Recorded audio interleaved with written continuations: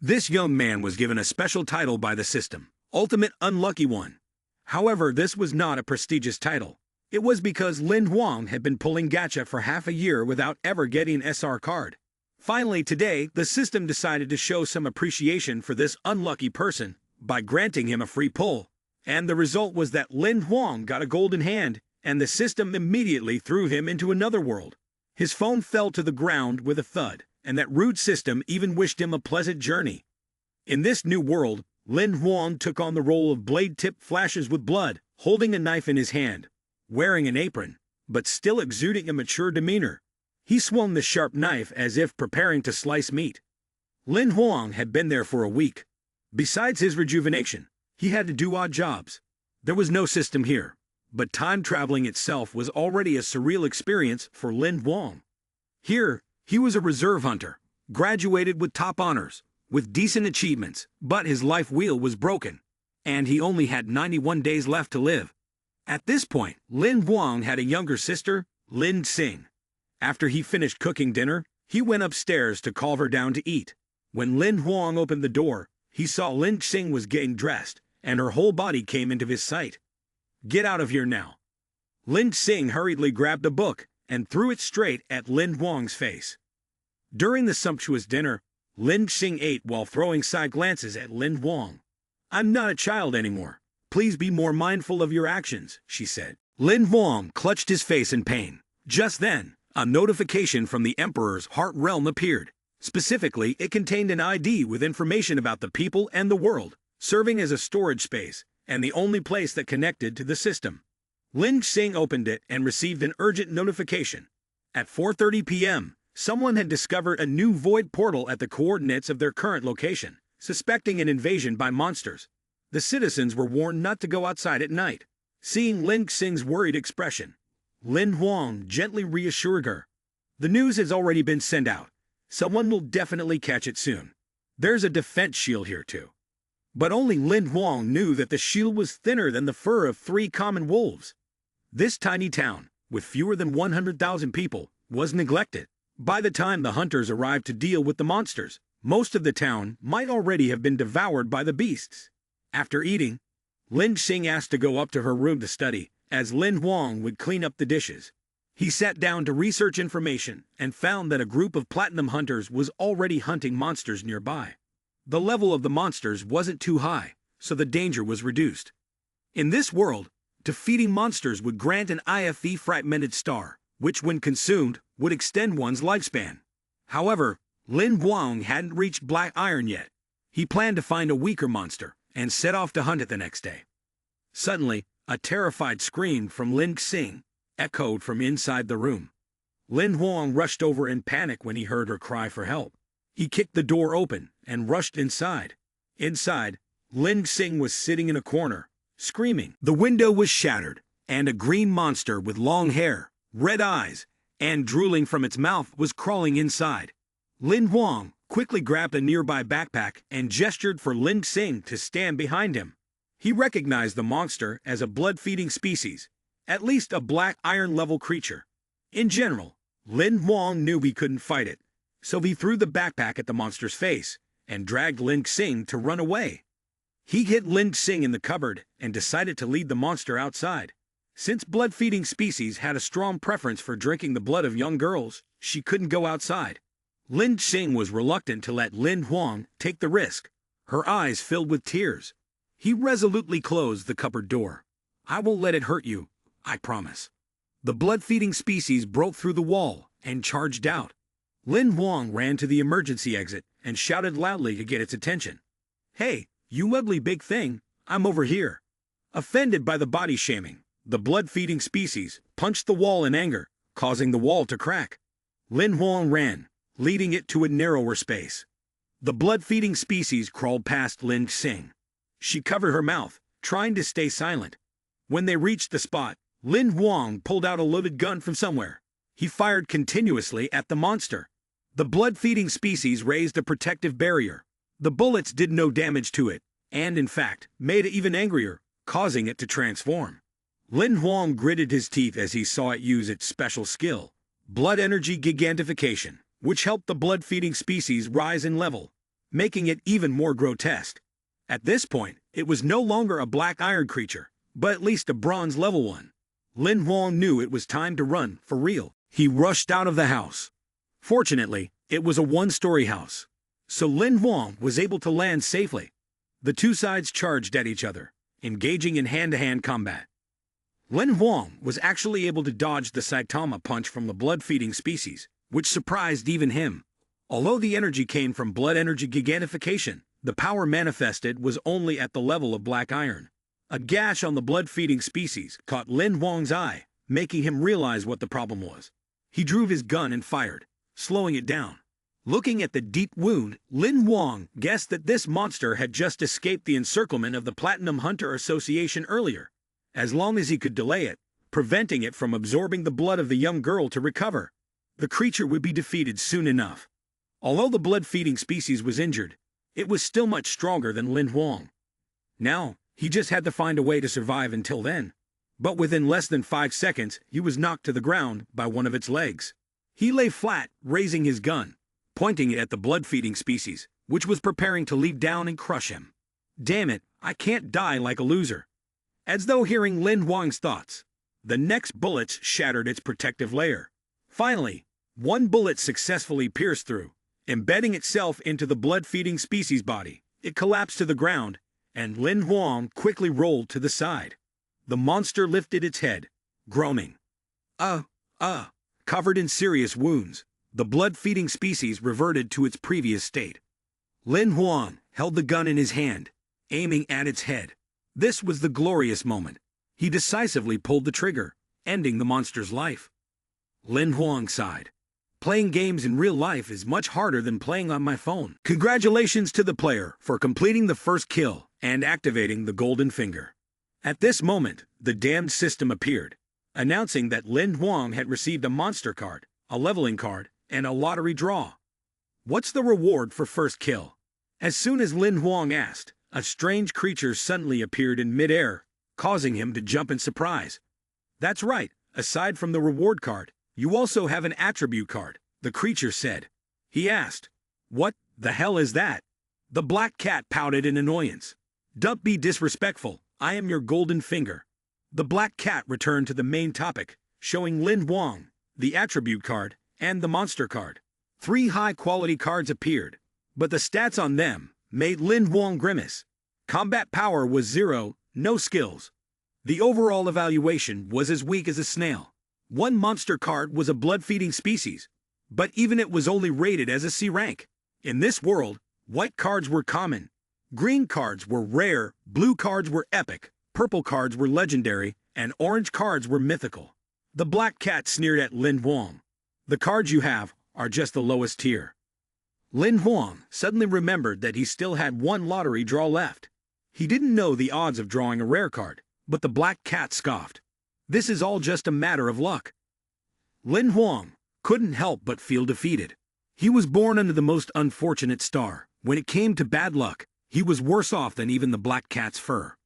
Suddenly, the black cat's face grew serious as it glanced into the distance. Someone was coming. Lin Huang had not seen anyone when he quickly tried to leave. A young woman with long hair, sharp features, and wearing a neat outfit that resembled military attire approached and struck up a conversation with Lin Huang. "Did you kill this monster?" The woman introduced herself, so that Lin Huang wouldn't have to wonder. "I'm Lai Lang. I received a distress signal saying that a monster was attacking here." Lin Huang guessed that the distress signal had come from Lin Xing, and then pointed at the blood-feeding species lying on the ground. "That's the one that attacked us." Lin Huang glanced briefly, admiring Lai Lang's beauty. A platinum hunter from the Hunter Guild turns out to be a woman. Lai Lang lifted her foot and lightly tapped the monster's body to check it, her face showing doubt. "I'll ask again, did you kill this monster?" Lin Huang scratched his head and laughed awkwardly. It was just luck. This blood-feeding species had already been heavily injured before. Lai Lang noticed that he hadn't even reached Black Shao, with his life force nearly depleted, and his life essence radiating abundantly and dangerously. So she didn't believe that Lin Huang was relying on luck alone. She leaned closer, using her beauty as a weapon to interrogate him. "Tell me, how did you kill it?" Lin Huang hesitated. Suddenly, He remembered his younger sister, Lin Xing, waiting at home, and quickly ran off. Wait for me to get home and see my sister. Then we can talk more. At that moment, Lin Xing was standing in front of the collapsed house, the roof having been torn off. The house was ruined, with 32 years of unpaid rent still owed, plus a huge amount of additional debt. Xing was frantic, and he gasped, calling his sister's name when he saw Lin Xing. Lin Xing threw herself into her brother's arms and hugged him tightly. "Who? You scared me to death. I thought I was going to have to arrange your funeral." Lai Lang followed behind and said that Lin Huang had dealt with the monster by himself, and whether the house collapsed or not didn't really matter much. Lin Xing's eyes lit up, proudly boasting. "Really? My brother is a top-tier graduating student at the Hunter Academy." Lin Huang was curious about what Lai Lang was planning to investigate. Lin Xing followed closely behind and asked, "Who are you?" Lai Lang replied briefly, "I'm a hunter, here because of a distress signal." Lai Lang used a device to scan a nearby intact house. Lin Huang had never seen such equipment before. It must be some high-level gold-tier stuff. Lai Lang nodded. Although it's just a reconnaissance tool, it's very rare. It can record the surrounding images and project them in 3 dimensions. Using it to record the damage, the Hunter Association will compensate everyone. Lin Xing's eyes sparkled again when she heard what Lai Lang said. "Is this a golden tier tool? Fragmented star, 10 years, costing 100,000? Are you a wealthy lady? All the equipment here needs fragmented stars to exchange." Lin Huang was somewhat skeptical, thinking that Lai Lang's device might be celestial tier. Lai Lang, seeing Lin Xing's admiration, lifted her nose high in pride. "Fragmented stars. I have plenty of them." Well, you're amazing." Lin Xing chuckled, offering another compliment. Lai Lang snapped her fingers, signaling for her to broaden her horizons. Lai Lang gave Lin Xing a fragmented star as a gift in return for Lin Xing calling her sister. Lin Huang was shocked by this scene. It seemed that Lin Xing's talent was flattering rich older sisters. Lai Lang returned to the issue with Lin Huang. The process of him killing the monster was unremarkable, but there were still some issues. This bronze 3-star monster was hard enough for Lai Lang to handle alone, not to mention that Lin Huang's lifespan was short, and he hadn't even reached Black Iron rank. She asked, "Do you have any equipment that is golden grade or above? I can buy it from you at a high price." Lin Huang scratched his head and admitted, "The first golden grade equipment I saw was your scanner." It seemed these golden grade items weren't something that could be bought just with money. Realizing she had misunderstood Lin Huang, Lai Lang patted him on the shoulder politely. "I misjudged you. Your lifespan is beyond cure. If you find a way, you could become a major figure." Before leaving, Lai Lang said that tomorrow, the Hunters Guild would provide free lodging for the two of them. She winked mischievously and said goodbye. "Don't die too easily. I hope we'll have a chance to meet again in the future." Lin Huang twitched his lips. Lai Lang was really hard to predict. Lin Xing, standing beside him, innocently asked, "The Hunters Guild is only coming tomorrow. Where are we sleeping tonight?" Lin Huang had no choice but to let Lin Xing sleep on the sofa for the night. She lay down and immediately began snoring. Looking at his little sister's obedient appearance, Lin Huang couldn't help but feel self-reproach. He truly was a useless older brother. While they were in the middle of a tender brotherly moment, the black cat appeared, breaking the atmosphere. "Hey, cute little sister, but you're useless." He quickly asked, "Xiao He, what's wrong with you?" Xiao He understood his meaning, but aside from Lin Huang, no one else could see it. However, it didn't like the rustic named Xiao He. Lin Huang did care. Its appearance here was already against the rules of this world, so it was best not to let anyone else know. "But you're right, I am weak, and I still have to protect my little sister." Because of that, Lin Huang decided to draw a card. Xiao He asked again to be sure, but he was determined to take the risk. 12 cards were placed before him. Now was the moment of blind draw. Lin Huang couldn't believe that even though he had crossed worlds, he still could draw a secret card. "This is it. This is the one. Come on, give me something rare." The card transformed. The effect was so much cooler than anything from virtual reality games. Lin Huang hoped for a rare card, but instead, it turned out to be a mission card, and not even an equipment card. Holding the mission card in his hand, Lin Huang's heart ached. The mission was become a reserve hunter within 1 month. Success would earn him a flawless card. Failure would result in the permanent loss of a golden finger. Lin Huang was stunned. He hadn't expected the punishment to be so severe. But to participate in the reserve trial, he had to reach Black Iron first. Shall he repeated like a machine? The mission has been announced. For detailed information, please check the back of the card. Lin Huang was pulling his hair in frustration. Why, after being transported to another world, was bad luck still chasing him? Why couldn't it be beautiful women or wealth following him instead? But if Lin Huang failed, he would lose Xiaodi. He was determined to complete this mission, no matter what that flawless card turned out to be. The next morning, Lin Xing's voice echoed through the ruined house. "Brother, I'm going to school." She hurriedly ran off, a piece of bread in her mouth. Lin Huang watched her leave, already used to the sight of Lin Xing being late for school. Now, it was time for Lin Huang to focus on the serious matter. He called Xiaodi, who appeared in a bizarre state, as if high on something, which startled him. Xiaodi was grabbed and visibly irritated. "Can't you see I'm licking my fur?" When Lin Huang kept asking about the mission, Xiaodi remained indifferent. To register for the hunter selection exam, Lin Huang must first obtain Black Iron. It seems our fates have reached their end here. Lin Huang was infuriated. "I'm trying to hold on to it, and this is the attitude I get. Do you believe I'll cook some cat meat for lunch today?" Xiaodi quickly proposed a solution. If Lin Huang couldn't obtain Black Iron in a short time, he would have to sign up anyway. He then thought about summoning a blood-feeding species and making it his Beastmaster to participate in the exam. Since Beastmasters were registered under special circumstances, this could work. The blood-feeding species had a Black Iron 3 stars ability, enough to enter the competition. But its weaknesses were obvious. If someone used a weapon from the defeated Blood Fiend, the entire group would be doomed. Lin Huang hesitated. He was startled. "Don't tell me you're planning to use the upgrade card." Lin Huang knew that using the upgrade card on a monster was a waste of the system's resources, but right now, completing the system's tasks took priority. He then asked Xiaohe how to summon a blood-feeding species. Lin Huang tried his best to follow the instructions, visualizing the summoning card. Except for him, no one could see it. To be precise, others could only see the monster Lin Huang summoned.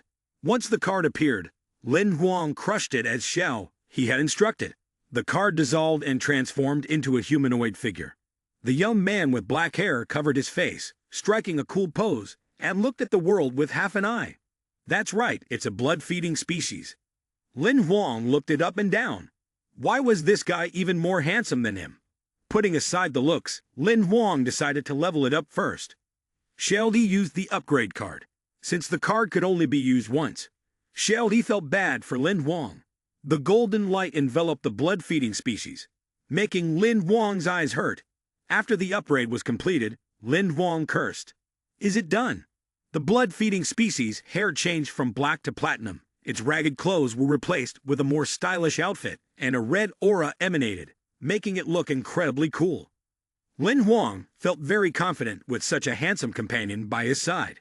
Characters with silver hair were always very strong. From today on, your name is Baya. He recalled Baya back into the monster card, and both the name and avatar were changed. However, the stats on it made Lin Huang's eyes twitch. He was curious as to why Baya's combat strategy only had 2 components. Xiaodi clicked his tongue, having to explain to his somewhat slow-witted master. Take this as an example. Now, after leveling up, the blood-feeding species has reached Bronze 3 stars. However, because its master is still you, it remains as it was, so its level is still Black Iron 3 stars. The level of the monster is dragged down by its master's level. This is a rare occurrence. Xiaohe took another opportunity to mock Lin Huang, making him so annoyed that he raised his middle finger. Suddenly, there was a loud knock at the door. Lin Huang quickly opened it, feeling that something was off. Outside, 2 tall, dark, and imposing young men wearing sunglasses stared at him. He stammered as he asked, "Well, what do you want? Are you Lin Huang?" The older man with a beard spoke in a deep yet powerful voice, the kind you'd expect from a debt collector, which left Lin Huang feeling uneasy. Suddenly, the man grabbed his hand and grinned broadly. "Mr. Lin, it's an honor to meet you. We've received notice from the government alliance, and we're here to fix up your house starting today. Behind the two bodyguards was another one, along with a crew of workers. The older man said they would finish the repairs in 5 days and handed Lin Huang a VIP card for free lodging.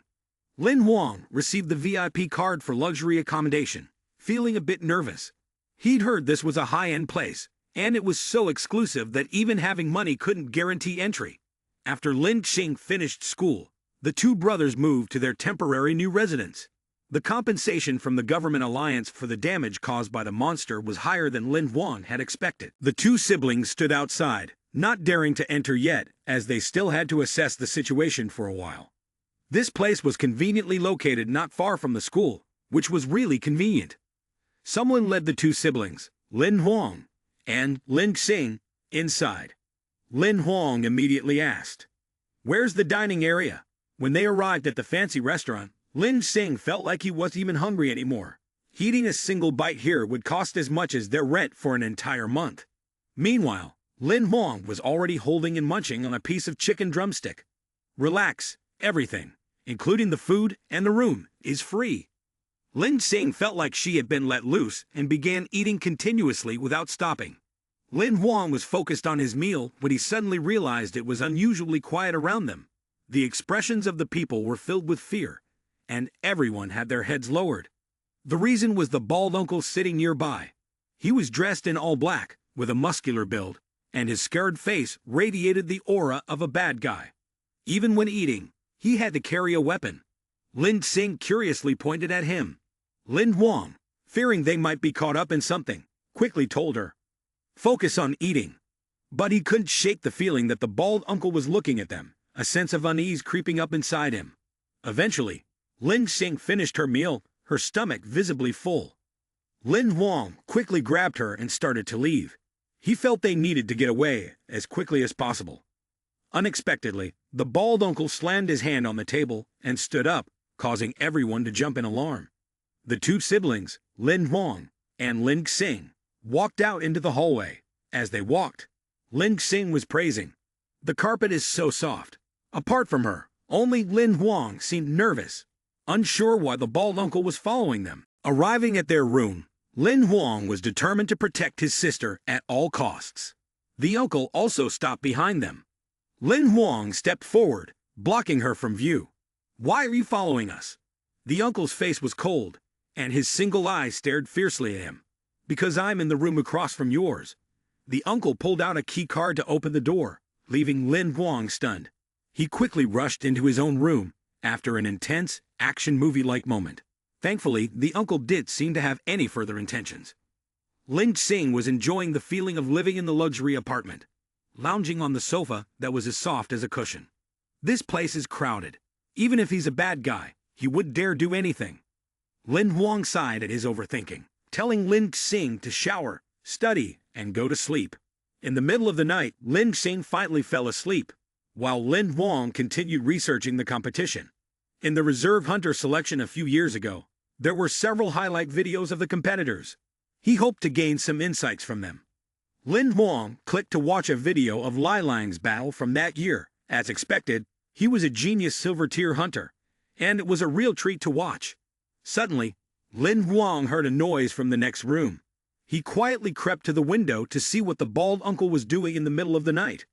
The man was still dressed in his full protective gear, pulling out a sword and swinging it powerfully. Lin Huang stood, captivated by his training. The sword technique was exactly what he lacked. The uncle's style consisted of 18 moves. Lin Huang decided to watch and learn the moves in secret. Now Lin Huang can finally see that living in this hotel truly has nothing to complain about. The next morning, a delivery was made to his room by a celestial beast. Lin Xing, still brushing her teeth, ran out to eavesdrop. Lin Huang, sitting in front of the pile of goods, was nervous after being caught by her. "Hurry up and change. You're going to be late for class." Lin Xing kept pressing him. So Lin Huang had to explain that it was stuff for the upcoming selection exam. After Lin Xing agreed to leave, he finally felt safe to unbox the pile of items that had nearly drained his savings. The first item was a batch of explosive armor-piercing rounds. Though there were only 10 of them, Lin Huang believed they would save his life at a crucial moment. Skipping over the miscellaneous items, Lin Huang immediately opened the main attraction. He held in his hands a battle-grade black iron sword, the best weapon he had ever bought. Lin Huang focused, recalling the 18 sword moves he had secretly observed from his uncle the previous night, and decided to give them a try. Compassionate Blossom, Sideways Split, Turning Waist, Firm Chop. Lin Huang performed each move smoothly, as if it were second nature. The system immediately rewarded him with a fragment of the Great Wilderness Sword Classic skill card. In moments like this, Xiao He had to explain things to Lin Huang. It's just basic knowledge. You need to collect all the fragments to complete the card, and then you'll gain the skill. Excited, Lin Huang continued practicing, already having obtained one fragment. He believed that with a little more effort, he'd have enough for another. Dream on, kid. Xiao He crushed Lin Huang's hopes. To count as training, you have to achieve an effectiveness rate of over 80%. The system only gives you one fragment the first time, but after that, you'll need to hit 100%. At this moment, Lin Huang was disillusioned. If that's the case, then I can only get the fragment if I replicate his moves exactly 100%? Of course. Do you think acquiring a skill is that easy? After hearing Xiao He's words, Lin Huang was filled with a surge of determination, while Xiao He, indifferent to the world, went to sleep. 9 hours passed. Lin Huang lay on the floor, panting heavily, his face as red as a tomato. Study, study. I'm so exhausted. At that moment, Lin Xing came home, accompanied by an unfamiliar man. This is Mr. Vu, the owner of the hotel. He wanted to greet us. Why are you sleeping on the floor? Lin Huang struggled to sit up on the couch as Mr. Vu poured him some tea. Young people always have to work hard to make a living. This is my special calming tea. Please have a cup. After a brief meeting, Mr. Vu left. Lin Xing, seeing that despite being the owner, Mr. Vu was very simple and friendly, felt a sense of ease. Lin Xing pulled over a suitcase and handed it to Lin Huang. Mr. Vu said this is a reward from the Hunter Association. I brought it up for you. Lin Huang was excited, wondering what reward he would get after killing the blood-feeding species. The suitcase required a fingerprint to unlock. Now this is top-notch. But what came next was even more impressive. Lin Huang pulled out a black iron level 33 gun, the latest weapon from Xiaoying Company. It could switch between 2 firing modes, a handgun and a sniper rifle. He picked it up and aimed with it. It could be said that in today's market, this was the best gun available, priced even higher than bronze-tier equipment. But Lin Huang would have a hard time using it, as the gun operated on life energy. He would only be able to use it once he reached black iron rank. Lin Xing suddenly remembered something from this morning. Why did you suddenly say you wanted to join the Hunters Association? Although you were very skilled, I am still a bit worried.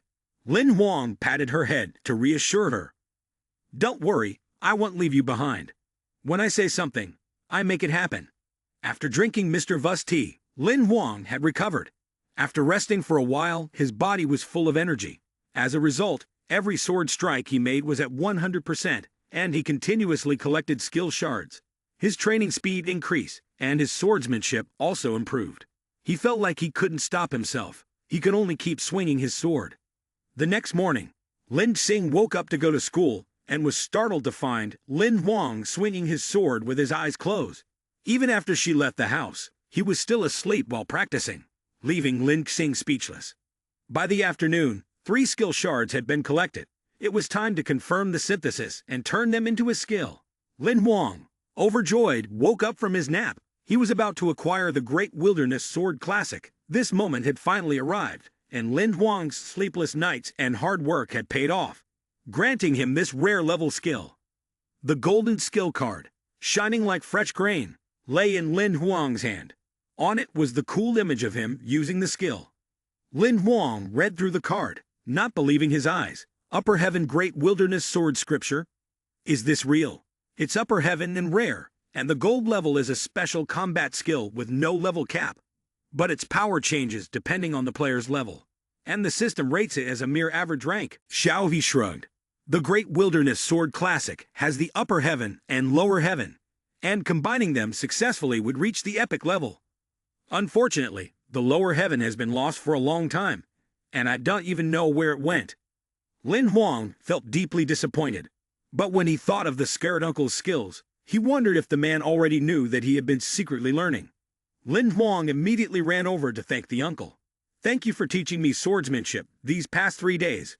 The bald uncle froze, not admitting that he had taught him. "You learned by sneaking it. How much you learned is your business." After saying that, the uncle slammed the door so hard that it blew Lin Huang's hair back. Helpless, Lin Huang turned around and decided to come back after the exams to ask the uncle where the lower heaven was. That afternoon, when Lin Xing came home from school, she received the shocking news in her career in the billboard business. Their house had been renovated, and tomorrow they would be moving out of the luxury accommodation. Lin Xing collapsed and sat on the ground. "So fast, I haven't even enjoyed it all." Lin Huang understood how she felt. Living here for free, with good food and sleep, who wouldn't like it? He patted Lin Xing's head in comfort, promising her that he would give her a life far better than this 1,000 times over.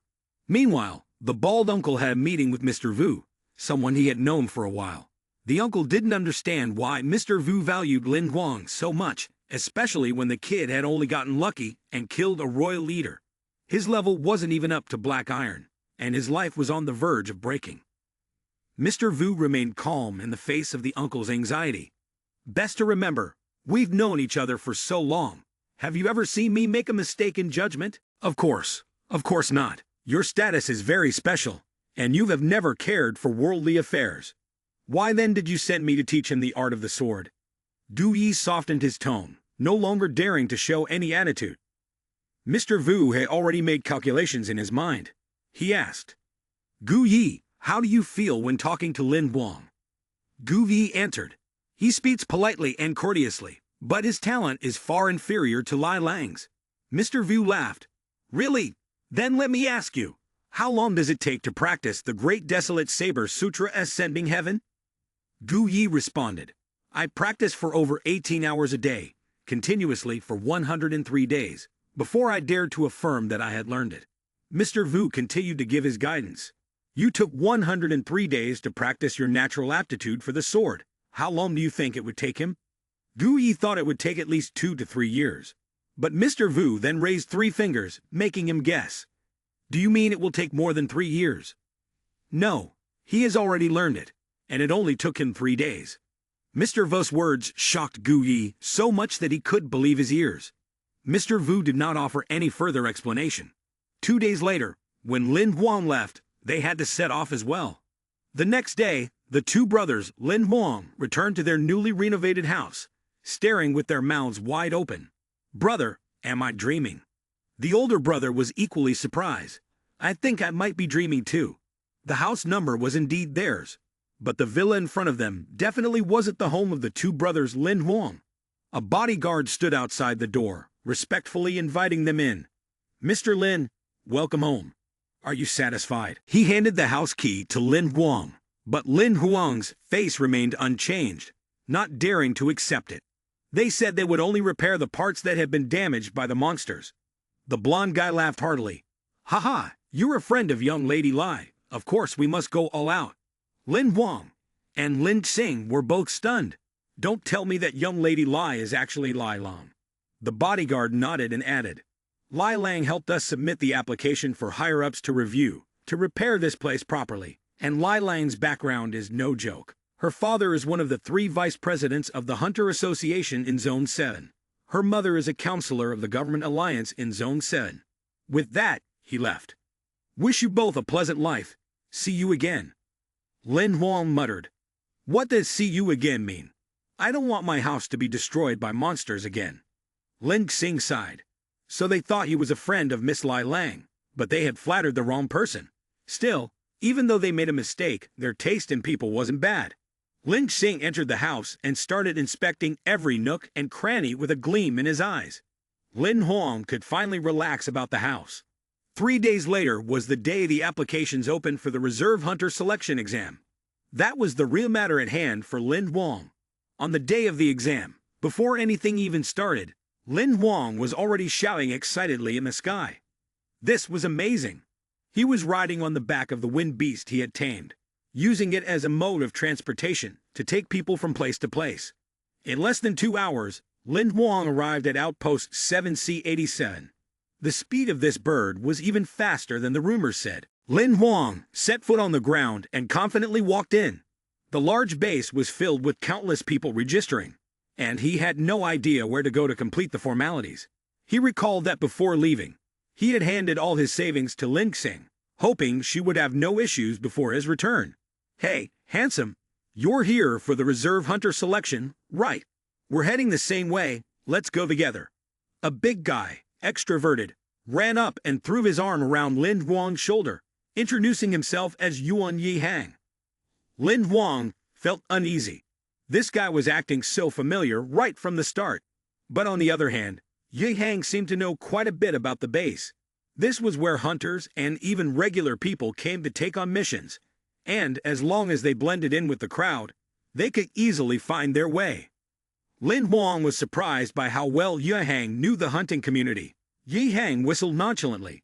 "Of course. My biggest dream is to become a monster hunter."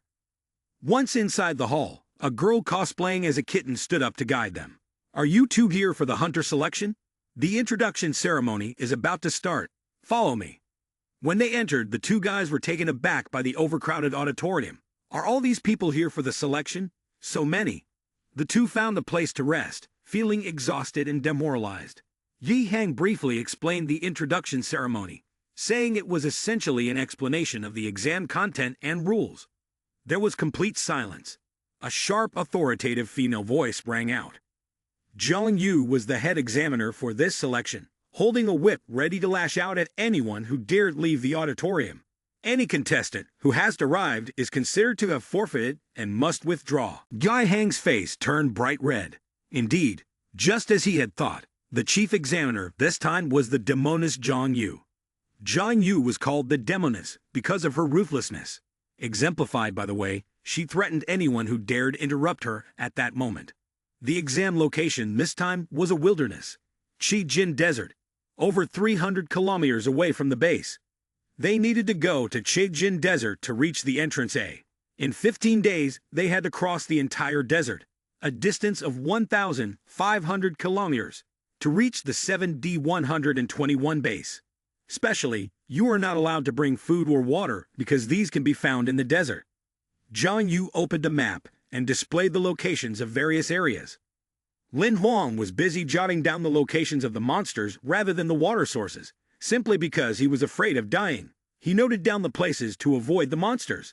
The safe route that had been marked on the map passed through a snow-capped mountain called Goddess Mountain. Contestants are not allowed to use any climbing tools. If you fail to reach the second base within 15 days, you will be disqualified. Everyone marveled at the portal Zhang Yu had provided. It was high-level gold equipment, something only obtainable by defeating extremely high-level monsters. They would have to go through that teleportation gate. Once they arrived, their equipment spaces would be checked. They could not bring any equipment higher than black iron level, nor any poison or banned substances. Each person went up to receive their rescue gear. When they activated it, the device would send a distress signal, but it also meant disqualification from the exam. When it was Lin Huang's turn, Zhang Yu suddenly blocked his path. She looked at him and gave a sly smile, making Lin Huang feel as though he was being mocked. "Go ahead." Zhang Yu waved him through. Lin Huang wouldn't have much time left to live, so she probably wouldn't care about the fact that he hadn't reached the black iron level yet. After stepping through the door, Lin Huang arrived at the gathering point in the desert. He had a vague thought in his mind. Isn't this just like Doraemon's magical door? Zhang Yu had finished checking their equipment space. Before starting, the contestants connected their Ring Emperor hearts to the association's network. All navigation and positioning functions will be disabled. Only the item collection function will be enabled. The contestants murmured among themselves adverse strictness. It was certain that this time, the number of people passing the exam would be extremely low. Zhang Yu's face showed a mix of anticipation and cruelty. "Now, I officially declare the competition to begin." At her command, everyone scrambled to find a water source, looking no different from marathon runners. Yihang also bid farewell to Lin Huang to scout ahead. Lin Huang also wanted to run fast, but he simply didn't have the strength, and sooner or later, he would be left behind. With his speed, he could barely cover 40 kilometers in a day, and he probably wouldn't even make it halfway through the course. It's still not even at black iron. Yet he thought he was different. Now it seems his abilities fall short of the standard. One of Jiang Yu's subordinates commented about Lin Huang. She also found it laughable. I bet Lin Huang won't last more than 3 days. Xiao, he also appeared, sighing. At Lin Huang's speed, he wouldn't even make it in a year. But has already figured it out. If he keeps running like they are, he'd be dead from dehydration by midday. But Xiao, he calculated that, apart from the 2 days of climbing the snow mountain, he would need to travel at least 100 kilometers per day to complete the task. Lin Huang opened his notebook. Relying on just myself won't be enough. Xiao Di immediately rejected. The system only has auxiliary functions. I can't help you. Lin Huang only needed it to provide information, nothing else. Specifically, Xiao He was to give him details about the Santu tribe. The Santu were black iron monsters, with low intelligence, but a vicious nature. Seeing that Lin Huang wanted to collect fragments and merge monsters to make them his mounts, Xiao He cursed. Are you crazy? How can you handle an entire tribe by yourself? Lin Huang sneered. Who said I'm alone? At that moment in the Santu tribe's camp, a two-headed creature was on guard. Suddenly, a stone was thrown at its face, waking it up. From a distance, Lin Huang waved his hand to lure it. The Santu fell into the trap, standing up and walking towards him. It swung its meat club with great force, sending sand flying everywhere. Lin Huang quickly dodged, not only to avoid the blow, but also to escape the foul smell of a creature that had never bathed since birth. He climbed onto a sand dune, running and taunting. Come here, if you want to eat me, follow me. The Santu ran fast, just as it raised its weapon. Its 2, no, 3, eyes widened. The 2 heads separated from its body without warning. Bai Yaha landed gracefully, still with a cold, badass expression on her face. Lin Huang brushed off the sand and ran towards Baya, giving him a thumbs up. Awesome! I knew you could do it. Lin Huang patted Baya on the shoulder. He was nearly at bronze-level ability now, slicing through black iron monsters as easily as cutting vegetables. With this kind of strength, you don't need to bait the enemy anymore. Just go straight for the kill. The system sent a notification. Lin Huang had achieved life radiance, which left him confused. The life wheel above Lin Huang's head lit up brightly, leaving him stunned. Xiao He suddenly remembered that summoned monsters have a life wheel, just like their master. When a monster kills another monster, it receives life radiance, splitting it 50/50ths with its master. Bai Ya's life wheel had been full, so it transferred everything to Lin Huang. Lin Huang's eyes lit up. This is amazing. At first, my life wheel only had 3 slots, but now it jumped straight to 28. Looks like I won't be dying anytime soon. With this new information, Lin Huang excitedly led Baya to hunt Santu, aiming to earn more lives for himself. The 2 Santu had just finished their business and were about to head back when one of them was suddenly grabbed by something. The other stood frozen, confused about what was happening. Lin Huang leaped up and struck the first one on the head with his sword. Baya also sliced the second one's throat. The noise attracted more Santu, who rushed out in response. Lin Huang and Baya continued to slash through them. The number of Santu corpses kept increasing, and the life radiance flowing into Lin Huang grew stronger. After 152 slots of life radiance lit up, Xiao He signaled Lin Huang to activate the purple light slot. Activating it all will level you up. Lin Huang immediately complied. Activating one purple slot cost 5 years of life radiance. He had never even considered upgrading in this way before. Lin Huang was filled with determination, drawing out both black iron guns to fight. Suddenly, there was a growl behind him. Xiao He gently warned him. I think you're in trouble now. The other participants could immediately tell from the noise that there was a Santu nearby, and it seemed to be going mad, the sound being incredibly loud. How dare they attack a Santu stronghold at night? They must think it's just a pack of giant wolves. Yui Hang was sweating nervously, hoping Lin Huang would stay a little further away from the Santu. A massive arm shot out through the sand. Lin Huang panicked. It must have been at least 10 meters tall. A Santu chieftain with 3 heads leaped out, enormous and at the bronze level. This time, Lin Huang was as good as dead. Bai Ya and Lin Huang coordinated their attacks, but the skin of the sand goblin chieftain was as thick as cement, making it extremely difficult to cut through. If they kept this up, they were doomed. They had no choice but to aim for weak spots like the eyes and head. The chieftain, enraged, charged at Lin Huang and punched at him. He managed to dodge and signaled Baya to attack from behind. The chieftain blocked Lin Huang's bullet with one hand. As soon as Baya appeared behind it, the third head spotted him, turned around, and grabbed Baya. Baya dodged like a master, narrowly avoiding the chieftain's giant hand. Lin Huang stood to the side, shouting commands for the attack, but the chieftain suddenly spun around and charged at him. The chieftain focused all its attention on Lin Huang, thinking it had successfully executed a bait-and-switch strategy. But no, the corner of Lin Huang's mouth curled into a smirk. He switched to his high-quality ammo and fired. "You've fallen for the trick, idiot." 3 violent bullets pierced through the head of the sand goblin chieftain. Fortunately, Lin Huang had prepared in advance, placing an order on the Kamuan platform. Having just defeated the sand goblin chieftain, he jumped around, cheering. "Nice, so awesome. Awesome, my foot. You were the first one to run when things got dangerous," Lin Huang grumbled. "What kind of system is this that can't even buff a bit of strength for players, only pushing him into danger?" The system notification directly transferred all the fate light to Lin Huang. Since Baya didn't participate in the kill, it didn't gain any fate light. Lin Huang received a high-rarity monster card, Black Iron 3 stars level, but the system still evaluated it as junk. It turned out that the rarity of the Sand Goblin Chieftain was similar to Baya's, which is why Baya couldn't finish it off. The Chieftain didn't have any combat skills, but its enhancement skills were extremely formidable. Lin Huang extracted Baya's blood energy skill, but this time, he wanted to acquire the strength-enhancing skill of the Sand Goblin Chieftain. He nodded. "That's right. High attack needs high health. Otherwise, your creature is useless." Before wiping out the Santu tribe, Lin Huang had also gathered enough common Santu shards, collecting a total of 3 monsters. However, he could only summon one at a time. Later, when he became stronger, he'd have the chance to summon more. Lin Huang sent Baya home to rest, then summoned a Santu. It was twice his height, imposing and powerful. So Lin Huang named it Bao Jun.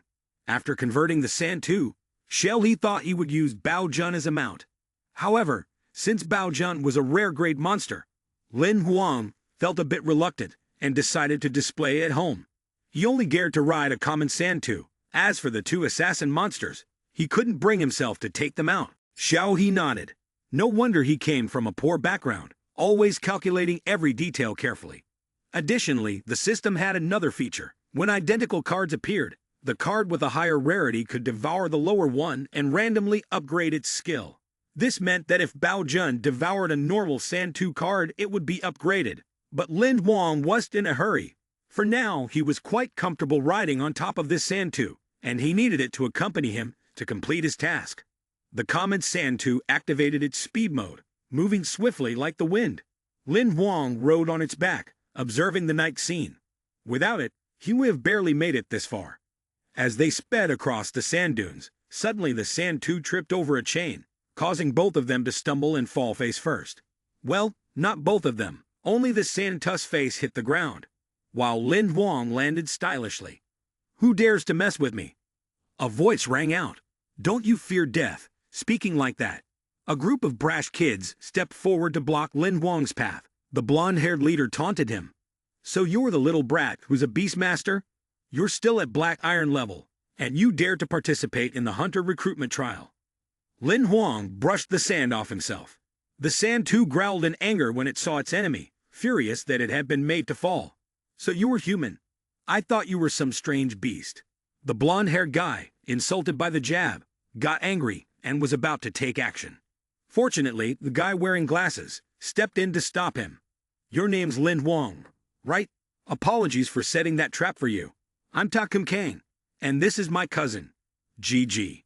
We didn't mean any harm. Please forgive us." Lin Huang realized that this person was the leader of their group.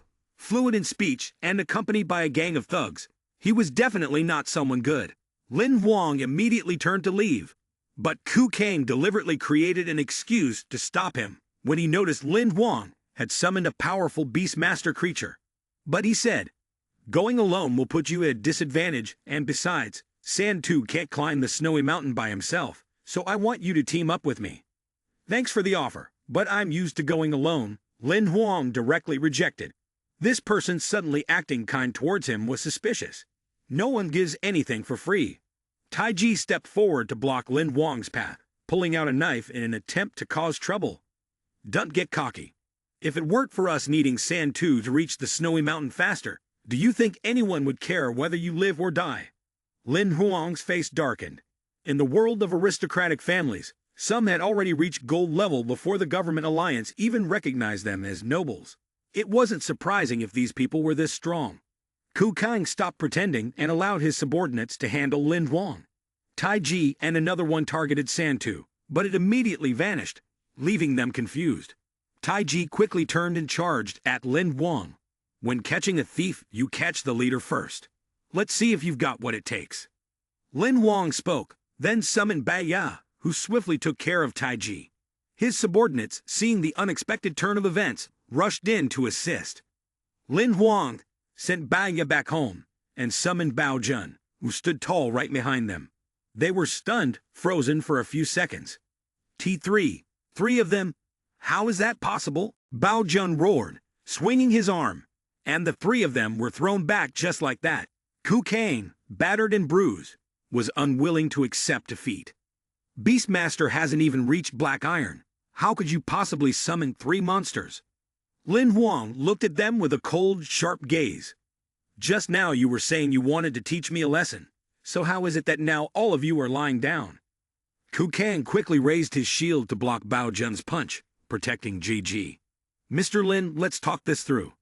When he saw the cracks on his black iron-grade protective weapon, Ku Kang realized that Bao Jun's strength was on par with a bronze level.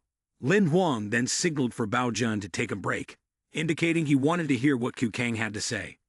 Ku Kang switched to a more conciliatory tone. "Sorry, Lin Huang." Meanwhile, GG was stubbornly refusing to lose. "Don't be afraid of him. If he kills someone, he'll lose his qualification for the exam, and the Hunter Association will blacklist him, preventing him from participating in the selection. You're a noble. Killing a noble is a serious crime." Ku Kang was interrupted by GG, and frustrated at having his plan spoiled, snapped at him to shut up. He then turned to Lin Huang, offering compensation and friendship, inviting him to choose any equipment from their collection. Lin Huang didn't want his compensation. Instead, he pointed at GG. "I want everything in his storage space, as compensation for the emotional damage." GG, furious, threw a throwing knife at Lin Huang. "Without any summoned monsters, you're just a worthless cripple. What are you demanding?" Bao Jun blocked the throwing knife with one hand. The knife didn't even manage to pierce his thick skin. Lin Huang had gone easy on him, but GG was still being insolent. He drew his gun and shot down several of his cheap darts. "Do you really think I can't fight?" GG, hit by the bullet, cried out for Ku Kang, but Ku Kang closed his eyes and turned away, ignoring him. Who told him that his mouth would get him into trouble? "He'll give you 3 seconds to say your final words." Lin Huang walked towards GG, aiming his gun at his face. GG remained stubborn, thinking Lin Huang wouldn't dare kill him out of fear of being disqualified from the competition. But Lin Huang wasn't afraid. "Before Beastmasters reach Black Iron, very few can summon monsters, but I have 3. Even if I'm not a hunter, I'd still be a top target for those big shots." GG was left speechless, not knowing how to respond. Moreover, how could the Hunter Association easily drive Lin Huang away? Even if he and Ku Kang killed him together, it would just be considered a self-withdrawal. GG had no more arguments left and began to feel afraid, begging for mercy. Lin Huang was ready to pull the trigger and send him on his way. At that moment, Ku Kang hastily raised his voice in pleading. "Mr. Lin, if you have any demands, just say them. Please, I beg you, spare his life. I will make it up to you in any way I can." GG also quickly turned around, kneeling and pleading, offering Lin Huang 4 pieces of black iron equipment and all the items in his storage space. Lin Huang lowered his gun. Although the man deserved to die, he still had to save face for the young master. Deep down, Lin Huang didn't want to kill anyone, especially not these nobles. He had already threatened them like this, hoping they would never bother him again in the future. At that moment, a faint voice called out, "Help, please help." Lin Huang turned toward the sound. The figure looked familiar. It was Yi Hang. After some rest, Yi Hang seemed to have regained a bit of his strength. "I never would have guessed my friend here is a beastmaster. If it weren't for you, I might still be wandering that desert." Lin Huang felt slightly confused. Yi Hang had been with the group earlier, yet now he was alone. While the two spoke, Bao Jun sat nearby, eyeing the roasted meat with quiet longing, clearly struggling to hide his hunger.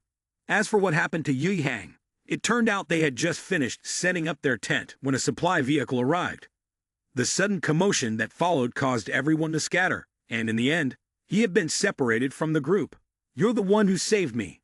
From now on, we're like brothers," Yi Hang said warmly, offering Lin Huang a piece of armored pig meat he had hunted earlier as a token of friendship.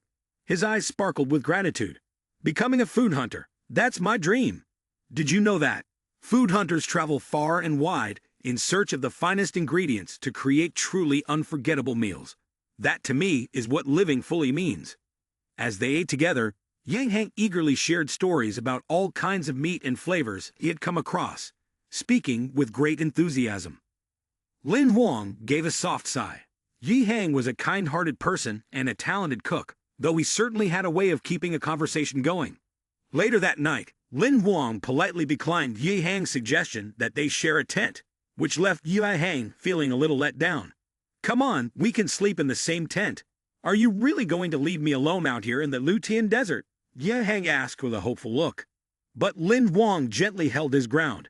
He was more comfortable sleeping alone, and truthfully, this was his quiet way of balancing out Yi Hang's earlier energy. That night, Lin Huang assigned Bao Jun to keep watch. The creature's mind was still not fully at ease. A few hours later, Yi Hang was fast asleep, and the fire had died down. Lin Huang was sleeping when he heard a clattering sound, and the shadow of Bao Jun flashed by. He quickly ran outside and saw it baring its teeth in a ferocious manner. Lin Huang stared at it, his eyes glazed over.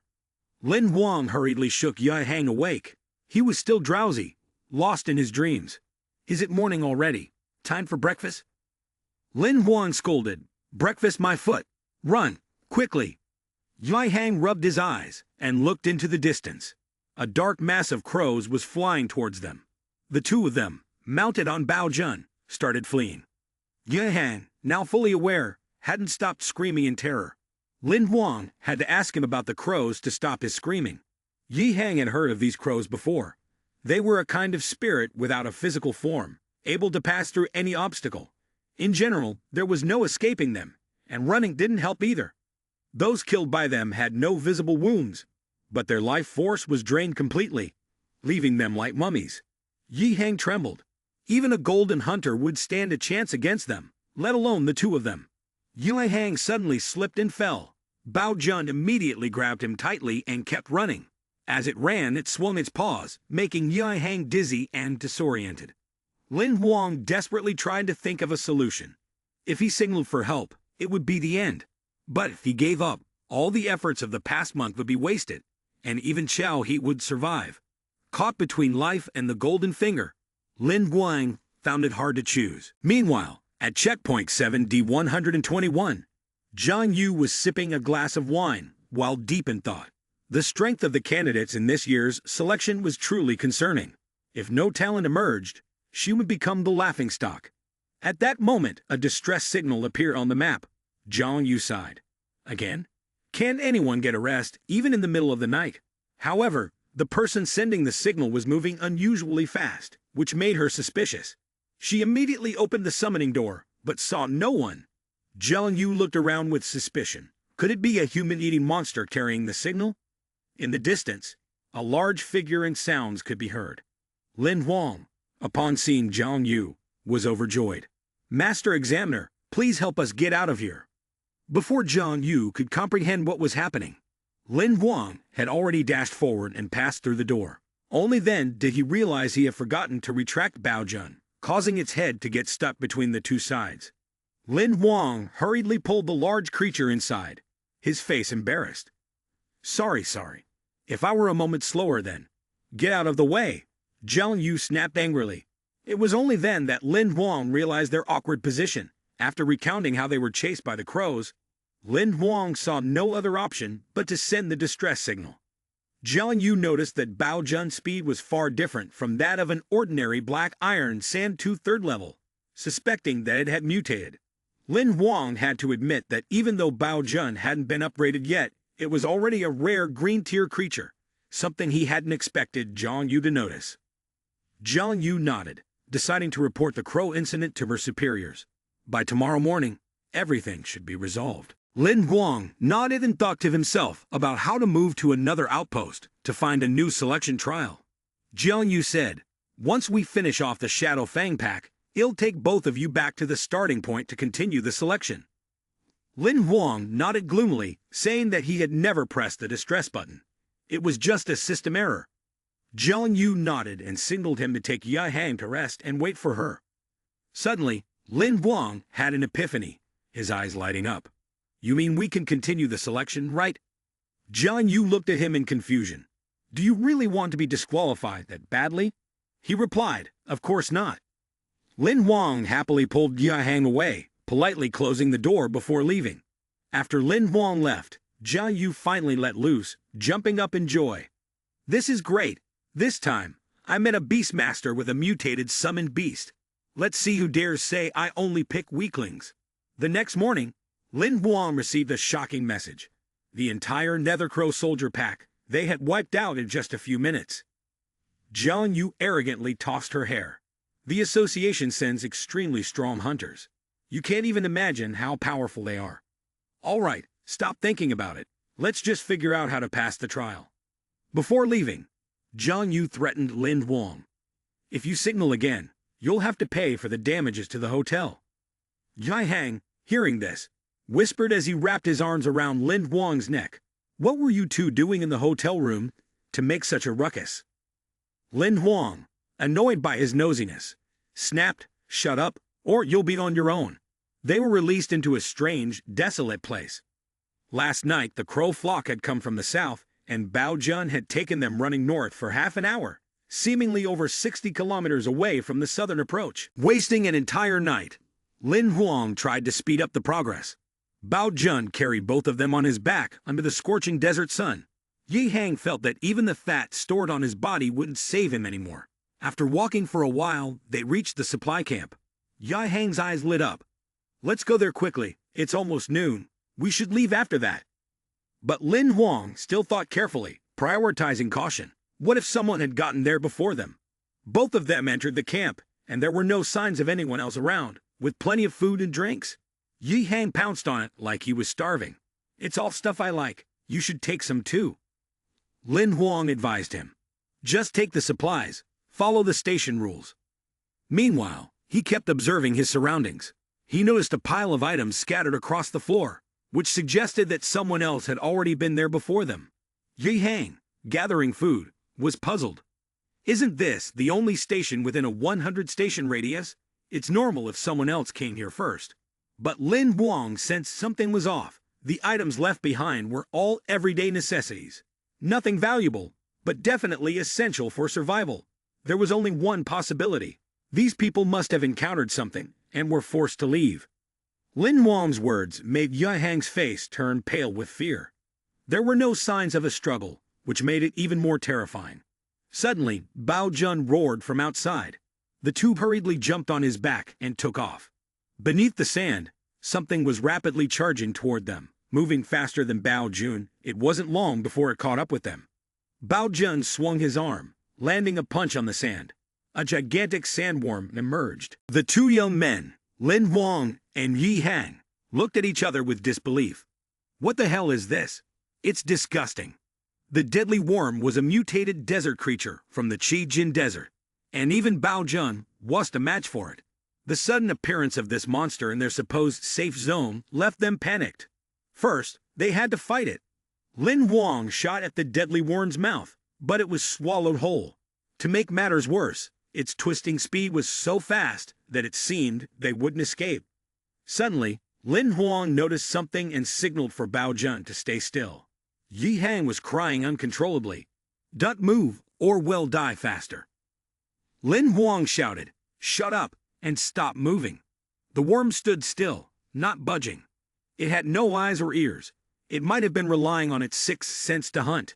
Sure enough, the worm was searching for a target, no longer attacking them, but standing still meant they had no way to escape. Mai Hang suddenly had an idea and used a piece of dried meat to lure the worm away. Lin Huang frantically signaled for him to stay still, but it was too late. The worm immediately turned toward Yi Hang. In his panic, Yi Hang lost his footing and fell off Bao Jun's shoulder. He tumbled onto the sand, and right in front of him, the worm opened its mouth wide. Bao Jun had no choice but to kick the worm to draw its attention. Lin Huang shouted as loudly as he could to get the worm to chase him, while Yi Hang, still crying, ran for his life. "Mr. Lin, don't die. I can't repay your kindness, no way." "Who?" Back to Lin Huang. He signaled for Bao Jun to throw him further away. After Lin Huang landed on the sand, only Bao Jun was left behind, pursued by the worm. His gaze followed it, filled with sorrow. "I'm sorry, but I have no choice but to let you be the bait. There's no other option." The worm set up its formation and charged at Bao Jun, biting him. Bao Jun cried out in pain, and then his body disintegrated, returning to the card in Lin Huang's hand. As a true beastmaster, I cannot let my monster sacrifice itself. Bao Jun returned, unharmed, beside Lin Huang.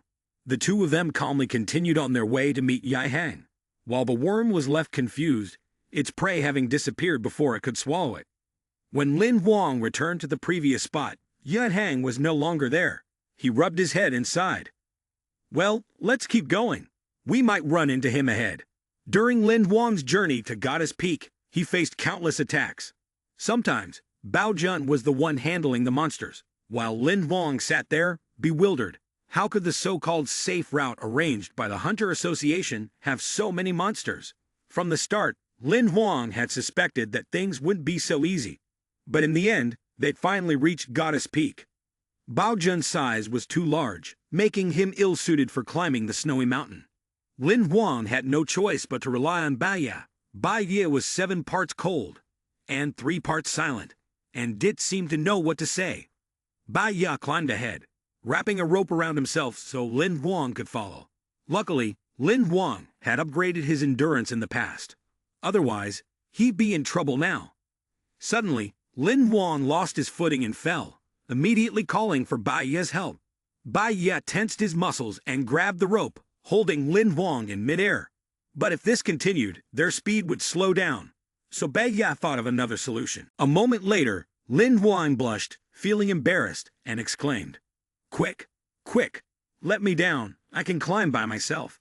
It turned out that Bai Yi's method was to carry Lin Huang on his back to climb the mountain all at once, but Lin Huang still had some male pride to maintain. It was getting dark, and the two spent the night on a flat stone. Lin Huang used the dried meat Yi Hang had made to cook a pot of meat hot pot for himself, eating while thinking about him. "Don't die, okay? I still want to taste your cooking." The meat was delicious, tender like fresh meat. Lin Huang turned to ask Bai Yi if he wanted to eat, but it had already jumped off somewhere. A while later, Bai Yi returned, holding a small white creature in his hands, round and fluffy like a snowball. Lin Huang's excitement surged. This was the first time he had seen a snowball animal. He had heard that this species was harmless and very cute, but they were rare, so their price on the market was comparable to copper-grade equipment. "You came to me because you must have smelled the meat, huh? Are you hungry?" Saying that, Lin Huang fed it. Meanwhile, Bai Yi remained in a defensive stance, but Lin Huang smiled brightly. "This little thing is so cute, no wonder girls love them so much. Bai Yi, don't be so tense. It won't attack." However, the snowball animal ended up eating the entire pot of Lin Huang's hot pot. His dinner consisted only of a single piece of meat from earlier. Lin Huang gently patted its soft fur. "Now that you're full, go home. I'm out of food." The snowball animal refused to leave and kept clinging to Lin Huang's leg, pulling him along. Lin Huang guessed that it wanted to lead them somewhere. Anyway, now that they were free, Lin Huang and Bai Yi decided to follow. They arrived at a cave full of sharp ice thorns, and Lin Huang panicked when he saw a snowball animal jump in. "Be careful, you'll get hurt." But suddenly, snowball animal disappeared. Lin Huang stepped forward to check, and it seemed that the ice wall was an illusion. Both of them entered the cave, and the coldness felt like stepping into frozen water. The surrounding landscape was extremely strange, and Bai Ya no longer followed Lin Huang. Suddenly, Snowball Animal spoke. "Stop searching. Only those who know can enter here. No monster can step across." Lin Huang felt awkward hearing Snowball Animal speak. Its voice was deep and powerful, even more masculine than his own, which was completely at odds with its cute, mewing appearance. Actually, it was like this. Snowball Animal transformed, and a snowstorm appeared in front of Lin Huang. The true form of Snowball Animal revealed itself. It was a gigantic ice creature, with 2 large horns on its head. Lin Huang instinctively stepped back. The giant ice creature was of the ice and snow element, and it was born with strength far beyond ordinary beings. This one was fully grown, capable of killing him in an instant. Lin Huang's face grew anxious, his voice faltering as he stammered. The ice creature spoke. "Don't be nervous. I mean no harm. Young human, I brought you here because I need your help with something." Lin Huang grew more confused. What was this huge, dangerous creature asking him to do that it thought he could help with? Lin Huang cautiously asked, clarifying its intentions. "What do you want me to help you with?" Bing Wang did not answer immediately but extended its hand toward him. A surge of power suddenly enveloped Lin Huang, startling him into exclaiming. Bing Wang placed him in the palm of its hand and gently commanded, "Come closer to me." It kindly requested Lin Huang. "I will tell you a story, and you must listen patiently until the end." He knelt on one knee in Bing Wang's palm, sighing helplessly. "Again, huh? Even if I say I don't want to listen, I still have to, right?" Ignoring Lin Huang's words, Bing Wang began to reminisce about the past. Long, long ago, when I was still young, I had a master. She was the warmest existence in this world. All my sweet memories are with her. Upon hearing this, Lin Huang was so astonished that he blurted out, interrupting Bing Wang's story. "Wait, what? You were a pet to someone?" It was not angered by the interruption, but rather answered Lin Huang's question patiently. "She was human, but I didn't know that until I evolved." Bing Wang reminisced about the image of its master, then continued with the unfinished story. "But she loved humans, liked to be near them, and hid her true identity to live among them. So she left me here on this snowy mountain. Although I felt very lonely, I accepted it to make her happy." At this point, the image of its master happily being with the one she loved appeared in Bing Wang's mind. Later, she fell in love with a mortal. She agreed to give up everything to be with him. Since then, I have never seen her again. The image of Bing Wang's master, lying still on the cold ground, surfaced in its mind, casting a quiet shadow over its voice. But then, one day, something unexpected happened. She returned. Thinking back to that moment, Bing Wang had been so overwhelmed with joy that it rushed to her side. I was filled with happiness and ran to her at once. Yet the memory of my master, wounded and fragile, has never left me. Bing Wang continued, its voice filled with quiet sorrow. She was close to the end. That man had discovered she wasn't one of his kind and sent people after her. In the battle that followed, the man was seriously injured, barely clinging to life. Though deeply worried, Bing Wang had been powerless. It spoke gently. To save the one she cared for most, she gave up her own heart. The memory of that loss deepened the sadness in Bing Wang's voice. He lived, but she had no path left except the end. That moment, when I could do nothing, has stayed with me ever since. Lin Huang, his voice carrying a note of regret, asked. Stories like these rarely end in peace. What happened after? Bing Wang replied, its words heavy with emotion. I fulfilled her final wish. I laid her to rest beneath the frozen lake. It sat quietly, legs crossed and hands gently resting, then continued. From that day on, this mountain valley has remained in stillness, untouched by the passing seasons. Lin Huang raised an eyebrow, uncertain, and asked, Your master has been gone for a long time. Why are you looking for me? The two sat in silence, surrounded by the vast, endless stillness. Then Bing Wang spoke, its voice steady and clear. She once told me that one day, someone destined would arrive, a person who could change this frozen lake. When that time comes, she will return, and this valley will come alive once more. He heard this and, uncertain, asked again, You mean I am the one with the connection to it? Bing Wine did not deny this. It coldly raised 3 fingers and said, there were 3 others before you, but they all failed. Lin Huang was speechless and forced himself to retort, you just cast a wide net and caught anyone who came to the snowy mountain. Bing Wang calmly explained everything in detail. Goddess Peak is very dangerous. In thousands of years, only a little over 1,000 people have come. I also choose based on character. Including you, there have only been 4. Lin Huang didn't waste any more time and directly asked, all right, what should I do now? It raised its hand and lowered him to the edge of the frozen lake, then spoke, giving instructions. Just a drop of your blood. After that, whether you succeed or fail, I'll lead you out safely. But if you fail, I'll erase the memory of us meeting. Lin Huang was a bit doubtful and asked again, it's that simple? He followed Bing Wang's instructions, biting his thumb to draw blood. If that's the case, then let me try. With a sense of sympathy for Bing Wang's fate, Lin Huang dropped a single drop of blood onto the frozen lake. A girl betrayed by others. If I can, I wish I could help her. His bright red blood fell onto the cold, frozen surface of the lake. Lin Huang remained calm and asked Bing Wang. It then responded with great tension. Let's wait and see. An hour later, the 2 of them were still sitting, hugging their knees, waiting, but nothing happened. Lin Huang sighed dejectedly and spoke. There's no reaction. He felt very guilty and said, I'm really sorry. Looks like I can't help after all. As soon as the words were spoken, the still surface of the lake suddenly cracked open. Lin Huang exclaimed in astonishment. Eh. Meanwhile, Bing Wang joyfully shouted, we did it! The ice has melted. In the middle of the lake, the cool blue water gradually rose. In just a moment, the entire frozen lake was filled with the clear water, and the surrounding ice and snow also vanished. Lin Huang couldn't believe it and exclaimed, not only has the ice melted, but the plants have come back to life too. He looked down at the lush green grass beneath his feet, astonished and wondering aloud. Goodness, is my blood really that nourishing? Bing Wang's eyes sparkled with emotion as it eagerly called out, Master! My master!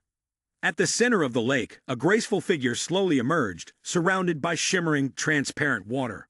Bing Wang's calls grew louder. Master! When the water parted, a beautiful girl in a splendid blue gown appeared. Lin Huang was captivated by her beauty and unconsciously muttered, Beautiful, so beautiful. She had a pair of sparkling, gorgeous blue eyes. Gently placing her foot on the surface of the lake, she walked toward him, her voice soft and tender as she asked, Bing Wang, have you been well since I left? Bing Wang knelt on one knee before her, allowing her to touch its nose. She was deeply moved and said, You've been protecting me all this time, haven't you? Thank you. It responded with utmost respect. Milady, no need to be so polite. Protecting you is my duty. She smiled and looked toward Lin Huang, introducing herself. My name is Su La. It seems we are fated to meet. Thank you. He was a bit confused and replied, No, it's nothing. Just call me Lin Huang. Lin Huang scratched his head and awkwardly asked her, May I ask, are you a monster? When Bing Wang heard his question, she shouted angrily, How rude! But Su La wasn't angry. She gently responded, No, I am from the Divine Clan. A terrifying scene of war flashed through Lin Huang's mind. He suddenly exclaimed, Is the Divine Clan, which opened the 3,000 void orbs 800 years ago, your kin?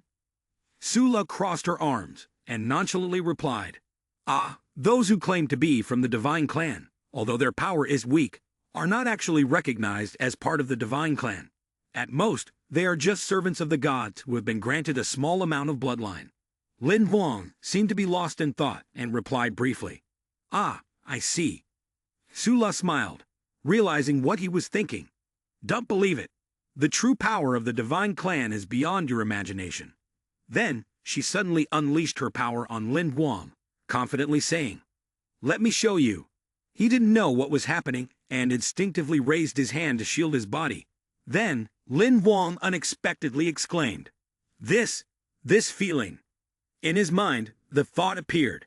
The life wheel was shattered, but now it's restored. Su La crossed her arms and explained, Your life wheel had a problem. I've helped fix it. Lin Huang was still in shock and sighed. Truly truly unbelievable. Is this the power of the divine clan? She smiled softly, raised her hand to cover her face, and generously said, "Not just that, to thank you, I'm also giving you a second chance." Shula's voice rang out evenly. "I have a great gift for you." As soon as she finished speaking, a powerful bolt of lightning struck Lin Huang directly. He didn't have time to react and screamed out loud. The system then announced 2 notifications. The player has activated the spiritual manifestation mode, and the system is operating automatically. Congratulations to the player for obtaining the complete epic Great Desolate Blade Force card. Upon hearing the notification, Lin Huang was startled and exclaimed, "What?" The system gifted Lin Huang a skill card. The skill's name, Great Desolate Blade Force. Rarity, Epic. Type, Blade Technique. Skill level, cannot be viewed. Status, usable. Skill description, a special combat skill with no level restriction. Its power depends on the user's strength. Comment, not bad. He happily said, "Indeed, a great gift." Sula, standing beside him, covered her mouth and teasingly laughed. "Although you are a mere mortal, you do have some traits that are quite extraordinary, don't you?" Lin Huang felt a bit guilty and thought to himself, "Indeed, the divine clan's perception is truly powerful. No wonder Chao he did dare face me head-on." He was once again placed in the palm of Bing Wang's hand. Sula sat on its shoulder and gently said, "Well, see you off. Be careful on your journey ahead. As for the life-saving grace, I will repay it in the future." Lin Huang politely replied, "You don't need to. You've already given me such a great gift. That's more than enough." After dropping him off at the exit, Sula spoke, "After you leave, we will also be leaving." Lin Huang asked curiously, "Where are you going?" She answered as if it was a matter of course, "Of course, we're going back to our world." He lifted his eyes, looking regretfully, and said, "So there will be no chance to meet again in the future." Sula sat on Bing Wang's shoulder, anxiously warning Lin Huang, "Please take care, sir. If you stay in Snowy Ridge, you might encounter many monsters attacking." He exclaimed in surprise, "There are more." A doubt began to stir in Lin Huang's heart. Actually, the hunting competition had already prepared a safe route, but he kept encountering high-level monsters. Sula calmly explained in detail, "Not far from the desert, there's a high-level monster that has evolved and has the ability to terrify minds. It's scaring most of the monsters there to use them as food. So this place is no longer safe and you should leave quickly." After hearing the explanation, Lin Huang finally understood. So that's why. No wonder Sula and Bingwine did stay long, and quickly said their goodbyes. "Good sir, hope to meet again." Lin Huang waved enthusiastically to see them off. "Hope to meet again. You two take care." Then he mumbled quietly, "I hope we can still meet again." The scene here was just mountains and snow, a vast expanse of cold white. Lin Huang shivered, huddling his body as he walked out of the mountain valley. "Kitch, it's still cold even after leaving, and the sun's up now." He saw Baya, covered in snow, standing by the exit with his arms crossed, looking uncomfortable. Lin Huang suddenly exclaimed, "Baya, you didn't stand here all night, did you?" "Sorry." He walked ahead of the boy, casually stretching his limbs to loosen up, and with great enthusiasm said, "The events that unfolded are too complicated to explain in one go, but right now I am full of energy, completely awake, and not in need of rest. Let's continue on our way." Baya did show any reaction and quickly followed Lin Huang. On the gently sloping, dangerous snow-capped mountainside, the two of them, one ahead and one behind, cautiously climbed up. Lin Huang chatted cheerfully, restoring his life wheel, and his condition improved significantly. "I'll try to break through to the Black Iron Realm and see how it goes." After some struggling, the two of them finally reached the summit. Baya steadied himself above, looking around to assess the situation. Lin Huang followed shortly after, not forgetting to sigh in relief. "We're almost at the top. No unexpected problems." Just as the competition ended, they suddenly heard a dreadful scream. Baya instinctively tensed up, ready for defense. Lin Huang, equally surprised, asked, "What is that sound?" Then they saw a harmless flock of white geese emerging from a hidden corner of the cliff.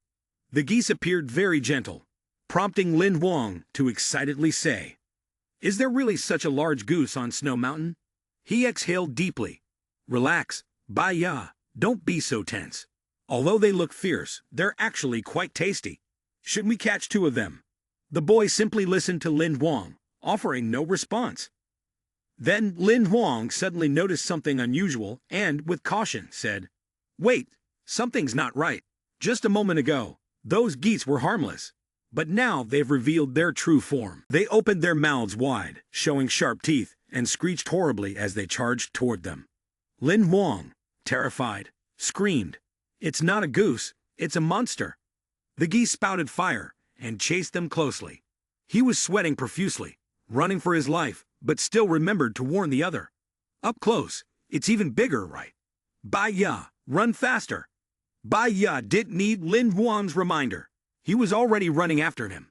The 2 of them sprinted toward a large ice cave. Baya climbed up towards the cave, and the rope connecting the 2 of them was put to full use.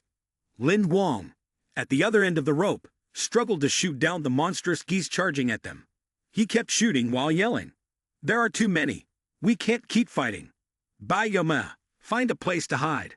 Baya, fully focused, ran at full speed toward the cave entrance, then turned around to grab the rope and pull Lin Huang toward the cave. Before they could enter, he quickly shot down another monstrous goose. Lin Huang slid for quite a distance before finally making it into the cave. He even praised himself. "Very nice. Let's hide here for now, and wait until they leave." But when he looked outside, he saw the geese flying frantically in all directions. Lin Huang, confused, asked, "What's going on?" At that moment, a large bird flew from a distance and swooped down toward the monstrous geese. The geese could only scream in fear. The black cliff sparrow swiftly handled the monstrous geese with its large feet and sharp talons. Lin Huang witnessed this scene and couldn't help but turn pale with fear. It was a black cliff sparrow, a large black sparrow like this. It was likely at the bronze level already. Baiya frowned and cautiously looked towards the black cliff sparrow that had just arrived. Lin Huang, thinking simply, cheerfully said to him, "Good, I was just worried we'd be trapped here by those geese. Now that it's here, we're saved." As soon as he finished speaking, the blood-soaked foot of the black cliff sparrow was placed in front of them. Its entire body was covered in fresh blood. The black cliff sparrow's eyes were red and full of murderous intent. Seeing those eyes, Lin Huang was startled and exclaimed, "We're done for." The black cliff sparrow flew in a circle in the sky, its shrill cry echoing. It gained momentum and charged directly into the ice cave. Immediately after, Lin Huang's curse could be heard. "Damn it, is it targeting me? Are you crazy?" Bai Ye was about to rush out, wanting to confront the black cliff sparrow head-on, but Lin Huang stopped him. "Dunt, you're no match for it. Don't go out and offer your life." Then, Lin Huang raised his gun and decisively shot at the black cliff sparrow. His tone was filled with frustration. "I'm one step away from crossing the snow mountain. Don't ruin it." The bullet Lin Huang shot flew through the air and was just about to hit the black cliff sparrow, but its body was incredibly tough. The bullet was deflected and flew off in another direction. Lin Huang stared wide-eyed, disbelief written all over his face. Gritting his teeth, he muttered, "Does the bullet work on this thing?" The black cliff sparrow, shot in the body, screamed in anger. Bai Ye created a pair of fiery red wings in a defensive stance. Lin Huang also positioned himself, ready to confront the enemy at any moment. He still felt a bit afraid, muttering, "Is this really the end?" The black cliff sparrow continued to screech while trying to shove its head into the cave. Lin Huang and Bai Ya hid in a corner, discussing their plan. "Bai Ya, I have a way to deal with it now. Follow my lead." Just as the black cliff sparrow created a hole big enough to shove its head through, he seized the perfect moment and shouted, "Attack!" He unleashed his power toward the black cliff sparrow to restrain it, while Lin Huang quickly closed the distance. He gripped the gun tightly with both hands and said firmly, "Even though it's tough as iron, it still has weaknesses. Monster die." Lin Huang aimed his gun straight at the black cliff sparrow's eye. A gunshot rang out, piercing through its eye without hesitation. Blood splattered everywhere, and the black cliff sparrow's steps faltered before it fell from the cave. Lin Huang and Bai Ye stood in the cave, looking down to assess the situation. He whispered, "Those last 3 explosive rounds were a gift for it." Lin Huang frowned, Glancing at his system interface, on the screen, a message appeared. Congratulations! Player has received one Black Crow MacP monster card, completing a high-level monster kill. Confused by receiving a double card, he asked, "Why didn't I get to draw a card for killing a high-level monster this time?" Xiao He appeared with his arms crossed, pouting as he glanced at Lin Huang. "The reward card is given out randomly. The last 2 times you attacked, you got level-up cards. But it was just luck." Lin Huang asked in frustration, "How many level-up cards do I need?" "I'll just upgrade Bai," and Bao Jun straight to the mythical tier. It calmly replied, "The actual power of a summoning card is limited by the player. If the player isn't strong enough, no matter how rare the card is, its power will still be restricted."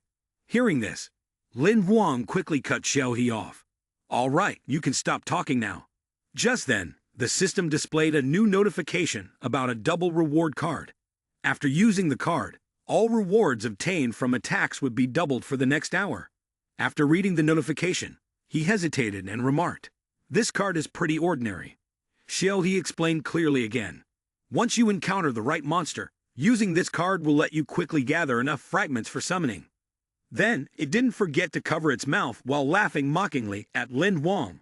"Whom would have thought you'd be this unlucky?" Annoyed, he waved his hand to shoo Xiao He away. "If there's nothing else, just go inside. I'm not in the mood to deal with you right now." His hand accidentally brushed against his pocket.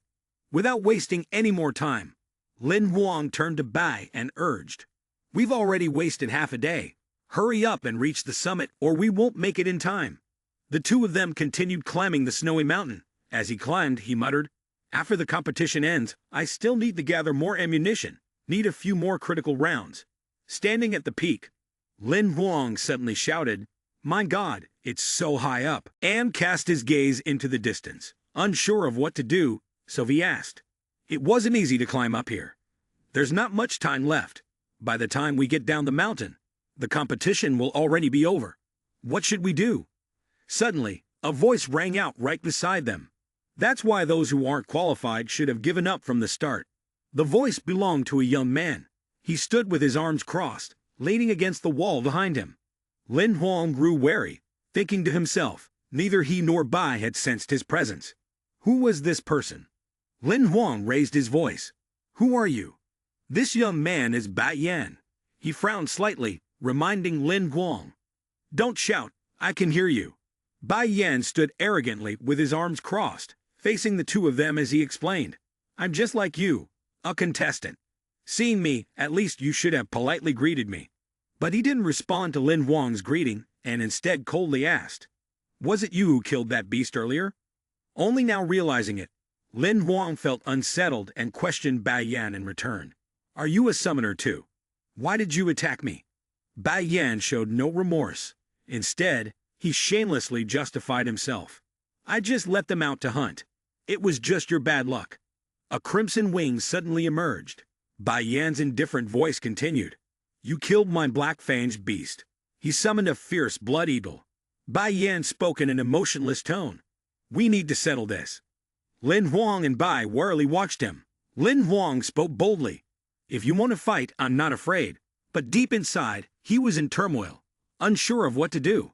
A red blood eagle of the green copper rank, if they really fought, he wouldn't be his match. What should he do? Bai Yan stood with his arms crossed on Blood Eagle's back. He showed no urgency to fight and instead said, "I will avenge Black Crow MacP's death, but not now." Arrogantly, Bai Yan assessed Bai from head to toe before continuing, "You're quite good at raising blood-feeding species, but you're too weak. You're not even qualified for me to make a move." Standing on Blood Eagle's back, he took off into the sky, but not before leaving behind one final remark. "Besides, will you even make it out of here alive?" Lin Huang was furious. He shouted, "Keep talking." Then, he continued, "What's your relation to that Xiao He guy?" Bai simply looked at him in silence. Lin Huang grew even angrier and roared, "Stop looking down on people. If you have the guts, fight me fair and square." But suddenly, Lin Huang blurted out, "Wait, I just thought of a quick way down the mountain." He took out a metal chain, gripping it tightly in his hand before carefully wrapping it around his body several times. Bai, speechless, could only follow Lin Huang's plan. Your wings may not be able to fly, but they still have other uses.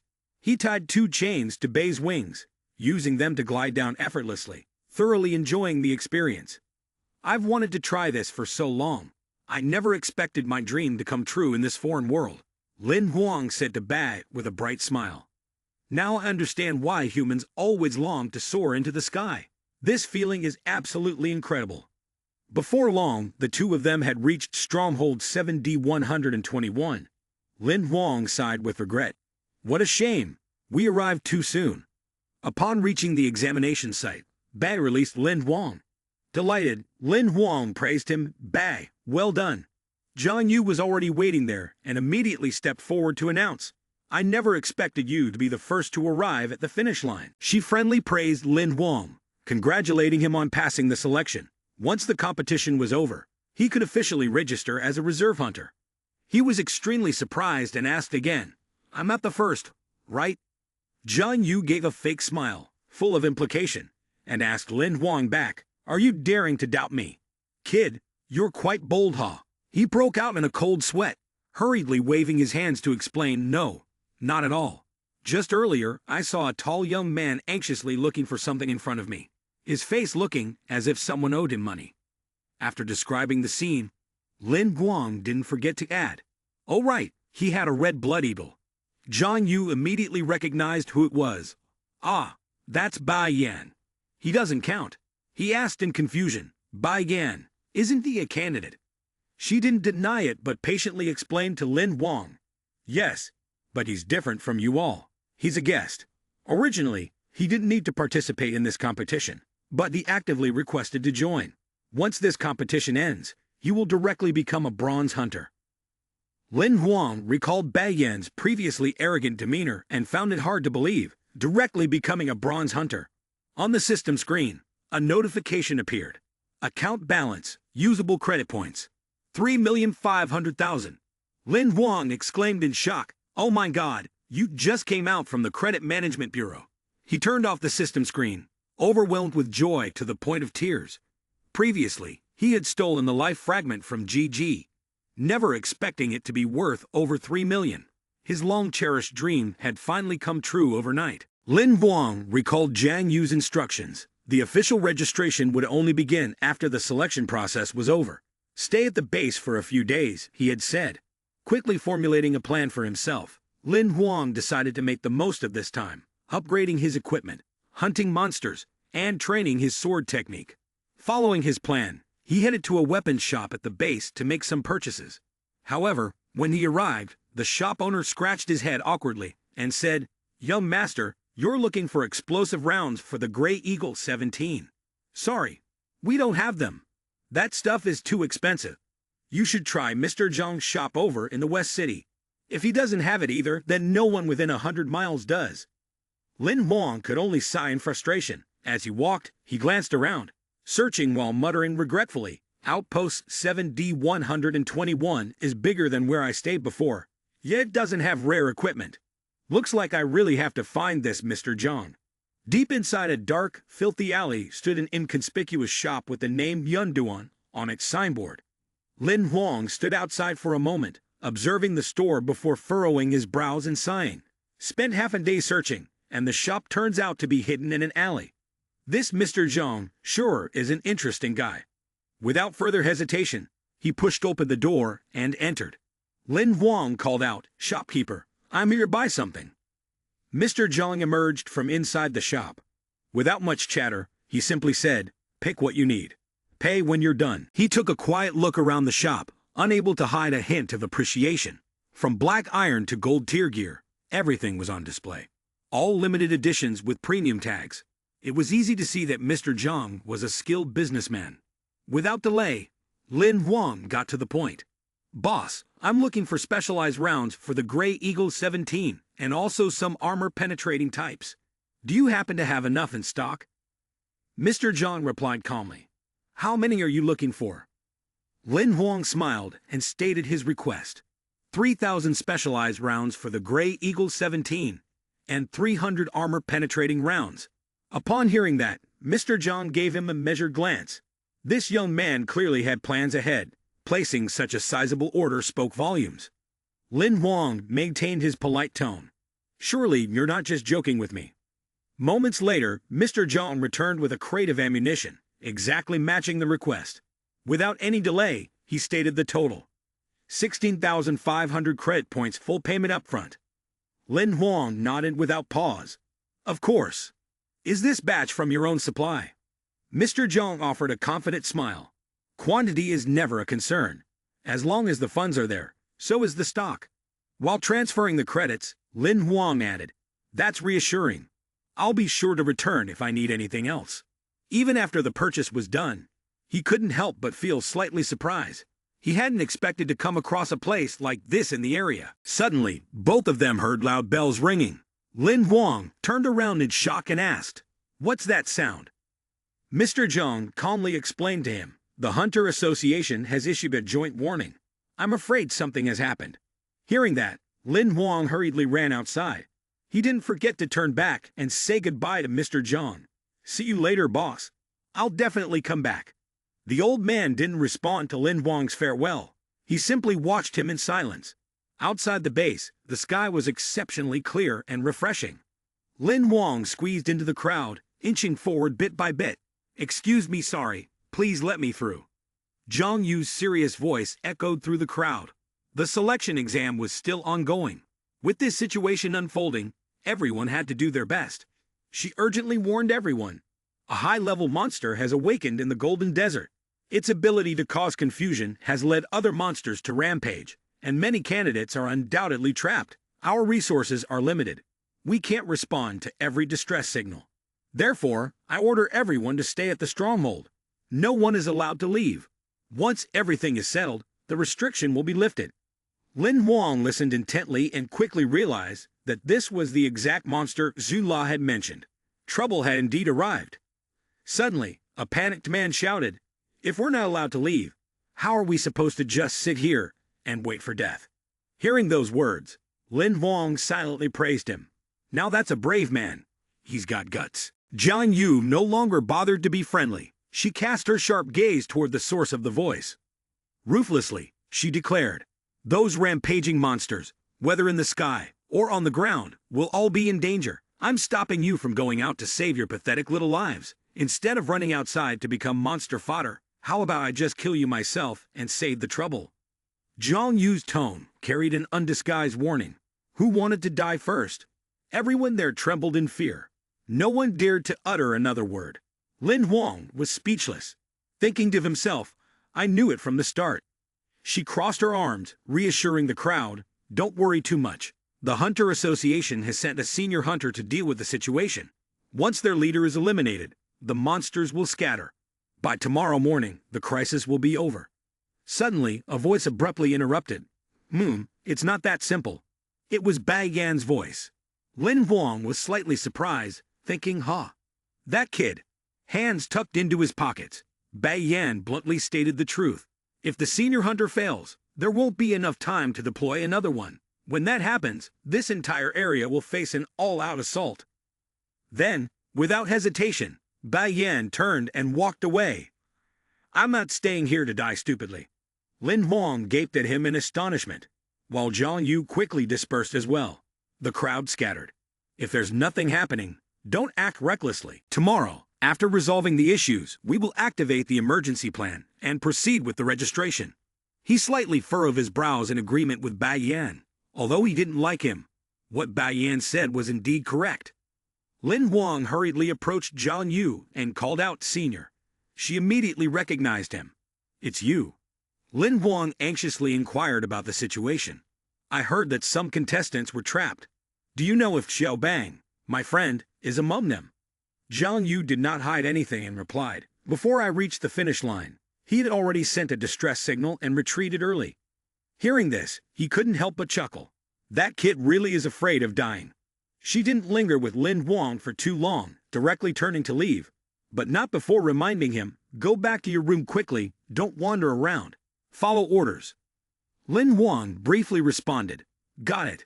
At night, a loud explosion erupted in the distance from the base, and smoke billowed into the sky. Lin Huang sat by the windowsill, witnessing the scene, unable to suppress his admiration. The battle between the transcendent hunters and the transcendent monsters was truly grand. Yenda's heart was filled with unease, as everyone's hope for survival rested solely on those few transcendent hunters fighting alone. Could it really end without any problems? Early the next morning, the sky was gloomy, and the rain poured heavily. Lin Huang had fallen asleep peacefully by the windowsill, but suddenly he jolted awake as the alarm sounded once more. Lin Huang sprang to his feet and looked out the window toward the battleground from the previous night. The area was still fiercely ablaze. In a panic, he exclaimed, "Has something happened? Another alarm?" Lin Huang opened the door and saw people rushing in all directions, their voices overlapping in a chaotic clamor. "What should we do? Has anyone contacted the Grandmaster at the main guild yet? Is there a contingency plan?" Worried, he grabbed someone to ask, "What's going on?" Seeing Lin Huang's inquiry, the person stopped for a moment to answer. "Something big has happened. Hurry to the assembly hall." Lin Huang's face turned pale with shock as he heard the reply. The transcendent hunter has fallen. Inside the grand hall, panic filled the air as people shouted in distress. The transcendent hunter sent to deal with it has failed. The hunter is dead, the monster is still alive, and the situation is out of control. We have to leave now. If we don't, we'll all die. Let us go. Standing among the crowd, Lin Huang remained silent. Zhang Yu, however, spoke up calmly, trying to rally the people. The extraordinary monster has been severely wounded. To recover, it will surely mobilize more monsters to attack the human stronghold.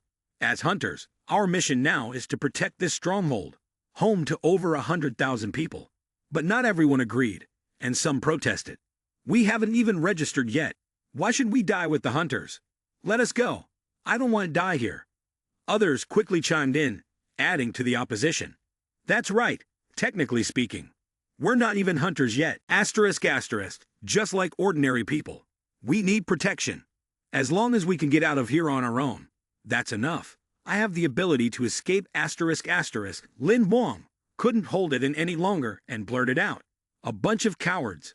The first person who started the argument got cursed at, causing him to shout angrily, ***. What did you just say, ***? Standing in the middle of the crowd, Lin Huang spoke up, ***. Back in the Golden Desert, I encountered a flock of shadow crows ambushed by a death worm. In the charred snow mountains, I was hunted by flesh-eating geese.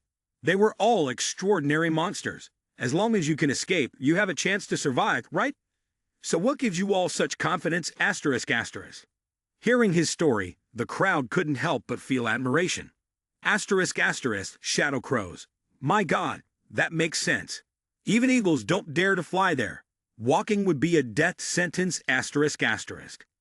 Then, Lin Huang turned his gaze toward Zhang Yu and asked, Senior, you're a gold hunter now, the highest ranked person here. If you were to leave now, how long could you hold out, ***?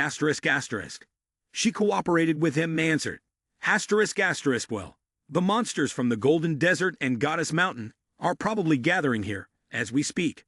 At best, I think that could last until tomorrow night, ***. Lin Huang then pointed at himself and said, If it were me, I'd last 3 hours at most, ***. What about all of you, ***? Someone in the crowd still tried to argue, but before he could finish, Lin Huang leaped onto the platform with force. His voice was firm, carrying a hint of reprimand. Even a gold hunter has no way to escape. If we leave alone, isn't that just walking to our deaths, ***? He knelt on one knee on the floor and said in a deep voice, If you abandon everything here to run away. Then Lin Huang suddenly stood up, pointing straight down at them. But once the monsters arrive, what you abandon will be your loved ones, your friends, the people dearest to you. The crowd below began to waver at his words. Lin Huang clenched his fists, showing his firm resolve to everyone. Life was indeed precious, but it could not be wasted on running away. We should join forces with the Hunter Association, form a group to fight the monsters, and defend the Snow Peak stronghold. Everyone was fired up with determination, raising their fists to the sky and shouting in unison, Protect our families. Defend the Snow Peak stronghold. Protect our families. Defend the Snow Peak stronghold. Bai Yan, watching this scene from the side, couldn't help but scoff idiots. While everyone was still passionately rallying behind Lin Huang, Bai Yan had already turned away coldly, sneering as he left, a bunch of fools walking to their own deaths. Standing on the stage, Lin Huang felt a tinge of sadness as he watched Bai Yan leave, calling out softly, "Bai Yan." His eyes followed Bai Yan's retreating figure. Zhang Yu suddenly threw an arm around Lin Huang's shoulder, enthusiastically rallying the crowd. "Now, let's work together with the Hunter Association to defend the stronghold. As long as we unite, we will surely win." Her sudden gesture flustered him, making his face flush red. Only then did the crowd begin to disperse from the hall, with some people giving instructions to the others. "That's right, start preparing immediately after leaving here. Line up according to your abilities. Newcomers, come this way to register and proceed with the defense plan." Lin Huang also wanted to leave with everyone else. He bid farewell to Zhang Yu. "Senior, I'm heading out too." But she resolutely stopped Lin Huang from leaving. "Wait," he halted, furrowing his brows in confusion. "Senior?" Zhang Yu coldly stated her decision. "My teleportation artifact can transport at most 50 people per day. We need to make the most of our time. I'll take you and the contestants under 20 years old." Lin Huang raised an eyebrow in surprise. "Wait a minute, I already told you." Before he could finish, she desperately cut him off. "Those words were just to temporarily reassure everyone. I know very well. At most we have 1 day left. After that, this place will turn into hell, and no one will survive." Upon hearing this truth, Lin Huang couldn't help but exclaim in shock.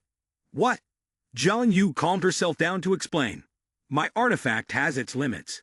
The transcendent hunters won't arrive for at least 48 hours, but the monsters are gathering faster and faster. In less than 10 hours, they'll attack the stronghold." Her face turned pale as she envisioned the horrific scene of the impending monster assault, and her voice grew somber. "The Hunter Association's forces at Stronghold 7D121 are limited. Even if you stay, we won't be able to hold our ground. The 100,000 people here have no way out. Only death awaits them. I will live and die with this place. But first, we must protect the future of the association. You have talent, and you have the potential to become a great hunter. I cannot stand by and watch you die here." Lin Huang frowned and firmly said, "I'm not going." He stood in front of Zhang Yu, strongly persuading her. "I wasn't joking earlier. Once those monsters cross Goddess Mountain, they'll pose a direct threat to the inland areas. I have people I need to protect too. I'm not leaving." Zhang Yu wavered at his words.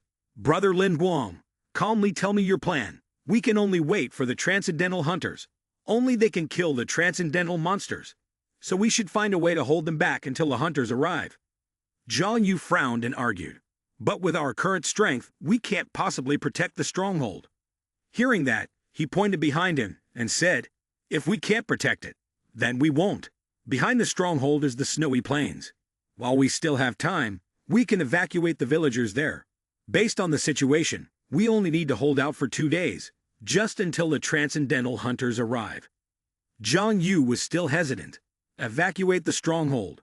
Then she suddenly remembered something and excitedly said, "Right. I know of a mountain valley that can hold a lot of people. If we block the entrance with rocks, we can last there." Lin Huang eagerly grabbed Zhang Yu's shoulders and exclaimed, "Great idea. Then let me stay behind. I'll definitely help you." Surprised by his sudden touch, she shyly called, "Lin Huang." Lin Huang gave a reassuring smile. "Don't worry. We'll all make it through this." She was mesmerized by his handsomeness, and shyly muttered, "Stop talking, you little rascal." Deep inside, Zhang Yu couldn't help but admire him. Scan, he's way too cool, asterisk. "So, what now?" She stopped talking and turned around to leave. The horse paused and reminded Lin Huang, "Stop babbling nonsense. Just do it and act quickly. Evacuating 200,000 people is no small matter." Lin Huang cheerfully replied, "Got it, senior." Zhang Yu also smiled faintly, silently wondering whether he would be able to survive this disaster and stay safe. A moment later, in the desolate mountain valley, the group, following the plan, was moving towards the stone cave that Zhang Yu had mentioned. Standing in the group, Wang Lan asked fearfully, "Isn't blocking the rear path too dangerous for us?" Zhu Yu firmly reassured her, "Don't be afraid. There are furnace hunters ahead, and actually, the rear is the safest place." However, Yu Guang remained hesitant.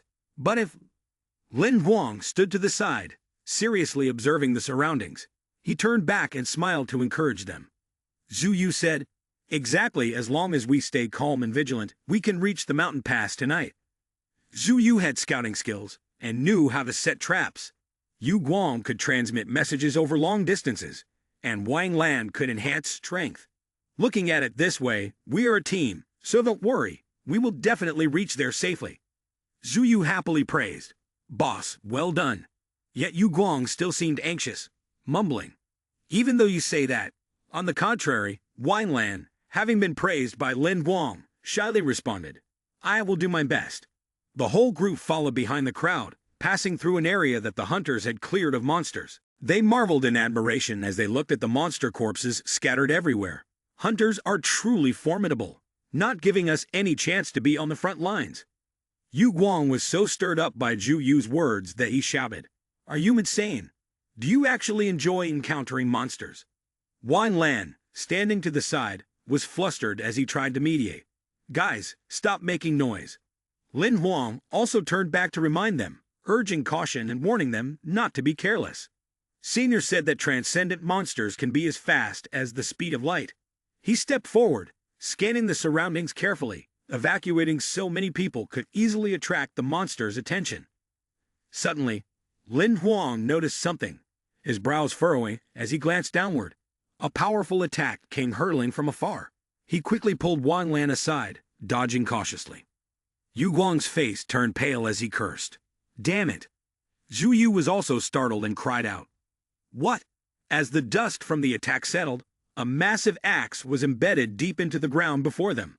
Lin Huang, alarmed, shouted a warning, his senses on high alert. Just as he finished speaking, a massive monster's foot stomped toward them. Only now did Lin Huang realize that the creature was a cowman. They charged forward ferociously, showing no hesitation. His warning continued to echo, but the monsters launched a sneak attack.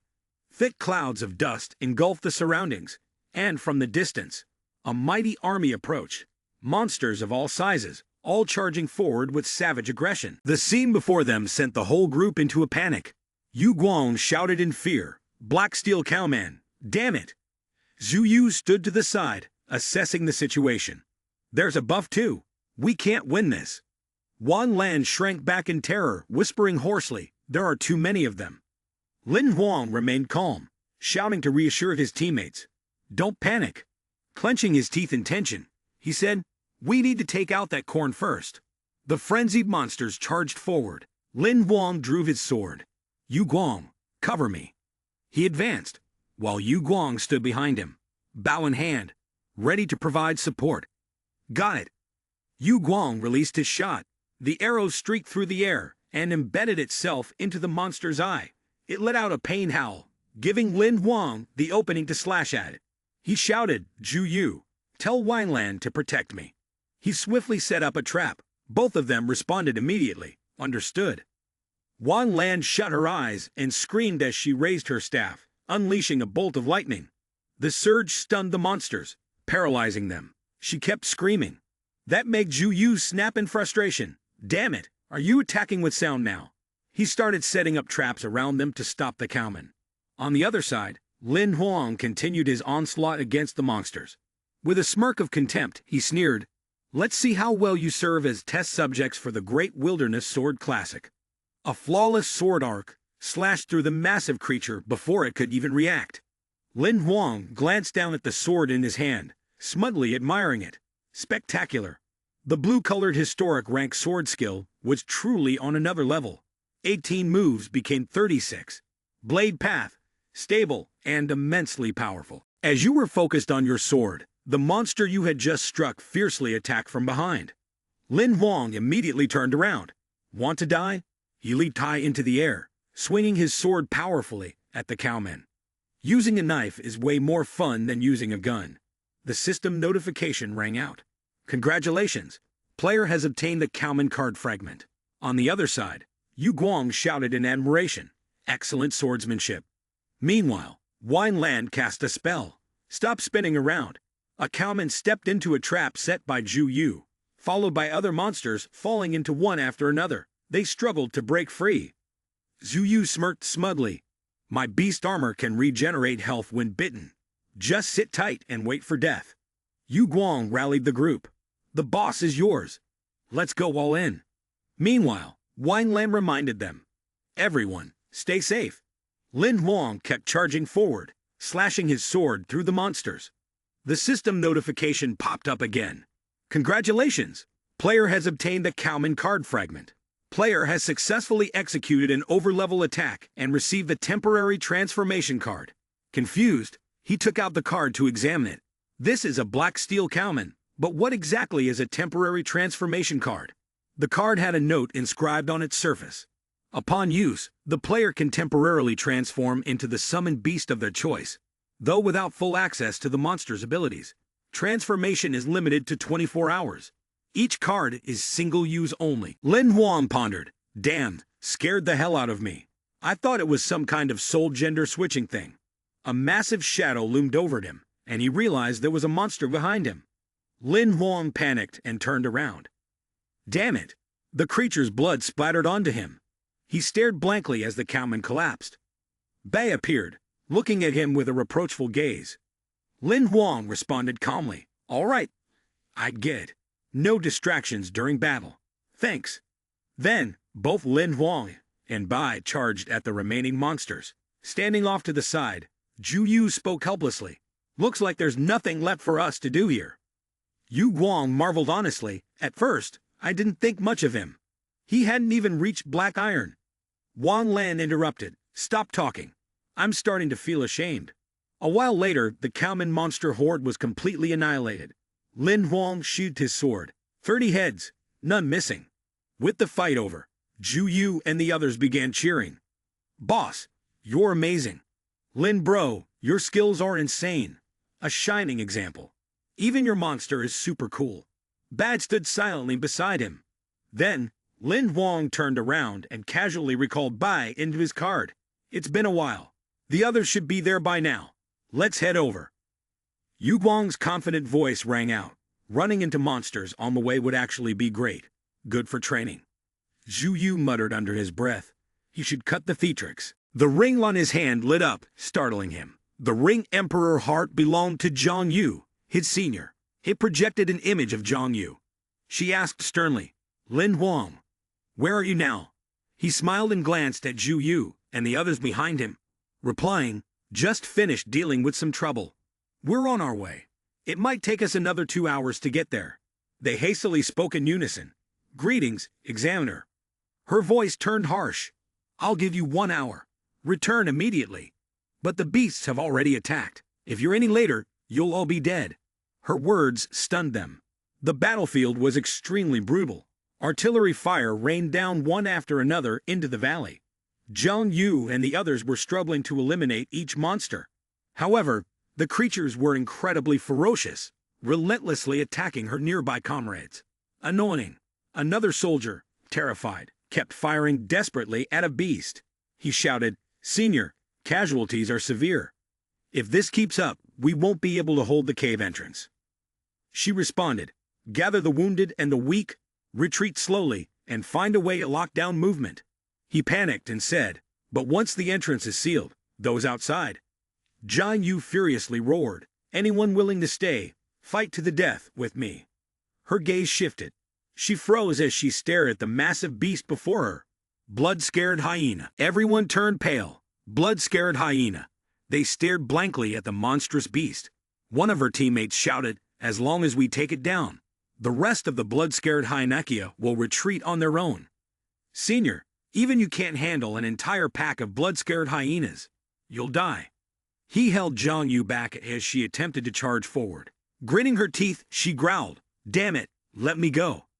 If these blood-scared hyenas don't retreat, everyone here will die. He refused. Senior, you're the only leader we have. We can't let you die. One of them suddenly exclaimed, Look. The monsters simultaneously turned their attention to something behind them. Zhang Yu's face lit up with joy as she shouted, That's Lin Huang. I can't believe he made it here alive. Lin Huang approached the blood-scared hyena, with Zhu Yu and the rest following behind him. He swung his sword at the beast, but its massive jaws clamped down on his blade. Lin Huang roared, "Yu Guang, Wang Lan, help evacuate the injured. Leave this to me and Zhu Yu." The two responded immediately. "Got it. Lin Bro, be careful." Zhu Yu and Bao Jun charged in, covering each other as they fought off the monsters. "Boss, I've got your back." Lin Huang used all his strength, trying to break free from the massive beast. "Black Iron Rank 3. You're quite the formidable opponent." Despite the blood dripping from its mouth, the creature snarled, eyeing him warily. He smirked, his gaze sharp and unwavering. "Come on. Either you die, or I live."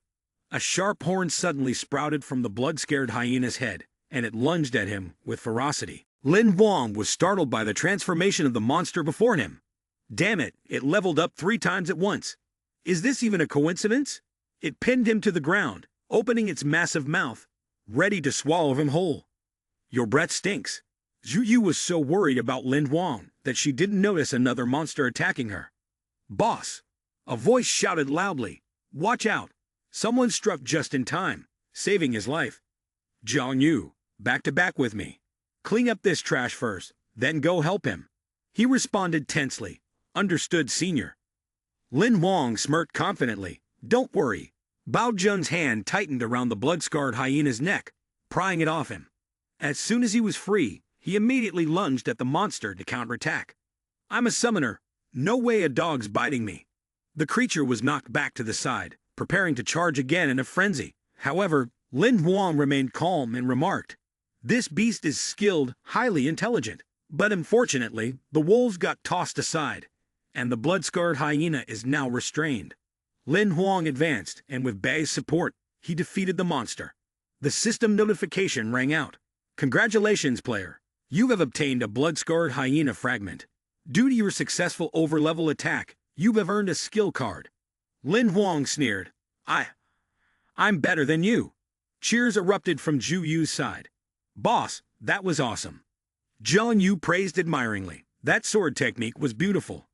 She stepped closer, surprised that a beast master like him had such mastery over swordsmanship. Lin Huang simply replied in a deep tone, "Senior, hold off on praising me just yet. While these mutts are retreating, let's hurry and settle things inside the cave." Zhu Yu let out a sigh of relief. Luckily, the boss arrived just in time, or we would all be dead. Zhang Yu turned around and shouted loudly, "Everyone, retreat into the cave. Urgently prepare to reinforce the defenses." Suddenly, he panicked. "Wait, from a distance. Another horde of monsters is approaching. Am I dreaming? Please, wake me up." A legion of spider monsters swarmed toward them. Zhang Yu cautiously moved forward to defend. It wasn't a dream, but she fell into despair, stunned. Another wave of beasts was approaching. The spider monsters charged forward fiercely. People began to panic and shout to one another. "Run!" Zhang Yu raised his voice, warning those who were fleeing. "Stop running. The cave entrance isn't finished yet. If you go back, it's a dead end." Lin Huang gritted his teeth and spoke. "At this speed, the giant spider swarm will arrive in about 10 minutes. Zhu Yu, slightly irritated, also spoke up. "There's no time to use stones to block the gaps, but there are still plenty of monster corpses. We can use them to block the way." Yu Guang, with an approving look, offered to help others. "Wang Lan is bandaging wounds. Let me assist." Zhang Yu, satisfied and cheerful, raised his voice. "Well done, Zhu Yu. Your group, move immediately. I'll stay to block the giant spiders." Lin Huang, displeased, firmly refused to let Zhang Yu make that decision alone. "Senior, take Yu Guang and retreat to the stronghold. I'll stay here with the others to hold the line. The stronghold must be completed." Suddenly, Yu Guang spoke up. "I'm not leaving. I can teleport to a distance. Just right to coordinate with Lin Bro in battle." Zhang Yu, displeased, said, "I'm a senior. I can't let rookies like you shoulder this battle." Lin Huang was no less resolute. He firmly and loudly responded, "Don't forget, I'm the only remaining commander at this stronghold." After their exchange, Lin Huang continued, "For the sake of duty and honor, are you really willing to entrust the lives of 200,000 people to us rookies?" Zhang Yu could only listen with a heavy heart, unable to utter a word. "Yu Guang, If you're not afraid of death, come with me." With that, he and the others advanced forward, leaving her behind. Yu Guang, worried, called out, "Lin bro, be careful." Being left behind, powerless to do anything, Zhang Yu could only accept it. The weight of responsibility bore down on her as she urged Zhu Yu, "Hurry up, complete the defensive perimeter quickly." Zhu Yu followed the order, still harboring mixed feelings about the earlier confrontation. Part frustration, part concern. "Damn it, don't die, Lin Huang." Lin Huang swung his sword, slicing through the spider in an instant, reducing it to nothing.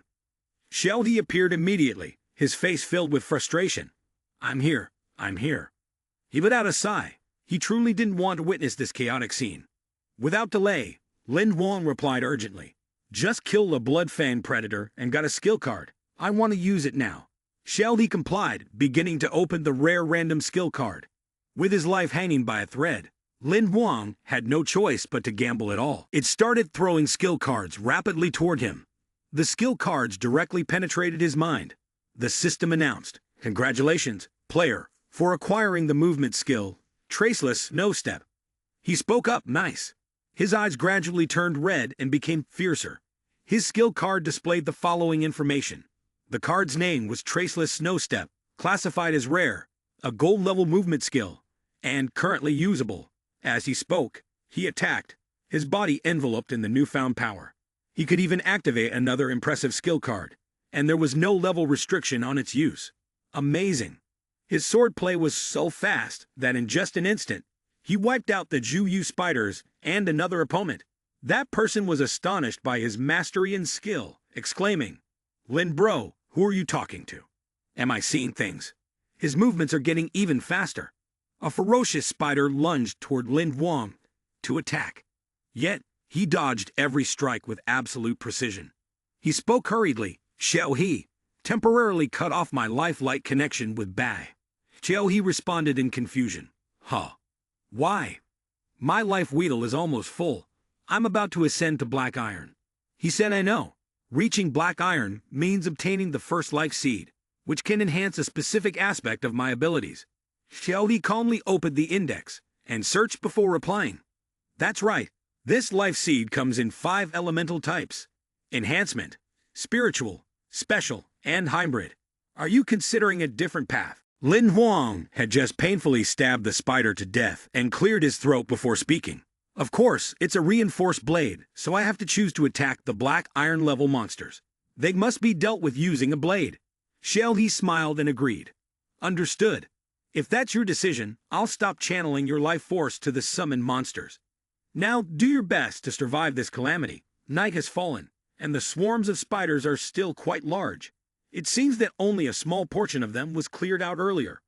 Early the next morning, his slash struck the spider's head, causing it to bleed out and die instantly. Yu Guang spoke up, "All of them. They've all been killed. We've succeeded." Another person added, "That's great. We're safe now." From afar, Zhang Yu shouted, "Lin Huang, the defense is complete. Lead everyone back now. The ground ahead is covered with layers of wolf corpses." Zhu Yu excitedly praised, "Lin bro, you're incredible. Without you and your summoned beasts, we wouldn't have lasted until morning." As he spoke, he sighed, "I'm exhausted. Let's hurry back and rest. Who knows when the next wave of beasts will come." He thought to himself, protecting one more stronghold meant holding on to another glimmer of hope. "Lin Xing, don't worry, I'll protect you." Suddenly, the rings on everyone's hands lit up, startling them all. The Ring Emperor heart had activated. A notification appeared. Yesterday morning in the eastern sector, a sweeping attack broke out across an extremely wide area. 3 small strongholds in Zone 7D123 have been destroyed, with no survivors. The casualty count has reached 670,000. At the moment, the situation at Outpost 7D121 remains unknown. A superhuman strongman has been urgently dispatched there. Once we receive specific updates, we will continue to report. People began to panic upon hearing the news. "What should we do? My entire family is at 7D123. Isn't there a superhuman strongman? Where are they?" Zhang Yu frowned as she thought to herself, "Asterisk, this is troublesome asterisk." She glanced at Lin Huang before continuing her train of thought. Asterisk, the superhuman beast has been seriously wounded. Their goal now is revenge, and we are the only survivors left around here. Asterisk. As if realizing something, both Jiang Yu and Lin Huang shared the same thought. This place was their next target. Standing atop the broken edge of the wall, Jiang Yu furrowed her brows and said, "There will definitely be more attacks. The casualties are getting worse by the moment.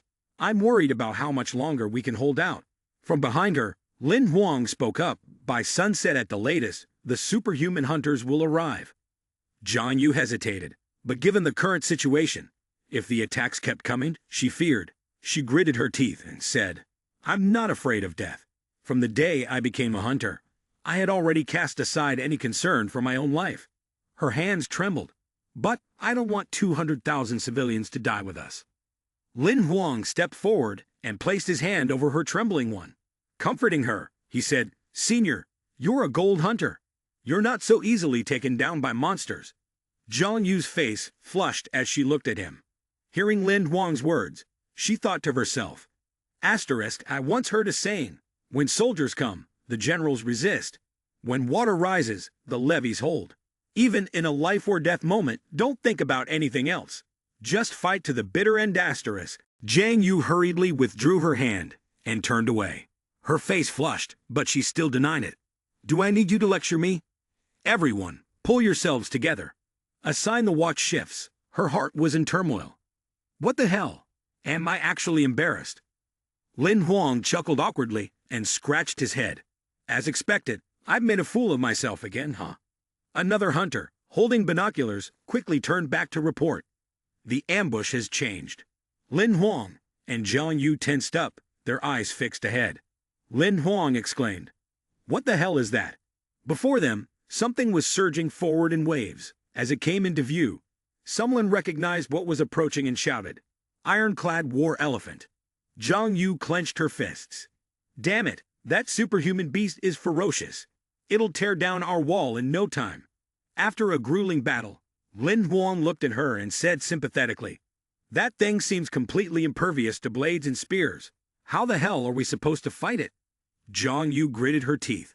That ironclad war elephant was born with half its body made of metal. Its defenses are terrifying. Everything in its path gets wiped out. With that, she drew her weapon and declared, "Doesn't matter. Even if we die, we have to protect this wall." Lin Huang, standing beside her, suddenly shouted, "Wait, look over there." Jiang Yu lifted her head and saw a figure soaring toward the ironclad war elephant. She gasped in surprise. "That's not just anyone. That's Yi Zheng." He swung the sword in his hand, accurately targeting the attack at the eye of the ironclad war elephant. Jiang Yu smiled. "That's right, the weakness of the ironclad war elephant is its eye. That was a beautiful strike." Lin Huang was stunned. Is this expert just a gold-level hunter? Jiang Yu continued observing the scene while explaining to him, "Not just a gold-level hunter, he's a globally ranked genius. Only one step away from becoming a transcendent hunter." Lin Huang was bewildered. "Huh? You know him?" One ironclad war elephant collapsed, while another glanced around warily, only to fall the next second as well. Yi Zheng soared forward, swinging his sword down once more. Jiang Yu exclaimed excitedly, "Brother Lin Huang!" The corner of Lin Huang's mouth twitched. "Brother!" Another ironclad war elephant fell before Yi Zheng. After dealing with the creatures, he quickly landed in front of Jiang Yu. Jiang Yu ran up to him, calling his name. Yi Zheng frowned and spoke to her in a stern voice. "Stay alert, it's not over yet." The moment he finished speaking, something approached from the distance. Hundreds of spiders. Jiang Yu frowned. "Sand-black spiders?" Lin Huang asked her. "The ones specializing in spitting webs." Yi Zheng gripped his sword and looked ahead, explaining the situation. "The sand-black spider isn't highly lethal, but its silk is incredibly tough. A transcendent monster. Do they plan to use them to bring down the wall?" Lin Huang looked at him. "There are too many of them. It'll be hard to take them all out before they get too close." Yi Zheng frowned. "If they had a heavy artillery gun, they could take care of them from a distance. Unfortunately, in this small outpost, that was impossible." Jiang Yu raised her hand and shouted, "What's there to be afraid of?" Then, She immediately pulled out an enormous artillery cannon. Yi Zheng looked at her. Xiao Yu, have you passed the basic heavy artillery exam yet? Without a heavy artillery certification, how did you even buy that? Lin Huang broke into a cold sweat. A gold-level weapon. Damn it, this was another eye-opener. Zhang Yu confidently said, as long as you have money, what can't you buy on the black market? Now's not the time to be cautious. She smiled and said, when the soldiers come, the general will stop them. When the water rises, we build a dam. Zhang Yu fired a shot from her cannon. The shell struck the left cliffside. Yi Zheng and Lin Huang stood frozen. Yi Zheng sighed, as expected. You missed. Zhang Yu smirked. Missed? Just wait and see. The spot on the cliff where the shell had hit immediately cracked open. A torrent of water gushed out from nowhere, rushing down like a relentless tidal wave breaking through a dam. In one sweep, it washed away the entire swarm of sand-black spiders. Lin Huang's jaw dropped. Wiped them all out? Yi Zheng stood at the front, calmly reminding Lin Huang, Kid, remember what I said. Never mess with women. Lin Huang gulped and nodded from behind. Yes, senior. Suddenly seeing something, Lin Huang widened his eyes. Zhang Yu squinted and said, What's wrong? Do you still want to continue teaching me a lesson? However, neither Yi Zheng nor Lin Huang paid any attention to her. The two of them directly bypassed Zhang Yu and moved forward. Yi Zheng frowned. Something's wrong. Lin Huang also spoke up. I've seen that before. In front of them was a swarm of shadow fangs flying toward them, countless in number. Lin Huang frowned as he looked at the sky, dyed red. A swarm of shadow fangs. Could this be the apocalypse? And it wasn't just the shadow fangs approaching. Countless other monsters were also advancing. Fierce creatures with ox heads and horse faces terrified Yu Guang and the others, their faces pale with fear. Zhu Yu cursed, while Wang Lan panicked. What should we do? What do we do now? Lin Huang stood frozen on the spot, stuttering. It's over. Yi Zheng calmly ordered Zhang Yu, Xiao Yu, activate the greenwood. Zhang Yu looked at him suspiciously. Yi Zheng turned around and said, Among the children participating in the selection, many have potential. They are the future hope of humanity. Lead them away. This is your mission. Zhang Yu shook her head. If you're not leaving, I'm not leaving. Yi Zheng grabbed her hand. If I stay, I can buy more time. Stop arguing and move quickly, or it'll be too late. Zhang Yu stubbornly replied, The city only has you and me left. Your talent and strength are both greater than mine. If you survive, it will benefit the clan. You two brothers, stop arguing back there and cut the nonsense. You're the older brother. You can't just let your little brother go off to die. On the other side, Lin Huang was calling out in a low voice. Shall he? Shall he? A voice responded. Is this the final farewell? Lin Huang asked. In the last battle, I killed quite a few monsters above my level. How many skill cards did I receive? Shall he quickly answered. A total of 1,245. So what? Thinking of making a gamble. Lin Huang frowned. I'm the leader. Even if the odds are just 0.1%, there's no point in hoping for a skill card that can turn the tide. Xiao Di hesitated. Then how you want to play this? Lin Huang said, What happens if we fuse all the skill cards? Xiao He stroked his chin and thought. Theoretically, it could result in a skill with no level restrictions, but there's no way to predict its type, and all of them would be one-time use cards. No one has ever attempted this before. Lin Huang looked at his team, all facing imminent danger. He gritted his teeth and said, Even if I draw powerful skills, most of them would be beyond my current level and useless. He lifted his head, glancing at the Shadow Fang formation. Since death was the only outcome anyway, he might as well go all in. Lin Huang commanded, Xiao He, fuse all the skill cards. Xiao Di immediately raised his hand, and all the skill cards converged into one spot, unleashing a surge of power. Lin Huang declared, Whatever it is, use the card. Immediately. Xiao, he reported that the host had fused a total of 1,245 cards, obtaining a minor annihilation card, but failed to draw a reward card. Lin Huang gritted his teeth as he embraced the power from the card fusion. His body was enveloped by a massive sphere of energy.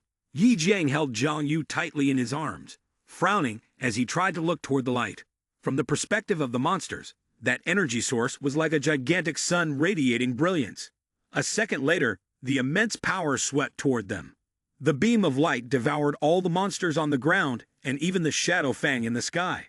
The other hunters standing on the wall were all taken aback. Zhu Yu couldn't believe his eyes. He muttered, "The shadow fang horde." Zhang Yu squeezed her eyes shut, letting out a soft cry. Moments later, she heard Yi Jiang speak. "It's over." As soon as she opened her eyes, Zhang Yu's pupils shrank. She saw Lin Huang trembling, kneeling on the ground. She screamed his name. The others lifted their heads, gazing at the now clear sky. Zhu Yu was stunned. It's over. They're all gone. Yu Guang also realized it. Every monster had been annihilated. Wan Lan exclaimed in joy, "We're safe. We don't have to die." Everyone, cheer for Lin Huang. Lin Huang saved us. Yu Guang and the others jumped and shouted in excitement. "Lin Huang! Lin Huang! Lin Huang!" Lin Huang lifted his head, unable to believe his own eyes. His lips trembled as he muttered, Did the skill really work?" Jiang Yu lunged forward and tightly embraced Lin Huang. "Brother!" Lin Huang blushed and called out, "Senior." Yi Jiang asked Lin Huang, "Was that divine art you just used?" Lin Huang hesitated. It's really hard to explain to you." Yi Jiang immediately frowned. "Gained a bit of power, and now you're looking down on your senior?" Zhang Yu quickly waved his hand to mediate. "No, that's not what he meant." Yi Jiang glanced at her, remaining silent. After a moment, he shook his head in resignation. "A great thorn that can't be kept under control." Zhang Yu exclaimed in shock, "Brother Lin Huang." Still not understanding what was happening between the two, suddenly, a voice rang out. "Interesting. Truly interesting." Lin Huang turned toward the source of the voice. Zhang Yu frowned. "This energy." Yi Jiang gritted his teeth. "Finally showing yourself off." Standing atop the cliff, a figure cloaked in black slowly spoke. "I never expected to encounter a descendant of the true god here." Lin Huang was stunned, pointing at himself. "A descendant of the true god? Me?" Zhang Yu drew his weapon. "Be careful. It's that extraordinary monster." Zhu Yu looked up. "That's the extraordinary monster." Yu Guang murmured, feeling an overwhelming pressure that made it hard to breathe. Wan Lan bent forward slightly and said, "The extraordinary hunters haven't arrived yet. What do we do now?" The extraordinary monster raised a hand and pulled back his hood, his expression full of contempt. "Even extraordinary hunters are nothing more than defeated subordinates before me." He looked at the few people, Yi Jiang, Lin Huang, and Zhang Yu, then continued speaking. "However, I can give you all a chance to live." The transcendent monster displayed a strange expression. "Hand that kid over to me, and I can spare everyone here." "What do you say? This deal is all profit and no loss for you." From above, the transcendent monster gazed down at the people below. His eyes locked onto Lin Huang. The crowd murmured in confusion, exchanging one life for 200,000. Was that really a loss? Zhang Yu furrowed his brows, contemplating the idea of trading Lin Huang for the survival of everyone. Yi Jiang spoke up. "Lin Huang is most likely a descendant of the true god. If the monster devours him and fuses with his blood, it might gain the hope of evolving into a member of the divine race." The transcendent monster flicked out its long, snake-like tongue and spoke clearly. "The transcendent hunters who came for reinforcements have already been lured away by my clone. They won't be returning anytime soon. If you want to live, hand him over quickly. Otherwise..." Yu Guang and the others turned pale. They heard the monster say, "The 20,000 people here wouldn't even be enough to fill the gaps between my teeth." Xiao Di, standing beside Lin Huang with his arms crossed, chimed in, "With such a profitable deal, I doubt they'd refuse." Lin Huang frowned and asked, "Is there any way to deal with this monster?" Xiao Di tilted his head and looked at him. "With your current strength, facing an enemy at the transcendent level, your chance of survival is exactly 0%. The power gap is too vast. There's no way at all." Suddenly, everyone heard Zhang Yu speak. "I agree." Yi Jiang called out to her in disbelief, "Xiao Yu." Zhang Yu stepped forward and spoke to the extraordinary monster, exchanging one person for 20,000 people. "I agree." Lin Huang's mouth twisted. "Seriously? Just like that?" Beside them, Xiaodi gradually faded away. Bibi, I will always remember you. Zhang Yu lifted her head to look at the extraordinary monster. If he's about to die, I just ask for one last minute. Let me say a few words to him. Is that okay? The extraordinary monster stuck out its tongue at her. Right under my nose. What tricks could you possibly play? Fine, you have 1 minute. Zhang Yu turned back, and as she passed by Yi Zhang, she said, you should come too, be my witness. Yi Zhang hesitated. You mean too? Zhang Yu didn't reply. She simply grabbed his hand and pulled him along. Zhang Yu walked up to Lin Huang, then turned and pulled Yi Zhang to stand beside them. After that, she reached out and took Lin Huang's hand. She said to him, Lin Huang, though we've only known each other for a few days, your courage, character, and abilities have truly earned my deepest admiration. Yi Zhang and Lin Huang's eyes widened. Was this a confession? Zhang Yu's eyes welled up with tears as she lowered her head. This farewell would likely be their last, so she wanted him to know her true feelings. Her voice was calm and steady. Thank you for appearing in my life. Zhang Yu's lips moved slightly. I also hope you can forgive me for this final act of willfulness. As soon as she finished speaking, a portal of light opened up behind Lin Huang and Yi Zhang. Zhang Yu reached out and pushed them backward. Lin Huang shouted, Senior. Yi Zhang also called out, Xiao Yu. Standing before them, Zhang Yu smiled. The future of humanity depends on you too. The transcendent monster gritted its teeth. Kiddo. It launched an attack forward. Lin Huang and Yi Zhang tensed up as they watched. The strike shattered the spatial gate behind them. A deafening explosion erupted, and a bolt of lightning pierced through Zhang Yu's chest. Yi Zhang cried out in alarm, Xiao Yu. Zhang Yu cursed under her breath. Damn it! She collapsed to the ground, and both Yi Zhang and Lin Huang rushed toward her. Xiao Yu, hang in there. Zhang Yu's lips trembled as she whispered, Brother. She struggled to lift her head and looked at Yi Zhang. I'm sorry. I don't think I can hold on. Lin Huang shot to his feet, turning his gaze toward the transcendent monster. You bastard. The transcendent monster's body began to shift and change. Weak and foolish humans. I granted you mercy, yet you dare to repay kindness with betrayal. Its skull split open as it roared, Die, die, die. In the next moment, a massive serpent with impenetrable scales burst out from its head. Perish, all of you. The extraordinary monster hovered above everyone's heads. Yu Guang trembled and said, It's over. The monster has erupted. The extraordinary monster opened its mouth, launching an attack forward. Spiritual energy transformed into a binding rope that wrapped around Lin Huang. Instantly, the monster yanked him toward itself, while Lin Huang's screams echoed from above. Let me go. Yi Zhang called out to Lin Huang. He was tightly restrained in midair, his mouth opening and closing in discomfort, unable to breathe. His eyes rolled back as he thought to himself, I'm done for. Reincarnated ones always seem to die easier than regular people. The extraordinary monster opened its mouth and swallowed Lin Huang whole, killing him. Yi Zhang and the others widened their eyes in disbelief. Zhang Yu unconsciously murmured his name. Lin Huang. The extraordinary monster spoke. Merge with me. Suddenly, its eyes widened. Its body stiffened, and its consciousness spun into chaos. What's happening? My body. I can't move.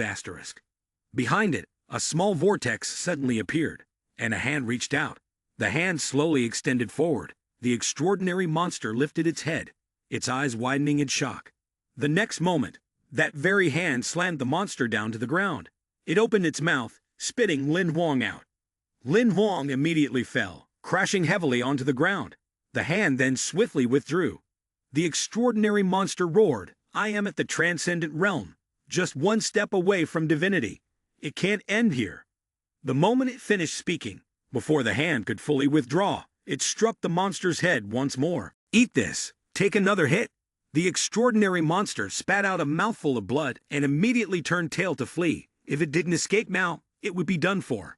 Suddenly, a voice called out, Mr. Lin. Lin Huang froze. That voice. He turned his head and saw the towering figure of Bing Wang behind him. His eyes widened in surprise as he recognized the approaching figures. Su La, Bing Wang, it's you two. Lin Huang quickly ran towards them. Didn't you two already leave? Standing behind, Bing Wang answered eagerly, actually, our master couldn't stop worrying, so we came to check on things. Sula shot him an angry glare. Bing Wang, stop talking so much. She then smiled warmly. I truly appreciate you both. If it weren't for your help, everyone here would have. Halfway through her sentence, she suddenly turned around in alarm. Wait, they saw me. Sula spoke softly. No need to worry. The two of them looked over at Zhu Yu and the others, who were sound asleep. Sula explained. I just cast a spell earlier, so they're all fast asleep. Their gazes then shifted toward the extraordinary monster lying crushed beneath the rubble. Sula raised her hand, gathering its soul essence. I owe you my life. Until I can repay this debt, I won't have peace of mind. Then, she opened her palm and handed something to Lin Wang. This is the immortal serpent. You can absorb it into your life wheel and nurture it well. In Sula's hand was a small snake, curled up in deep slumber.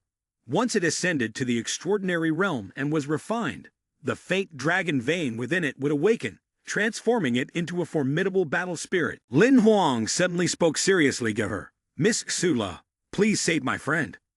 Sula turned to Zhang Yu and asked, Your friend? Lin Huang, tense, replied, I know that Miss Sula has not concerned herself with worldly matters for 700 years. Asking for your help is truly impolite. But she was gravely injured while trying to save me. Sula listened without responding, unconsciously tightening her grip on the snake in her hand. Then, she turned to Lin Huang and asked, to reconstruct her life wheel from the beginning. At the very least, the soul of a transcendent is required. Are you willing to give up this dragon-veined soul beast, just to save her? Lin Huang nodded firmly. Of course, saving a life is more important. Sula smiled, and the next second, she casually tossed the snake in her hand toward Lin Huang. Just teasing you. I have other soul beasts here that can help restore her life wheel. Bing Wang immediately reached out and enveloped Zhang Yu, gazing seriously at her unconscious form. Step by step, Sula approached, knelt beside Zhang Yu, and began the healing process. With a wave of her hand, a small bird suddenly appeared. Zhang Yu's body began to glow as the bird merged into her soul, activating a formation beneath her. Lin Huang anxiously asked, Will she be all right now? Sula brushed her hair aside and gently nodded. She will be fine once she wakes up. Lin Huang smiled and said to her, I can never thank you enough for this kindness. One day I will surely repay you. Sula replied indifferently, You may not have the chance. I have spent too long watching this world. Perhaps it's time to return. Lin Huang asked her, Are you leaving? Sula did not answer but took a step toward Lin Huang. The ornament on her head brushed against his face, and he tilted his head slightly to avoid it. Then he heard her say, I have one last thing to ask. Sula raised her hand and placed it on Lin Huang's chest. Mr. Lin, she looked up at him, her gaze serious, and asked, Do you believe in love? She stared intently into Lin Huang's face and said, You. Lin Huang remained silent, his face slightly flushed, waiting for Sula to continue. She repeated her question. Do you believe in love? Lin Huang stammered this question. He thought to himself, they were still bound by past obstacles. Letting out a breath, Lin Huang spoke. Love. He said seriously, it's probably something that happens whether you believe in it or not.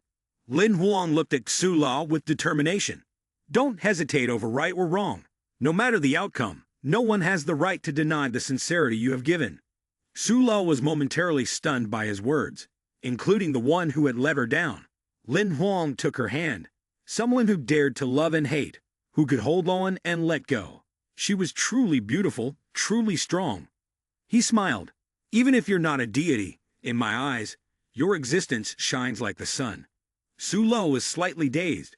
Mr. Lin, she murmured, tucking a strand of hair behind her ear and turning her face away. Hearing what he said, she finally understood. She told him, to part with the mortal world without regret. I owe you another favor, sir. Thank you. Lin Huang hurriedly shook his head. No, I should be the one thanking you. Bing Wang stepped forward and said to Sula, Master, everything is ready. Sula gestured for Lin Huang to look at the person lying in Bing Wang's arms. She said, This one came to support everyone, but the transcendent hunter was distracted by the monster. She glanced at the transcendent hunter and continued, I will alter everyone's memories. When they wake up, they will believe that he was the one who eliminated the monster along with the beast tide. That way, all the credit will go to him. Understand? Lin Huang nodded. I understand. Su-la, young lady, are you afraid that everyone will think I am a descendant of the God clan, and that it will bring unnecessary trouble? Su-la smiled. Sir, we must leave now. High above, the protective barrier instantly formed an ice vortex, opening a small passage. Lin Huang looked up at her and said, Goodbye, Su-la. Su-la turned back to look at him. See you again, Mr. Lin. Lin Huang watched as Bing Wang and Su-la disappeared into the distance. He sighed. Perhaps there would never be another chance to meet again. Just then, Jiang Yu's eyes snapped open, and he let out a groan. Yi Jian, who was sitting nearby, quickly spoke up. Xiao Yu, are you all right? Jiang Yu looked at him. What happened to you? Yi Jiang smiled and said, Luckily, the transcendent hunter arrived in time and killed the monster. The crisis has been resolved, and everyone is safe. Although we were briefly stunned by the shockwave when the transcendent monster fell, thankfully, there were no casualties. Jiang Yu was momentarily stunned and replied, Well, that's great then. However, deep inside, she felt that something was off. It always seemed as if she had died once, then lost consciousness in the darkness, and someone had saved her. Her gaze swept past the crowd that was fawning over that extraordinary hunter, finally landing on Lin Huang, who was standing in the distance. In her heart, she silently called out his name. Lin Huang. Jiang Yu stood there in a daze. It feels like a stray thought crossed her mind. Forgot something very important. That night, at Stronghold 7D101, in Lin Huang's home. Standing in front of Lin Xing's room, he let out a breath of relief. He had finally survived. Lin Huang pushed the door open and took a glance inside. Lin Xing had long since fallen into deep sleep. Thinking that it was already late and he shouldn't disturb her, he decided to let her rest since she had school the next day. Back in his own room, Lin Huang flopped onto the bed with a contented sigh. Xiao He hovered in the air, looking at him, surprised that he had actually made it back in one piece. Lying sprawled out on the bed, Lin Huang responded, Don't even start, I'm surprised too. He flashed a grin at Xiao He. I've already registered as a hunter, completed the mission within the required time frame, and the promised reward. Where is it? Xiao He, sitting cross-legged in midair, pulled out a golden card and handed it to him. I really thought I'd get a more reliable master this time. Here, take it. The system notification popped up for Lin Huang. Flawless card. Using this card allows the user to perform a one-time self-repair, completely eliminating all hidden dangers within the body, including, but not limited to fate, life wheel, bloodline, and various other latent threats. Lin Huang was excited. This was good stuff. Xiao He, standing beside him, said, Keep it for yourself. It could save your life at a critical moment. Unexpectedly, Lin Huang just smiled and declined. He replied, No, I have a different use for this card. Xiao He glanced at Lin Huang. The flawless card could repair any flaws in the body, yet he was certain about not keeping it for survival. Holding the two cards in his hand, Lin Huang looked at them and said, My life wheel has already been healed by Xula, so there's no major issue for now. But if I want to secure a higher win rate in battles, he swung his hand, summoning Bai, healing Bai's lymphatic system and eliminating the critical failure factor of hemophilia in the bloodthirsty species would allow him to perform better in combat. Lin Huang lowered his head, staring at the flawless card in his hand. As a summoner, having powerful monsters with no weaknesses is the best way to ensure my survival, isn't it? Xiao He pondered for a moment, then nodded. That's not wrong.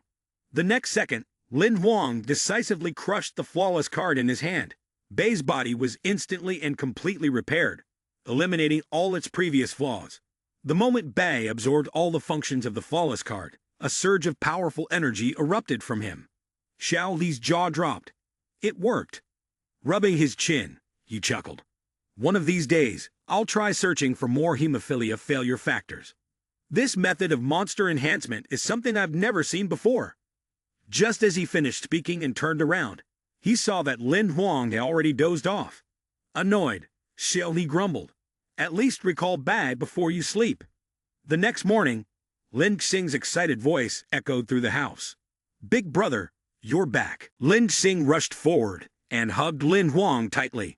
He replied, "I got back at midnight. You've had school today, so I didn't wake you up." Lin Xing quickly said, "I was worried sick. As long as you came back alive, I'm so happy I could die." Before she could finish speaking, someone suddenly interrupted. "Is this your little sister, Lin Huang?" Lin Xing looked up at the screen in front of her. Yi Jiang was smiling, praising her. She was adorable. Embarrassed, Lin Xing hurriedly turned and ran upstairs.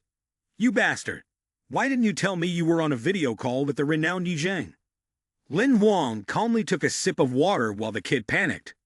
Once Lin Xing left, Yi Jiang got serious again. Back to the main topic. "Lin Huang, you must choose the six-armed demon as your life-bound beast." Lin Huang replied, "I've evaluated over 10 blade-type life forms. Only the six-armed demon has the ghost hand trait that meets my requirements." The system explained. The ghost hand trait's innate abilities include a 10% increase in the flexibility of all 10 fingers, a 10% boost in the attack speed of both hands, and a 10% enhancement in bone flexibility. With each evolution, these 3 abilities will increase by an additional 10%. After 3 evolutions, the total increase reaches 40%. The trait can be obtained by hunting and killing a 6-armed beast. On the other side, Yi Jiang also opened his information panel to check. Indeed, Ghost Hand could enhance both blade techniques and firearm abilities.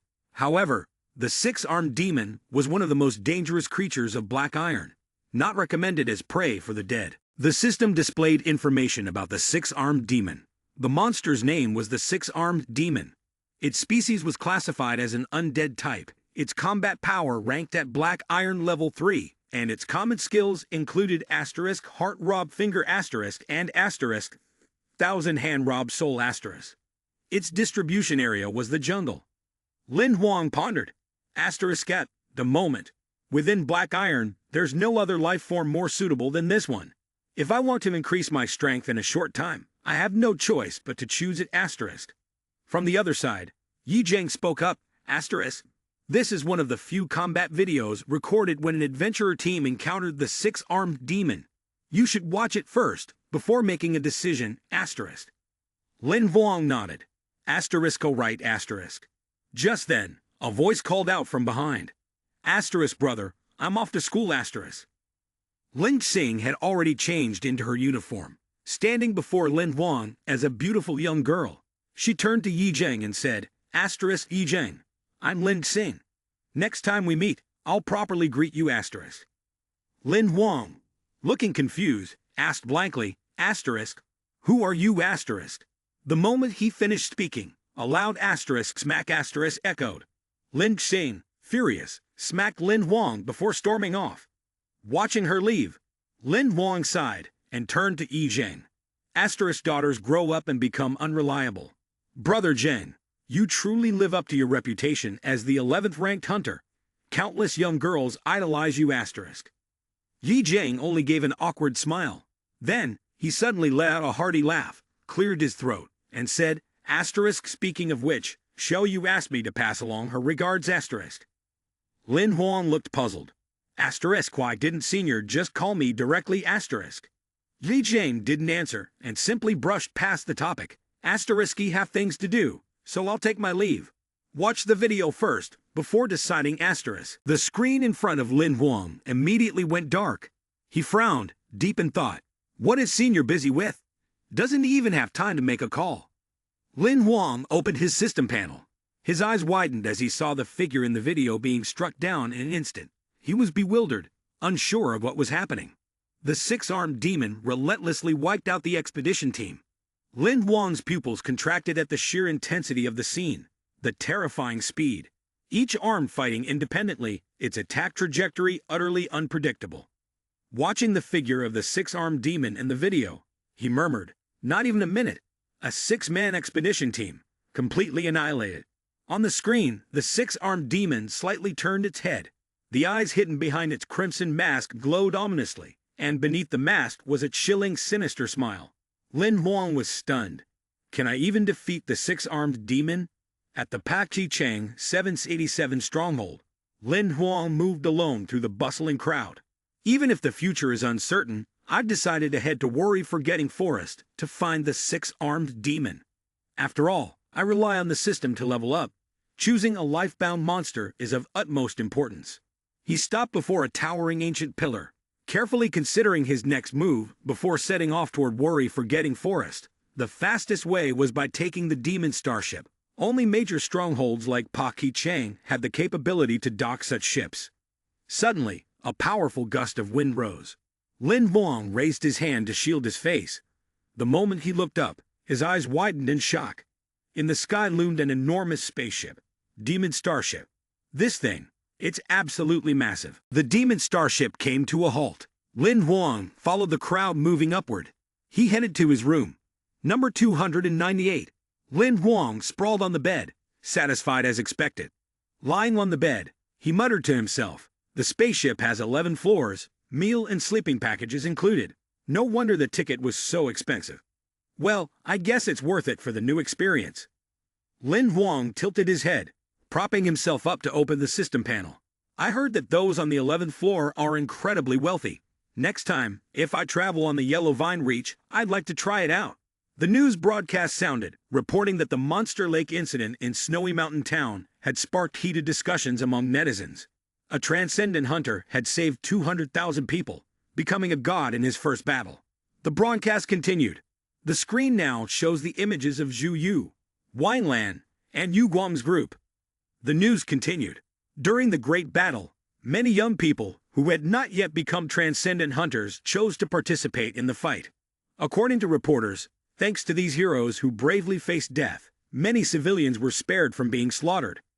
Lin Huang chuckled. "Well done, kid, quite photogenic." The news kept playing in Lin Huang's ears, but there was also an undercurrent of controversy regarding the Snowy Mountain Town incident. The screen then displayed an image of Bai Yan. According to reliable sources, the previously noted genius, Beastmaster Bai Yan, not only refused to stay and fight alongside everyone, but also made mocking remarks. Lin Huang sighed. The image that appeared when Bai Yan was surrounded by reporters was that of the eldest son of the 16th generation of the Beastmaster aristocratic family. Bai Yan's actions inevitably disappointed everyone. On the screen, Bai Yan stared straight into the camera, while the host's voice continued to echo. The storm swept away all the malicious comments about him online. Lin Huang sighed and said, "No matter what world you're in, no one can escape the storm of the internet." Suddenly, the image on the screen changed. Bai Yan was replaced by Ye Hang's pitiful tear-streaked face. "Lin Huang, you damn bastard, you're still alive." Lin Huang jolted in shock, startled. He quickly forced a smile to appease Ye Hang. "I should be the one saying that. I told you to wait at the same place. But in the end, you disappeared without a trace." Ye Hang sobbed. "Wasn't I running after you to help? You really don't appreciate other people's kindness." On the other end, Ye Hang wiped his tears. "I asked Instructor Yu, and only then found out you were still alive. She gave me a way to contact you. But why didn't you reach out to me?" Lin Huang scratched his head. "You know about the incident in Snow Mountain Town, right? Things were hectic, and I forgot." Ye Hang somehow pulled out a handkerchief, his tears streaming down as he spoke in a way that truly tugged at the heartstrings. He sounded utterly wronged. "I kept thinking about you all this time. I even set up a memorial for you. Every time I missed you, I'd go and light an incense stick." Lin Huang scolded him, "Get lost." Then, Ye Hang dropped his usual carefree demeanor and spoke seriously. "Instructor Yi said you chose the six-armed demon as your life-bound monster. Is that true?" Lin Huang confidently responded, "It's true. I've already boarded the demon starship. If everything goes smoothly, I'll reach the vicinity of worry-forgetting forest by noon tomorrow." Ye Hang anxiously said, "Are you sure this kind of monster is one of the highest-ranked creatures? Even a black iron-level hunter wouldn't dare to recklessly engage it." Lin Huang nodded. "I know. I've watched countless battle videos. It's definitely tough, but have a way to deal with it." Seeing that he couldn't persuade him, Ye Hang sighed. "If you're that determined, then there's nothing more I can do." Lin Huang asked in confusion, "You're speaking so mysteriously about her. What's really going on?" Ye Hang replied wearily, "It's Instructor Yi. She reached out to me and gave me your contact information." His voice remained steady as he continued, She asked me to persuade you to give up on the six-armed demon. Lin Huang was surprised. Senior, why didn't she call me herself? Yi Hang answered. She said her brother already tried convincing you, but you wouldn't listen. She figured she wouldn't be able to change your mind either, so she asked me to do it instead. By the way, who is her brother? Before Lin Huang could answer, a sudden tremor shook the demon starship. His head snapped up. What was that sound? Hurriedly, he said to Yi Hang on the other end, I'll hang up for now. We'll talk later. Yi Hang called out, Hey, wait! But Lin Huang had already dashed out into the hallway. He could feel his ship trembling. The demon starship was under attack. People from other rooms were also rushing out in panic. Did you hear that loud noise just now? What was that? Yeah, we got raided. Are you kidding me? What kind of monster can attack this massive ironclad airship from above? Not letting everyone guess for long, an announcement immediately echoed through the ship. A flock of birds is attacking from the front. For your safety, all guests are advised not to remain on the deck and to return to their rooms immediately. Lin Huang gritted his teeth. No way. Was there really a massive flock of birds outside? He was furious. Why did monsters seem to appear wherever he went? The birds circling outside were a type of monster known as asterisk chasing wind sparrows asterisk, with a wingspan of 2 meters, razor-sharp talons, and the ability to snatch prey weighing over 300 kilograms with ease. They were known for their pack-hunting tactics. The murmurs among the passengers on the airship grew louder. What are we supposed to do? I don't want to die. Asterisk, the swift birds asterisk love eating human brains. Once they catch you, there's no escape. Don't panic. The asterisk demon starship asterisk isn't that easy to break through. Lin Huang furrowed his brows. Asterisk. The swift birds asterisk. Looks like this is one of the toughest airborne monsters out there. One of asterisk, the swift birds asterisk lunged at the airship, but it crashed into the protective barrier. People started talking loudly. The asterisk demon starship asterisk has a protective shield. It can withstand the attacks of asterisk, the swift birds asterisk. Everyone, stay calm. But Lin Huang's brows remained tightly knit. He couldn't shake off the unease gnawing at him. The people around him kept reassuring each other. That's right, the asterisk demon starship asterisk has a 90% safety rating. There's no way anything will happen to us. Yeah, asterisk, the swift birds asterisk can't break through the shield. Suddenly, Lin Huang's pupils contracted. In the sky, a gigantic bird was flying toward them. He shouted, asterisk asterisk, Golden Army Magpie, King asterisk asterisk. It shot like an arrow toward the spaceship. As soon as the Golden Army Magpie King struck the ship's protective barrier, a powerful tremor erupted. Lin Huang gritted his teeth. He hadn't expected it to be asterisk asterisk golden scene asterisk asterisk. Beside Lin Huang, an old man was trembling as he knelt on the ground. His voice quivered with worry. Asterisk asterisk. What do we do now? The Golden Army Magpie King is a golden scene monster. It will definitely break through the barrier asterisk asterisk. Lin Huang hurriedly stepped forward to help the old man up and asked, asterisk asterisk careful, are you all right asterisk asterisk? The old man, dazed, muttered, asterisk asterisk, it's over. Once the barrier is breached, asterisk the swift birds asterisk will massacre this entire spaceship. Everyone on board will become their food asterisk asterisk. Lin Huang quickly racked his brain. There had to be a way. Even if he tried to escape on his own, in the current situation, he was no match for a asterisk asterisk golden scene asterisk asterisk monster. Outside, the Golden Army Magpie King continued its relentless assault on the spaceship's barrier. Lin Huang looked up, his eyes widening in surprise. In the sky, a shadowy figure floated, enveloped in a sphere of energy. He wondered to himself, asterisk asterisk, is there a transcendent hunter flying inside the spaceship? Asterisk asterisk. As he took the clearer look, he realized the person standing there was not asterisk asterisk gold-level armed pilot asterisk asterisk. The old man next to Lin Huang exclaimed joyfully, Lai Yan Sing, we're saved. Lin Huang asked in confusion. Whoa!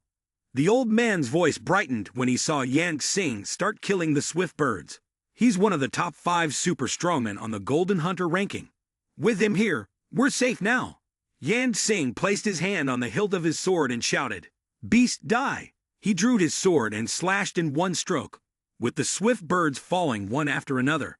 Yan Xing stood guard with his sword above the spaceship, and the swift birds immediately withdrew. Lin Huang stared blankly, while the girls around him kept casting admiring glances. Of course, it's Lai Yan Xing. So strong. He's so handsome too. How can someone be so talented and good-looking? The old man beside him sighed in relief. We won. Lin Huang gazed at Yan Xing, his impressive demeanor on high, and couldn't help but sigh inwardly. Although he had only used one strike, it was clear that his swordsmanship was flawless. If this were turned into a skill card, it would be considered a rare one. Lin Huang was excited. If I could replicate it, I'd get a swordsmanship card. He quickly ran off, and the old man called after him. Young man, I haven't had a chance to thank you yet. Lin Huang smiled at him. No need, I have something to do. Please excuse me. At the door of room 298, Xiao He stood behind Lin Huang and spoke. Are you imagining combining the Great Wild Blade with Lai Yan Xing's sword technique? Lin Huang replied. Something like that. What's wrong with that? Xiao He sneered. What are you talking about? Back then, Guang intentionally held back so you could see all of his techniques. He continued. And that guy just now, he only showed one move, and you already want to buy the entire sword technique set from him. Lin Huang chuckled. How would I know if I don't try? Lin Huang closed his eyes, reminiscing. As long as he could mimic the power of it, the chance of acquiring the skill card would be very high. He swung the sword in his hand forcefully. If it didn't work once, he'd try 10 times. Lin Huang continuously swung his strikes. If it didn't work after 10 attempts, he'd try 100. He was determined. If 100 times didn't work, then 1,000 or even 10,000 times until he succeeded. Lin Huang panted heavily. That was the essence of it. He smiled and said, This is the way of survival. The sword in his hand trembled. Xiao He, seeing Lin Huang panting like a beast, advised, Give it up. You've been swinging that sword for 5 hours straight. Lin Huang raised the sword again and said, I'm only practicing this sword technique, not imitating its divine momentum. But what if I simulate actual combat? He closed his eyes, thinking. The 6-armed demon's attack seems chaotic, but it's actually a lethal move. Lin Huang mimicked its attack motion. Great Wilderness Sword Classic, powerful but lacks flexibility. The 6-armed demon attacked like a storm, each blow decisive.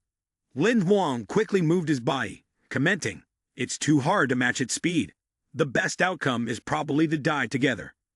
Lin Huang imagined a scenario where Badya faced the 6-armed demon, thinking that unless a way to restrict its movements was found, to kill the core monster, summon creatures for assistance. As long as the person delivers a critical strike, then I'll be fine. Lin Huang's mind was constantly running. As long as Badya could hold off the 6-armed demon, even for just a second, he would have a chance. Lin Huang focused all his energy, trying to recall Yan Xing's movements. One strike, one opportunity. He opened his eyes wide and shouted as if he could see Yan Xing's silhouette. With one slash, he cut through the air near Xiaodi, who quickly leaned back to dodge. Lin Huang's slash split the floor of the room. The system sent a notification. Congratulations, host. You have obtained the skill card Thunderstrike Saber and a shard. Lin Huang was overjoyed. All right, Lin Huang said excitedly to Xiaodi. Thunderstrike Saber. Xiao He, once we gather enough shards, will I have the complete saber technique skill card? Xiao He nodded. In theory, yes, Xiao He answered. Lin Huang said, then let's continue. At base 7C82, Lin Huang wandered around like a lost soul. Xiao He, beside him, was sulking after spending a large sum to cover the room's damage. Aside from a shard, they hadn't gained anything useful. Lin Huang, lost in thought, said, Stop scolding me, stop scolding me. Just a little more time, I'm sure I can gather everything. Xiao Li asked him, So are we heading to Wuyu Forest now? Lin Huang turned and replied, Wuyu Forest is about 3,000 kilometers away from here. There isn't even a small base nearby, and I can't go in by myself. We'll need to find someone who's at least a white-silver powerhouse to lead an expedition team. Together, we'll venture into Wuyu Forest. The receptionist smiled and said, Since you are checking on the team that is about to head to Wuyu Forest, this team will depart tonight. You might want to stay in the Wuyu Forest for about a week. Lin Huang asked, Why the rush tonight? The receptionist smiled again and said, "You're lucky. The team leader of this particular team is Golden Scene. They have a mission to go to Wu Yu Forest and will conveniently take you there. If you miss this, you'll have to wait another 12 days before another team departs." With a bright smile, the receptionist added, "Of course, you can also consider hiring a private escort team to take you there, but the cost would definitely be much higher." Lin Huang sighed. "No need. The compensation for the Phantom Crystal ship room has already drained me dry." Lin Huang signed his name, and then he heard the receptionist say, "The cost is also 200,000 credit points. The escort team is only responsible for taking you to Wu Yu Forest, after which they will not be responsible for your safety. Once you confirm, please sign." Lin Huang nodded. "Got it. How should I contact the team leader?" The receptionist picked up the paper and smiled. "Once the payment is processed, the team leader will contact you. Please rest assured." After leaving the building, Xiaohe asked, "Have you thought it through? You could very well die in Wu Yu Forest." Lin Huang replied, "At least this team has Golden Scene as the leader. I'll take it step by step. If there are no monster-level creatures with my fate, whether sooner or later, I'll die anyway." Suddenly, the information ring sent out a signal, and he exclaimed, "So quick? The news already." The message read, "Depart at 9 p.m. tonight. Gather at the south gate of the outpost." Lin Huang was excited, few words but full of meaning, resonating strongly. Captain Golden Scene must be someone reliable. Xiaohe disdainfully said, "I advise you not to be too optimistic." At south gate of outpost 7C82, Lin Huang stood in place, stunned. "Why is there no one here? Did I arrive too early?" At that moment, voices were heard from behind. "Are you the one who wants to go with us to Wu Yu Forest?" Turning around, it was a red-haired girl leading two large men. The girl spoke, "I'm Captain Ling Yuxin. If you want to survive in Wu Yu Forest, you must obey orders absolutely." Lin Huang was stunned. "Captain, it's a woman." Hearing Yu Tan's question, Lin Huang nodded. "Yes, I'm Lin Huang." Yu Tan crossed his arms and said to him, "When you signed the contract, did you understand clearly? We are only responsible for taking you into the forest. Once we're inside, we have our own tasks to do. You will have to rely on yourself." At that moment, someone walked up and tapped Yu Tan on the shoulder. "Wait a minute." Yan Xing smiled and said, "Actually, this time we are entering Wu Yu Forest on a special mission. We weren't supposed to bring any companions, but the equipment of the Music Academy malfunctioned, causing delays in your schedule. We sincerely apologize." Lin Huang looked at him, surprised. "Yan Xing, he was also here." Yan Xing said to Lin Huang, "I hope you can opt out of this operation, because it's truly inconvenient for us to have a companion. Of course, we'll compensate you." Lin Huang hesitated before responding. He furrowed his brows, contemplating the idea of accompanying Yan Xing, perhaps to secretly learn his sword techniques along the way. Lin Huang looked at Yan Xing, but it was clear that Yan Xing did not want him to join, which made the situation awkward. Before he could reply, Lin Huang heard Yan Xing speak again. "We can pay enough compensation to hire a team of adventurers for you." He was impressed by the generosity. Yan Xing continued, "If you come with us to Wu Yu Forest, we'll surely go our separate ways. But if you hire a small team to guide you into the forest, they might even help you find your target." Lin Huang opened his mouth. "I can." But before he could finish, Xiaohe covered his mouth. Xiaohe raised the special mission card and said, "Congratulations, you've activated the special mission card. The system sent the mission content. Follow Yu Tan into Wu Yu Forest, and after leveling up to Black Iron, follow Ling Yuxin back to Wu Yu Sea. The mission must be completed within 15 days. Lin Huang was speechless. Another special mission. Where are the rewards and penalties? Xiaohe casually crossed his arms and replied, "Complete the mission within the specified time, and you'll receive a promotion card. Fail to complete the mission, and you'll receive a penalty, with a random deduction from your monster card." Lin Huang thought deeply. This time, there's no option to choose. Even if it means facing death, I have to follow them in. If I lose Bao Jun or Baya, I'll be completely done for. Yan Xing spoke up. "Little brother, you've agreed to this compensation plan. So now we'll stop here." As soon as Yan Xing finished speaking, Lin Huang snapped at him, who said I agreed. Yan Xing was taken aback by the sudden change of tone. "You just..." However, He did not continue, silently watching Lin Huang. After a moment, Yan Xing spoke again. Really? Even if it's certain that we might never come back, you're still stubbornly following us. Lin Huang nodded. I'd signed the agreement. There's no reason to quit halfway. He thought to himself, if they want to kick me out like this, it seems their goal is simple. Yu Tan brushed past Lin Huang and headed forward. Since they had already arrived, she might as well go along. She turned back and urged, stop wasting time here. Lin Huang eagerly responded, yes, Captain. One of Yan Xing's subordinates spoke up, young master. Yan Xing raised his hand, signaling for him to be quiet. Yan Xing said, anyway, we just need to get him to the forest. The person next to him whispered yes. At night, the lanterns hung high, a sleepy chameleon resting on a rock, when suddenly something flew past. The sound startled it, and it jumped in surprise. It was a royal mount. Lin Huang was riding it with Yu Tan. He said, with 3 golden scene flying mounts. We'll be there in half an hour. Impressive. He glanced back at Yang Xing and his people, who were also using mounts, and thought to himself, these 4 must come from prestigious families. Otherwise, how could they have such financial power? Yan Xing was flying behind, his face twisted in anger as he glared at Lin Huang.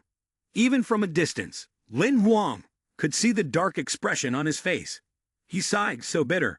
Could it be that young Master Lai has feelings for Miss Ling? The person from the Tam team in front spoke up and asked Lin Huang, what are you going to Wu Yu Forest for? Lin Huang replied, this time I came to promote to Black Iron. I chose a life-type hunting beast, the 6-armed demon. Upon hearing this, Yu Tan was startled. She turned around and asked Lin Huang, the 6-armed demon? Why choose such a monster? If you're not careful, you might lose your life. Lin Huang scratched his head and chuckled, it's okay.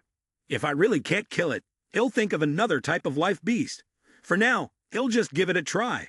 The person from the Tam team replied, anyway, it's on the way. We'll take you to the inner area, and the rest is up to you. Lin Huang quickly responded, if that's the case, that would be great. Thank you, Captain. Yan Xing, flying behind them, was about to explode. Lin Huang thought to himself, looks like I'm still the third wheel here, and I have to keep playing the role. At that moment, someone shouted, we're getting close to Wu Yu Forest. Suddenly, a scream echoed. Yu Tan was startled. The growl also made Lin Huang feel uneasy, coming from the Wu Yu Forest. The closer they got, the louder the growl became. Dong King shouted, it's a golden scene monster. Everyone landed at Wu Yu Forest. Lin Huang looked around and spoke up, the sound seems to be not far away.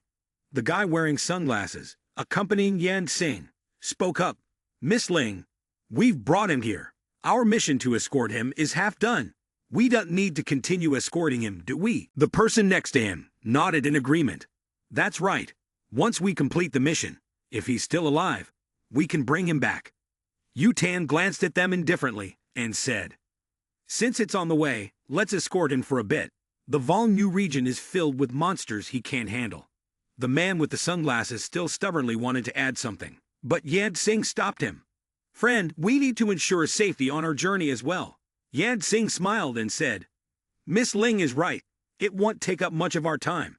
Yu Tan moved forward, signaling for them to continue. Lin Huang turned to Yan Xing, twitching the corner of his mouth. This guy is so scheming. After walking a bit further, they saw a dragon thrashing about. Lin Huang frowned, recognizing it as a dragon species. Yang Xing said, this Yi Zheng, the one who's always acting so arrogant. Yu Tan nodded.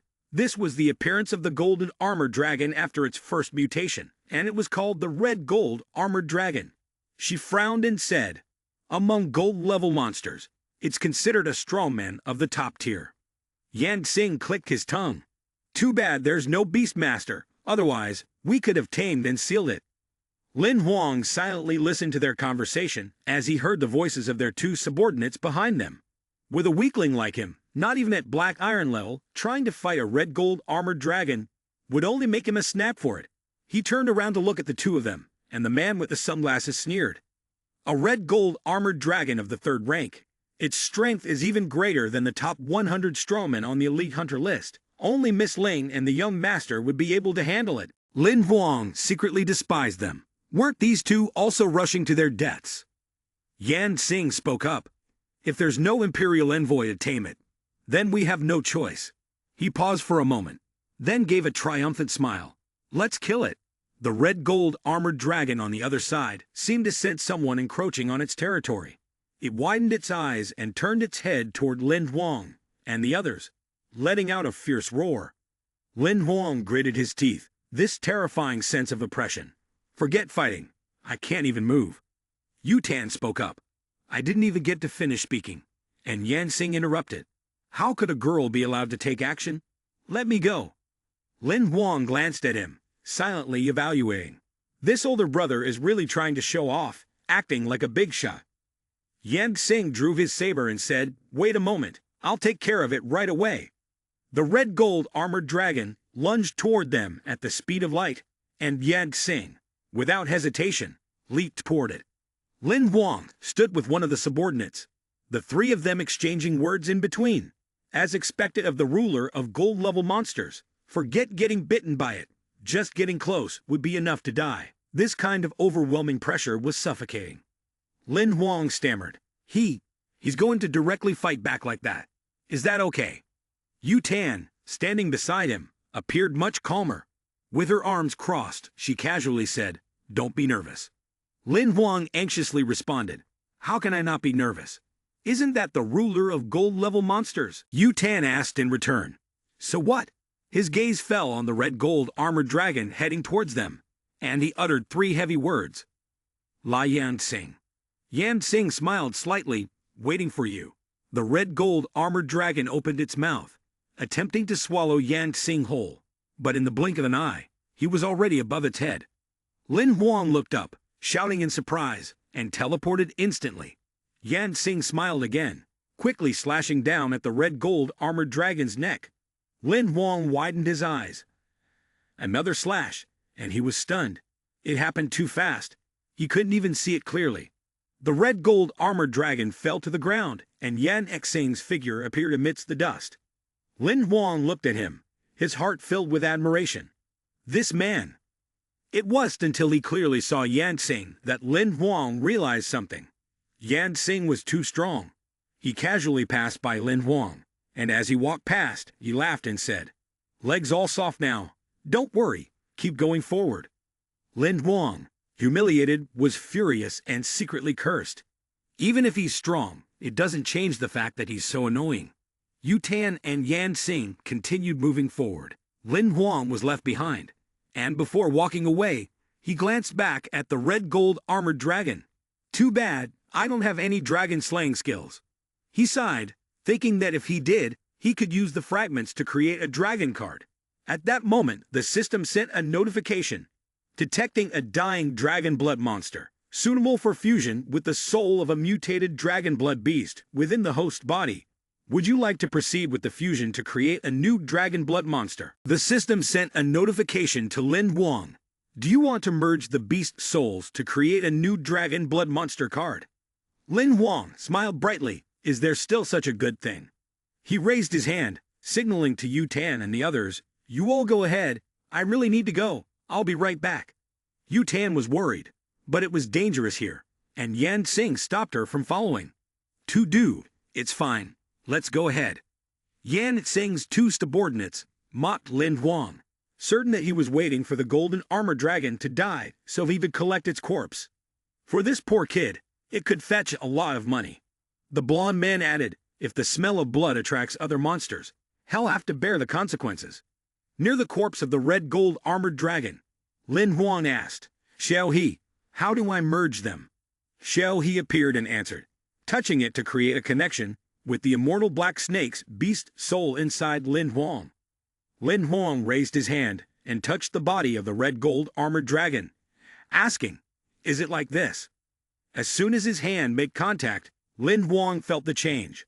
I can feel it now. The soul of the immortal black snake was awakening, and the body of the red gold armored dragon began to transform, its broken pieces of flesh slowly separating. While Lin Huang was trying to merge the souls of the two beasts, Xiao He spoke up. The immortal black snake has dragon blood, and it is compatible with the soul of the red divine dragon. Shula has given you a great fortune. A new card was formed. Lin Huang joyfully patted his head and said, "The blue epic is really the blue epic." Lin Huang exclaimed excitedly, "Immortal young dragon, this is so amazing." On the card, the information of the immortal young dragon was written. Epic rarity. The monster species is primary dragon blood, and its strategic rank is Black Iron 3 stars. Skill 1. Primary Black Dragon Flame. Skill 2. Dragon's Command. Skill 3. Primary Rapid Regeneration. Skill 4. Primary Element Immunity. Skill 5. Absolute Defense. The summoning authority has been activated. Note: when the monster levels up to the extraordinary rank, it will automatically evolve into an immortal black dragon in its mature state. The card is highly recommended for nurturing. Looking at the card in his hand, Lin Huang asked Xiaohe, "What is primary dragon blood?" Xiaohe replied, "It's based on the concentration of dragon blood in the creature's body. Dragons with low blood concentration are considered to be sub-dragon species, while those with higher concentration are considered true dragon blood species." Xiaohe explained, "The dragon blood species are extremely powerful monsters, classified into primary, intermediate, advanced, and pure-blooded, depending on the concentration of dragon blood. The rarity of the card is divided into epic, legendary, mythical, and super god." Lin Huang was surprised. There's even a super god rarity for cards. Lin Huang smiled and said, "Sun La once said that powerful soul beasts are valuable for nurturing, and it really is true." Xiaohe asked, "Do you want to draw a skill now? If not, going to bed." Lin Huang quickly raised his hand. Yes, yes, yes, I want it now." Lin Huang muttered, "I want to get the resurrection skill." Xiaohe replied, "You completed the random skill selection. Congratulations on obtaining the absolute defense skill." Lin Huang felt dejected. Xiaohe mocked him. "A meteorite life is still a meteorite life. Do you still expect to escape your fate and gain some luck?" The system sent new information, introducing the skill. Basic Absolute Defense. A passive skill. Resists most physical attacks and automatically becomes immune to 50% of attack effects. Lin Huang clenched his fists. "Not bad, it fits well with the melee combat direction I've chosen." After completing the Soul Beast fusion, Lin Huang set off to return to his previous location. He walked alongside him, chatting. However, only Black Iron can summon the immortal young dragon. If not, it might increase your chances of success in the plan to kill the 6-armed demon. Lin Huang nodded. "All right, stop talking. Let me be happy for a bit more." Lin Huang exclaimed happily.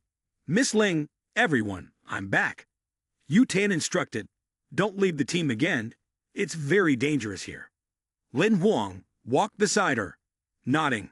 "Thank you for your concern, Captain."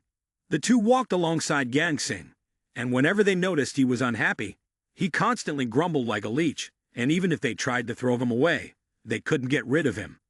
Lin Huang said, "Miss Ling, was the Red Divine Dragon just now also a dragon blood species?" Yu Tan looked at him and said, "No, but the boss Lai from earlier couldn't kill it with a single strike. It must have been a Red Divine Dragon with a dragon blood concentration of more than 8%. If well nurtured and leveled up to the Transcendent Realm, it could undergo a second mutation, increasing its dragon blood concentration to 10%, turning it into a sub-dragon species." Lin Huang asked her, "So, which dragon blood species did we actually discover in the 7th land?" Yu Tan thought for a moment. It seemed there had been one. While the two were talking, Yan Xing stepped forward and inserted himself between them. "I also know a bit about this. During that time, many transcendent beings died due to killing the dragon, which caused a demigod to intervene and eventually kill the dragon blood monster." Yan Xing smiled and said, "Because it involves a demigod, all the information related to this has been sealed by the allied government." Lin Huang murmured, "Is that so?" He thought to himself, realizing that having an immortal young dragon was truly rare. Yan Xing's two subordinates pointed ahead, and they had finally arrived. After walking another 3 kilometers, they would reach the residence of the 6-armed demon. "Little brother, you go on ahead by yourself." Lin Huang was pulled back by his sleeve, and Yu Tan said, "If something's impossible, don't force it. Talent and goals are important, but in the future, there will still be stronger targets to choose from. You don't have to push yourself." Lin Huang smiled lightly and said, Yes, if I can't find it, I'll change. Although I don't know what your mission is, I still wish everyone the best of luck. Yu Tan smiled back. Thank you.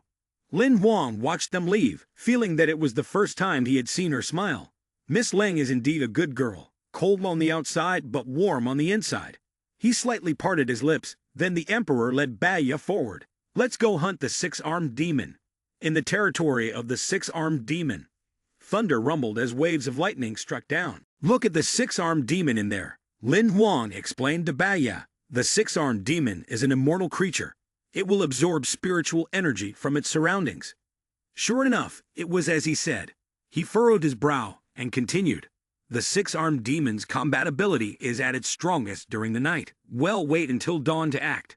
In the forest, several six-armed demons were circling around. Lin Huang said, the distance between these demons is too close. If you don't want to die, we need to figure out how to deal with them one by one. Baya, go and see if there's a monster alone. The two quickly moved, avoiding the sight of the six-armed demons. Lin Huang looked at his system interface. In order to reach black iron metal, he had to kill at least 2 six-armed demons, which would be an easy task. Bai Yi patted Lin Huang on the shoulder, and as Lin Huang looked up, his pupils constricted. In front of them was a six-armed demon wearing a purple dress. Unlike the usual red-dressed six-armed demons, he was stunned. A purple dress. A mutated monster. Lin Huang sweated and smiled. Taking on 2 at once is a bit tough, but it's a good opportunity. Lin Huang gave Baya an order. Go follow the plan. Baya quickly moved forward, aiming at a red-dressed six-armed demon. Lin Huang said, the six-armed demons can't hear sounds, so they won't be aware of the danger. As long as we can control one, we'll have the chance to deal with the other. The six-armed demon in front of Baya lunged forward. Lin Huang shouted loudly, its life is in the mask. Baya moved constantly. The sound of Lin Huang echoed in his ears. Baya shattered its mask. The six-armed demon skillfully used its 6 arms to block the attacks. Lin Huang quickly advanced as well. He ordered, Baya, hold it steady. If we can land a sneak attack, our chances of winning will be very high. He closed in on the mutated 6-armed demon. Unexpectedly, the mutated 6-armed demon suddenly turned around. Lin Huang cursed. Damn it. The 6-armed demon quickly launched several punches. Lin Huang tilted his body, dodging the attacks while cursing. Damn it, using both magic and physical attacks. The demon's magical attack swept through the forest, and Lin Huang quickly retreated to avoid it. Bai Yan noticed Lin Huang in danger and glanced over. Lin Huang said, don't mind me, finish off one of them first. Lin Huang pulled out his gun and began shooting continuously. The bullets relentlessly hit the skeletal arm of the 6-armed demon. Its 6 arms descended toward Lin Huang. Lin Huang gritted his teeth. This is too dangerous. I can't keep going like this. The 6-armed demon launched a lethal blow. One of its arms suddenly pierced through Lin Huang's chest. He shouted, ugly monster. In the next moment, Lin Huang appeared behind it. He sneered, if you can catch up to me, I'll let you. Lin Huang had just used his teleportation skill, stepping on the snow without leaving a trace. Baya's wings also flashed, successfully pinning the 6-armed demon. A sword strike hit the demon's mask. Lin Huang said, deal with this one first, then we'll take on the other. Unexpectedly, just a moment later, the 6-armed demon with the mutated purple dress appeared behind him. Both Lin Huang and Baya were startled. The system announced an urgent notification. Warning. The current host is under attack. Within 0.3 seconds, the death rate is 160%. Automatically activating emergency solutions through the cards the host currently possesses to find a resolution. The moment the 6-armed demon's claws touched Lin Huang's chest, the system quickly provided an option. The host can use the temporary transformation card. Do you want to use it? Lin Huang shouted and immediately used it. The 6-armed demon was immediately sent flying backward. Lin Huang's body underwent a transformation, and wings made of spiritual energy formed behind him. Lin Huang's hair turned white, and his eyes gleamed red. Lin Huang rubbed his chest, immediately recognizing the source of this energy. The power. This is the power of a blood-feeding species. Lin Huang smiled, and with a whoosh, something shot through the air. Lin Huang had transformed, and was now face to face with the six-armed demon. "I can hook you up," surprised, "Ha!" A strike from Lin Huang passed right through the six-armed demon's mask. Lin Huang laughed loudly. "Let's end this fight." Unexpectedly, the six-armed demon opened its mouth wide, preparing a new attack. This strike knocked Lin Huang backward. Lin Huang furrowed his brow and quickly dodged. Suddenly, he widened his eyes. The six-armed demon, right in front of him, had transformed into something much more advanced. Lin Huang muttered, "What is this? What the hell is this?" It unleashed a series of attacks toward Lin Huang. Lin Huang quickly activated his passive skill, Absolute Defense, to block the blows. Lin Huang gritted his teeth. After using the transformation card, all skills were still available. As another attack from the six-armed demon came down, Lin Huang swiftly used his teleportation skill, stepping on the snow without leaving a trace to dodge. Lin Huang was in a panic. It was too dangerous. He gripped his sword tightly and rushed forward, shouting, "The Great Wilderness Sword Classic isn't for show." The six-armed demon roared. Lin Huang flinched, knowing it was coming. The roar of the mutated six-armed demon startled other red-dressed six-armed demons nearby. They quickly ran toward Lin Huang. However, they didn't get very far before they stopped. Bai Ya had caught up and restrained them tightly. The six-armed demon quickly turned and counterattacked. Bai Ya unexpectedly got hit in the right arm, but he didn't flinch even a little. On the contrary, he swiftly countered and shattered the demon's mask, making it scream out in pain. Watching the six-armed demon fall to the ground, Lin Huang couldn't help but praise, "Bai Ya, nice hit." He quickly asked, "Are you all right?" Before Bai Ya could answer, both of them noticed the purple-dressed six-armed demon in front, turning and attempting to flee. Lin Huang furrowed his brows. "Be careful, this one's trying to run." While opening the system interface, Lin Huang said to Bai Ya, "Chase it down and kill it. I can upgrade to Black Iron now." Bai Yan quickly raised his wings, and the six-armed demon swiftly shattered Bai Ya's attack. Lin Huang flew over holding his sword and said, "Want to call for reinforcements? It's not going to be that easy."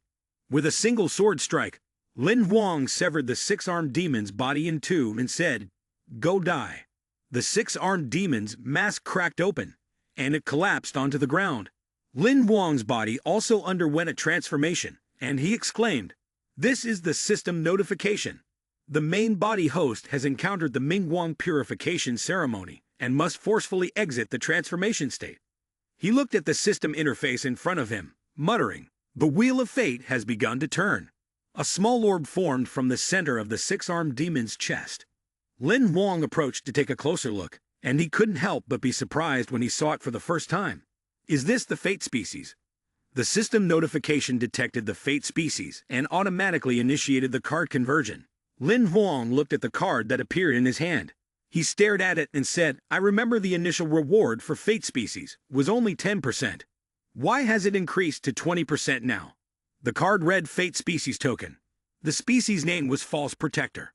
The type was a combination of the first innate effect.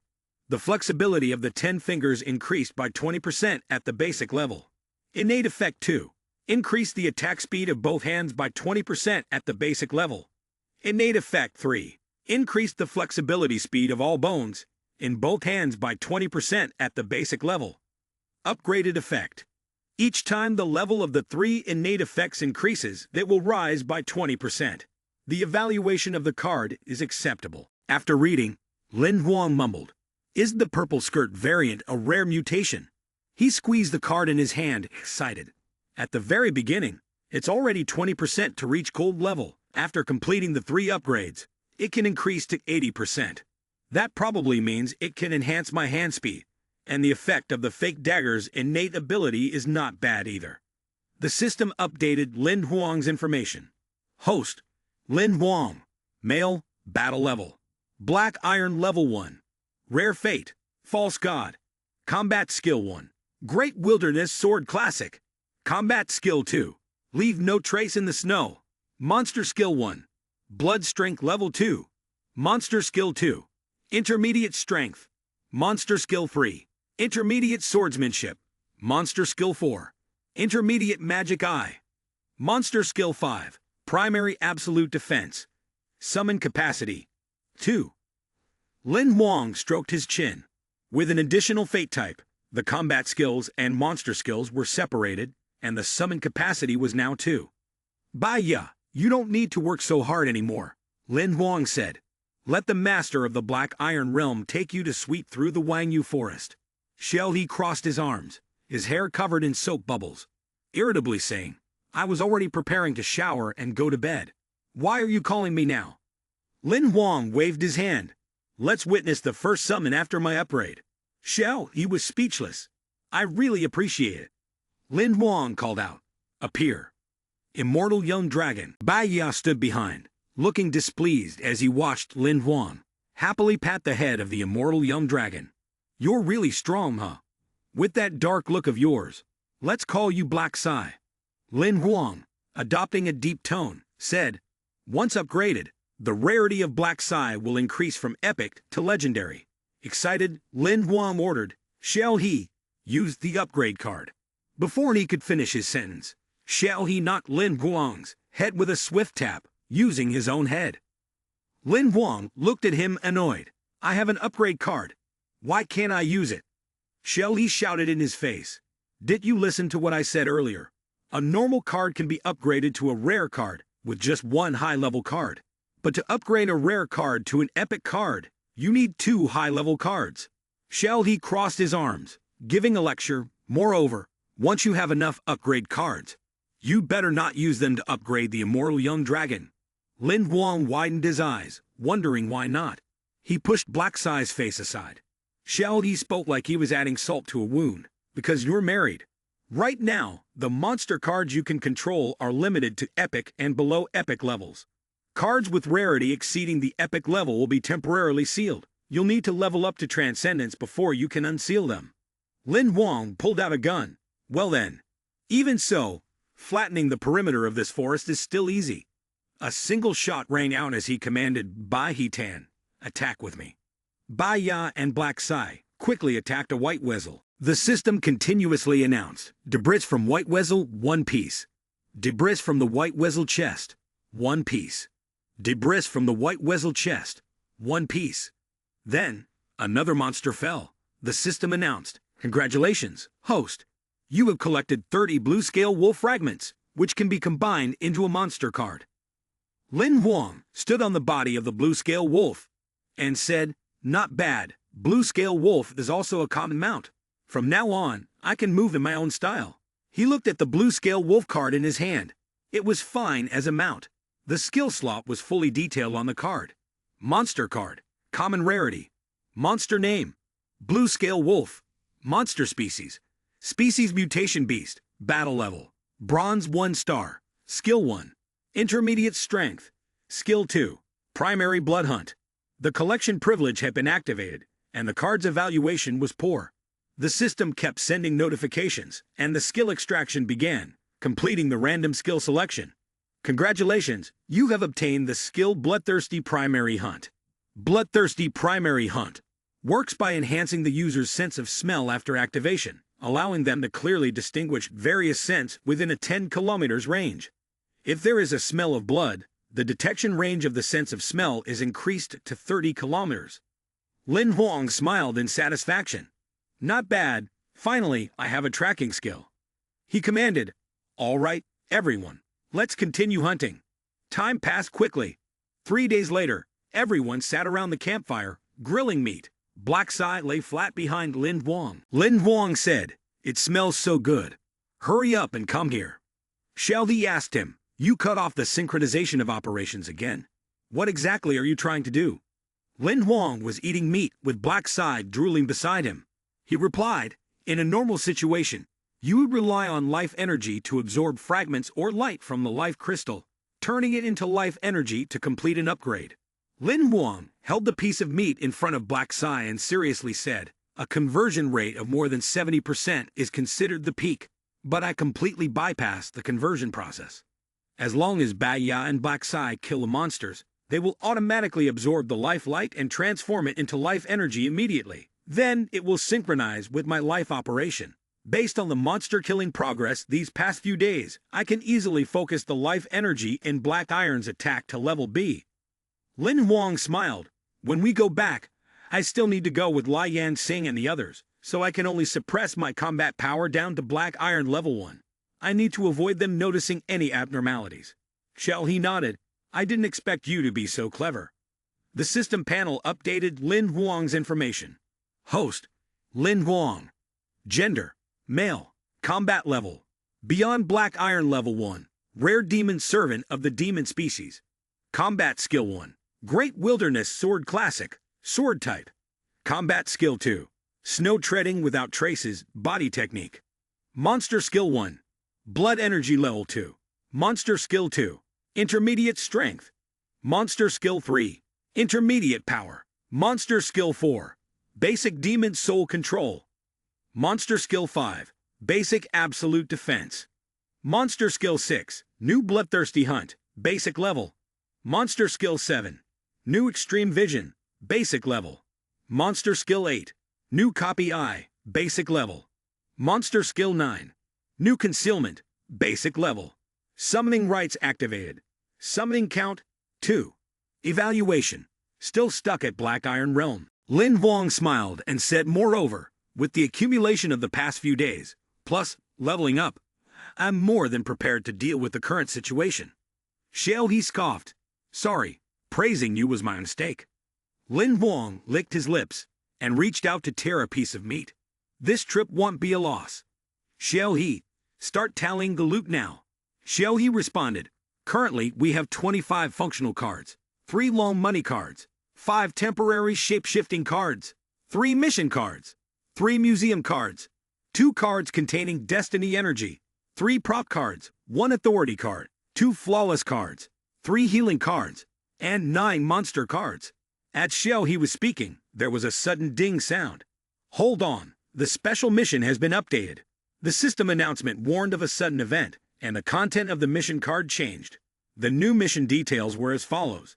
Enter deep into Wangyu Forest to search for Ling Yuxin, who has gone missing, and bring her back to Wuyu City. The mission time limit is 20 days. The mission reward is a level protective prop card, a progression card, and failure to complete the mission will result in a random deduction of 2 monster cards. Lin Huang furrowed his brows. What? Ling Yuxin is missing?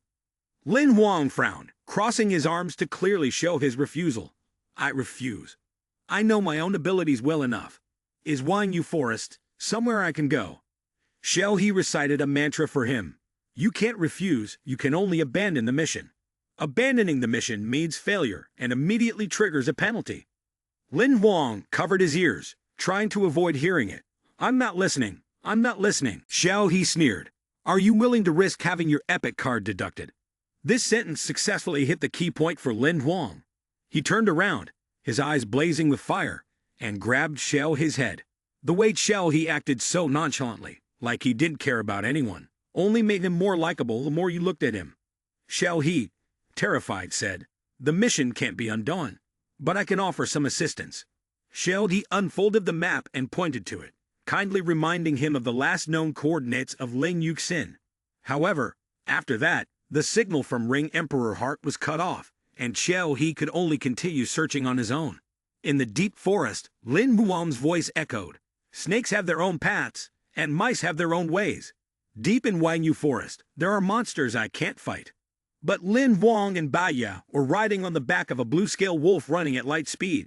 He laughed loudly. The blue-scale wolf's wild instincts had long steered them clear of danger. With such incredible speed, they would reach the coordinates in just 2 to 3 hours. A short while later, the two arrived at an open area with a large rock in the center. Lin Huang said, this is the spot. Then he jumped down from the back of the blue-scale wolf. Lin Huang frowned. The area had recently been scorched, and there wasn't a blade of grass growing. The bottomless cracks in the ground were quite strange. Lin Huang looked up at the large rock in the distance.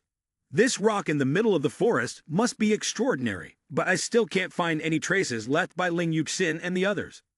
Lin Huang closed his eyes. He could only rely on his tracking ability now. Lin Huang opened his eyes wide, his pupils turning red as he activated his bloodthirsty hunting skill. He sniffed the air for a moment. Bai Ye was left speechless as he watched Lin Huang crawling on the ground, sniffing back and forth. Lin Huang said, "The scent is correct. It's the scent of Ling Yuxin. This way is right." The two of them followed the scent until they reached a waterfall. He said, "The trail just disappears here." Lin Huang pondered. This waterfall wasn't very large, and there was no waterfall behind it. Where could Ling Yuxin and the others have gone? Suddenly, something flashed in Lin Huang's mind. Unless. He suddenly smiled. The newly synthesized monster cards have proven useful. The card slowly formed into a dark figure shaped like Lin Huang. He called out, "Appear." Shadow Demon. Lin Huang pointed and commanded, "Shadow Demon, go down into the water and check if there are any hidden entrances." Lin Huang knelt by the shore. If they dived underwater, it was highly likely they would suffocate. The only possible exit was beneath the water's flow. Time passed, and half an hour later, the surface of the lake remained eerily still. Lin Huang, panicked, hugged his head. What is going on? Did Shadow Demon drown? Zombies don't need to breathe. Was it killed by some monster? No, there's no system notification. So why hasn't it returned yet? As soon as he finished speaking, the Shadow Demon suddenly resurfaced, its head emerging from the water.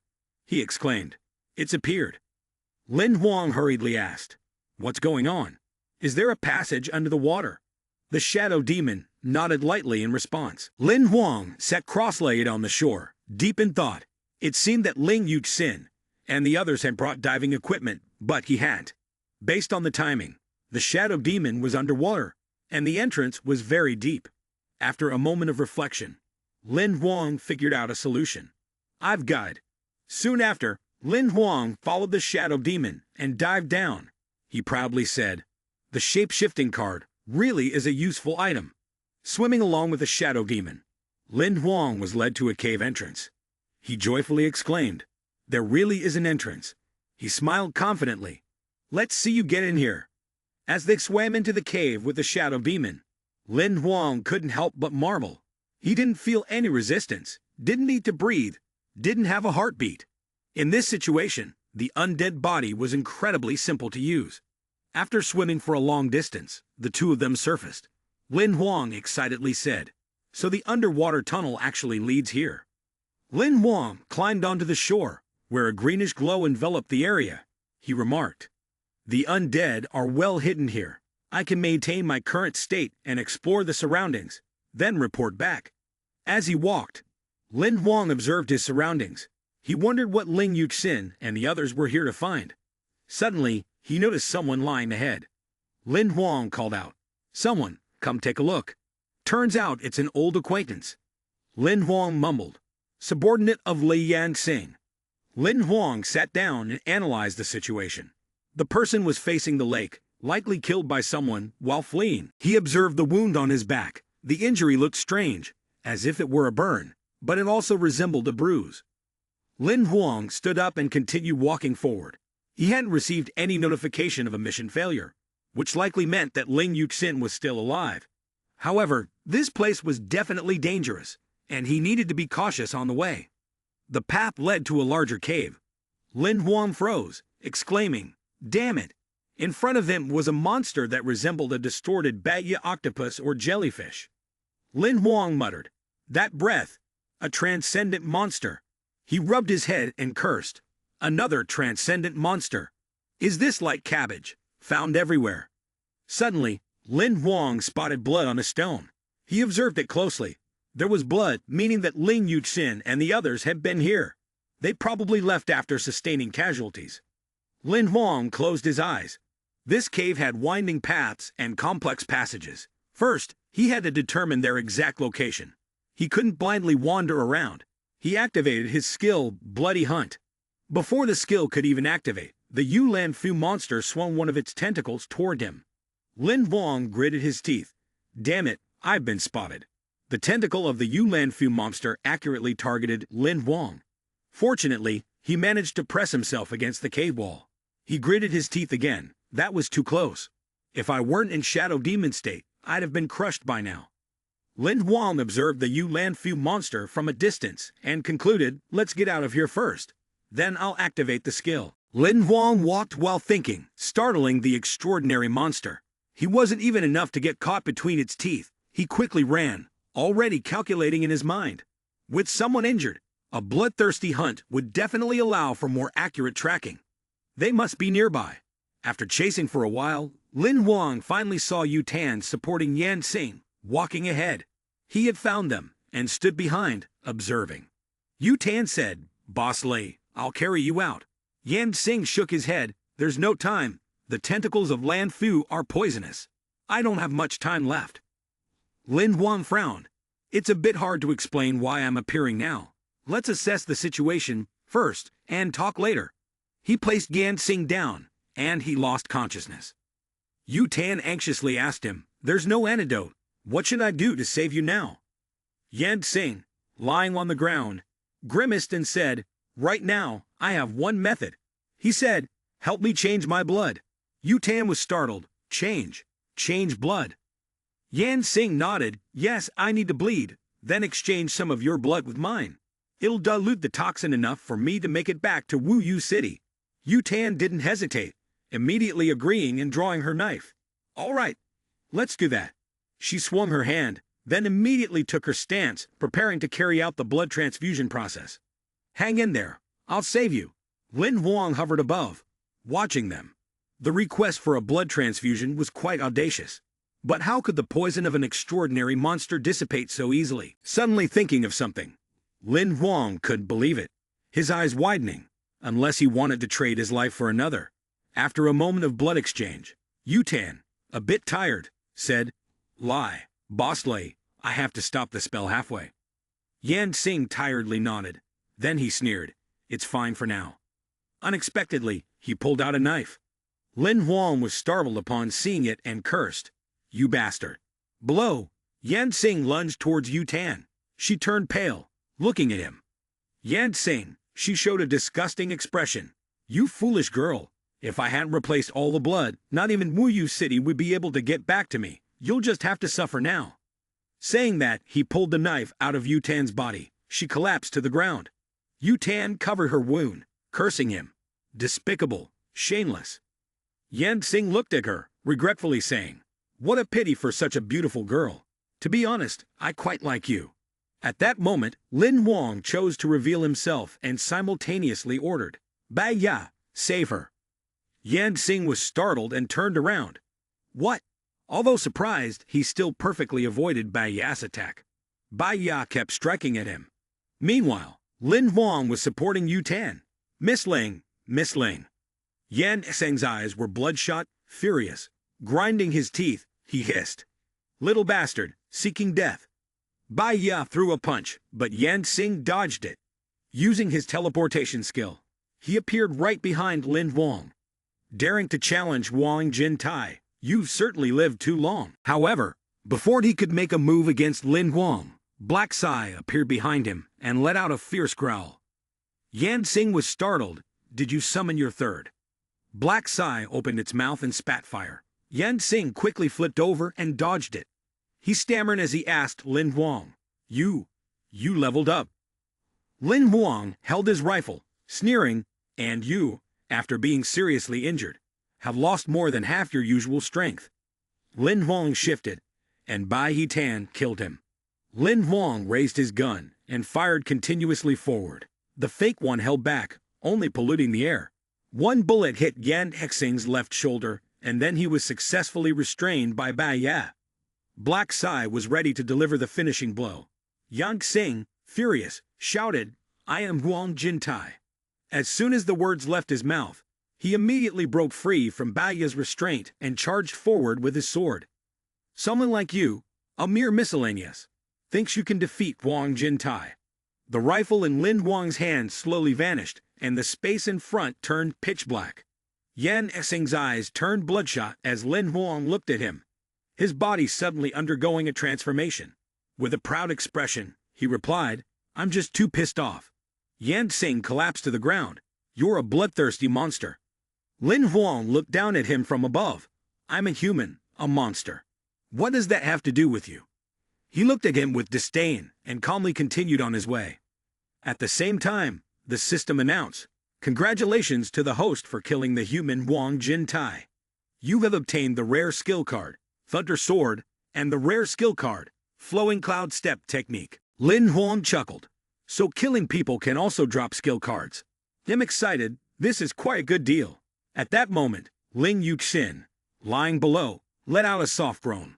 Lin Huang quickly turned around, almost forgot something important. He rushed to help her up and took out a healing card. Ling Yuxin couldn't die. Lin Huang squeezed the healing card in his hand and used it. The wounds inflicted by Lai Yansing gradually healed. The injury was perfectly restored. Ling Yuxin opened her eyes. Upon seeing Lin Huang, she immediately asked, What happened? Lin Huang reassured her, Don't panic, it's fine now. Ling Yuxin looked at him. Did you save me? Lin Huang replied, That bastard Lai Yansing has been killed by me. Don't worry. She asked again, Are these two monsters yours? Lin Huang didn't answer right away, instead saying, This is a long story. We better run out of here first. As soon as he finished speaking, one of the tentacles of the Yulan Fu monster broke through the ceiling, emerging. Lin Huang quickly stood up, the extraordinary monster. Ling Yuxin said, It must have been attracted here by your dragon blood species. Lin Huang said to Bai Ya, take her away first. I'll distract it. Ling Yuxin hesitated, but you'll be. Lin Huang gave her a thumbs up, signaling her to relax. Don't worry, I'm not that easy to kill. Go up and wait for me. A moment later, Bai Ya immediately took Ling Yuxin away. She called out after Lin Huang. The tentacles of the Yulan Fu monster surged forward once again. Lin Huang quickly sprang up and dodged. Good boy. Lin Huang murmured. The monster isn't Lai Yansing. Facing it head-on is a sure way to die.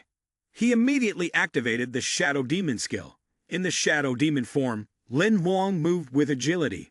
It has locked onto my breath, so now I can only delay the time until Bai Ya manages to get Ling Yuxin out. While sneaking underground, Lin Huang suddenly froze. The rock face ahead exploded, and a full Yulan Fu monster appeared in front of him. Oh my god, that was fast. Lin Huang furrowed his brows, reluctantly taking a quick glance upward. Where a small point of light appeared at the top, the cave was the opening that led to the surface. Lin Huang considered retreating and then casually taunted, Come and catch me, if you can. The Yulan Fu monster kept attacking, its tentacles relentlessly smashing the surrounding rocks. It opened its large mouth full of sharp teeth, trying to swallow Lin Huang whole.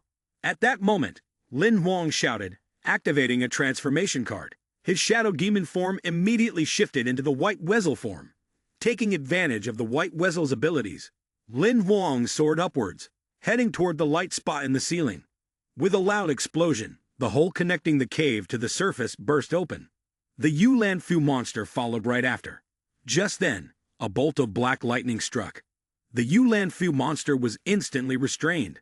At that moment, Lin Huang, now a hybrid of Shadow Demon and White Weasel, hovered in midair, watching as the Yulan Fu monster's tentacles writhed in struggle. He landed on the ground, and Lin Huang grinned. You've been sealed underground by this stone, and you can't get out anymore. Lin Huang was pleased. I won the bet. After dealing with the Yulan Fu monster, Lin Huang quickly returned to the waterfall. He looked around and noticed that Ling Yuxin had diving equipment, so Bai Ye must have taken her the same way as before. Where are they? As soon as he finished speaking, a stone suddenly flew from somewhere and hit Lin Huang's head. Rubbing his sore head, Lin Huang angrily turned around to glare at the mastermind, who calmly pointed behind the rock and signaled, You said one word, and you die.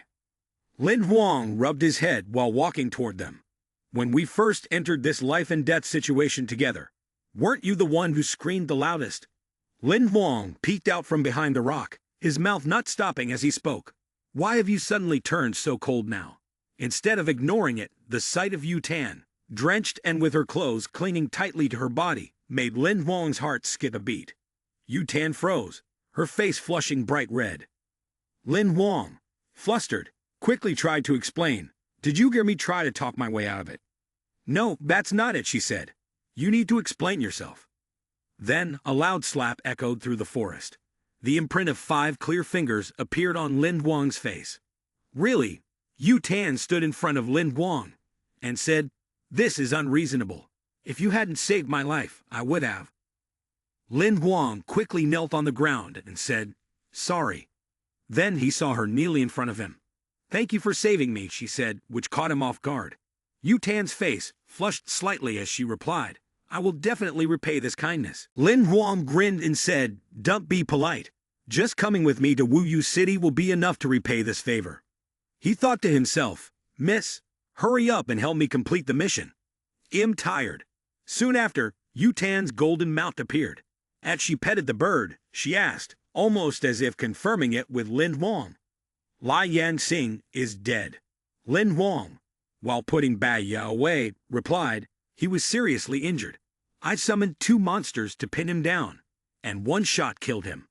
Lin Huang silently thought, "I can't tell her about this shape-shifting card." Yu Tan mumbled, "Death is a good thing." She looked up at Lin Huang. "His 2 subordinates are also dead. By the time we get back, I'll tell the Li family that he was eaten by a supernatural beast. You don't need to worry." The golden mount quickly carried the 2 of them as they soared through the sky. Lin Huang, sitting behind her, asked Yu Tan. He had plotted to harm her. "Did you plan this too?" Yu Tan replied, "The Le family and the Ling family are both noble bloodlines. If there's no evidence of death, talking too much would be useless, and would only bring more trouble." Lin Huang thought deeply. She was worried that this would escalate and implicate her. This girl at least had some conscience. Lin Huang asked again, "Why did you have to go looking for a supernatural beast?" Yu Tan explained, "It's a Yulan Fu, an immortal species from the abyssal boundary severance. More than a year ago, it was sealed in Wangyu Forest by a supernatural being from the Ling family. The goal was to hope that someone from the future generation would acquire it and burn their life fire to ascend to a supernatural level." She lowered her eyes in contemplation. "I originally planned to kill it to complete the upgrade, but then I discovered that this monster had already undergone 2 mutations. Although its combat abilities hadn't improved, its strength was 10 times greater than it was 100 years ago." Yu Tan looked at Lin Huang and said, "If it weren't for you, I would definitely have died down there. But why did you happen to be passing by and rescue me?" Lin Huang scratched his head and awkwardly smiled. "I guess it's because you're pretty." Yu Tan smiled gently. After a pause, she said, "I know you're hiding a lot of things, but since you saved me, I won't ask any further." Lin Huang laughed loudly. "Thank you." That night in Wu Yu City, 2 figures moved through the darkness, approaching the city. Lin Huang exhaled and said, "Finally, we're here." Yu Tan turned around and said, "Give me the item." Lin Huang, confused, asked, "Item? What item?" Yu Tan replied, "You took Lai Yan Xing's Emperor's Heart Realm, right? After he died, the Emperor's Heart Realm will be locked. You can't keep it." Lin Huang scratched his head and took out Yan Xing's Emperor's Heart Realm, handing it to Yu Tan. "I would have forgotten if you didn't remind me." She reached out to take it, smiling as she said, "Don't worry, this is your loot. After I take everything out of it, I'll return everything to you." After a slight hesitation, Yu Tan continued, "Well then, it's time to say goodbye, sir. See you again." Lin Huang smiled and replied, "See you again." At the same time, the system sent a new notification to him. "Congratulations! The host has completed the special mission and received a grade protection token and an upgrade token." After several tiring days, Lin Huang finally breathed a sigh of relief as he set foot back at home. He was finally home. Lin Huang excitedly opened a can of Coca-Cola. "Xiao He, Sun Lin Xing hasn't taken a break from school yet, so come and list all my cards." The system quickly responded. 4 promotion cards, 1 mission card, 3 museum cards, 2 energy storage cards, 4 equipment cards, 1 Dalmatian card, 2 flawless cards, 2 healing cards.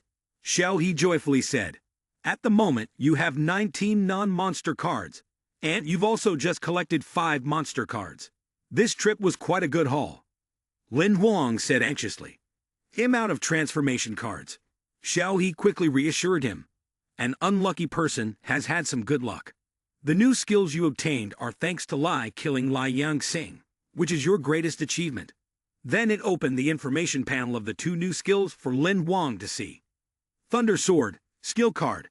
Rarity, Rare, Skill Type, Sword Skill, Skill Level, Gold Level Combat, Status, Available. Description: This is a sword skill known for its speed and explosive power, with an average card rating. The other one was Cloud Step, skill card. Rarity, rare, skill type, body technique, gold level, status, available. Description. This is a movement technique for evasion, suitable for short-distance movement, with an average card rating. Lin Huang pondered. It's not bad, but what are the cards that contain fate energy and authority? Xiaoli explained. Simply put, when you activate these two cards, you will receive 2 life wheels, which correspond to 2 cards that contain fate energy. Lin Huang immediately said, Then, what are we waiting for? Activate them now. Lin Huang was excited. This is great. The life energy gained from killing monsters before leveling up won't be wasted. It's like expanding the ammo supply. Xiaoli added, as for the authority card, after using it, your authority will permanently increase when you do something. Lin Huang thought seriously and encouraged using the authority card. In that case, point it toward Xiaoli and use it on him. Xiaoli jumped, startled. Lin Huang had a calculating expression, then said, You're not an object, you can't use it. Xiao, he shrank his shoulders. I can use it. Xiao he crossed his arms and activated the authority card, triggering a new skill, Reset Token Marketplace. A system interface opened before Lin Huang, showing a pile of locked items and skills. He frowned in thought, wondering, most of the items can't be purchased. Xiao he glanced at him and replied, The fragments you have are only at the iron and bronze levels. You can't access higher levels for exchange. Lin Huang gritted his teeth and said, Clearly, these are fragments of the same level. If I exchange them for a rule card, I'll have to trade 2 fragments for 1. Are you trying to take advantage of me? Xiaoli grinned and said, If you want to exchange fragments from designated monsters, even if they are equivalent, you still have to pay the price. Isn't that normal? Lin Huang waved his hand and sighed. Forget it. Right now, I can't afford anything. I'll wait until I level up my bronze rank. Xiaoli nodded and continued. By the way, there's something regarding your level up that I need to remind you about. It raised its hand seriously and said, Although your black iron life wheel is full, it still needs a few months to consolidate properly. If it's not stable enough, it will attempt a breakthrough. If it fails, the consequences will be light at first, but your life force will decrease significantly. In severe cases, the entire life wheel might explode, and there's even a possibility of death. Lin Huang flinched. Is it that serious? But the fusion period is several months long. That's a long time. Xiao he calmly replied, Life cultivation can shorten the time. The higher your life skill level, the faster your life force will accumulate, and the quicker it will stabilize. Lin Huang fell into deep thought. It seemed that the most important thing right now was to choose a suitable life skill to practice. Xiao Li added with concern, But picking the right life skill isn't easy. It needs to match your attributes. Don't even talk about you, I'm not entirely sure myself. After an unknown amount of time, Yi Jing appeared on the screen again, asking in confusion, Lin Huang, so you're looking for me? Please, I haven't had a decent sleep for over a month because I've been dealing with those monsters, Yi Jing grumbled. Lin Huang scratched his head and said, Sorry, but I know you're the one who understands the life book the most, so I had no choice but to trouble you. Yi Jing snorted in disdain. Stop flattering me. You were able to kill the 6-armed demon and level up to Black Iron Realm. You're certainly not ordinary. It's my honor to help you. Lin Huang hastily said, Sorry to trouble you, senior.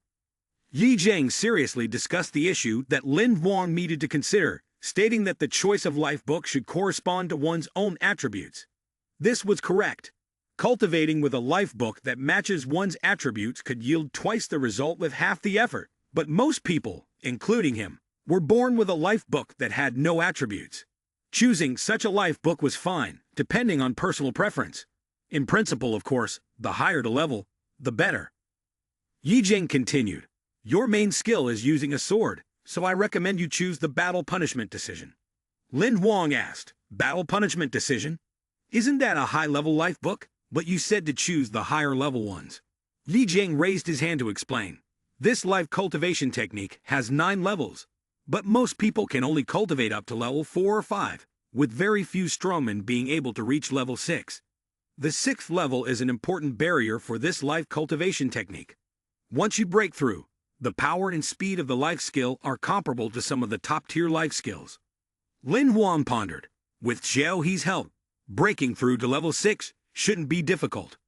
Lin Huang nodded. Then I'll choose battle punishment decision. How many credits do I need to buy it? Yi Jing asked. Didn't you receive the express delivery? Lin Huang froze. What express delivery? Yi Jing replied. The reward from the last beast-tied defense included a crystal for cultivating the battle punishment decision, which was supposed to be delivered directly to you by express. It should have arrived a long time ago. At this moment, the scene shifts to Lin Huang's house. Lin Xing tossed her backpack aside and happily rushed over. Brother, you're back. Lin Huang caught her, and Lin Xing hugged her older brother. It's been a long time since we last contacted each other. I thought you had died on the street. Lin Huang comforted her. Be good, don't say that. Lin Xing looked at him and continued. You're the only family I have. If something were to happen to you, I would. Lin Huang gently looked at her. Don't worry, as long as it's for you, nothing will happen to me. Lin Huang thought to himself, *, you're also the only family I have in this world, *. He then spoke to Lin Xing. Tomorrow, the school's giving a break, right? I've already bought the Demon Starship tickets. Let's go to the Summer Palace. Lin Xing excitedly shouted. Really? Brother, you're the best. Lin Xing quickly ran upstairs. Hurry up and pack, bring your prettiest dress. Lin Huang called out from behind. By the way, while I wasn't home, there was a delivery. Lin Xing quickly responded. There are 2 packages. Wait, I'll bring them to your room. Lin Huang looked at the 2 delivery boxes in front of him. Apart from the reward from the Hunter Guild, there was another one. He picked up the box and mumbled. Is there a note? Xiao He, who was nearby, interjected. The box has the sender's information on it. Both of them looked at the paper, confused. Inside the box was a ring, and on the paper were some numbers. 80,287,312. Xiao He said. It's a storage ring, probably the code to unlock it. Lin Huang smiled and said, This scent is from Ling Yuxin, she sent it. The 2 of them opened the information to take a look. Lin Huang said, The storage space of this ring is 100,000 square meters. Now, in order to expand the Emperor's hard orb to this level, it would definitely cost 100 million credits. Xiao He said, Although this place is large, the items here aren't that many. There are thousands of life forms and 100 golden tier equipment rings, that's all. Then both of them suddenly widened their eyes, staring intently at the screen. Wait, there are 3 items displayed on the screen. A sword, a pair of shoes, and a coat. Xiao He said, Lai Yan Xing's war sword, this is a good item. Lin Huang was equally astonished. The other 2 items were also treasures. Although he couldn't use them right now, they were priceless. Lin Huang grinned. There was still a memory card with credit points. Let's see how much Lai Xing has left. Xiao He crossed his arms and laughed, remaining calm. Don't act like you've never seen the appearance of this world. Embarrassingly, the system began to check, and the customer's personal account was upgraded to VIP with an available credit balance of 381.55 million. The eyes of both Lin Huang and Xiao He nearly popped out. 300 million. The 2 of them shook with laughter. Xiao He said, Of course, it's the spoils of war. Ling Yuxin must be blind to give everything to you. Lin Huang excitedly said, Looks like the background of the aristocracy is far more terrifying than I thought. After that, Lin Huang opened the large box next to him. Now that he had enough credit points, he still had 4 upgrade cards left. Can Bai Ya and Bao Jun be upgraded now? Xiao He nodded. Yes, but 2 upgrades are equivalent to 1 life tax trial, during which they will evolve into different species, releasing strong life energy in the process. Xiao He looked at the card in Lin Huang's hand and said, The unusual life energy fluctuations will attract the attention of the Supernatural Government Surveillance Bureau and the nearby alliance. Therefore, it is not advisable to perform the upgrade inside the base, or in the vicinity of the base, nor should it be done in wilderness areas with extraordinary monsters. Lin Huang looked at the card in his hand and said, Then, we'll continue waiting. What's this? Looking at the 2 characters bronze on the card, Xiao He explained. A bronze token. This means you've upgraded to bronze rank. which is the level of a formal hunter, not a reserve position. Lin Huang spread his hand to take out the crystal. He also leaned over to take a look. This was probably what Yi Jiang had mentioned, the cultivation crystal from the battle punishment decision, to see if it could be activated.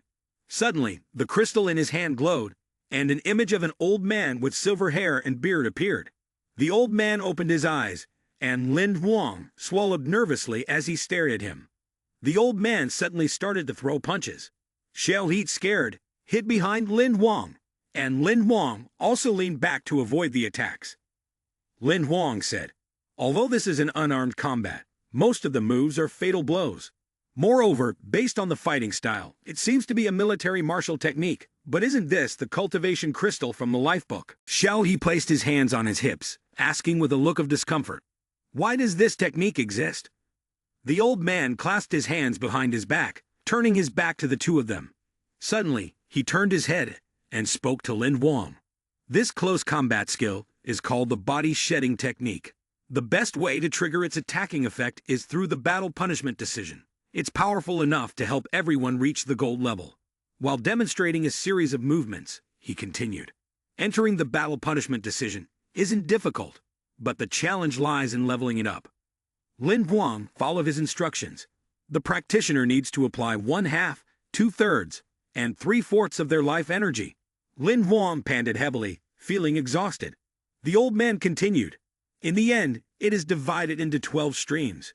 In your mind, think of them as 12 armies. You can command them." Lin Huang quietly wondered, "Strange, why split up the life energy like this? Doesn't that reduce its power?" Lin Huang raised his hand, executing the technique. When separated, a single strike could shatter. When unified, it would unleash a thunderous blow. By doing this, you will be able to control the armies as if using your arms and fingers. You will maximize the effectiveness of the battle punishment decision. A small whirlwind formed in his hand. Lin Huang marveled. No wonder the battle punishment decision had drawn so much attention. This technique can actually make the life energy undergo a transformation. He straightened up and entered a meditative posture. It was very difficult to channel the 12 streams of life energy like fingers into the arm. He was determined. But once he grasped it, it seemed like he could integrate even more states. The system sent a notification, congratulating the host on completing the first level of the battle punishment decision training. Xiao He said, "Now you can use the battle punishment decision card. By cultivating, you will be able to harvest fragments and receive the corresponding amount of fragments, which will allow you to level up." Lin Huang held the card in his hand and asked, "What are the rules for leveling up?" The card says that the fate card's rarity is rare, with a control level of 1. The effect is that the operation speed of the fate energy increases by 12%, and the attack power of life energy and defense power each increase by 12%. Note that during the first 5 weeks, each week will have different effects. With a 12% increase in fate energy, the card can be used for evaluation. Xiao Di answered, 2 fate card fragments are needed to level up to level 2. Then, 400 fate card fragments are needed to level up to level 3. The levels double as you go up. To level up from level 8 to level 9, the rules change. You'll need 810,000 fate card fragments. Lin Huang was stunned and turned to Xiao He. 810,000? Xiao He replied, "Don't worry. Reaching level 6 is difficult." It opened the information panel, which read, "Primary fate card. The flow speed of fate energy, attack power, and defense power rewards are less than 30%. Intermediate fate card. The flow speed of fate energy, attack power, and defense power rewards increased by 30 to 50%. Advanced fate card. The flow speed of fate energy, attack power, and defense power rewards increase by 50 to 70%. Supreme fate card. The flow speed of fate energy, attack power, and defense power rewards increase by 70 to 100%. Xiao He added, "For each level, the increase is 12%. 5 levels give a 60% boost, and by the 6th level, the reward will increase by at least 72%. By then, it's essentially the effect of the Supreme Fate Tome." Lin Huang smiled and said, "With the leveling fragments, my cultivation speed will definitely be faster than others." Xiao Di crossed its arms and looked at him disdainfully. "You just reached the boundary of being a genius. But there are still cultivators in this world who are on a monstrous level.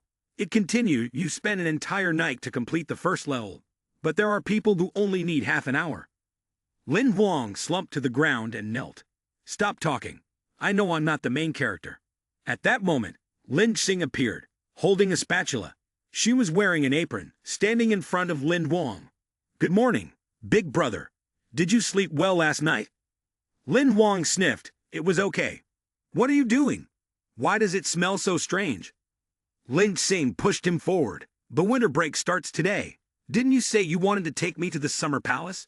I've made something as a little token of appreciation. Lin Huang was surprised. Appreciation? Wait a minute, you didn't.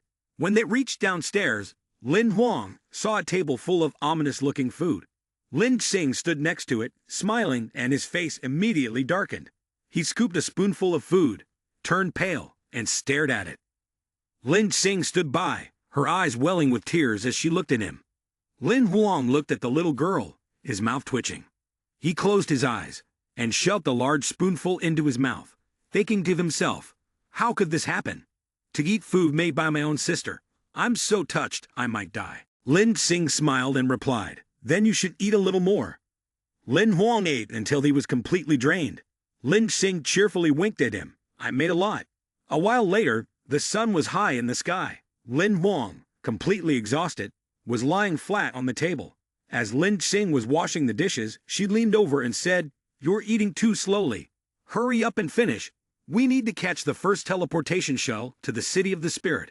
Otherwise, we won't make it onto the demon starship.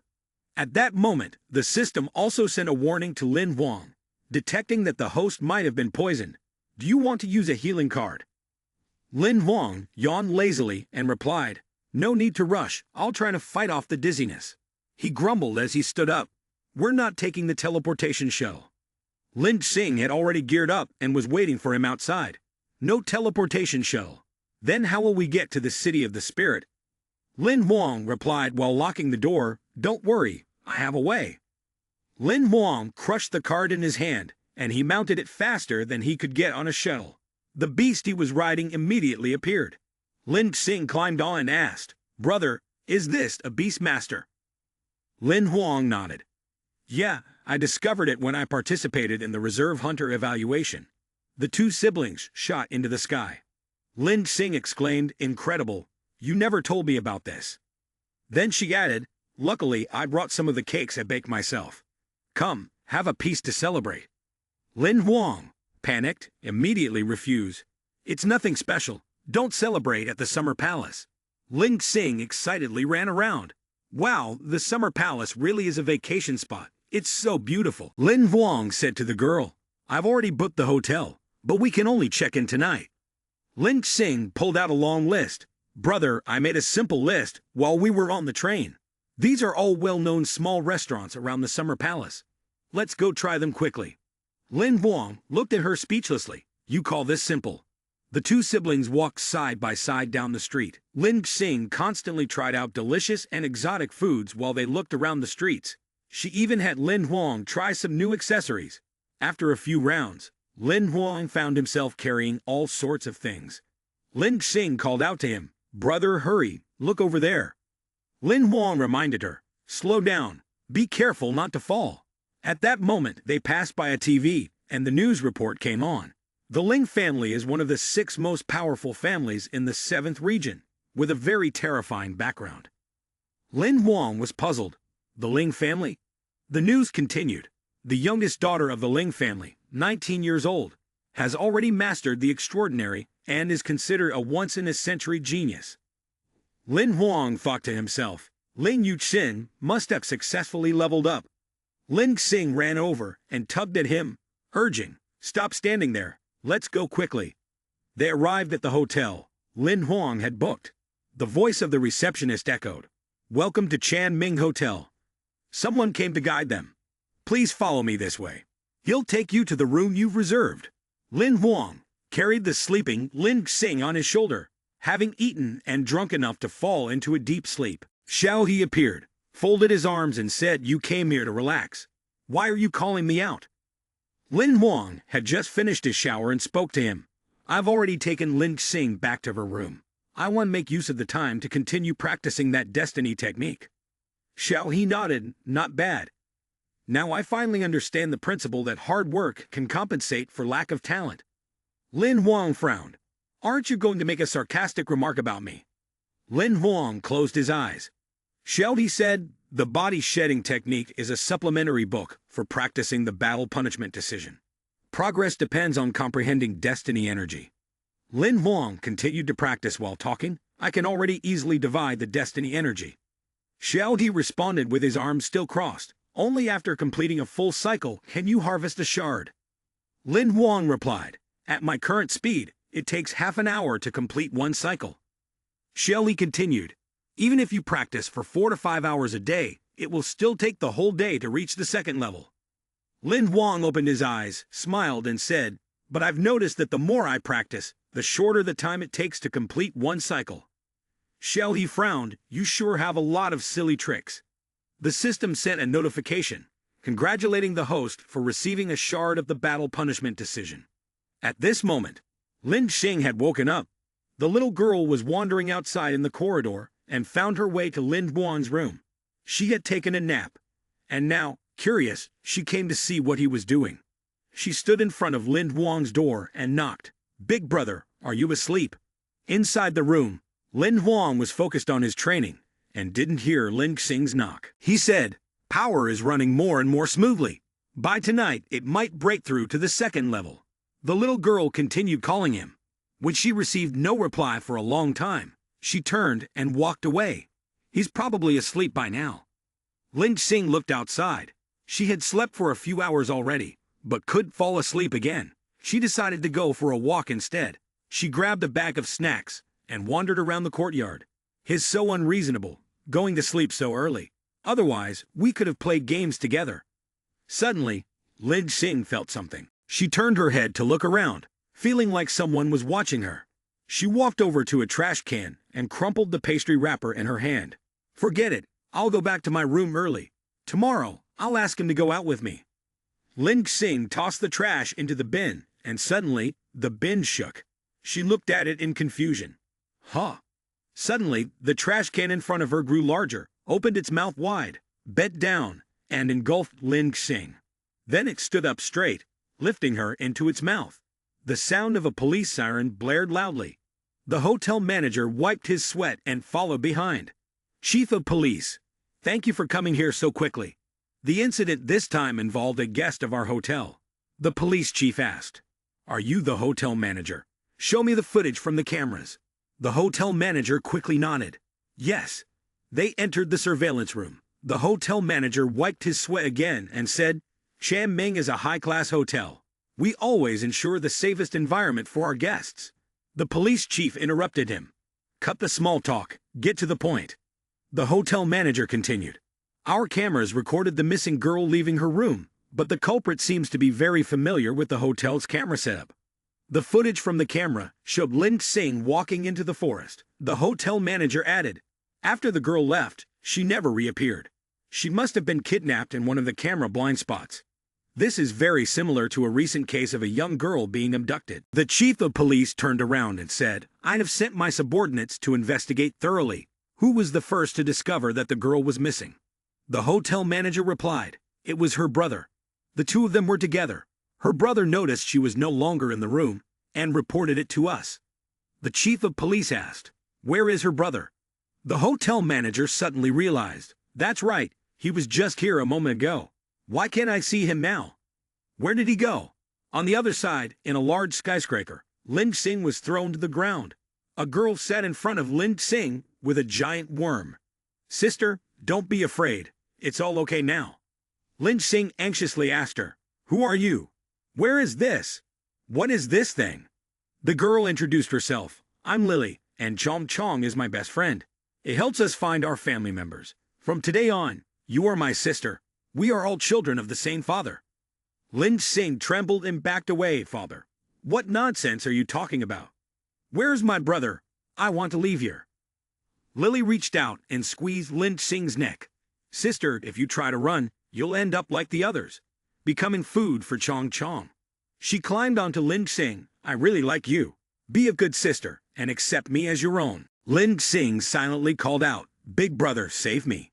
At that moment, below the building, the bodyguards began to grow alert at the arrival of someone. Who was it? Lin Huang's eyes turned bloodshot as he activated his bloodthirsty hunting skill. The bodyguard said, "This is a private area. Outsiders are not allowed to enter." Lin Huang thought to himself, the blood-stained hunting trail of Lin Xing led right here.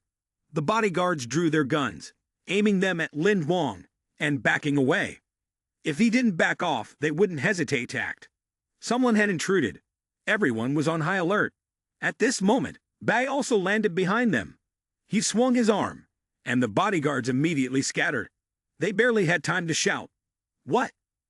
Lin Huang said, "Bai, don't show any mercy." The obstruction in his way paused for a moment, and then said, "Kill without hesitation." On the upper floor, more bodyguards were already in position, aiming at the elevator. The intruder had arrived, and they were determined to stop him from getting anywhere near their boss. Understood. The commander of the bodyguards ordered, "He's alone, fire together, make sure he dies without a trace." The elevator reached the 50th floor, and the doors opened. The bodyguards immediately began firing at the entrance. "Little brat, go die." To their surprise, Lin Huang appeared from the door behind them. He moved forward like a vicious demon. "Idiots, haven't you all watched any movies?" The bodyguards yelled, "The hunter is supposed to die. How could it be?" A slash was made and blood splattered. Lin Huang spoke coldly. "Dare to lay a hand on my sister, everyone deserves to die." At that moment, two figures appeared behind the door, and one of them hesitated before speaking. "Your sister?" Lin Huang turned his head to look at the newcomers, a man and the girl named Lily. He said, "Sorry, I think you're mistaken. It's just me and my daughter here. There's no one else." Lily clung to his side. "Dad, I'm scared." Wei Shan sat on the ground, holding Lily in his arms, and smiled as he spoke. "You must be mistaken. Let me explain. Please, don't frighten the child." Lin Huang furrowed his brows, his gaze as sharp as a blade. Looking down, "Whether it's a misunderstanding or not, let me in, and I'll see for myself."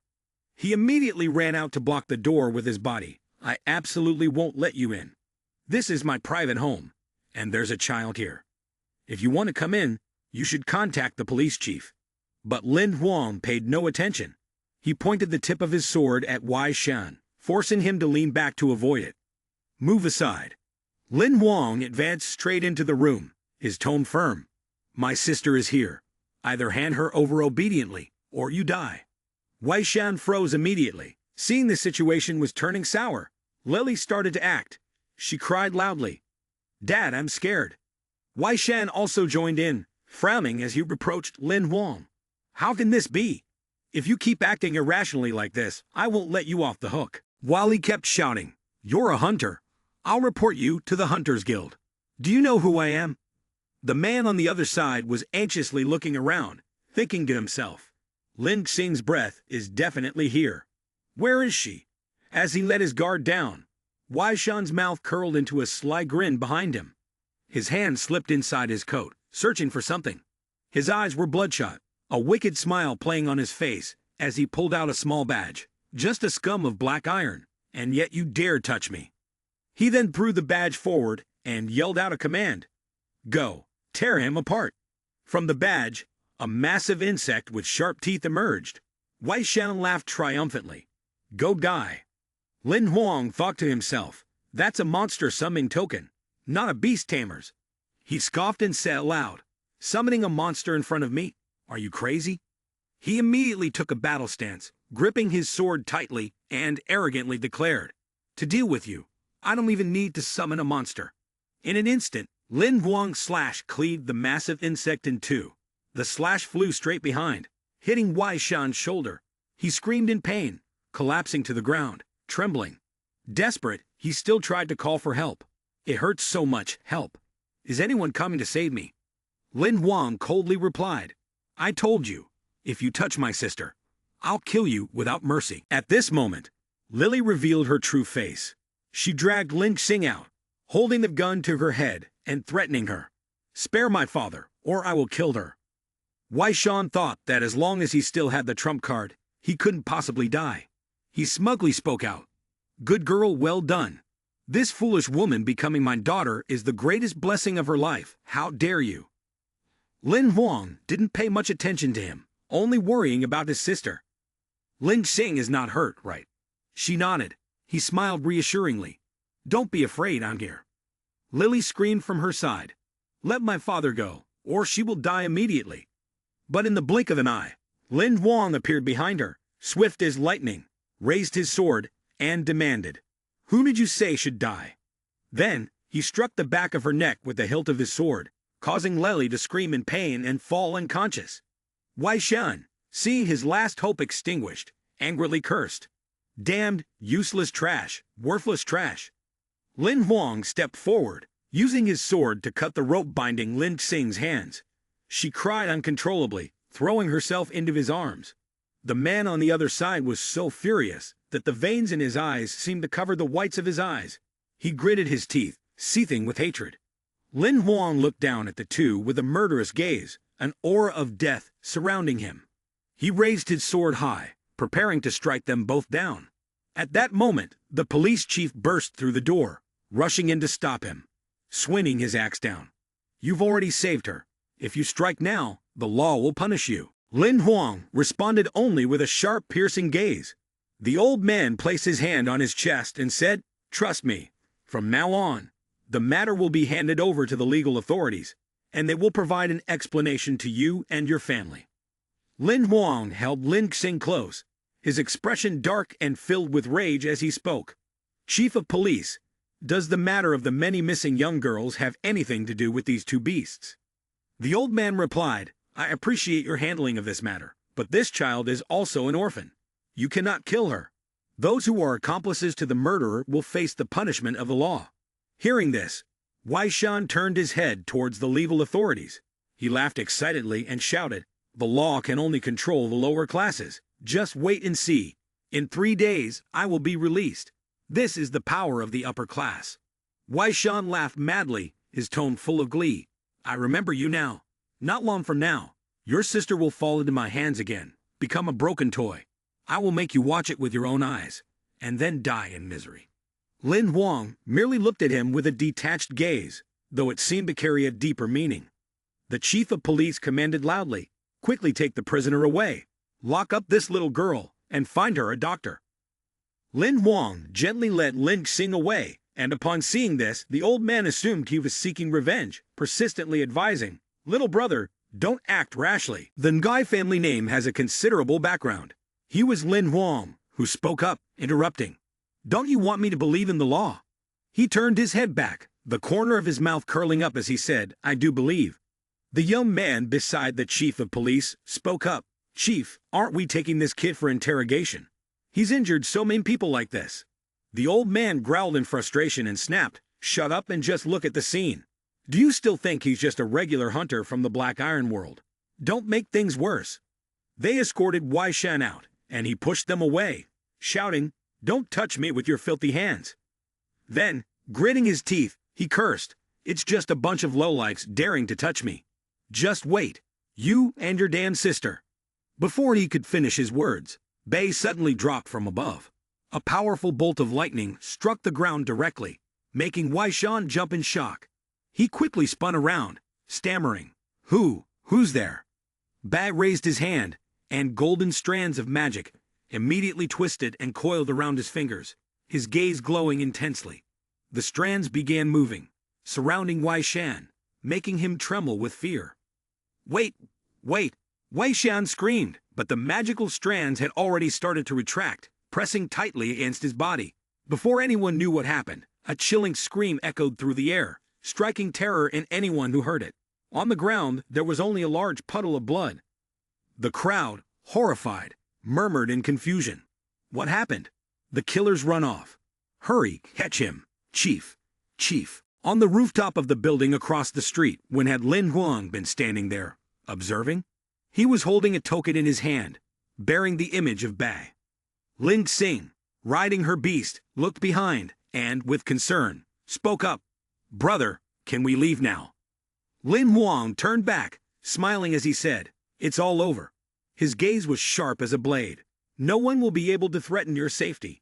From the window of a nearby building, A mysterious figure captured Lin Huang's image. The figure tapped a few times on the virtual screen and then whispered to someone. Wei Shan is dead. A young man killed him. The photo has been sent. Investigate who he is. If there's no background. The mysterious figure continued, his expression serious. Then just do it. Lin Huang walked through the crowded night market, silently thinking that after such life-threatening danger, Lin Xing would probably need a long time to recover. But contrary to his thoughts, Lin Xing was happily enjoying herself. Brother, that clothing store looks special. Let's go take a look. Lin Huang smiled lightly. All right. Shen Tan was somewhat surprised. She hadn't expected that after just one nap, Lin Xing would be full of energy. She picked up a piece of cloth and asked, Brother, does this emerald color make me look too mature? Lin Huang didn't pay much attention, replying, Anything looks good. You're so cute, anything you wear will look good. At that moment, he sensed something unusual, a killing intent. Bai was summoned. Lin Xing was stunned. Her brother, confused, thought to himself, why did it suddenly transform into combat mode? At that moment, the shopkeeper poked her head out and said, Sir, is there anything I can help you with? Lin Huang picked out a full black cloak and cheerfully asked, How much is this? I'll buy it. She replied, 1,000 points. Lin Xing pouted, You haven't even bought it yet. After finishing their shopping, the three of them left the store and continued to stroll around the fair. She glanced at him with a hint of worry and said, Brother, are you feeling uncomfortable? Should we head back? Lin Huang patted her shoulder to reassure her. It's fine. You enjoy yourself. I'll stay here. His gaze shifted behind them, his eyes turning bloodshot. In the distance, there was someone wearing a hooded cloak, looking very suspicious. That person kept staring at the three of them as they walked, following them at a distance to avoid being noticed. He pulled a knife from his coat, and suddenly a magical wolf appeared before him, its sharp teeth bared and its eyes gleaming with killing intent. The bodies of the three tailing them suddenly began to glow in bright blue, with some parts of their bodies appearing to corrode. This lasted only a split second before vanishing, leaving only a small flicker of flame behind. Lin Huang turned his head back in surprise, thinking to himself, the killing intent is gone. Could I have misperceived it? No, this is the second time now. At this moment, on the roof, a young man stood frozen, watching. The person is Zhu Ran, he exclaimed. Not bad, Black Iron can actually sense the breath of an assassin.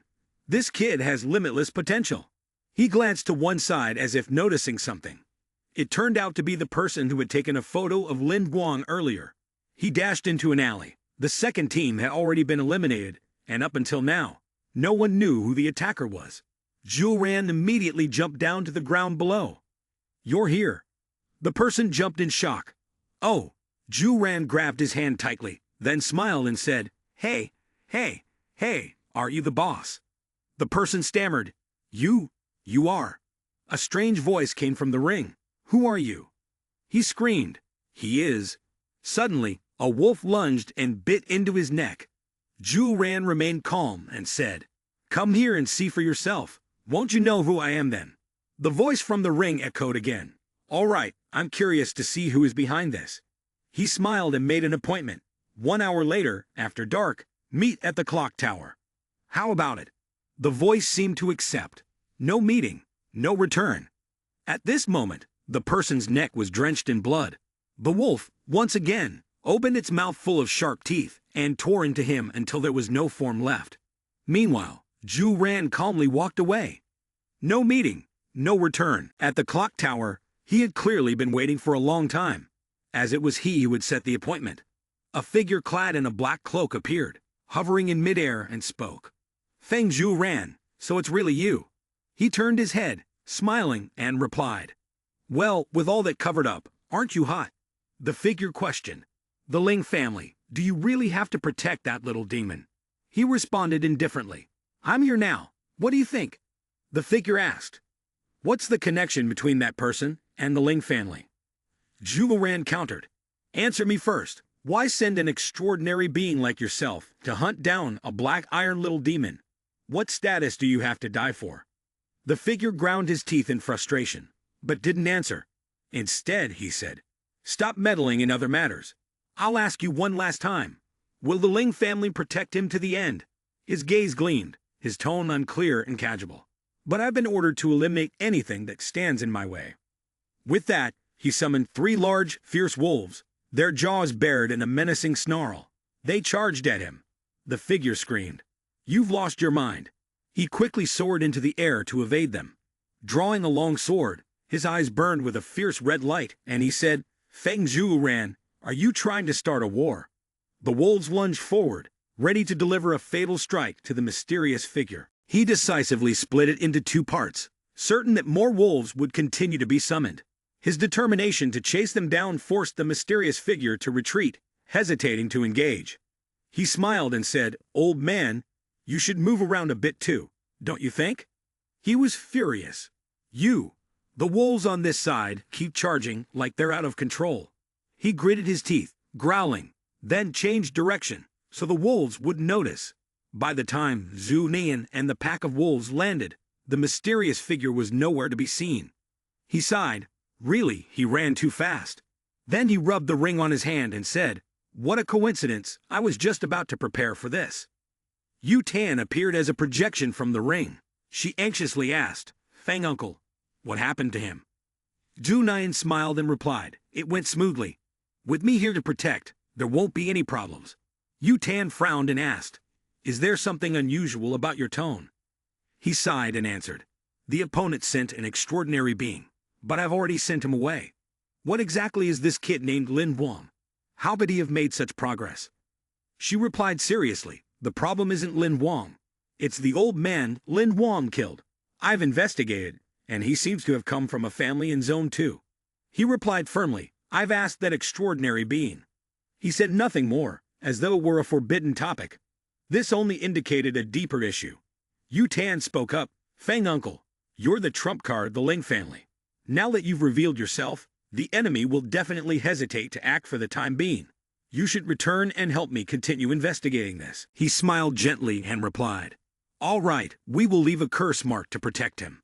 Upon hearing this, she disappeared, leaving Trakneen feeling hurt. "Hey, don't you care about me at all?" In the 2nd district, inside a large and luxurious mansion, a voice echoed in front of a terrifying skull. "It is because you were too arrogant that things turned out like this." A hand gently rubbed the top of its head. "You like the little girl, wanting everything, but had to risk your life and go to such a remote village to find her." The woman embraced the skull, softly saying, "You were born with an imperfect fate, unable to cultivate. You clearly knew you couldn't command the defense forces or protect treasures, yet you didn't even bring a bodyguard. Serves you right."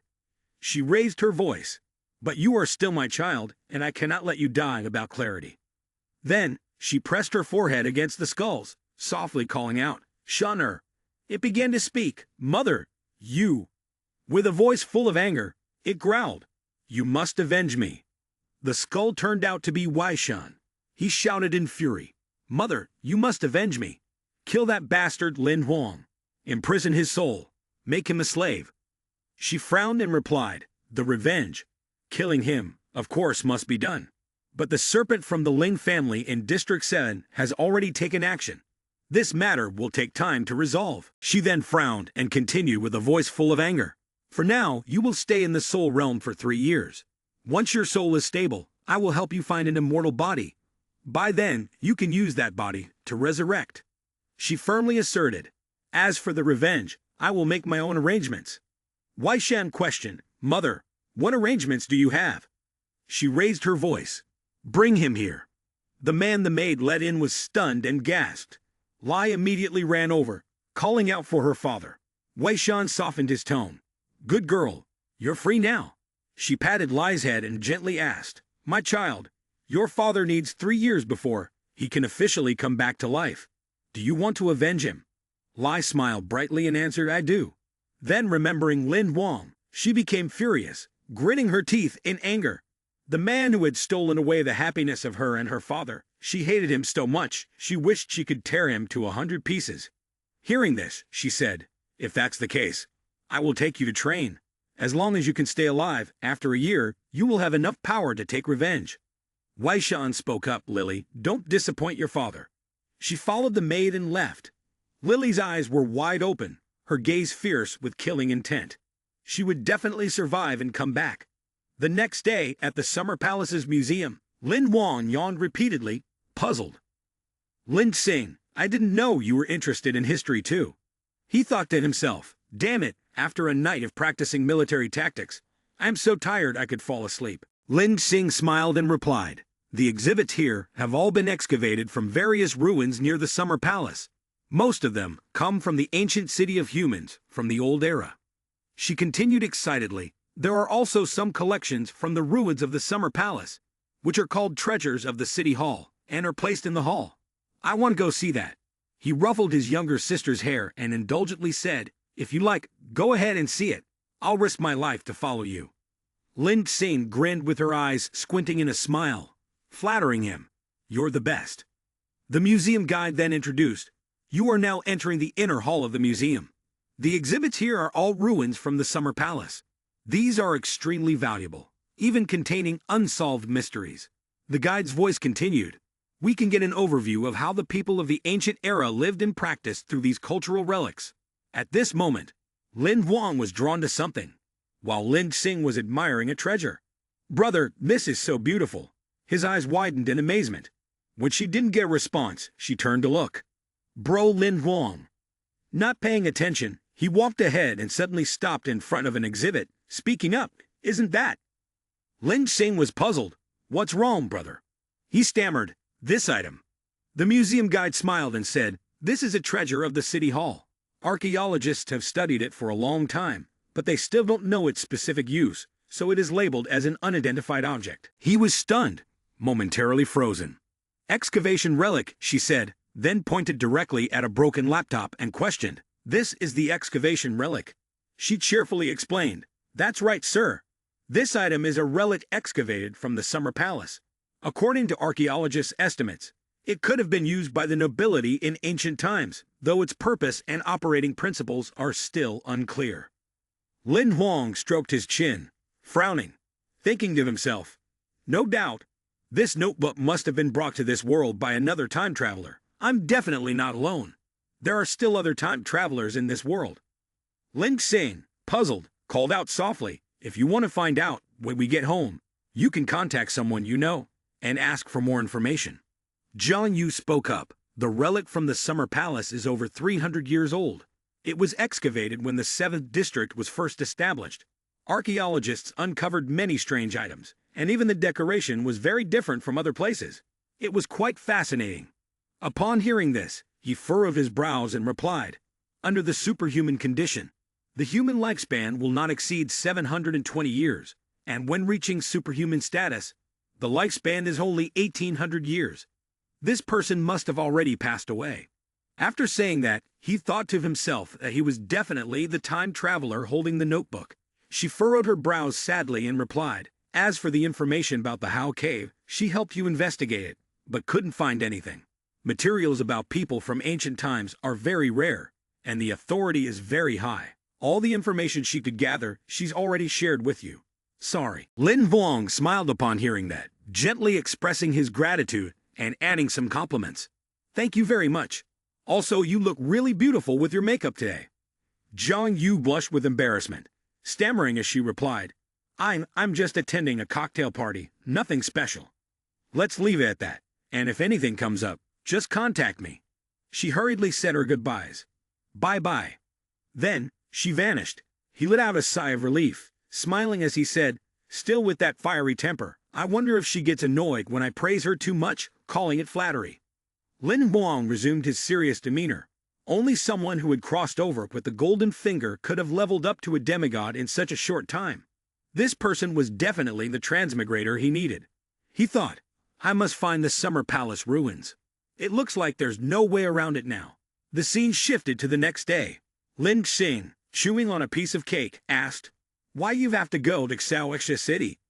Lin Huang smiled and replied, there were many unresolved matters at the museum yesterday, and I need to visit the ruins. You can explore Summer Palace City on your own today. He also told Bai to stay with her and go sightseeing together. She frowned, clearly disappointed. He really couldn't even say anything properly, while he himself was eyeing the cake in her hand with envy. Lin Huang traveled for a while and finally arrived near the Summer Palace ruins. Xiao City, bustling with people. He looked around, thinking to himself, even though it's a tourist town built on the ruins, Xiao City is still as large as one-third of Baku City. The hotel I had booked was ahead. As we approached the stop, a voice greeted us warmly. "Welcome to stay with us." Lin Huang smiled and asked, "Boss, is it the off-season recently? I don't see many tourists around." He replied seriously, "Spring break just ended, and everyone has chosen to go to Xiaogong City. In 3 days, this place will be crowded again. Once you understand, you'll realize that's the reason." The hotel owner then led Lin Huang to his room to rest. As they walked, Lin Huang curiously asked, "Do you know any interesting legends related to the Summer Palace ruins?" The hotel owner replied casually, "The Summer Palace ruins have always been quite mysterious. There aren't many legends associated with it. But since I've lived here for so many years, I've heard people tell one story." At that moment, 2 tourists passed by and waved enthusiastically at him. The hotel owner continued, "Sir, if you're interested, you could listen to it as a story." Lin Huang happily replied, "I'd like to hear the details." The door to the room opened, and as they both entered, the hotel owner stood seriously to tell the story. It is said that in ancient times there was a powerful man named Xia Huang, who came and established an empire. The ruins of the Summer Palace were his residence. But one day, no one knows what happened. One night, the entire empire vanished. Xia Huang disappeared as well, as if he had never existed. Lin Huang was astounded. It disappeared in one night, without a trace. At this moment, outside, as the monument was surrounded by a vast and resilient barrier, he was standing in line to visit, silently thinking that even though it wasn't peak season, there were still quite a number of visitors at the site. Xiao He floated in the air and said, "The planning method of the Summer Palace in this time and space is a standard procedure, yet it remains an unsolvable mystery." Lin Huang replied, "In my opinion, it's just a smaller version of the Forbidden City." Xiao Huang must have been a computer traveler. He suddenly noticed something and immediately flew off to lead the way. "Quick, over there," he said, quickly running after him, puzzled. "Huh, what's over there?" Both of them arrived at a piece of land where a rather large hole appeared in the middle. 6 tall pillars were planted around it. Xiao He spoke, "This land is paved with mysterious stones from the Yuhai Sea, and not even a full force attack from a transcendent being could leave the slightest trace." Lin Huang frowned in shock. "How is that possible?" "Look, it's cracked into pieces." Xiao He said seriously, "I detected abnormal energy fluctuations underground. By absorbing this energy, we can unlock new functions." Lin Huang immediately turned around and asked for clarification. "Are you sure?" Xiao Li confirmed, "Absolutely." The sensing indicated that the abnormal energy was residual energy left after the golden finger was damaged. Consuming it could enhance the functionality of the golden finger. He immediately raised the question just below this position. It responded, "Yes, about 3,000 meters underground." He nodded. "Got it, let's head back and make a long-term plan." That night at the hotel, Lin Huang's voice echoed, "Xiao He, apart from the unusual energy underground in the ruins that you need, is there anything else?" It crossed its arms and replied, "According to the results, the life wave shows that there is a secondary mutated monster about to undergo its second mutation. Moreover, the specific type is unclear. It's a bit tricky."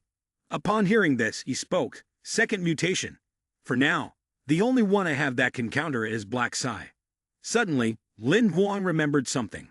He almost forgot that the shape-shifting card he had used before was already exhausted, and there was not a single one left. Now, he had no way to transform into Shadow Demon to go underground. So, he didn't miss the opportunity and immediately created an exchange panel in front of Lin Huang. It was simple. The Shadow Demon transformation was only at the bronze level. He had enough fragments of the same level to exchange at the shopping center. He helplessly said, 60 fragments for one card. Is this called profiteering, you know? But then, he sighed in resignation. No choice, I'll exchange for 5 cards then.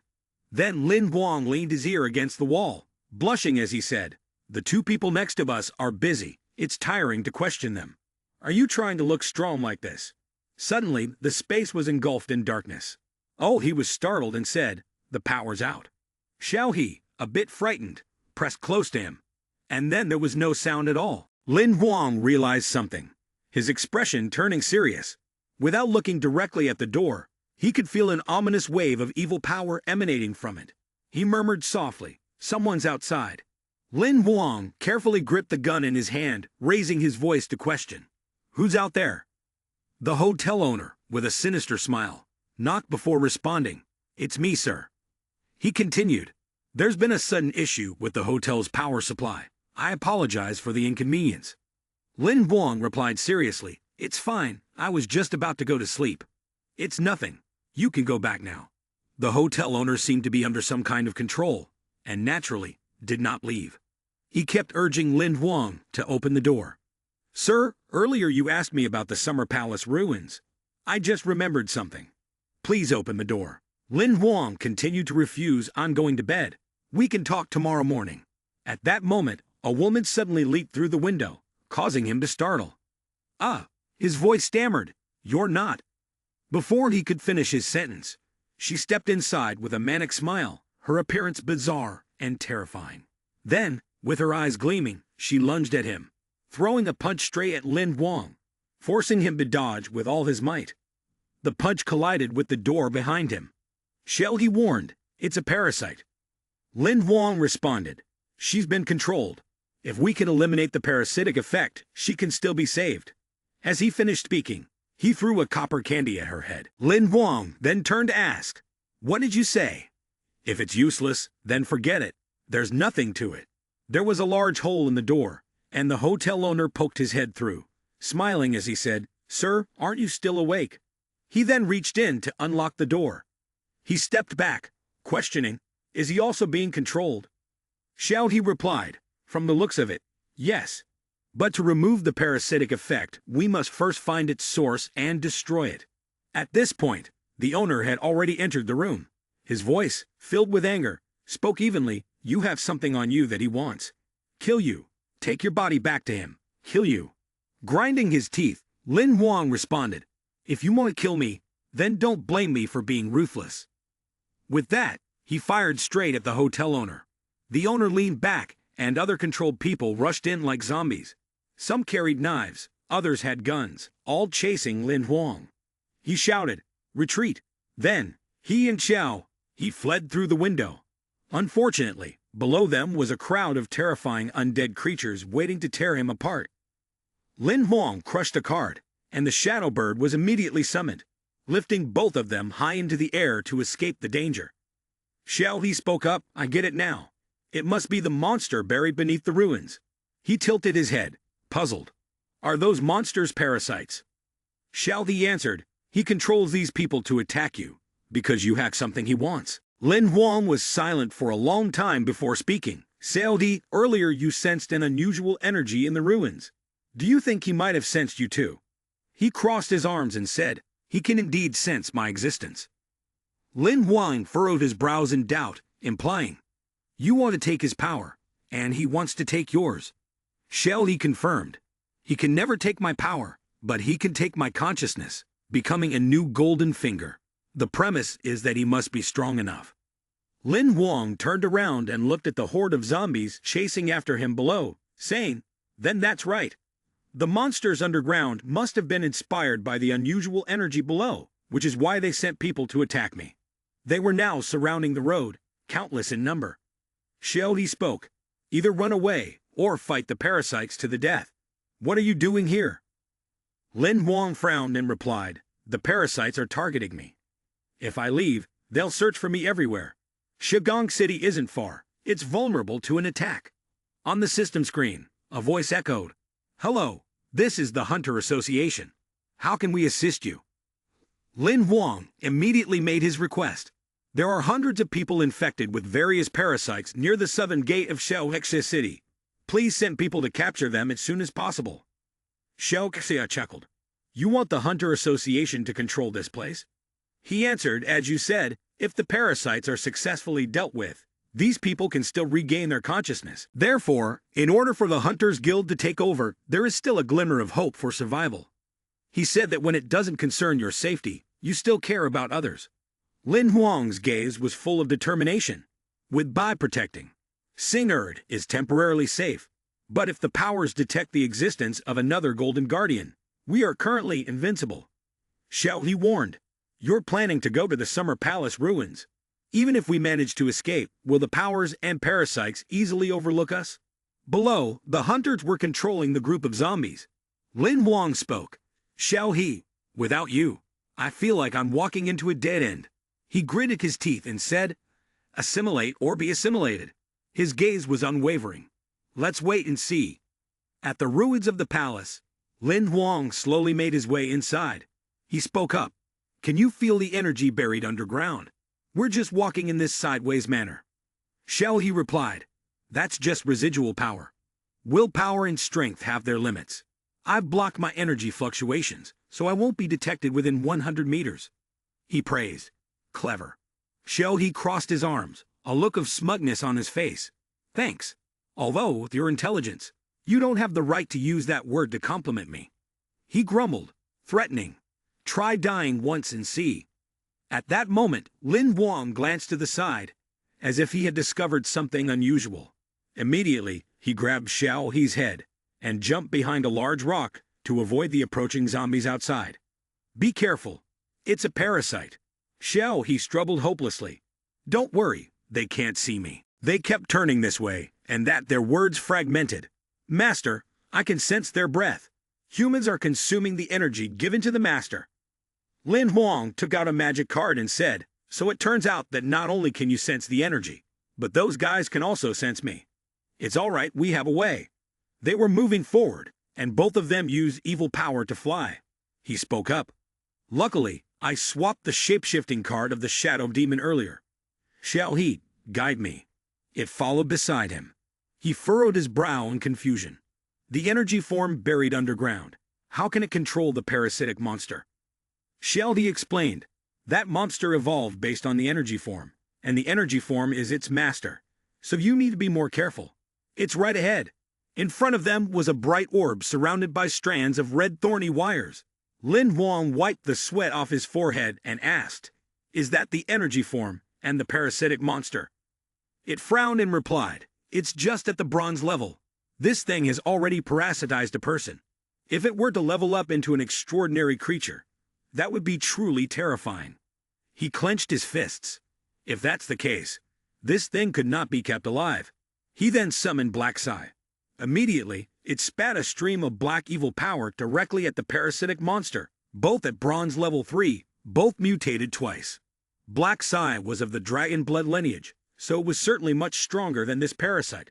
The orb was soon enveloped by flames. He shouted with excitement, the dragon fire is working. Xiao He beside him was also thrilled. Fire-type monsters were natural enemies of plant-type monsters. Not to mention that the dragon blood lineage could breathe dragon fire. But the parasitic monster grew even stronger. Lin Huang was confused. Something was wrong. Xiao, he also panicked and warned. This monster has an extraordinary ability to regenerate. Its thorny tendrils immediately sprang into action, striking straight ahead. Black Sai was hit and fell backward. He angrily shouted, I need help. Xiao Li reminded him, the dragon blood species can't kill it. What can you do? If the energy field detects your presence, it will annihilate you instantly, and it will be absorbed as well. He continued, Black Sai can still hold it off for a long time. The parasitic spores have no effect on the dragon blood species, but you're human. You can't compete with it.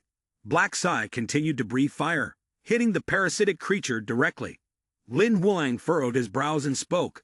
This thing really never leaves its energy field.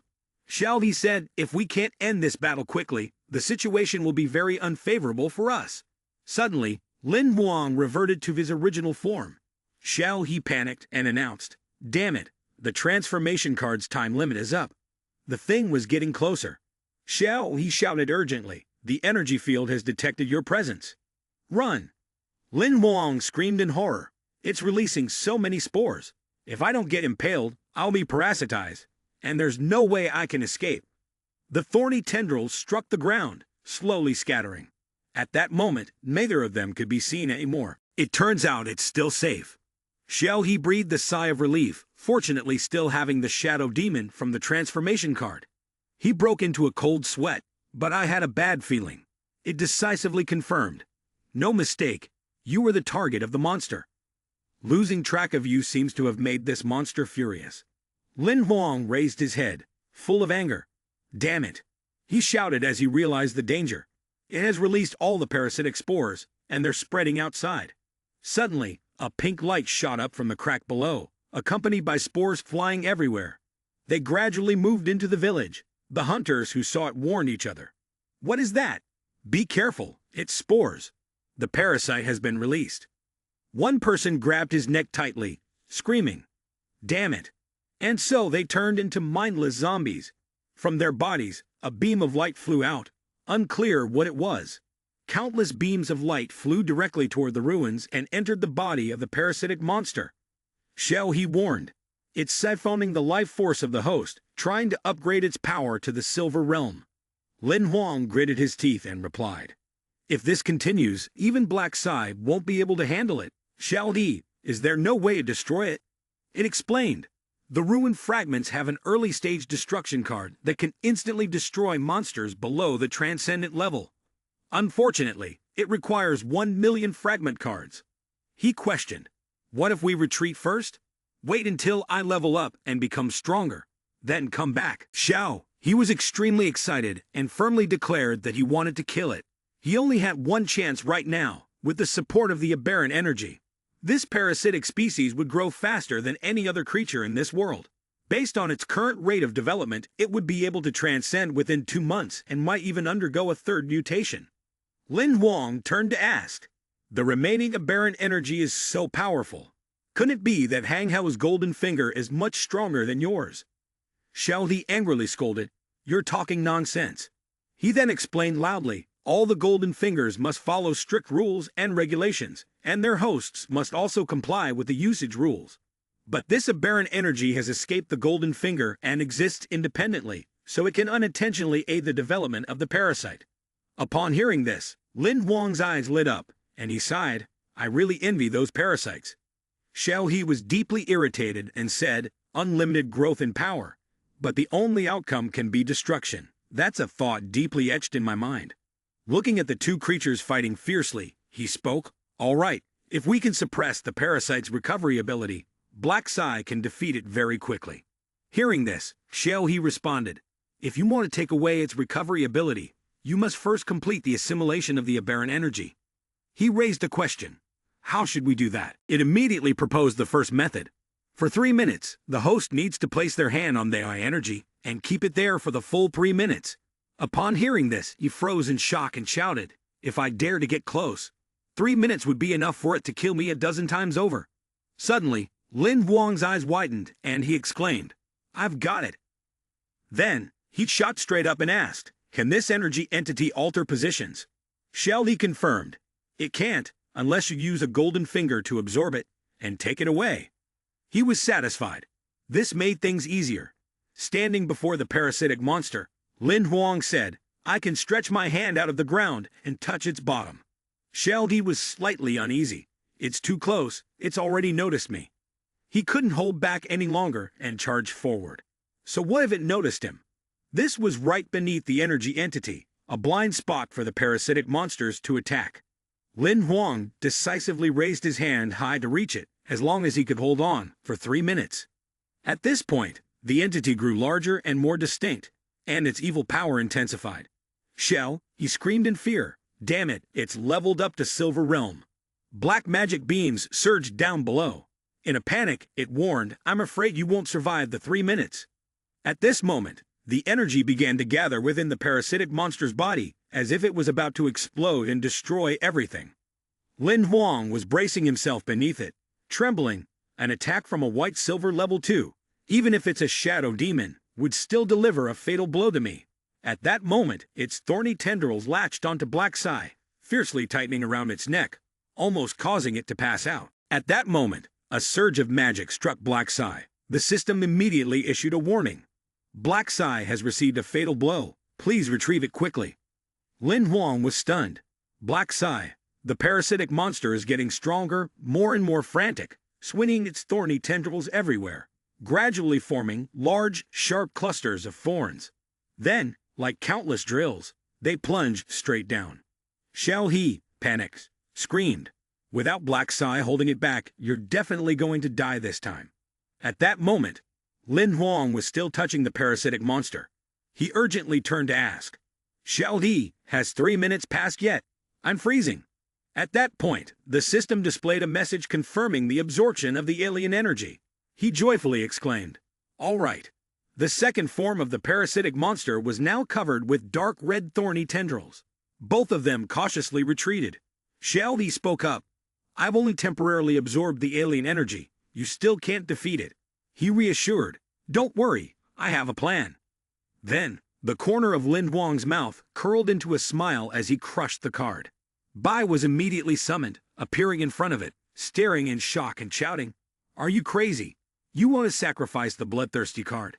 The mass of thorns surged forward, but Lin Huang confidently threw 2 more cards ahead and shouted, "Consume 2 upgrade cards, upgrade twice." The circle of protection formed around Bai as it shielded against the parasitic monster's attack. Shao, he was utterly astonished, and spoke up. "The leveling process of a monster can usually be interrupted, but the leveling of a card is something even a demigod can't interfere with. You're quite clever." He shyly scratched his head and laughed loudly. "Too much praise, too much praise." But then he turned to ask, "Really? First time I'd heard that. She got so mad she hit you and called you an idiot." The thorny tendrils continued to strike at the magic circle, but it was ineffective. At that moment, the outer layer cracked open like an egg. Bai's hand swung outward. Lin Huang was astonished and wondered, "Is this Bai after 2 level-ups?" Shao He was equally eager, sensing that something amazing was about to emerge. Bai then stepped forward with a completely new and majestic appearance, a pair of crimson evil power wings sprouting from its back. The system announced the achievement of an epic-level monster card, 4-Winged Bloodlord, Divine Servant. The thorny vines lunged again, but he disappeared into thin air, zipping forward with incredible speed. Lin Huang cheered excitedly. Go defeat it. Shao He was just as thrilled, knowing that without its exotic energy, it wouldn't have the ability to heal itself, and there was a real chance of victory. Seeing Black Sai support with its fire breath, he was full of confidence. "You idiot, you're as good as dead." But Shao He suddenly screamed, "Wait, something's not right." It yelled a loud warning, as it was absorbing more fate energy, intending to level up to White-Silver rank 3. He stared at the terrifying appearance of the parasitic monster in shock. How did this happen? The outside was now enveloped in a pink mist. Shao He continued, "The parasitic spores that were scattered are still spreading, and I'm afraid they've already reached Xiagong City by now. It's gradually approaching the place where Lin Xing is asleep. Thousands of people have already had their life energy drained by the parasites. It won't be long before it completes the 3rd phase of its leveling up process. We've definitely lost." Lin Huang sprang to his feet, asserting, "We won't lose." He asked, confused, "What do you want to do?" He stepped forward, commanding, "Black Sai, support me." Bai marked the wound. Shao He angrily shouted a warning. "You're crazy. Attacking up close will definitely kill you. If you die, everything is over." Lin Huang jumped up. "If this thing doesn't die, we're all finished." He grabbed Black Sai's leg and soared upwards. "Not just me, but also Lin Xing and tens of thousands of others." At that moment, Bai charged directly at the parasitic monster, using magic to burn its thorny tendrils, but it had no effect. Shao He urgently reported, "Be careful, it's leveled up." At this point, Black Sai let Lin Huang down. He gripped his sword tightly and coldly ordered, making it freeze in place, then swung the sword in a long arc. "Let me die." But at that moment, his eyes widened in shock. It turned out that a thorn had pierced Lin Huang's chest without him noticing. Shao He screamed in panic. Lin Huang, now dazed, thought. Lin Huang is confused. "Am I dead? My eyelids are so heavy. Where am I?" He slowly opened his eyes as he heard Shao He's loud call. "Are you awake?" It anxiously asked loudly, "Is your brain awake yet? Say something." He jolted, breathing heavily. "I'm not dead yet." Shao He flew down and recounted that at the last moment he had used a healing card. "Did you forget? You're quite the clever demon." Lin Huang tilted his head to the side, muttering, "I could have been dead by now." Suddenly, he sat up straight and raised a question. "Right, what about those parasites?" It turned to the vines lying bare on the ground and said, "Thanks to your final blow, they're all dead now." He sighed in relief. "That's great." Lin Huang smiled contentedly, his hand tightening around the golden card. Another epic card. Then let's call it Bo Latang. The card had the following information. Rarity. Epic. Monster name.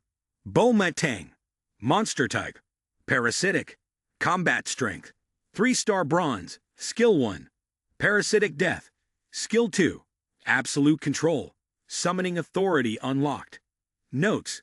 This monster's skills have not been fully developed. 3 new skills can still be acquired. Summoning authority unlocked. Card evaluation indicates it can be trained.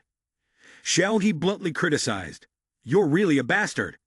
Lin Huang didn't care, turning to Bai and Black Sai, saying, "You all have worked hard. Take a good rest."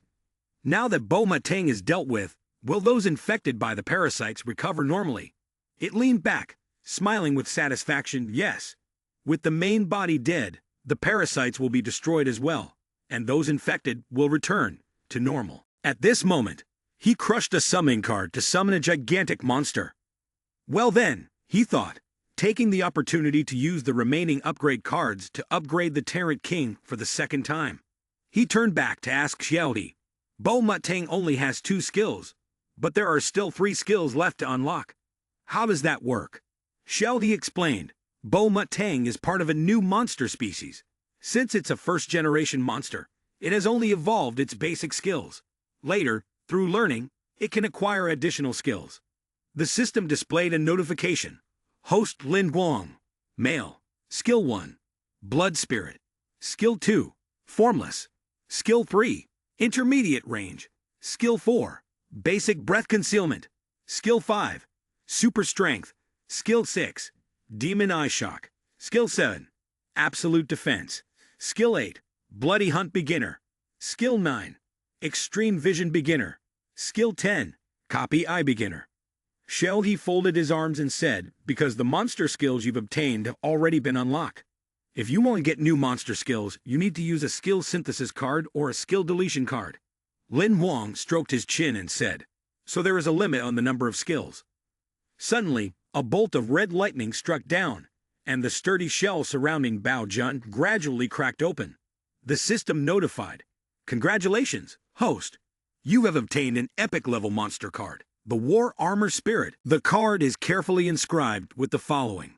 Monster card, epic rarity, monster name, armor type species of the Lin clan, bronze 3-star battle level. Skill 1, Skill 2, super strength, Skill 3, super speed recovery, beginner. Skill 4, primary burst limit, Skill 5, primary force limit. Summoning authority unlocked. Card evaluation indicates it can be trained. He smiled with satisfaction. From the ruins, a shadowy bird flew away. Xiao Li spoke up, quickly leaving the area. He had used the upgrade card twice, which would definitely attract the attention of the superhuman hunters. Lin Huang replied, "Let's not go to Xiaosha City anymore. We'll head back to Xiagong City." He looked at Bei's card and asked with doubt, "By the way, I wanted to ask, what does the monster's name mean?" Upon hearing this, Xiaodi explained, "This type of monster has a very thin trace of divine blood in its body, which is why it possesses divine power in its skills." The content on the card reads, Monster card, epic rarity, blood demon seed species, bronze 3-star battle level. Skill 1, blood spirit. Skill 2, divine might. Beginner. Skill 3, blood offering. Skill 4, super speed resurrection. Beginner. Skill 5, primary speed limit. Summoning authority unlocked. Notice that when the monster upgrades to superhuman, the blood in its body will activate, greatly enhancing its strength. Lin Huang spoke up. "Very good, 3 epic cards at once. But you've already absorbed the foreign energy. What additional abilities does it provide?" Xiao He responded, "It increases the card's function to replace death." He asked, confused, "Replace death?" He crossed his arms and explained, "If a monster card with a higher rarity dies, it can be replaced by another monster card with the same battle power but lower rarity or the same rarity. If the number of deaths exceeds the number of replacements, the card will automatically die. An epic level monster card has 3 chances to be replaced upon death. The first time, it can be replaced with a common card. The second time, it must be replaced with a rare card. And the third time, it can be replaced with either a rare level card or another epic level card. He was quite satisfied. This function didn't sound bad. Upon arrival, both of them jumped inside. Lin Huang said, "If everything is temporarily peaceful, then I'll rest for a while." Xiao He reminded him, "Wait, didn't you forget something important? What was it that it flew after you to ask about?" He signaled for silence. Xiao He grumbled, "You actually dared to tell me to be quiet." At that moment, he peeked inside the room. Lin Xing was still sleeping, completely unaware of anything happening around. Lin Huang smiled gently and whispered, "You fell asleep without even closing the curtains." It then wondered, so what was the important thing after all? He proudly explained, "I almost lost my life helping you absorb the energy. Aren't you going to give me some reward for that?" Xiao He crossed his arms, closed his eyes, and replied, "What you're saying doesn't seem entirely reasonable, but it does have some truth to it." It then grinned and decisively said, "All right, I'll give you a big reward, betting on your self-esteem, and give you the chance to draw 10 cards in a row." As soon as it finished speaking, countless cards flew towards Lin Huang. He was completely bewildered. Lin Huang had now fallen into a strange space, stunned and stammering as he drew 10 cards in a row. But when he looked at the over 100 cards in front of him, he froze and questioned, "Why are there so many? Wasn't the core set supposed to have 13 cards?" Xiao He, eyes closed, reminded him, "Stay calm. Right now, you're a black iron, so naturally, the core set has increased. Isn't that a good thing?" Lin Huang collapsed onto the ground, completely defeated. "Good my ass. Which has a higher chance of drawing a good card minus 18 cards, or 100 cards?" Then he pulled himself together, gritted his teeth, and resolutely declared, "Never mind. I'll bet it all on my pride." He then decisively picked one card, then moved his hand to another spot to pick the next card, then the last card and this one. Finally, he had drawn 10 cards. Lin Huang clasped his hands and prayed, "God, please show mercy. I don't need mission cards. I don't need mission cards. I don't need mission cards." The cards opened one after another, and a message appeared. "Congratulations, the host has received 1 enlightenment card, 1 Xiao Daixu card, 1 upgrade card, 3 temporary transformation cards, 2 healing cards, and 2 double reward cards." He looked at them and shouted in joy, "Xiao Daixu card, and 2 healing cards." Lin Huang smiled gleefully and said, "I've seen the Xiao Daixu card devastate everything, and the healing cards are also a way to preserve one's life. Unfortunately, there is only 1 promotion card. Otherwise, I could have promoted to Purple Eyes White. This enlightenment card is something I've never seen before. It has an image of a person on it, with colors resembling the starry vastness of space." Xiao He, wise as always, began to explain. "The enlightenment card is a consumable item. It can only be used once. If you encounter difficulties during cultivation, you'll have a chance for enlightenment. The effect of the enlightenment depends on personal talent and potential." Lin Huang, hearing this, crossed his arms and smiled with satisfaction. "Good stuff. All the cards I pulled in this 10 draw are powerful ones. I can finally rely on myself." He turned around and said, "Don't get too cocky. It's just luck." Once again, the two started bickering, throwing punches and kicks. "Can I have some peace and joy?" Lin Huan threw back, splashing cold water. "Did you pull some epic card? Or something? What's there to be smug about? If you're so skilled, let me pull 10 cards in a row as well. Dream on." The next morning, Lin Xing woke up, sitting on the bed, carefully examining something. When she saw Lin Huang enter, she quickly closed the screen. "When did you get back?" He entered with a bag of food and replied, "Stop being lazy in bed. I've brought you breakfast. Get up and eat." Lin Huang placed the bag on the table and continued, "I came back last night, but I didn't want to wake you up." Lin Xing responded, "Bei suddenly disappeared. I thought something had happened to you. I couldn't reach you, and I was so worried." She then ate while speaking. "Brother, the morning news said that a supernatural monster appeared at the Chaoxia ruins, but it was quickly suppressed. Was that you?" Lin Huang immediately denied it. "How could it be? That was a supernatural monster, and I'm just a black iron. If I got any closer, I'd be killed instantly." She replied, but the timing of your departure and bays is just too coincidental. Hearing this, he patted Lin Xing's head and advised, stop imagining things. Eat quickly.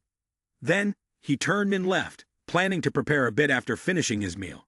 There were still many places in Changsha Palace that they hadn't explored yet. She set the food down and said, Brother, I don't want to play anymore. Let's go home. Lin Huang was very surprised and immediately asked, not playing anymore. The summer vacation isn't over yet. What's wrong? Are you feeling unwell? Lin Xing didn't turn around and simply said clearly, this September, I have to start my graduation classes. If you want to play, you can do so freely next year. She said seriously that it was better to focus on her studies now, to graduate and train in combat, so that next year she could achieve good results in her exams. Upon hearing this, Lin Huang happily ran over and hugged his little sister. Singer has finally grown up, and she's so sensible now. She felt a little shy. Lin Huang walked to the door and said, I'll go back to the room and pack a bit, buy the tickets in advance, and we can fly home. Lin Xing responded, okay, brother. After he went outside, the girl turned the screen back on, and a loud voice echoed. Our exclusive interviewee today is Aoyang Bingle. She is 18 years old, ranked 14th in the gold medal hunter rankings of Zone 7, and also the highest-ranked female gunsmith. The person on the screen continued seriously. If you don't want to be an obstacle to others, you must learn to become strong. Lin Xing's gaze became incredibly determined. She would never be an obstacle to her brother. I am determined. One day, you and I will fight side by side. Lin Xing's voice rang out. Brother, you handle it yourself. I'll head back to my room. Lin Huang stood outside, smiling as he said, You fool. I thought you'd finally grown up and understood. He looked at the golden card in his hand and muttered to himself, There's nothing much to do lately, so I might as well use up the remaining mission card. Hopefully it's not another trap. Lin Huang immediately crushed the card. System notification. Congratulations, host, for activating the mission card. The mission content is to upgrade Battle Punishment Decision to level 6 within 30 days. Mission reward. Healing card. If you do not complete the mission within the specified time, you will lose one functional card. He was so downcast that he knelt on the ground, lamenting, another trap. Lin Huang screamed in despair as he pulled at his hair. In 1 month, he had leveled up the Battle Punishment Decision to the 6th level, but he hadn't made it. He was currently only at the 3rd level, and reaching the 6th level meant he needed to accumulate 120,000 shards within a month, which was basically impossible. He was in immense pain, his body worn out and dragging along, saying, I've given you all the living expenses, so you'll have to buy your own food outside for the next month. I need to enter seclusion for training. Lin Xing was stunned, her eyes wide in disbelief. Huh. Yes, he replied. Are you okay? Lin Huang firmly thought to himself, if the mission wasn't completed, he would lose a functional card. If the Qiao Dai Su card was gone, it would be a huge loss. He was willing to take the risk for that card. At that moment, he sat in the room, a hologram projected before him, and spoke.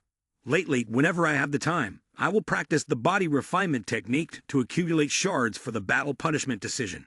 Right now, I'm still 800 short to break through to the 4th level. Lin Huang frowned, speculating, but if he kept training like this, a month would definitely not be enough. Suddenly, Xiao He flew out, confirming. That's right. He jumped in shock and shouted, Don't appear so suddenly, you've scared me to death. Lin Huang turned and questioned, So what now? Is there a better way? Xiao He grinned mischievously and replied, There is a way to quickly gather shards, but it depends on you. At this point, Lin Huang no longer cared about anything. He immediately said, As long as the mission is completed, is there anything I wouldn't dare do? Xiao He slapped him on the head, causing him to stumble forward. Then go ahead. Lin Huang fell straight into a magical portal. Xiao He, don't trap me. He walked straight in, astonished as he looked ahead. So it was the man from earlier. Wasn't he just a projection? The man immediately spoke. The practitioner is starting their cultivation now. Then, without hesitation, he threw a punch at Lin Huang. Terrified, Lin Huang yelled, Wait, what's going on here? The instructor bent low and landed a strike to his stomach. Lin Huang collapsed to the ground, the pain overwhelming him. This was exactly what Xiao He had called rapid leveling. He was brought here just to be beaten. The man raised his foot again, and Lin Huang thought to himself, if I get beaten to death here, would I become a vegetable in reality? He quickly jumped up to dodge the blow, then assessed the situation and began to fight back. I especially thank you. As his punch landed on the man's face, the system immediately announced, Congratulations, the host has obtained a shard of the battle punishment decision. Lin Huang suddenly realized something. Just one punch, and he had gotten a shard. The instructor kept delivering projections. Lin Huang blocked them all, frowning as he said, I get it now. This is indeed a fast way to obtain shards. Xiao He, well done. Lin Huang turned around with a smile, preparing to throw a punch, and said, as long as you don't kill me, I'll keep leveling up. He landed the punch on him, but at the same time, took a blow to the face. Congratulations, host. You've obtained a fragment of the battle punishment decision. Once Lin Huang got used to it, he became even more enthusiastic. Since that's the case, system notification. Congratulations, host. You've obtained a fragment of the battle punishment decision. Congratulations, host. You've obtained a fragment of the battle punishment decision. Congratulations, host. You've obtained a fragment of the battle punishment decision.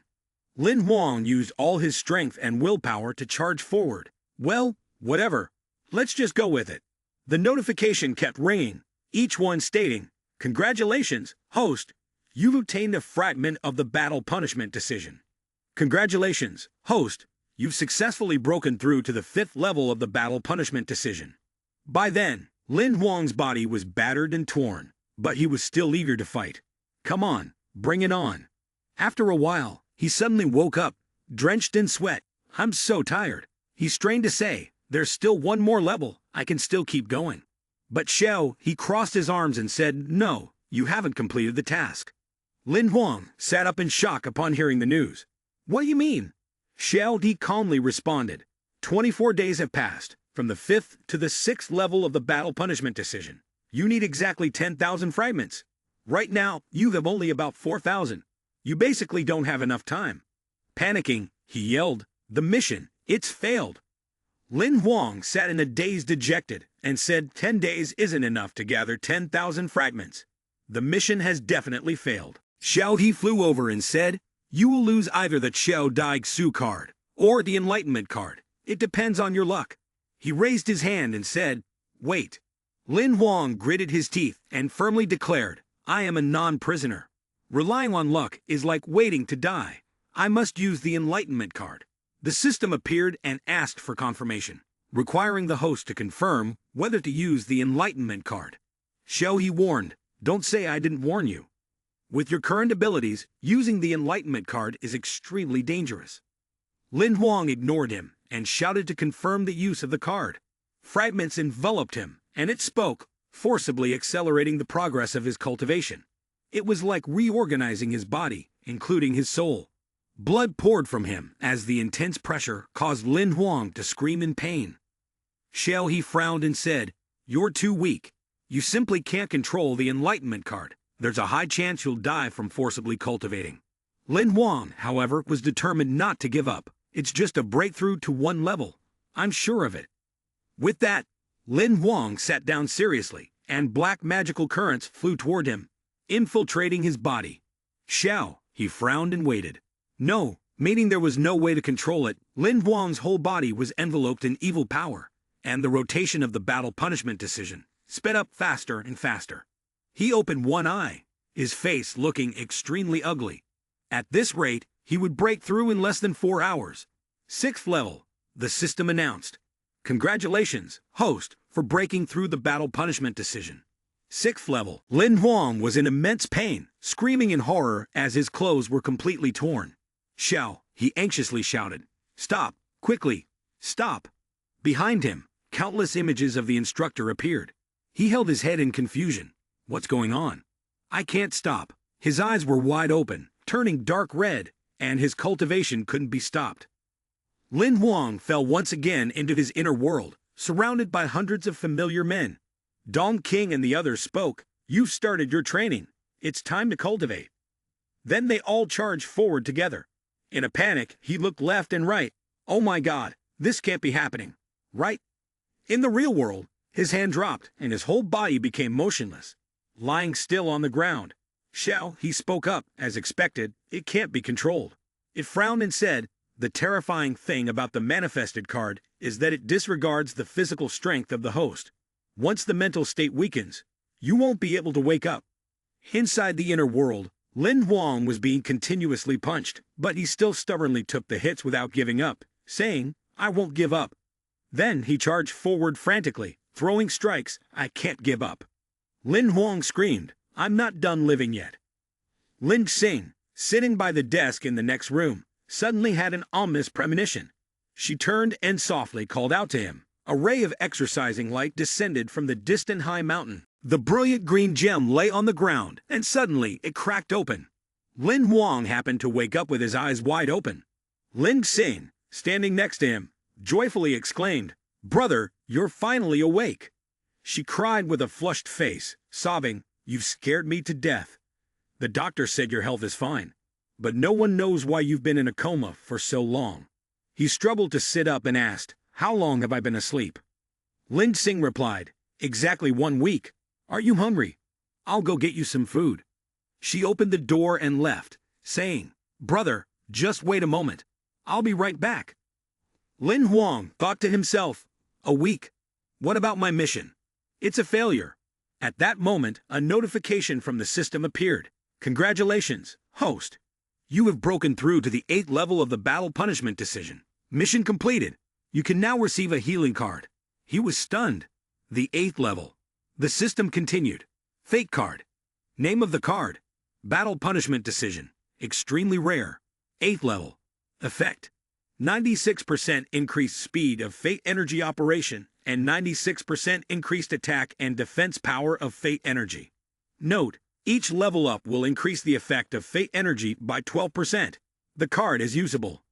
Lin Huang, eating hungrily as though he hadn't eaten in days, said, The 8th level of the battle punishment decision increases the effects of fate energy by 96%. This upgrade ratio is indeed the peak of the Supreme Fate card. The Enlightenment card is truly powerful. Xiao He beside him spoke in admiration. Your physical strength really surprises me. You were able to hold out until the 8th floor. Hearing this, he laughed, so heartily that some of the rice flew into the other person's face. I already told you, I'm a genius. It was so infuriating that it made him tremble. One day, I'll kill you. Xiao He frowned and said, Your cultivation is complete, and the power in your body is now fully stabilized. You can start thinking about upgrading to bronze level now. Lin Huang wiped the food off his face and turned to ask, To upgrade to bronze level, do I need to choose a new monster? By the way, in the Monster Lord's Handbook, the number of monsters available in the bronze level realm is not much greater than in the black iron level. Upon hearing this, Xiao Wei spoke. Based on the attributes of the monsters and the current characteristics of your destiny energy, I've already helped you filter out 11 monsters. He scratched his head, looking troubled. How am I supposed to choose from these? Xiao He's lips curled into a smile. Just like before. I don't have the ability to make the final decision for you. But aren't you a genius? Suddenly, Lin Huang embraced him and ruffled his hair. Last time, the military officer helped me choose a destiny species. Should I ask him again? It yelled angrily. Let me go, idiot. Then how do you explain your rapid promotion to bronze level? The existence of the system definitely cannot be known by the Hunters Guild. He furrowed his brow, his expression turning serious. That's true, but apart from him, who else could it be? Suddenly, a sound rang out, and Lin Huang was slightly startled. It was a phone call, and it turned out the caller was Yu Tan. Mr. Lin, hello, I must say I'm quite surprised, came the voice on the other end. Miss Xiao He, trembling beside him, spoke up. The genius girl who had just leveled up to the extraordinary realm. She shyly brushed her hair, mentioning that it had been a long time since they last contacted and wanted to check on how he was doing lately. Lin Huang smiled and replied, Ah, yes, you called at the perfect time. I actually have an issue I'd like to consult you about. She popped her head out and said, She's extraordinary, and before, you were black iron. She didn't ask much before, so she's really a great person to consult. Yu Tan spoke up. I don't deserve to be consulted, but I'd be happy to help. He chuckled and began. So here's the thing. I'm trying to choose a fate seed to level up to bronze level. but the range of options is too broad. I really have no idea what to choose. She requested, all right, let me see your options. After taking a look, Yu-Tan was a bit surprised and thought to herself, bronze level. Didn't he just recently level up to black iron? After reviewing, Yu-Tan analyzed, the powers you've chosen mostly aim to enhance your physical body, like the thunderbolt speed and the rear armor. However, once you reach the extraordinary realm, the talent to strengthen the body can no longer be used. Lin Huang folded his arms and furrowed his brow, asking, so when that happens, won't my fake monkey claw become useless? She replied, it's useful. After becoming transcendent, the demon hunter's innate ability will evolve into a secret technique called Hand of the Exorcising Ghost, which is quite good. He felt a bit of hope upon hearing this, and began thinking that after becoming transcendent, he should now choose a fate seed that could be upgraded into a secret technique. The hot cup of coffee on the table. Yu-Tan slowly lifted it to her lips, smiled lightly, and then spoke, I was thinking about a bronze-level monster. The power gained from killing it and the secret technique that evolves after becoming transcendent is quite special. It might suit you. Lin Huang, intrigued, said, let's hear it. She took a sip and then said, the historical path of the human fate isn't particularly strong, but it's very hard to deal with because it has the ability to substitute. After killing it, you get a fate seed called Fate Seed Surrogate. He was taken aback. Fate Seed Surrogate. Yu-Tan continued. The energy from the surrogate fate power is rather bland. It doesn't like a lot of things. Each day, it can only transfer non-lethal damage 3 times. It's much less effective compared to some species with recovery abilities, which is why a lot of people buy land over there. She went on, but after leveling up to transcendent, this surrogate innate ability can evolve into a secret technique, which can transfer fatal wounds up to 9 times a day. He nodded, so that's how it works. She spoke again, I'll send you the therapeutic secret technique. You can review it, and consider the other secret techniques as well. Lin Huang smiled. All right, thank you so much. He was glad to have Yu-Tan around. When she heard this, her cheeks flushed red. After the call ended, he realized that he had been too familiar, and she was upset. Xiao He beside him scolded, you're such an idiot. He leaned back in his chair and spoke up. Historical path of the human fate, thought to himself. After considering it for a while, it seemed that the fate class really was the one that suited me the most. He crossed his arms and replied, historical path of the human fate, immortal class, level 3 bronze, monster swarm, distributed in the first level immortal zone. Xiao Li continued to explain, the undead black abyss is a forbidden zone, only transcendents dare to enter. The forgotten land is a strange forbidden area in the 7th zone. Many explorers, including transcendents, have vanished there. He sneered, someone like you, weak and pathetic, would definitely die without a trace if you went there. Lin Huang responded calmly, just speak plainly. We'll head to the Hoi Ten Cave Temple then. At that moment, the ring emitted a sound. Another call. Yi Hang appeared, excitedly shouting, hey guys, let's go to Ashvale. Lin Huang and Xiao, he stared blankly, huh? The next morning, sunlight streamed onto the roof of the large villa. Lin Xing frowned and asked, Ashvale? You only fainted a week ago. Are you planning on going far? Lin Huang smiled and replied, you're about to start school, and I don't have anything to do at home. I want to spend a couple of days with my friends. He waved his hand and added, be good and stay home alone. I've already given you the living expenses, and I'll come back after a while. She puffed up her cheeks, pouting, clearly, you're the one who isn't being good. Lin Xing opened the virtual screen, still grumbling. As soon as her health had improved, she couldn't sit still. Suddenly, she spat out all water, panicked, and shouted, 10 million. The scene shifted to the 7C29 Wuling City base. Yi Hang stretched languidly, finally arriving. After 11 days on the spaceship, he felt like grass was about to start growing on him. Lin Huang took a look around and then spoke. This is the Wuling City base, the closest place to Ashvale. Everywhere you look, there are hunters who seem hard to approach, with an overwhelming aura of killing intent emanating from them. Let me remind you, from here on, we need to be extra cautious. He helped him with the backpack and then spoke. Agree to help me out with this trip. You're the bro from my previous life, Yi Hang. In the future, whenever you need me, just call out, and I'll be there.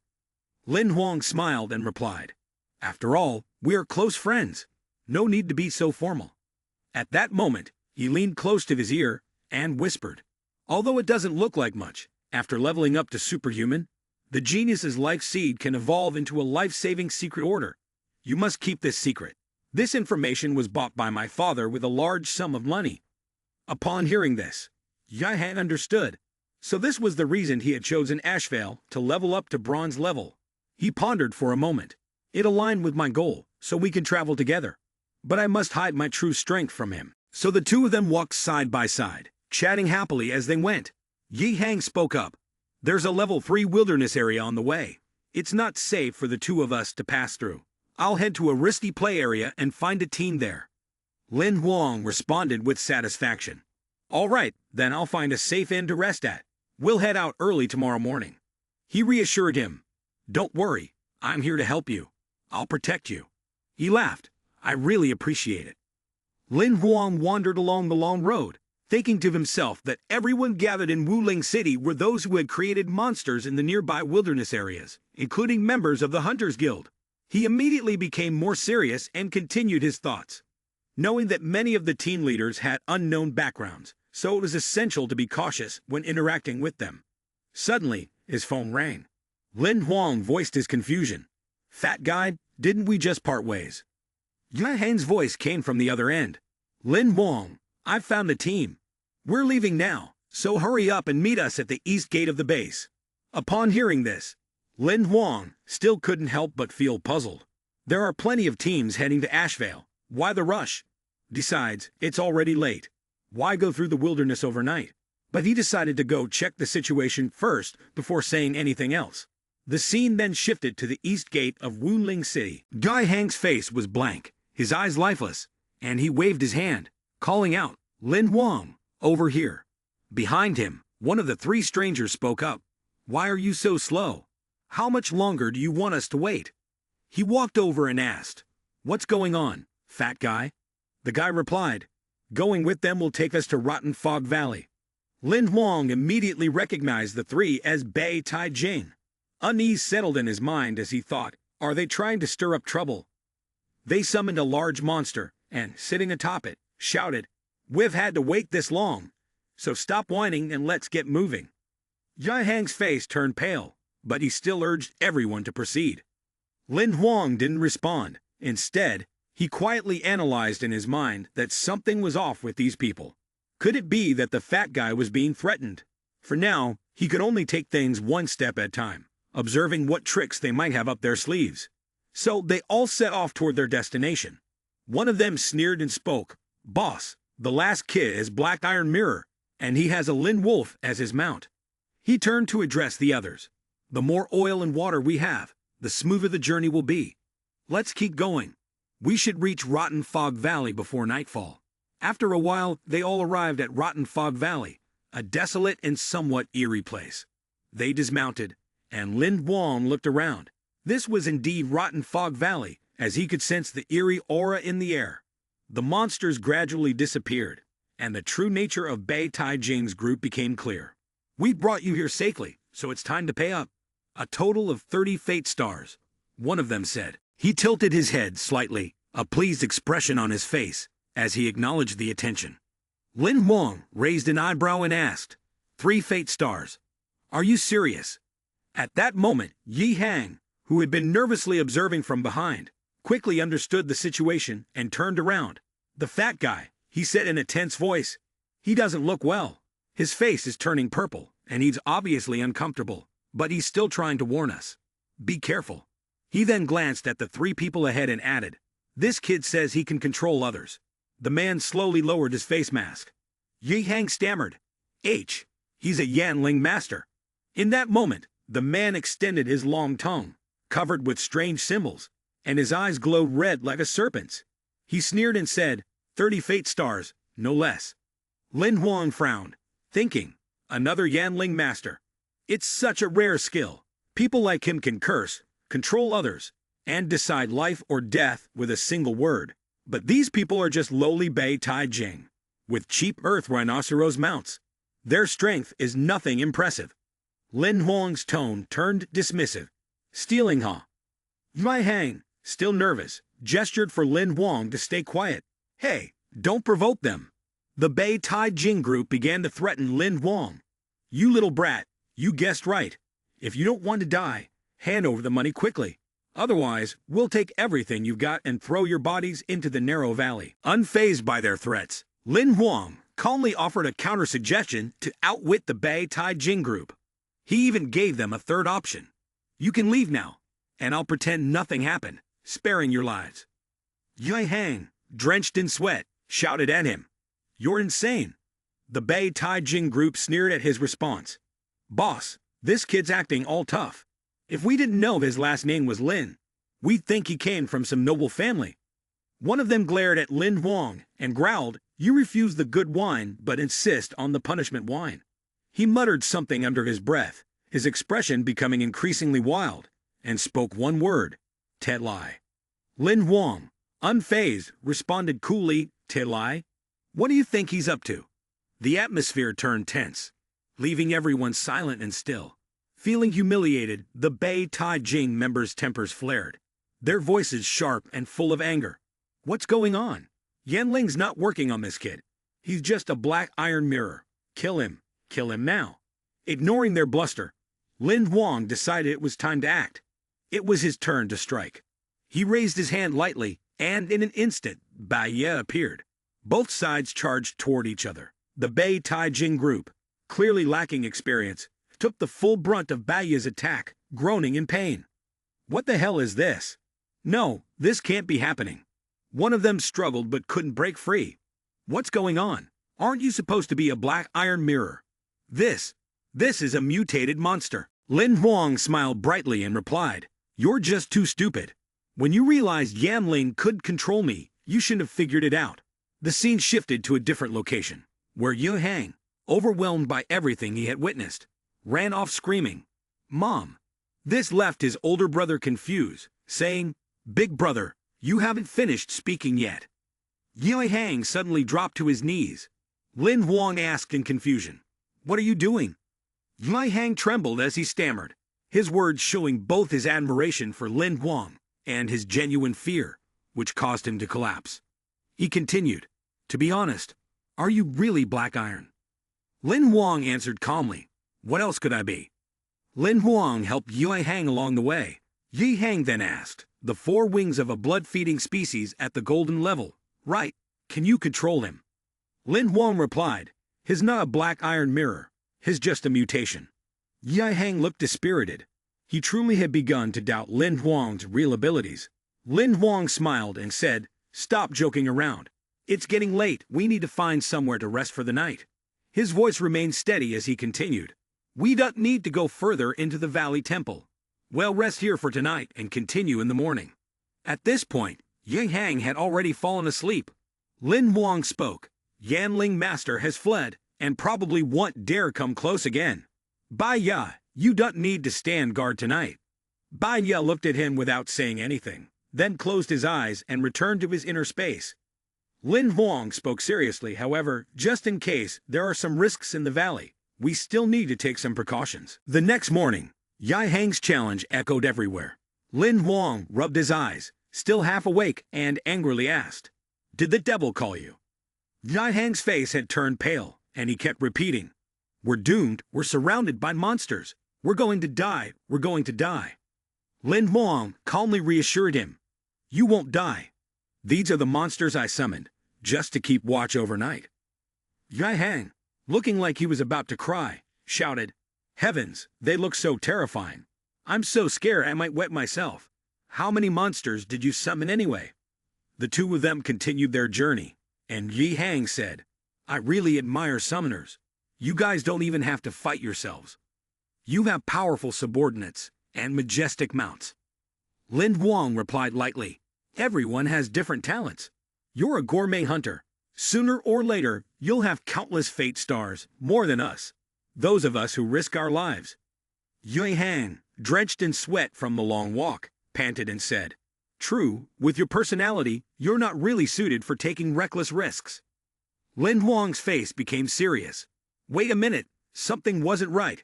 In front of them lay the huge corpse of a giant python. He continued, "The base of ox leaking chants should be around here, but all the monsters have already been cleared out by someone else. We're late." Yi-hang, panting and looking exhausted, saw that the first point had been destroyed, so they decided to move on to the next location. After walking quite a distance, they finally arrived at their destination. Yi-hang held up the map and said, "Over there, behind the stone pillar, is the second stronghold, the one closest to the cave entrance. Let's go check it out." After passing behind the stone pillar, Yi-hang, with a disappointed expression, exclaimed, "No way! What on earth is going on?" As if understanding something, Lin Huang, irritated, said, as expected. While holding his head in confusion, Yi-hang shouted, "Who the hell is so heartless? If this goes on, is he only left with the option to change his fate?" With a serious face, Lin Huang replied, "That fat guy, did you mention to the 3 thieves about the monster seed you chose before?" Yi-hang, surprised, answered, "Ah, right, he did mention it when looking for teammates." He continued, "Then I guess I know who it is that's been stopping you from hunting those monsters." Meanwhile, in another place, he was speaking to himself, feeling smug. "The golden weapon I use, which I'd spent all my savings to acquire, really is powerful. Rotten Fog Valley has a total of 4 strongholds of ox leaking chants. Now there's just one left, and once I clear it out completely, those 2 little brats will return in vain." His expression grew more sinister, and his tone became slightly frightening. "I've been in Wuling City for many years, and I've never suffered a loss like this. Once I go back and buy some withered blood elixir, I'll deal with you 2 easily. With withered blood elixir, that damn blood-feeding species will." Suddenly, a hand was placed on his shoulder. Xiao Qiang's voice rang out, "Not so fast." He broke into a sweat, turned around, and stammered, "Who are you?" "The teammate of those 2 little brats." He thought to himself, "What's going on?" Just the hand on my shoulder made my limbs freeze up, unable to move, or even use my energy. A voice rang out, "Take him away." Han Zhong appeared, a smile spreading across her face as she looked at the man before her, and said, "I will find a way to use him." He flinched when he saw the symbol on Han Zhong's cloak. "Zai, member of Ziya. Spare me." A hand slowly extended from a circular shape, its fingers curled as if attempting to seize something.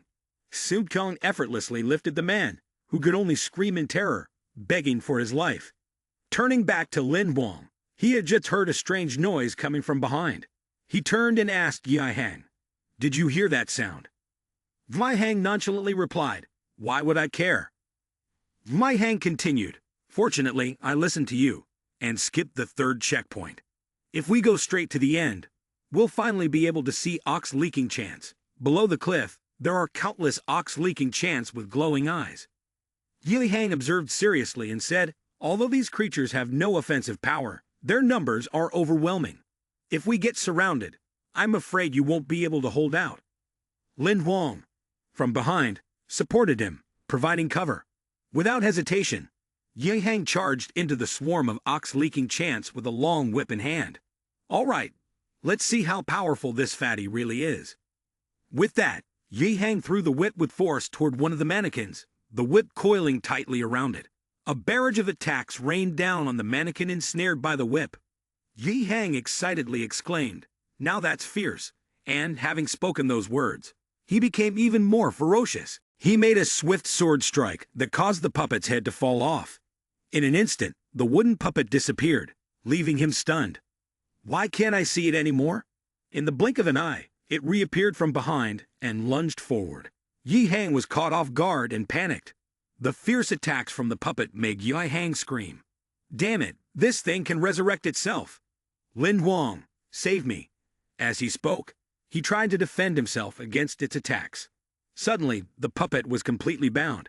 Lin Huang calmly said, "It's all tied up. Go ahead." Next to him was Baya, who was tying up the wooden puppet. Seizing the opportunity, Yi-hang attacked the puppet with a delighted expression and said, "All right, cut off this piece of wood's head." Some time passed, and Yi-hang, drenched in sweat, groaned and panted. "5 times already, is it done yet?" Baya was now finishing up the final touches in midair. Yi-hang, exhausted, spoke, "It's done." Lin Huang smiled and patted Yi-hang on the shoulder, asking, "So, the seed of destiny is the problem, right?" Mai Hang replied, no problem. He successfully leveled up to bronze. Now he just needs to practice to consolidate his realm. Yui Hang, feeling grateful, was almost about to kiss him. But Lin Huang pushed him away, irritated. No need for that. If it's done, you can go back to the capital first. He'll stay here for another 2 days. Yui Hang looked puzzled and asked, you still have something to do. Then he should go with you. Lin Huang shyly refused. No need. Your cultivation level is low. You only want to spawn monsters in this low-level land. Right now, you need to consolidate your cultivation. No need to follow me. He looked a bit sad and said, so you're really going? If anything happens, contact me, and when you return, look for me. He replied confidently, don't worry. His face now shone with a gleaming light as he spoke with determination. Next, it was his turn to level up to bronze level, while Baya beside him still ignored his strange actions. In the center of Rotten Fog Valley, before them was a glowing, mysterious, crystal-clear lake. He seemed to tremble in fear and began to speak. Are you sure it's here? Han Zhang responded irritably. Of course, I arranged it myself. How could it be wrong? Han Zhang gently touched the surface of the water with her hand, causing a small area to turn a clear red. She then said, the golden spring water in this lake has been brewed for 12 years. It should be usable now. The entire body of water gradually shifted to a red hue. She commanded, push it down here. Let me see the effect. Upon hearing these words, he began to feel terrified, trembling uncontrollably, stammering, no, don't throw me in. I'm still useful. I can help you find other test subjects. I knew that there were still 2 little demons in this narrow valley. Ignoring his words, I, Xiu Pong, threw him directly into the lake without mercy. The puppet shattered into pieces. Lin Huang said, Tach, although this toy doesn't have any attacking power, it's really hard to kill. He glanced at his hand and said, level up to bronze level. After the life wheel black iron turns into the life wheel bronze, the abyssal void marking will form 3 circles at the periphery. The remaining part of the life wheel, transformed by the fate memory card, will also begin to undergo similar changes.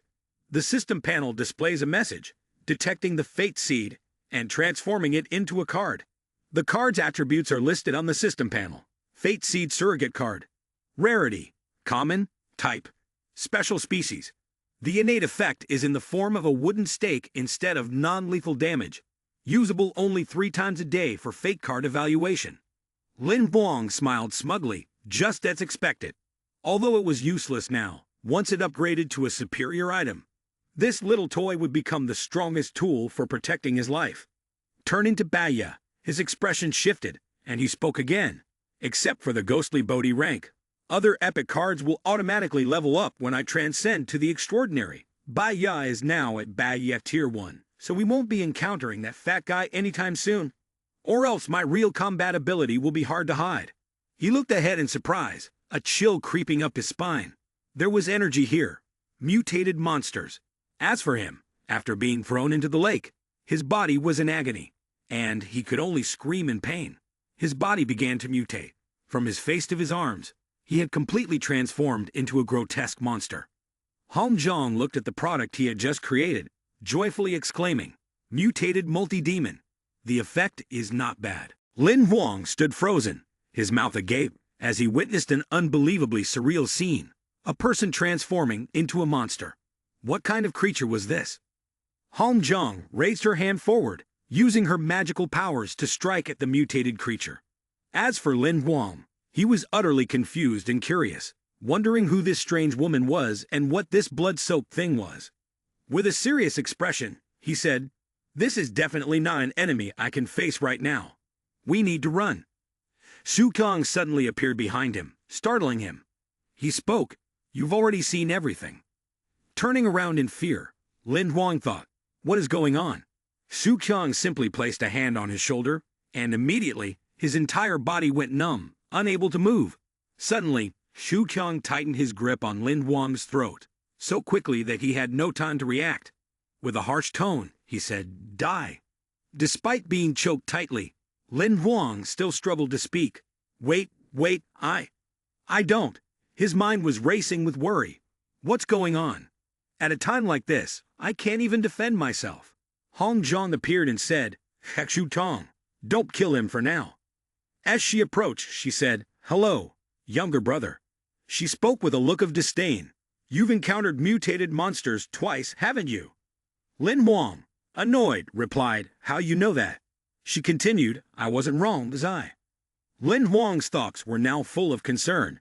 These two people radiated such intense pressure that being near them was suffocating. They were definitely superhuman powerhouses. She began to introduce herself. "I am Han Zhang, an official member of the realm." Still in pain, he forced himself to get up and said, "Sirs, I was just passing by and had no intention of offending anyone. Please, show mercy."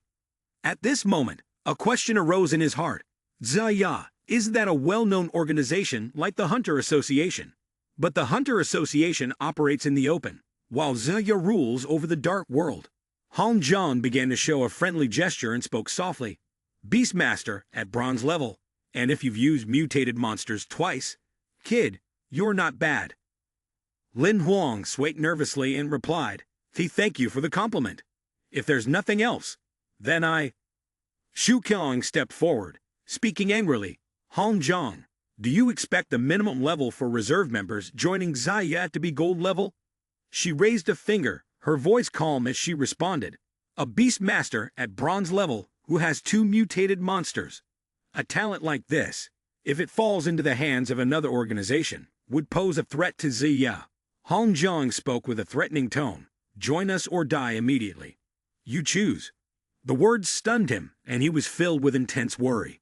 And so, he was captured. Arriving at the holding room, loud banging echoed from the door. Lin Huang shouted angrily, "Hey, didn't you want me to join Zaya? Where is this? A prison?" The steward, frowning, spoke disdainfully.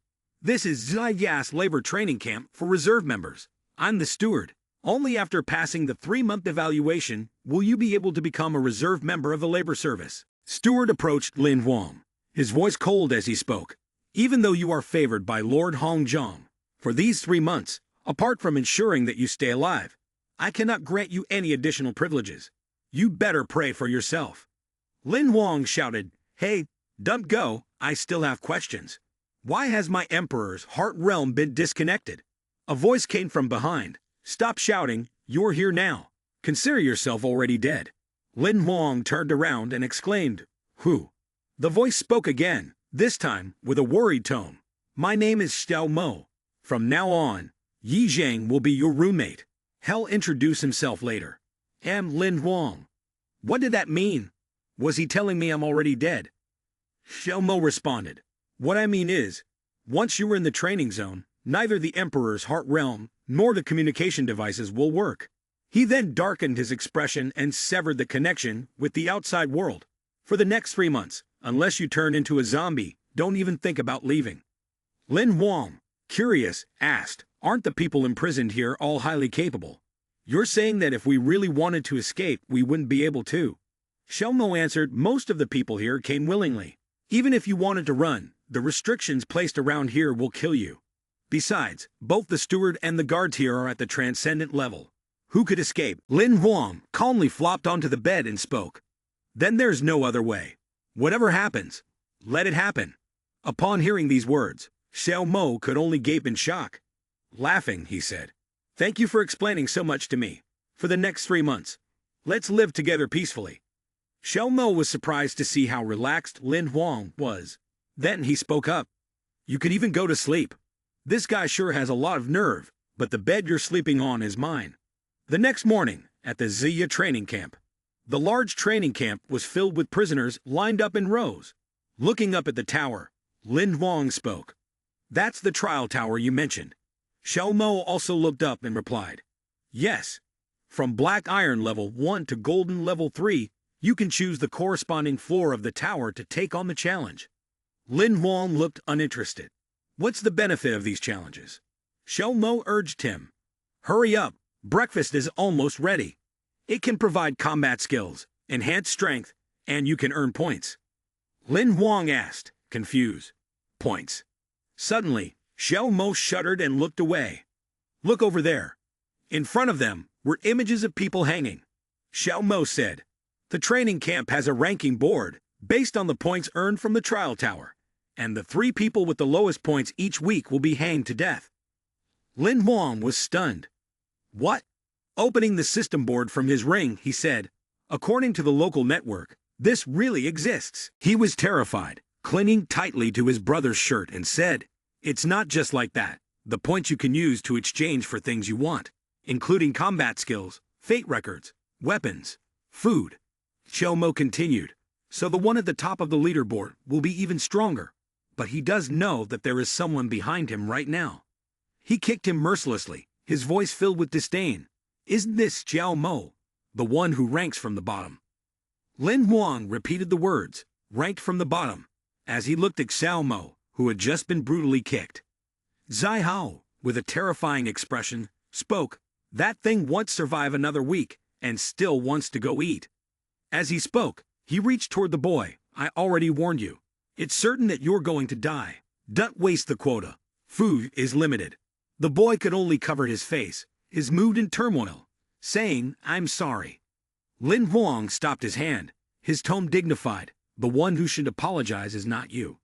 Annoyed by his firm grip, Zai Ho growled, you don't want to live anymore, do you? Ignoring his glare, Lin Huang said, sorry, Xiao Mo. The painful scream of Zai Ho was caused by Lin Huang's excessive force. Where did the echoing voice come from? Let him go. The prisoners around them shouted. It's Gong Zun Ying. Gong Zun Ying is here. Quickly let him go. He looked at Gong Zun Ying with a resentful expression. Boss, you hate it. Ranking second on the leaderboard.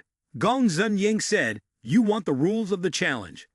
Lin Huang, with a fierce expression, retorted, that little fish rules are the rules of beasts.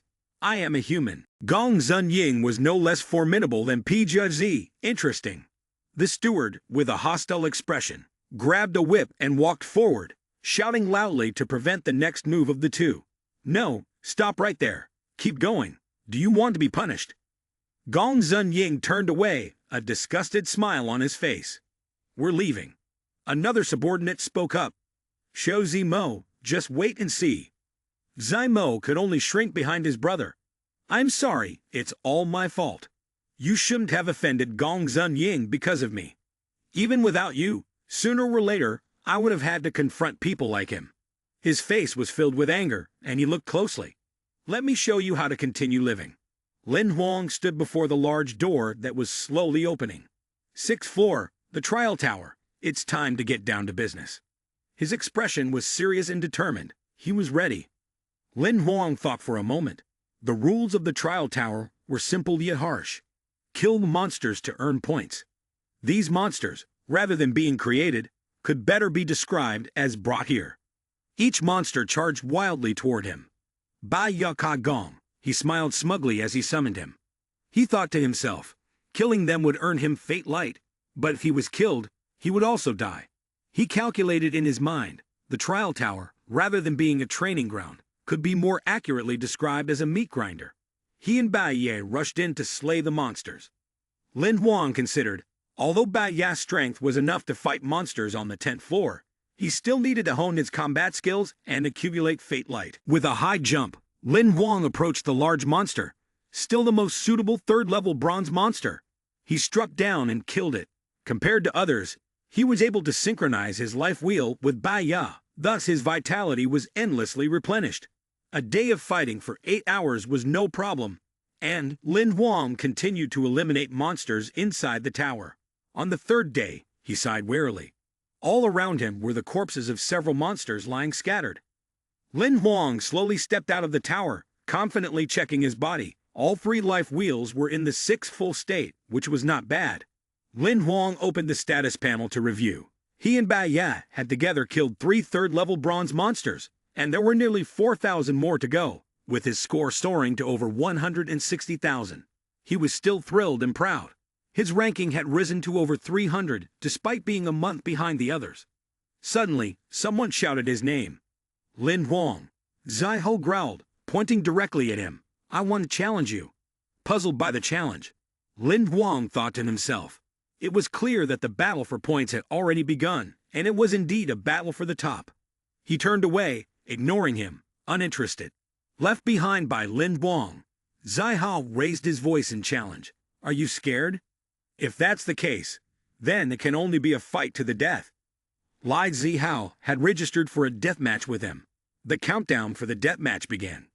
10, 9, 8. The system's voice rang out, signaling the commencement of the life and death battle.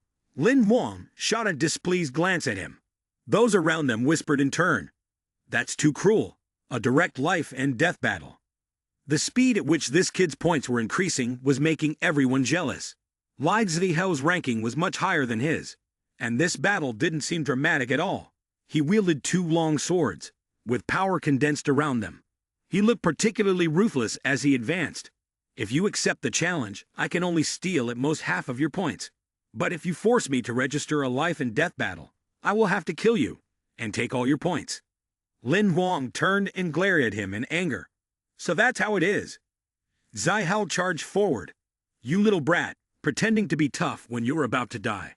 The crowd murmured in astonishment. "Deserves to be in the top 100 of the tower. Impressive." Li Zihao is also a subordinate of Gong Zun Ying. He's very powerful. What a pity for this newcomer. He's going to die just as he starts to show his talent. Zihao, upon hearing the compliments, became even more smug and charged forward. Die. However, with just one strike, Lin Huang confidently stepped past him. Zihao was stunned by his speed. "Ha!" Lin Huang slowly glanced at him. "You've lost," he screamed. "Damn it," and then collapsed. The crowd around them was terrified. When did he draw his sword? Just like that, in an instant. Is this kid's strength really that terrifying? Zihao lay on one side, not believing in reality. It can't be. How is that possible? Gong Zun Ying's voice rang out. "You must kill him. Only then will this life and death battle end." This was the rule of the life and death battle. Lin Huang's face darkened. "You want me to kill him? Is he one of your subordinates?" He glared at him. The rule was the rule. Killing him was the only way to end the duel. Lin Huang wasn't backing down either. Rules made by humans can also be broken by humans. Lin Huang turned away. "I don't have time to argue with Gong Zun Ying. I'm busy. I'm not playing with you anymore. See you later." His gaze was cold, and using his power, he summoned chains that wrapped around Zihao's neck. Taking the risk with a single strike, Gong Zun Ying ruthlessly killed him. "Ugh!" The agonized scream sent a chill down Lin Huang's spine. Lin Huang froze and turned back to look at Gong Zun Ying. Gong Zun Ying casually retracted the chains, but his expression was filled with anger as he looked at Lin Huang. "I helped you kill this guy. No need to thank me, but I hate people who don't understand the rules." Xiao Mo was terrified, sweat pouring down his face. He stammered. "Gong Zun Ying is a Baya blood level B. He could break through the golden scene at any time. If you run into him, you'll be in serious danger." Lin Huang lay leisurely on a nearby bed, then sat up with some curiosity. "Why do you want to join Zaya? You're a black iron mirror. You could easily join the Hunters Association and become a reserve member instead." He replied with a grim expression. "If I had a choice, of course, I would want to join the Hunters Association, but I am a descendant of sinful blood, and the Alliance government has no place for me." Zai Mo gently pulled down his shirt, revealing a tattoo on his body. Lin Huang's face darkened with sadness.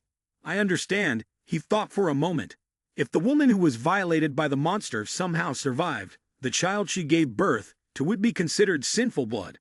Now the Alliance government had stopped hunting them, but they were still regarded as a different species. No wonder Xiao Mo could only choose an underground organization, like his former one. Xiao Mo seemed to fall into despair, biting his lip. "I'm sorry, I did tell you before." Lin Huang placed a hand on his head, comforting him. "Whether you are sinful blood or a descendant of sinful blood, you are still a person deserving of sympathy. You haven't done anything wrong." Xiao Mo curled up, avoiding his gaze. "The scores will be summarized soon, and Steward will come to execute me. Thank you for your care these past few days. Unfortunately, it's too late. With so many broken pieces of life like yours, there's no way I can repay you." His words made Lin Huang fall silent as well. With confidence, Lin Huang said, "Challenge me." Xiao Mo was taken aback. He shouted, "What?" Lin Huang calmly responded, "Challenge me. As long as I lose, you'll gain a portion of my points." Xiao Mo panicked. "No. In a challenge, if you forfeit, it's a violation of the rules. Gong Zun Ying won't let you off. Lin Huang's face hardened, and with determination, he said, "If he likes to cause trouble, let him come. I prefer solving problems. Don't hesitate. Are you willing to die without clarity in this damn place?" He gritted his teeth. I can't accept this. I want to keep living. I want a chance to become stronger." Xiao Mo trembled, his face pale as he mustered all his strength to shout, I challenge you." Lin Huang smiled lightly, accepting the challenge with ease. "All right, I can see." Gong Zun Ying approached, his expression turning serious. Lin Huang began to act confused, attempting to divert his attention. "Cheating? I'm not sure what you mean. Could you lower your voice a bit? Why all the commotion?" His response only made Xiao Mo, who was standing nearby, even more concerned. He stepped closer to Lin Huang. "I warned you before, yet you still choose to go against the rules. You're only at bronze level. Don't you value your own safety?" Lin Huang's voice was firm, unshaken. He had worked hard to reach second place on the ranking board. With 2 more wins, he could officially join Zaya, and now this confrontation. Was it really worth risking everything he had achieved? The crowd began murmuring among themselves. This newcomer must be out of his mind, speaking like that to Gong Zun Ying while still at bronze level. Where does he get that kind of confidence? Is he trying to get himself into trouble? Gong Zun Ying's cold voice cut through the whispers. "I want to challenge you," he said calmly. Just then, a sharp voice rang out, breaking the tension between them. "That's enough, all of you." A powerful voice came from the direction of the training grounds, silencing the commotion. "You're all very bold, aren't you?" Gong Zun Ying turned to look and pointed toward Lin Huang. "Steward, this person is breaking the rules and disturbing the fairness of the competition. I am disciplining him." He then turned to Lin Huang and scolded him. "Lin Huang, on your first day here, I made it clear. Even if you were chosen by Lord Hongzhong, there would be no exceptions. Rules must be followed, and they must be followed strictly. Have you forgotten?" Lin Huang only sneered and said, "Of course I remember. But just because I lost a challenge match, you're accusing me of cheating. Is this the rule now?" Seeing he could do anything to him, Gong Zun Ying started harboring resentment in his heart. "Even with backing, as long as we're in this training environment, I still have countless ways to discipline you." Not wanting to raise his voice in front of the steward, he turned and walked away. "Just wait and see." Lin Huang shouted, calling him back. "Wait a minute." His words made everyone around him freeze in shock. He turned back, frowning as he looked at him. Lin Huang spoke confidently, in front of the steward, "You challenged me. I want to challenge you to a life-and-death duel." Gong Zun Ying scowled. "Lin Huang, you're truly seeking your own death." The crowd around them started whispering. "This kid is crazy, just a bronze level, and he's challenging the second-ranked player on the leaderboard to a life-and-death duel. Even if Lord Hongzhong were here, he wouldn't be able to protect him." Gong Zun Ying smiled maliciously and began summoning iron chains. "Hell has no gates. You're walking right into it. Even if you die, don't blame me." The system voice rang out, initiating life-and-death duel. Countdown. 6. Lin Huang calmly called Baiya out. "I'll return those words to you. Life-and-death duel commencing. Countdown. 3, 2, 1. Immediately, he sneered and gave the order. "Baiya, kill him." Baiya charged from the opposite side, and Gong Zun Ying also launched his attack, aiming directly at him. However, his attack was blocked by Baiya with a barrier that he had created himself. Gong Zun Ying's face turned pale. "Impossible, my weapon is gold level." Meanwhile, Baiya launched an attack, swiftly darting past him. He was left stunned, unable to believe his eyes. "Too fast, I can barely see clearly. No, this can't be real." Then, he collapsed and died. Lin Huang smirked. "I thought he was supposed to be tough." The onlookers were shocked. That was the Beastmaster, right? The monster had mutated twice, didn't it? Unbelievable. Even Steward couldn't keep up, standing there dumbfounded. The man turned around and shouted, "All right, disperse. Everyone get back to what you're supposed to do." Looking at the scene before him, he pondered, wondering why Lord Hongzhong had allowed this person to join the Zilya organization. He slowly said, "Lin Huang, go back to your room. Stop causing trouble." However, Lin Huang was rummaging through Gong Zun Ying's body. "All right, All right, I'll finish up and head back. His actions irritated the man. Even so, this kid was too arrogant. He called out, "Xiao He, what's going on with the talent card? Isn't it supposed to be obtained by killing monsters, and you can only get the talent card through the soul seed?" Xiao He replied, "The talent of the talent card is something that only a few people can inherit, or it could be due to other reasons that cause them to have the ability to use the talent card from birth." Lin Huang put away the 2 cards he had just collected, which meant that the talent card allowed him to gain a skill without doing anything. Xiao He said, "It can be understood like that. Your skill panel appeared, and you were amazed. Not only did you gain new talents and skills, but the upgraded combat power also allows me to summon 3 monsters at the same time. It mocked you, telling you not to get complacent. You're still pretty useless." Xiao Mo shouted excitedly, "You can even attempt to assassinate Gong Zunying now. You're really strong too." Lin Huang replied modestly, "Still lacking, still lacking. Let me think. It's not that Gong Zunying is too weak, but that Bai Ya is too strong. Compared to your current strength, it would be enough to crush any member of the training camp." Xiao Mo happily interrupted his thoughts. "Your current points have surpassed 2 million, right? You could exchange for some good equipment." Scene shift to the equipment exchange counter. Lin Huang exclaimed in shock, "Bronze weapons need 10,000 points. Bai Ya's magic weapons need 100,000 per piece. The price of golden weapons reaches 1 million per piece. This isn't exchanging points. This is robbery." He hesitated, and then asked the staff, "Hello, I would like to exchange for a bronze-level gun." The staff replied, "Copper Sparrow 23, a product of the company, costs 80,000 points." Lin Huang was stunned. A bronze-level weapon shouldn't be enough with just 10,000 points. "Why are you asking for 80,000 from me?" The staff calmly responded, 10,000 is for the standard gun. This is the Copper Sparrow 23, magically enhanced. Its power is 3 times that of the original, priced at 80,000. Also, it's level 16, also magically enhanced, priced at 980,000. He gritted his teeth and endured the pity for his points. "I need both kinds. Take 2 of them." The staff member cheerfully responded, "Okay, a total of 2.12 million points. Thank you, customer." Lin Huang walked away, regretting his points. The moment they arrived, they were already gone, but he didn't lose much.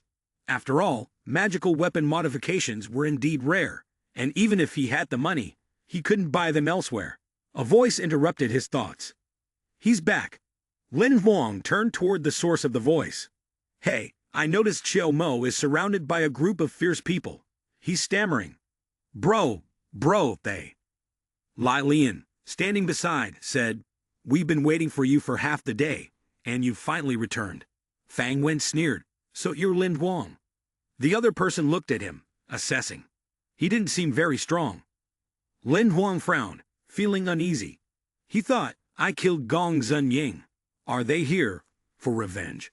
Suddenly, their expressions changed. They warmly greeted him. "You're back. Have you eaten?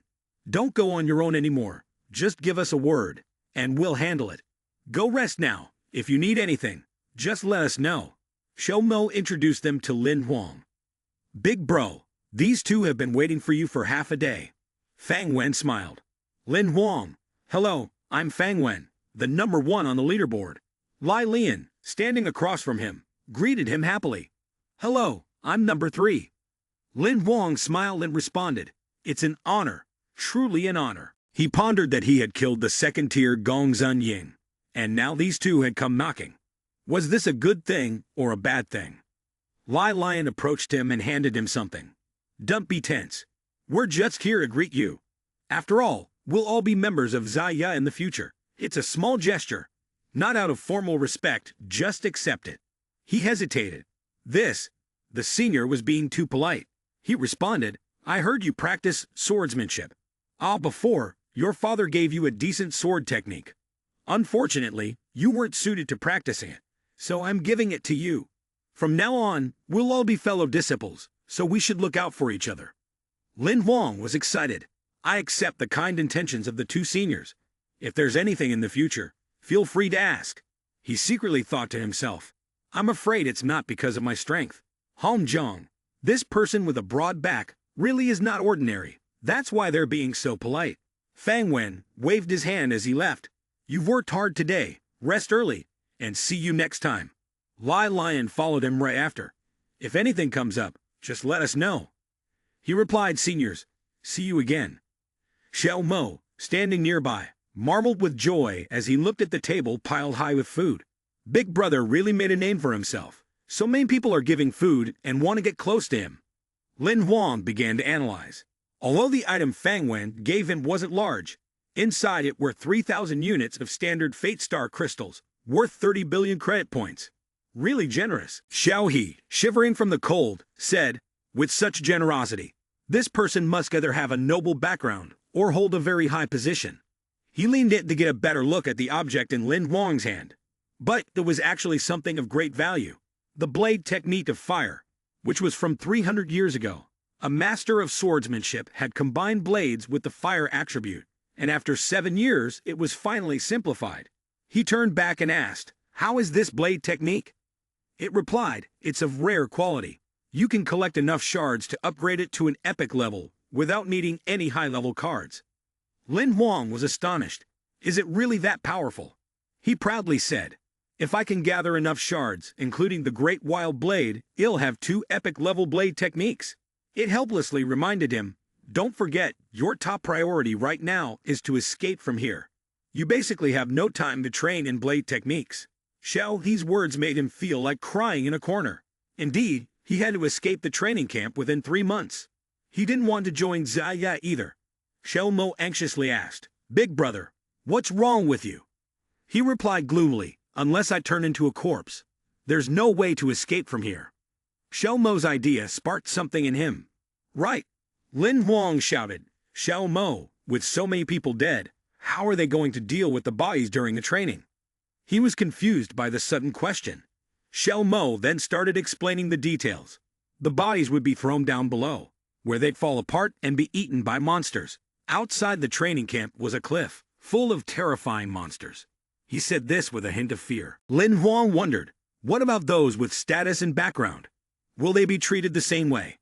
He immediately responded, startled, no, the bodies of those individuals will be kept by steward, awaiting their family's arrival to investigate the cause of death.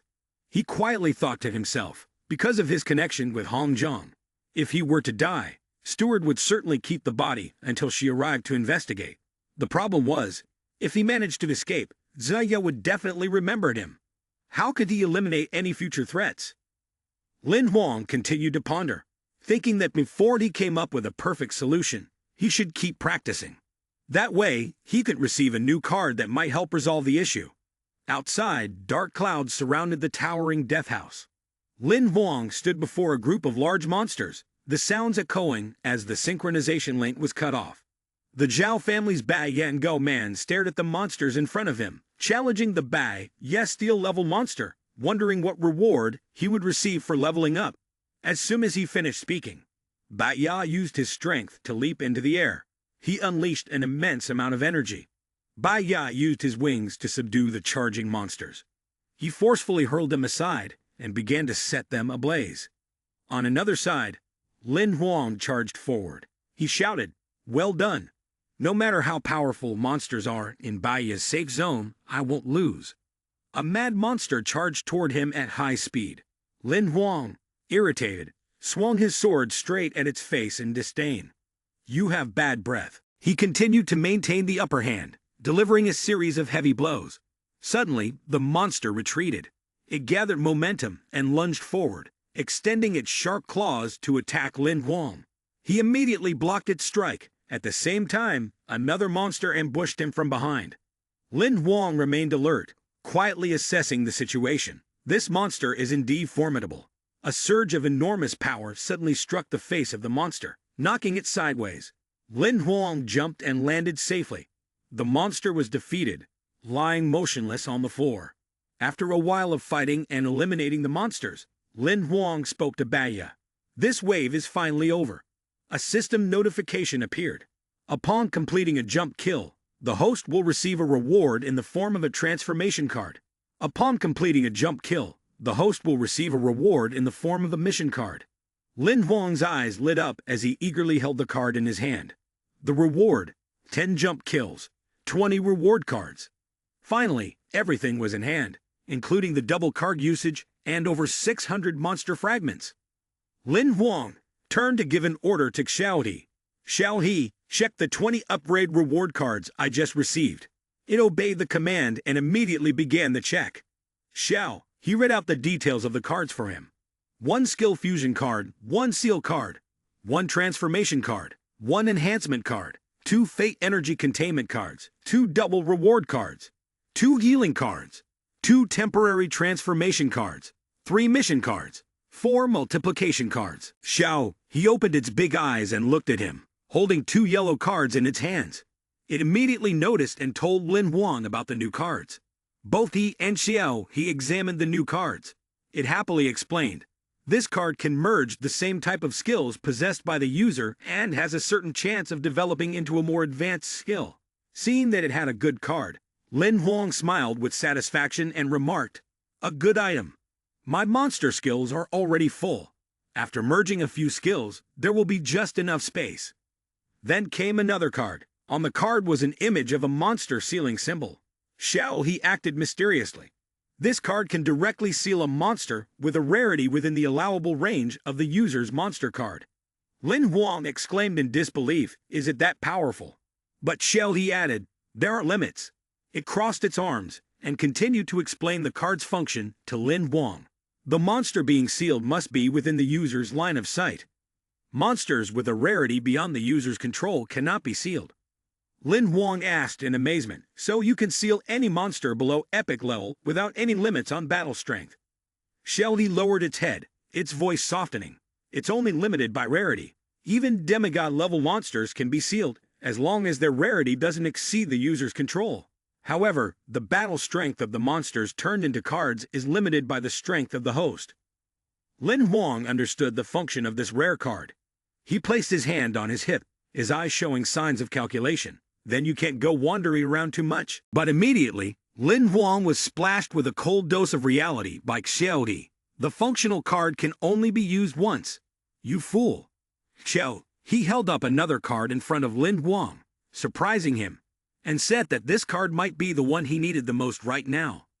Lin Huang took the card in his hand, and Xiaohe explained its function in simple terms. The effect of this card is to help you become a director.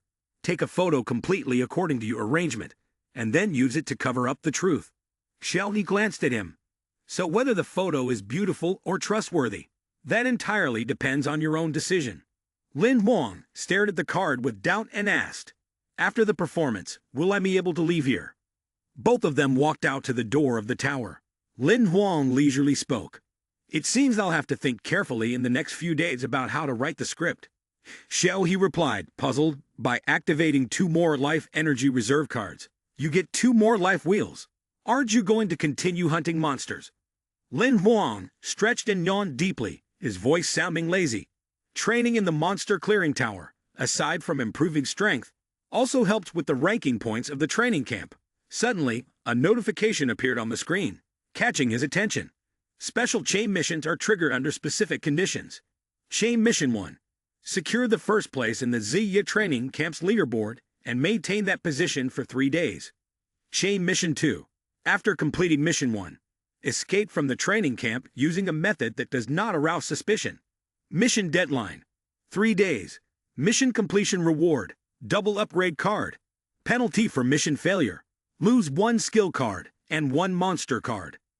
Warning. If only 1 mission is completed, it counts as a mission failure, with no reward, only penalty. After reading the notification, Lin Huang nearly collapsed.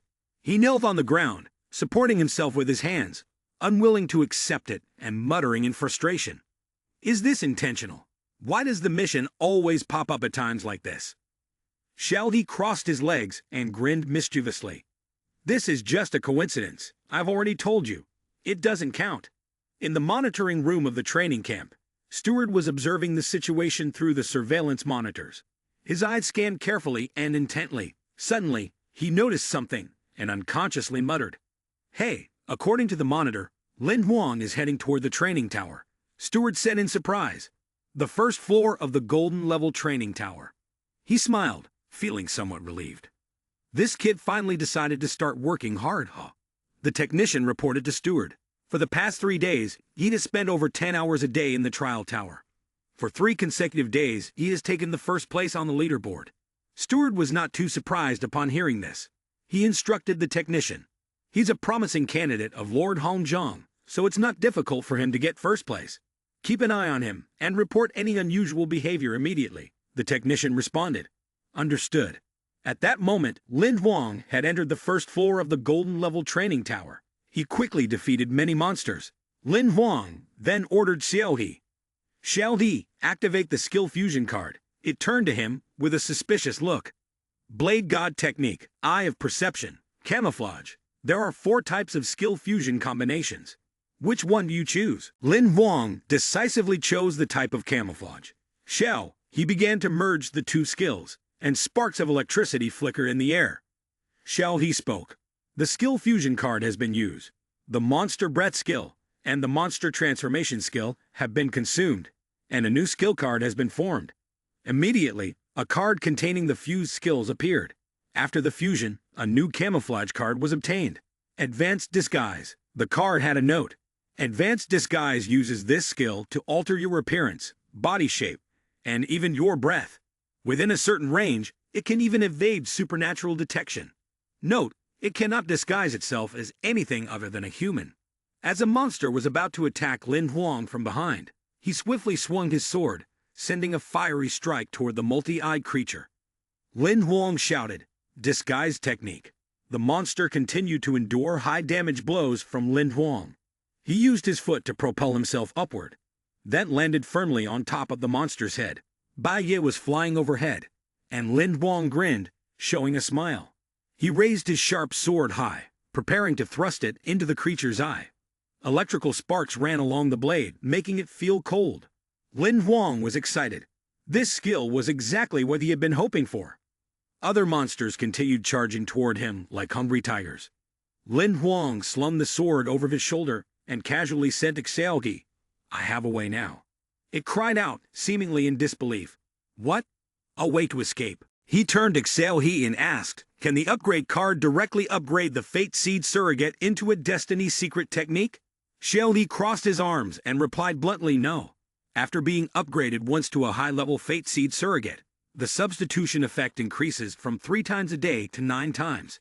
After 2 upgrades, it becomes the Fate Master Seed, which can replace a single death. The next words from him left Xiaohe stunned. Then let Lin Huang use 3 upgrade cards and directly upgrade twice. Xiaoge hesitated before confirming, "Is that what you want?" Lin Huang smiled, already formulating his plan. He said to Xiaohe, "Yes, I've come up with the perfect way to escape." The scene shifted, and a new advanced weapon appeared on the system screen. The golden-armed Kim Diu 11 had been modified, costing 7.2 million accumulation points. Xiao Mo, puzzled, asked him, "Boss, you've used up all your accumulation points." "Right." Lin Huang operated the system screen and responded, "Accumulation points are only valuable within the training camp. Once we leave, they'll become useless, so they have to be spent." He turned and placed a hand on Xiao Mo's shoulder, then asked with concern, "Is the Fate Star? I gave you enough." He smiled. "It's enough." Lin Huang trusted him to do well, killing monsters not only for survival, but to grow stronger, ensuring more options in the future. His eyes suddenly sharpened, and his voice grew deeper. "Becoming Zaya is not your only choice. Understand?" Looking at Xiao Mo, he silently thought to himself that the boy's nature was bad, and he shouldn't be trapped in a pool of blood. The outside world was still vast. Xiao Mo looked up at Lin Huang and stammered, "Huh? Oh, I understand, big bro." But in his heart, doubt began to rise. Did he misunderstand? He just felt like Lin Huang was saying goodbye.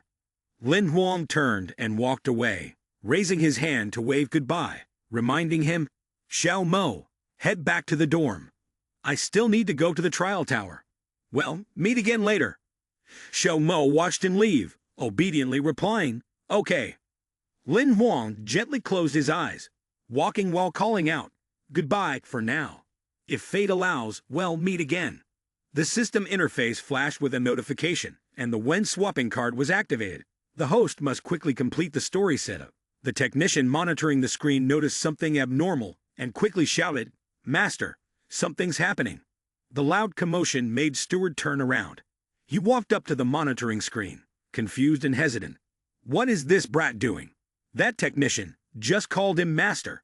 He's entering the second-tier golden level trial tower. He's just a bad Tai Jane. He's definitely going to die.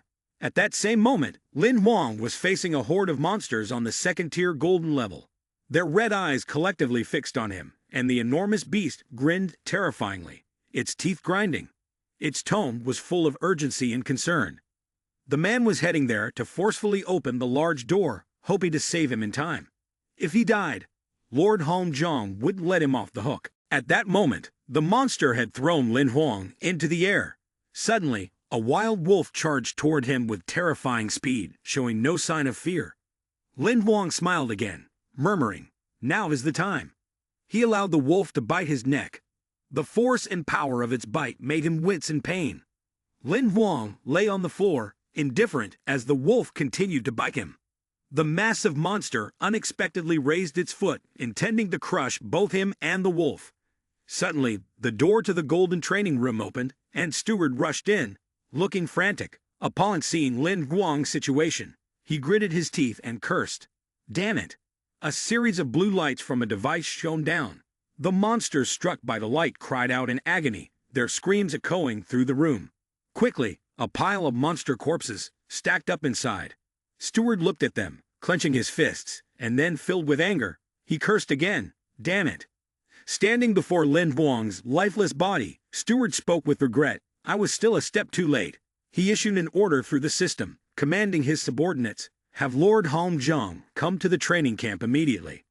That young servant was dead, and Steward never imagined that in the corner of the room, a shadow was smiling. Lin Huang had faked his death, using a disguise card to conceal himself. Watching Steward's actions, Lin Huang couldn't help but admire the effectiveness of the card. Not bad. It not only creates a fake corpse, but even my breath has completely disappeared. The disguise card began to take effect. Its power would last for a month. The scorching sunlight poured down onto the training base. An angry voice rang out, "Useless fool." Steward was kicked hard, his body crashing to the ground with tremendous force, and he spat out a mouthful of blood. Hong Zhang, supporting herself with her hands, was seething with rage. She immediately let her anger explode.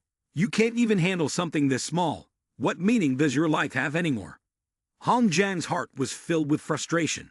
Truly a waste of space. Steward scrambled to explain. My lord, please calm down. The situation was unexpected. I couldn't have foreseen it. Hong Zhang pressed her lips together, her expression one of doubt. She asked, Are you sure? Is he dead? Steward lowered his head, trembling all over, blood still flowing from his nose and mouth. He immediately confirmed. Before you arrived, my lord, I inspected it thoroughly. Both the corpse and the equipment have been verified. That brat is definitely dead. Hong Zhang snorted coldly, then issued orders regarding Lin Huang. Trash, burn him. Leave no trace. As for you, wait until I deal with you. Lin Huang, hidden nearby, couldn't help but sigh. The identity card truly was powerful, able to falsify even the identity and equipment. He slipped along the wall and made his exit, a meticulous plan already forming in his mind. 1 month was enough for him to change his face and leave the training camp. Only by leaving the camp could he complete the series of missions and claim his rewards. As he passed through the corridor, he suddenly spotted 2 familiar figures. They were both 3rd rank, and Xiao Mo felt regretful about his death. Xiao Mo, with tears streaming down his face, appeared deeply sorrowful. Lin Huang saw this scene and couldn't help but feel a lingering sadness, feeling somewhat guilty towards Xiao Mo. However, it seemed that Lai Lion would comfort him, and at least in the days to come, it wouldn't be too sorrowful. Within the organization, there were still good people like Zaya. The sky was clear, and clouds gently floated over the mountaintop, with a pair of feet taking steps along the mountain path. Lin Huang gazed in the direction of the training base, and spoke. Finally, it's freedom. The system screen displayed a new notification. Congratulations to the host for completing the consecutive missions, receiving a double upgrade card. Scene transition. In a desolate, dry, and cracked wilderness, a figure was rapidly advancing ahead. Lin Huang, riding on the back of the blue-scale wolf, spoke in a somewhat tired tone. The current location seemed to be at the far west of the 7th zone, far from both the Baku City and the Lin town. Lin Huang opened the system to check, then spoke to Xiaohe. Duxia City, the nearest place with humans. But without a demon starship, you must go to Baku City. But it will take at least 10 months to get there. That's too long. Xiaohe stroked his chin thoughtfully and said, moreover, you can also use your own identity. Otherwise, Ziya will soon realize that you're still alive. Lin Huang worried. That's right. Right now, the top priority is to have a fake identity. Otherwise, even staying in a hotel will be difficult. Xiaohe made a suggestion. Let's go to Duxia City first. It's under Ziya's control. There must be someone selling fake identities there. Lin Huang smiled lightly, his gaze revealing a deep, inscrutable expression. He couldn't just walk into the city recklessly. He came up with a plan, and since he already had the skill of disguise, why not? Lin Huang used his advanced disguise technique to transform into a beautiful, alluring, red-haired girl. In the body of a woman, Lin Huang grinned smugly, I'm really too smart. As soon as he finished speaking, Xiaohe hit him hard on the head. It made a painful expression on its face. It could not accept Lin Huang's new appearance. He got angry and shouted, you idiot, give me back the normal you. He had been hit hard and winced in pain, shouting A. After traveling for a long distance, the checkpoint 7C357, leading to Duxia, finally appeared before him. At this point, Lin Huang had a large bump on his head that was swollen and bruised. He grumbled, the guide isn't supposed to find a way to get us there. Lin Huang, in his new form, walked into the city with Xiaohe. He asked, what's wrong with you? Xiaohe replied bluntly, if you want to stay alive, don't attract attention. You fool, the two of them had just fought, unaware that someone was watching. Lin Huang threatened, once I become a god, the first thing I'll do is destroy you. He wasn't someone to be easily bullied. It provoked Lin Huang. We are one and the same. Are you planning to perform a suicide show? You fool. After a struggle, both of them were injured, with Lin Huang's nose bleeding and his face covered in scratches. It was at this moment that he noticed the young man behind him. Lin Huang spoke, big brother, over there. Yang Lin Jiang raised his hands and then spoke, did you pay for the information, wanting to buy a fake identity? Lin Huang hesitated, yes, that's right. Yang Lin turned his head, scanning the surroundings before saying to Lin Huang, it's not convenient to talk here. Let's go somewhere nearby. Follow me. The two of them entered a small alley. The surroundings were somewhat run down, and they soon arrived at Yang Lin's house. Inside, his voice could be heard. Sorry about the mess. It's a bit cluttered. Please, make yourself at home. The room was full of stuff. Fast food wrappers were scattered all over the place. Lin Huang frowned in discomfort from behind. There was no space to stand. Where was he supposed to sit? Yang Lin reached out and pulled a white cloth away. He didn't care about Lin Huang's standing or sitting position, and simply replied, 100 fate stars, the standard unit. He only accepted fate stars, no fragments of life, no credit cards, and no upgrades. As the cloth was gradually pulled away, a device slowly emerged. Lin Huang raised his hand and explained the pricing. If you only need an identity to stay at a hotel, it will be a bit cheaper. But if you need an identity to take the hunter exam, then it's this price. Lin Huang was led into the machine, and he casually said, no problem. But 100 fate stars equals 10,000 fragments of life, which converts to 10 million in credit cards. It's not a cheap price. Yang Lin smiled out loud while operating. Even though he's an elite member of Ziya, the false identity is all his work. Don't worry, no one will ever know. He made a series of actions on his system. Yang Lin smiled again. Pick a name. The program will automatically create the details for you. Lin Huang eagerly said the name he had thought of. I want the name Daihao. Yang Lin chuckled, and seeing his expression, Lin Huang felt a little suspicious. What's so funny? Yang Lin stammered no, the name's not bad. After a while, this process was completed. He turned to Lin Huang and handed him a ring. It's done. You can check it yourself. Lin Huang put the ring on his little finger and checked the information inside.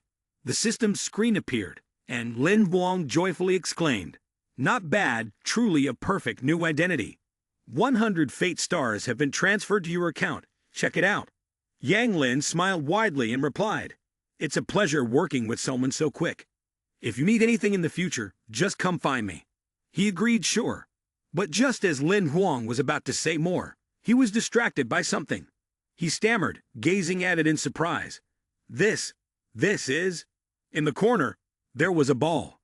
Yang Lin, from behind, introduced it. "This thing is called a football, just a toy." Yang Lin lowered his head, and his gaze suddenly showed a trace of sadness. He made this with his own hands. It's a keepsake of his homeland, which he can never return to. He turned his head in horror when he heard Yang Lin's words. He exclaimed, "You?" In his heart, he silently thought that the figure of this person from his homeland was also a time traveler. Scene change, Lin Huang was still too shocked and could only blurt out, "You?" Yang Lin asked in doubt, "What's wrong? Is there still a problem?" Lin Huang's eyes looked at him, and he frowned, a thought rising in his mind. His current situation was not the right time to make friends, and besides, he didn't know whether this person was a friend or foe. "Let's wait then." Lin Huang walked up to him. "What's your name?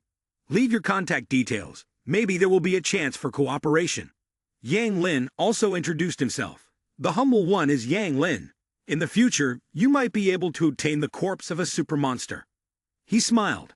Yang Lin, with such a noble identity, can still do this. "You must remember me." Lin Huang promised. "All right, I will definitely remember." Scene changed to the level 2 wilderness area outside Duxa City, a desolate place with sparse trees and dry, barren land. Lin Huang swung his sword and used a few moves to defeat the massive monster before him. The system notification appeared. Skill fragment flowing fire blade technique X1. Bai Ya, nearby, was also not idle. He used his strength to bind 2 long-nosed goblins. The 2 were killed by the impact force from Bai Ya. He smiled and gave the order, "Do it again." The system once again showed a notification. Skill fragment flowing fire blade technique X2. Many of the monsters at various levels were easily subdued by Lin Huang. He sat casually on a tree branch, with the corpses of monsters piled up on the ground below. Lin Huang turned to Xiaoli and said, "I've accumulated over 400 fragments of the flowing fire blade technique. Why can't you assemble them into a complete set of skill cards?" Xiaoli replied, "Not enough is just not enough. There's no reason for it." Lin Huang bit into a wild fruit, eating while speaking. "Even though the blade technique isn't formed yet, I'm already very familiar with the flowing fire blade technique. The 6th expansion is no weaker than the thunder blade." Xiaoli crossed his arms and asked, "How much longer are you planning to stay here? When will you go back?" Lin Huang thought for a moment before answering. "The demon starship will take a year to return, but using a space portal will be much faster. Though it's quite expensive, I've booked a spot for an instant teleportation, and in 10 days when the portal opens, we can leave here." He tilted his head, calculating, "We need to stop at Texai and for 12 days, then at Outpost 7 and 28 for 21 days, and finally, we'll rest at Outpost 7 and 12 for about a day or 2, before we can reach the capital of barriers." Xiaoli frowned, clearly displeased by this plan. Suddenly, a loud noise made Lin Huang and Xiao. He break out in a cold sweat. Bai Ye silently flew up to observe. Lin Huang looked in the direction of the sound with suspicion and asked, "Bai Ya, what's going on?" "A monster is attacking." Xiao he anxiously exclaimed, "Huh? This time, it's troublesome." In the sky, dark clouds swirled like a tornado, and a giant blue eye slowly opened. Lin Huang frowned and exclaimed in disbelief, "This is opening." The void copper gate blinked and lightning coursed along the eye's surface. Seeing the situation was dire, a voice screamed out, "The enemy is attacking. Activate the protective shield, sound the alarm, and establish a state of martial law for the entire city." As its eye opened, a multitude of demons and monsters fell into the city. Many of the creatures attacked, but they were blocked by the protective shield. The people in the city were horrified, looking up to witness the shocking scene. Screams echoed through the air. The young man in white hurriedly shouted a warning. "It's the void copper gate." The chubby boy stared, wide-eyed, wondering what to do. There was no escaping now. The woman clenched her teeth, her face pale as she muttered, The void copper gate is open. It's over. We're all going to die. The three individuals, Ju Sai, Lian Tong, and Zhu Mu, remained calmly seated at their tea ceremony. Zhou Sai spoke. How unlucky, the void copper gate opened so close to our city. Lian Tong placed his hand on the armrest and looked to Zhu Mu for guidance. Boss, Zaiya's defense system has been activated. Should we take action too? Zhou Sai answered. This is Zaiya's territory, so we shouldn't interfere with this matter. Lian Tong slowly said. If this beast-level disaster is controlled, millions of civilians here will die. Not a single person will survive. Zhou Sai disagreed. But if we intervene, we'll be exposed. This mission will fail. Lian Tong, don't forget the purpose of our being here this time. Zhu Mu finally spoke up to stop them. Stop arguing. The safety of the people must come first. Everything else is secondary. Zhao Cai turned to begin writing 100 lines as punishment for violating the hunter's rules. Zhao Cai's voice wavered. Boss, can you please not be so heartless? Liang Tong winked and added, Write 200. Suddenly, Zhu Mu's eyes widened, and he shouted loudly. It's here. From the void copper gate, a massive hand of the supernatural beast appeared. Electric lightning flashed across the sky in rapid bursts. The long, stretching arm of the beast kept extending, and the deafening roars echoed throughout the space. The supernatural beast had arrived. Liang Tong made his assessment of this supernatural beast. From its shape, it appeared to be a giant type, but its claws resembled those of a demon type or possibly a lesser dragon type. Zhao Sai hesitated, but then spoke up. If it's a lesser dragon type, then this monster alone could wipe us out, except for the captain. Zhu Mu stood silently with his hands clasped behind his back, observing the situation. The people in the city had scattered in panic. A massive, lesser dragon-type supernatural beast, spewing fire from its mouth, appeared. Lesser monsters stood across from a group of people. They kept howling and expressing their fury toward the humans. Green light immediately ensnared them. Ziye swung his sword, shattering them into pieces. The blonde-haired man behind him, panic-stricken, reported, Wind Beast Lord, the superlative monster has appeared. Zaya stared ahead, responding coldly. I can see, I'm not blind. The superlative monster also looked toward Zaya. It opened its mouth, revealing sharp, terrifying teeth. Ziye gritted his teeth, his face growing more serious. He hissed. Immortal species, damn it. This is trouble. The scene shifted to the superlative monster of the lesser dragon species. Its appearance made the danger escalate exponentially. The blonde-haired man urgently exclaimed, Immortal superlative species, do we still have a chance, my lord? Zaya held his sword, his eyes burning with fighting spirit. He shouted to the two men. Less talk, protect the city. I'll go face it. Zaya clenched his teeth, his gaze revealing murderous intent. In his heart, he silently thought, even if I have to die, I'll at least create a chance for one more person to survive. Lin Huang and Xiao. He stood from afar, observing the superlative monster. Lin Huang curiously asked Xiaodi, Wind Beast Lord, can we defeat the superlative monster? Xiaodi responded, To defend an entire city, it must be a superlative being. If it were a regular monster, it wouldn't be an issue. But this superlative monster is of the immortal species, very difficult to kill.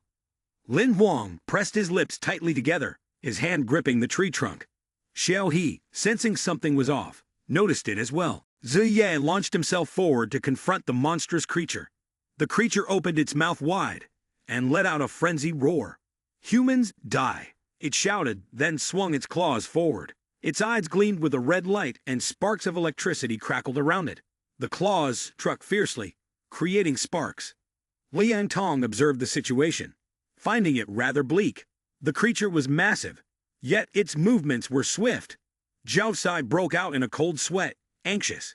This is bad. That person. Zhu Mu reassured the two. Don't panic. Stay focused. Suddenly, a figure shot into the sky, a sword aimed straight upward. The tip of the sword flashed with lightning, confusing the creature. The figure shouted, You fool, I'm right here. Zanya glanced down, then shouted loudly, Thunder Sword. The lightning surged directly into the superhuman monster. Lian Tong smiled. Zhou Sai wore an incredulous expression. At the same time, Lin Huang was equally excited, and everyone collectively exclaimed, "We've won!" Only Zhu Mu continued to stare intently at the creature, his gaze deep and unfathomable. Sweat beaded on his forehead as he anxiously said, "No, we've fallen into its trap." At that moment, Zaiya's eyes widened in shock. The superhuman beast. It's vanishing. Liang Tong clenched his jaw, his voice shaken. It's disappearing. Zaiya stood frozen, staring at the creature as it vanished before his eyes. He cast a fearful glance behind him, his expression one of terror. Suddenly, Zaiya was attacked by a sphere of power containing lightning bolts. He let out a painful cry, blood gushing from his mouth in a large spurt, a surge of force hitting the nearby mountain, sending flames roaring into the sky. The three witnesses saw everything unfold. The long-haired man shouted, "My lord!" The blind man next to him gasped, "What's going on?" The protective shield of the city was being continuously struck by the lightning bolts. A voice called out loudly, "What's attacking us?" Lin Huang, still unclear about the situation, quickly asked, "Xiao He, what's attacking the town?" Xiao Di then explained, "It's an extraordinary monster. The dragon-shaped monster is not its true form. We are all seeing an illusion." Lin Huang, puzzled, asked, "An illusion?" Zhu Mu, his face darkened, spoke to everyone. "That's right, it's an illusion. To create such a large-scale illusion, it must be a powerful individual." Liang Tong shared his analysis. The town is being attacked from multiple directions. There may be more than one extraordinary monster. Zhao Sai offered his suggestion. "Captain, should we take action?" Liang Tong, irritated, replied, "Take action? Can you even see that person clearly? If you can't even see him, how can you attack?" Zhao Sai isn't any better. She gritted her teeth and responded. But once the town was under attack, hundreds of thousands of innocent people would die. Liang Tong explained to her, "It's not that I'm stopping you from taking action, but I'm telling you to wait for the right opportunity." Zhu Mu, visibly annoyed, snapped, "Enough noise. The old man hasn't died yet." Ziye was horrified, his eyes unable to hide his shock. A man holding a sword shouted, "Wind Beast Lord!" Ziye growled, "The rain, damn it!" He grabbed the sword's hilt, raised it into the air, with the blade pointing down to the ground. Ziye shouted loudly, "I'll risk it with all of you." With that, he plunged the man-thon sword into the earth, the immense force causing the surrounding rocks and dirt to fly in all directions. Ziya screamed, "Stop hiding! Come out and accept your death!" The extraordinary monster slowly began to reveal itself. Lin Huang, hiding behind a tree, felt like his eyes were about to fall out. He froze, exclaiming, "Oh my God, it's enlarged!" Xiao He frowned as he assessed. The swordplay was indeed a combination of power and swordsmanship. This old man was no simple character. Zai sensed something unusual behind him. He raised the sword, lightning coursing along its blade. Ziya shouted loudly, "Idiot, I've found you." He turned and charged toward the opposite side, executing a move that struck directly at the extraordinary monster. The creature fell to the ground with a thud, and a voice full of worry was heard. It was Gi Nian. Ziya stood frozen in place, staring at it, muttering, "No wonder, illusions are what it creates." The bespectacled man cried out in fear. Who did this? Who could kill an extraordinary monster? Gi Nian bared his teeth. Not bad. Humans, Gi Nian is the leader of the monsters this time. He raised his arms and declared, "Now the time of death officially begins." Scene transition. The three of them, Zhu Mu, Zhu Sai, and Liang Tong, all looked ahead. Zhu Mu remained silent, while Zhou Sai spoke up, "Boss, you're really impressive, solving that formidable ghost problem with just one move." He closed his eyes and replied, "It was just a coincidence." Zhao Sai, feeling helpless, hesitated. "Well, this." Zaiya clasped his hands in front of him and bowed to Zhu Mu. "I never expected that I would be in charge of such a small place. And today, 3 strawmen suddenly appeared." He observed the 3 of them and then politely asked, "Are you 3 members of the Hunter Guild?" Zhu Mu didn't answer but shifted the topic. "You have some things to address. Wait until we've dealt with those monsters and the wolves below. Then we can talk." Gi Nian, with his bright, sharp eyes, looked at them and spoke. "Humans are so cunning. hiding 4 Hu Jing strawmen in such a small C-grade outpost. Gui Nian spread his arms wide, laughing mockingly, before adding, "But it's all useless. Today, you all must die." Zhao Sai, eager for a challenge, taunted him, "Ugly monster, don't you know? We have 4 people, and you only have 3. Gui Nian held a mask in his hand, eyeing Zhao Sai. Little girl, human, bad temper, but not a bad face. Other extraordinary monsters were rapidly rushing toward them. Zia Ya and Liang Tong both assumed battle stances. Liang Tong held a gun in his hand, squinting his eyes, his tone rude and mocking as he sneered at Gui Nian. "What's that monster babbling about?" Zia Ya stood in front of him and then gave the command. "End it quickly, finish him fast." Zhu Mu on this side activated his sword, the blade shining brightly, a surge of power running along its length. He shouted in order, "Zhu Sai, attack together." Gui Nian laughed, "4 against me." Unexpectedly, Zhu Mu turned around, taken aback by the sound of laughter, and the words from someone he hadn't anticipated. Didn't it just become 3 against 4 now? Zhu Sai couldn't understand why she suddenly burst out laughing and turned to attack Zhu Mu. Her skill struck, sending rocks and debris flying in all directions. Zhu Mu hadn't expected this, hurriedly calling out Zhu Sai's name. Liang Tong was horrified when he saw the situation spiraling out of control. He shouted, "Zhu Sai, get a hold of yourself." Zaya looked around. She's gone. Is it a possession mutation? Zhu Sai relentlessly attacked Zhu Mu, her strikes decisive and agile, earning even Gui Nian, who was occupying her body, a compliment. So, she's a little violent chicken who's good at close combat. I like it. Zhu Mu urged and tried to persuade her. Zhu Sai, resist him. Drive him out of your body. Don't let him control you. Gui Nian, in Zhu Sai's form, resisted. It's useless.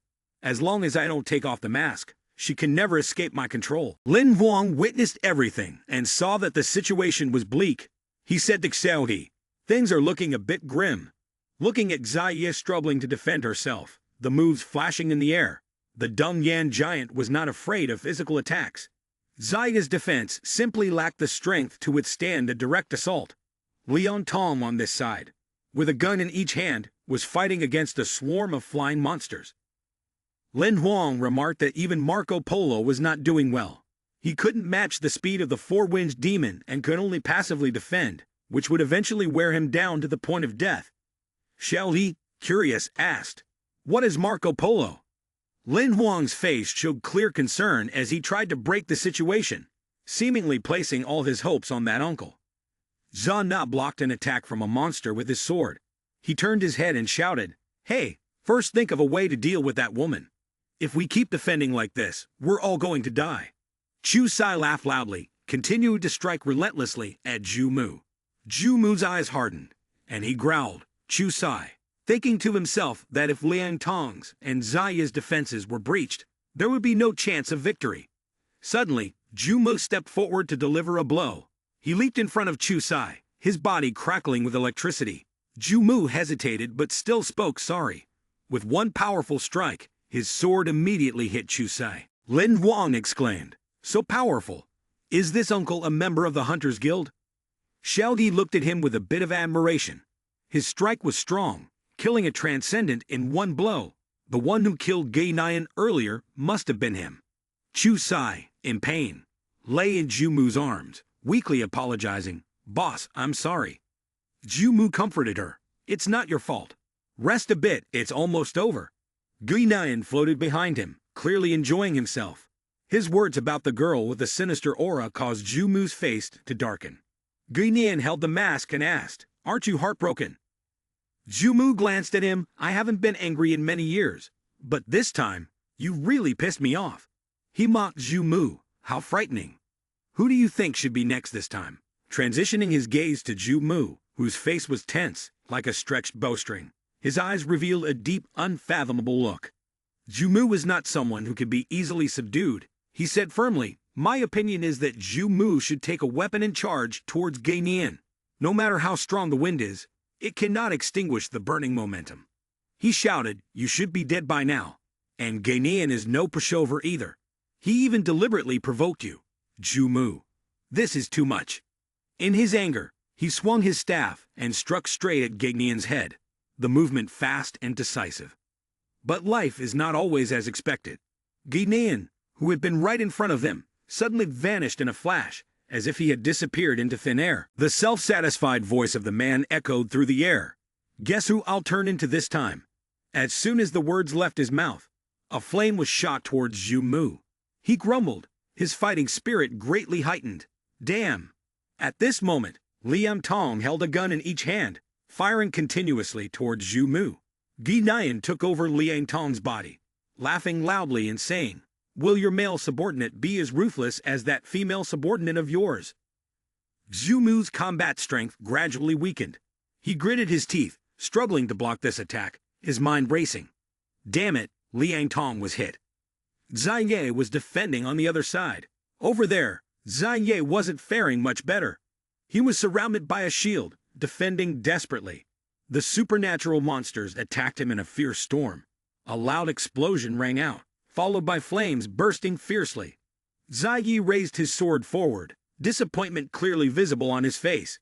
He hesitated, his defensive weapon failing him, and he knew it was over.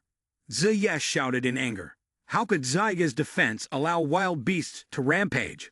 A surge of intense energy shot straight down the water's surface. The battlefield was prepared, with countless techniques intertwining. The sound of rallying cries, "See you!" He died while fulfilling his mission. Lin Huang was underwater, having witnessed everything that had just happened. Lin Huang sighed. Zaiya's defense, a strong man. Xiao He beside him had already noticed the weakening state, and there was basically no way to completely wipe out those supernatural monsters. Hearing the death notification for Ziya, Zhu Mu's face turned completely pale, filled with extreme panic. He exclaimed, "Say you." Gaignian laughed loudly behind him, mocking, "This is really fun. Keep playing. When I'm in a better mood, I'll give you the chance to fight me head-on." Gaignian couldn't be satisfied unless he made Zhu Mu go mad. He looked at Gaignian with a murderous glare and swung his spear at him. Zhu Mu gritted his teeth, seething with anger. "If you want to play, I'll play until the end." The spear, blazing with a fiery flame, was about to reach Gaignian's throat, yet he remained as calm as ever, bursting into laughter. Suddenly, Zhu Mu felt something was off. He composed himself, sensing a very faint fluctuation in the energy that felt wrong. Zhu Mu bent his spear, channeled energy into its shaft, preparing for an attack. Realizing that talking was futile, he struck a punch right at Gaignian's chest. Who would have guessed that behind the transformation, it was Liang Tong? He fell to the ground, and Zhu Mu hurriedly rushed to his side, lifting Liang Tong up and shaking him, calling out, "Liang Tong, he's so weak now. His injuries are severe, and he barely managed to whisper, 'Boss, it's me.'"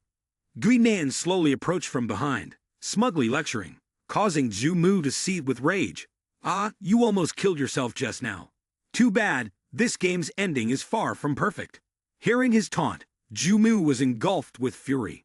He challenged, "Gaignian, keep going, I'm ready to play however you want." The extraordinary monster used its power to gather large blocks of stone, and another strong, monstrous creature appeared. Gaignian issued a challenge, daring to make a condition to Zhu Mu. "If you can defeat the combined forces of the two of them, I'll give you the chance to face me directly. But if you lose, not only will you and your two subordinates die, but no one in this level C base will survive. What do you say? Are you in?" Everyone in the defense team had dark expressions, and they gradually lost faith. The man in the green clothes grabbed his chest and asked, "Do you think we'll win?" The young man in black responded, "If we don't accept, we'll still die here." The man with green hair trembled. "The defense chief is dead. There's no hope left." Lin Huang, hiding behind a rock, was watching the situation unfold. He shared the same question as they did. Will this uncle win? Xiao He sighed, advising him not to overestimate his abilities. Even the top-tier extraordinary hunters would struggle to fight against 3 extraordinary monsters. You better prepare for a retreat. Zhu Mu refused to give up. He took up his spear stance, ready to face the enemy. His voice was firm as he said, "I accept your condition. Let the game begin." One of the monsters behind Zhu Mu caused chaos, constantly changing and becoming more frenzied.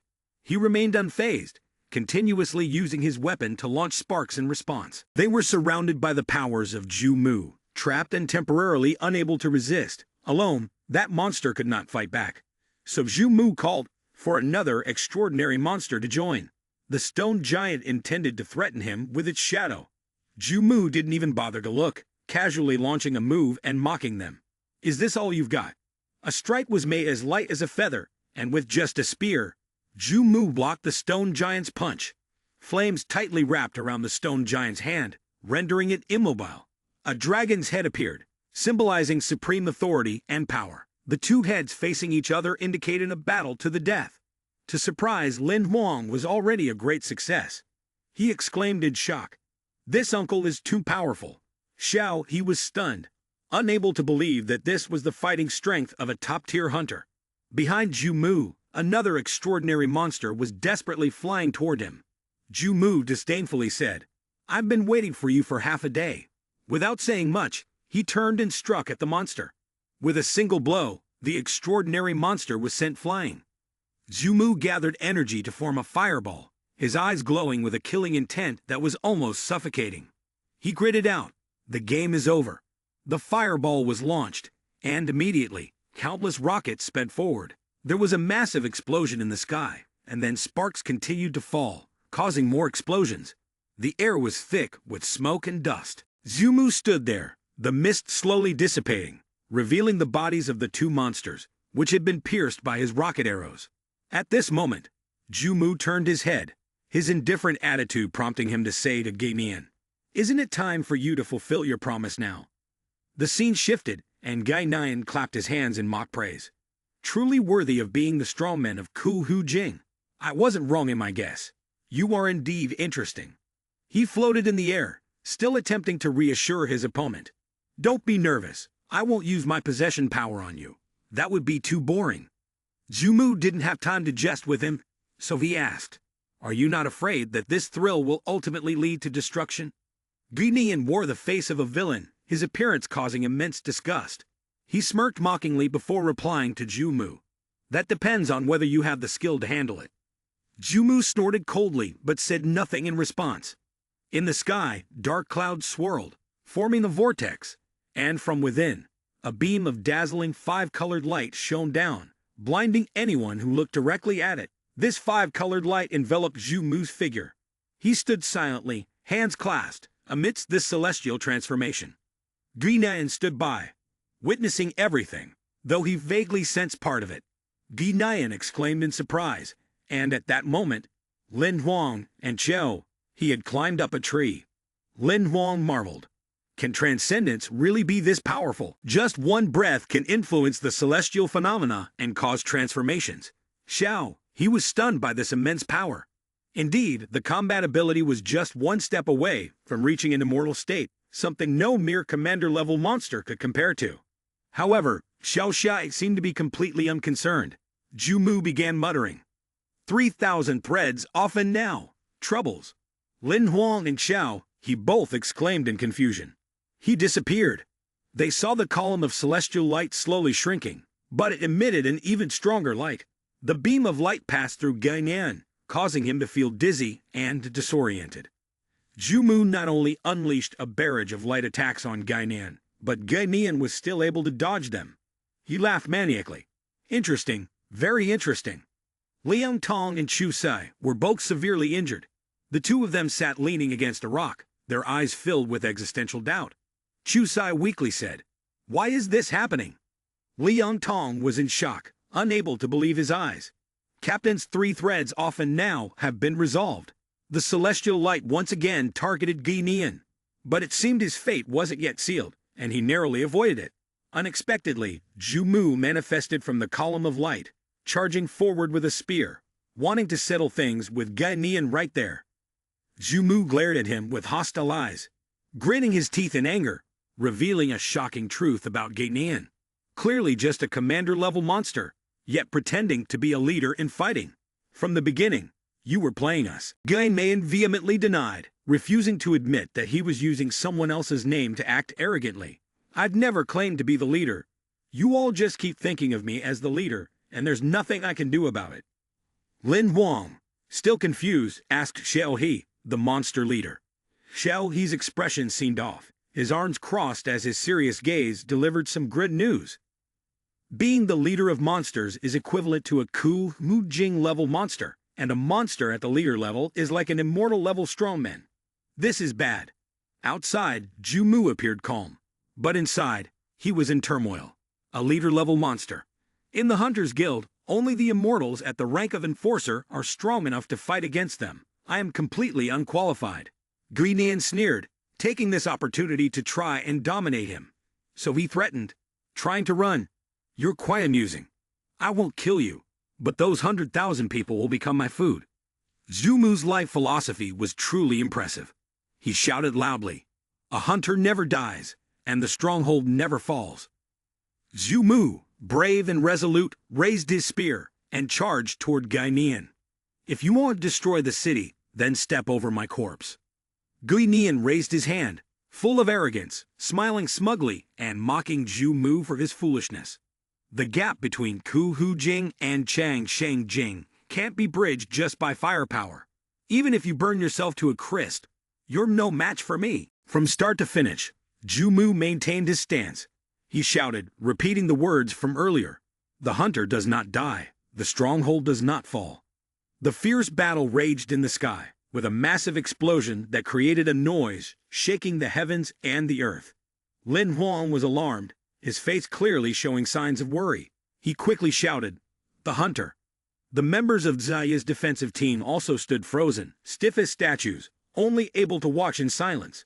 Liang Tong gritted his teeth, while Chu Sai stood beside him, sobbing and pouting, helpless that they could not fight together. Both of them shouted sorrowfully, Boss. Guinian's voice seemed to tear through the space itself. He still arrogantly flaunted his strength, considering himself invincible. Guinian slowly said, humans are fools. He tightly gripped Zumu's weapon, putting him in a perilous situation. Guinian arrogantly declared, the game is over.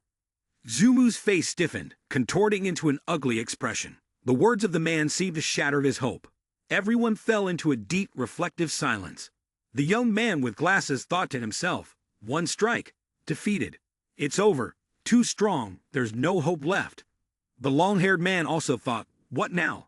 Only Liang Tong and Chu Sai shed tears for Zhu. Chu Sai, teary-eyed, cried out, Boss, boss. Liang Tong gritted his teeth, unable to bear it, muttering softly, idiot.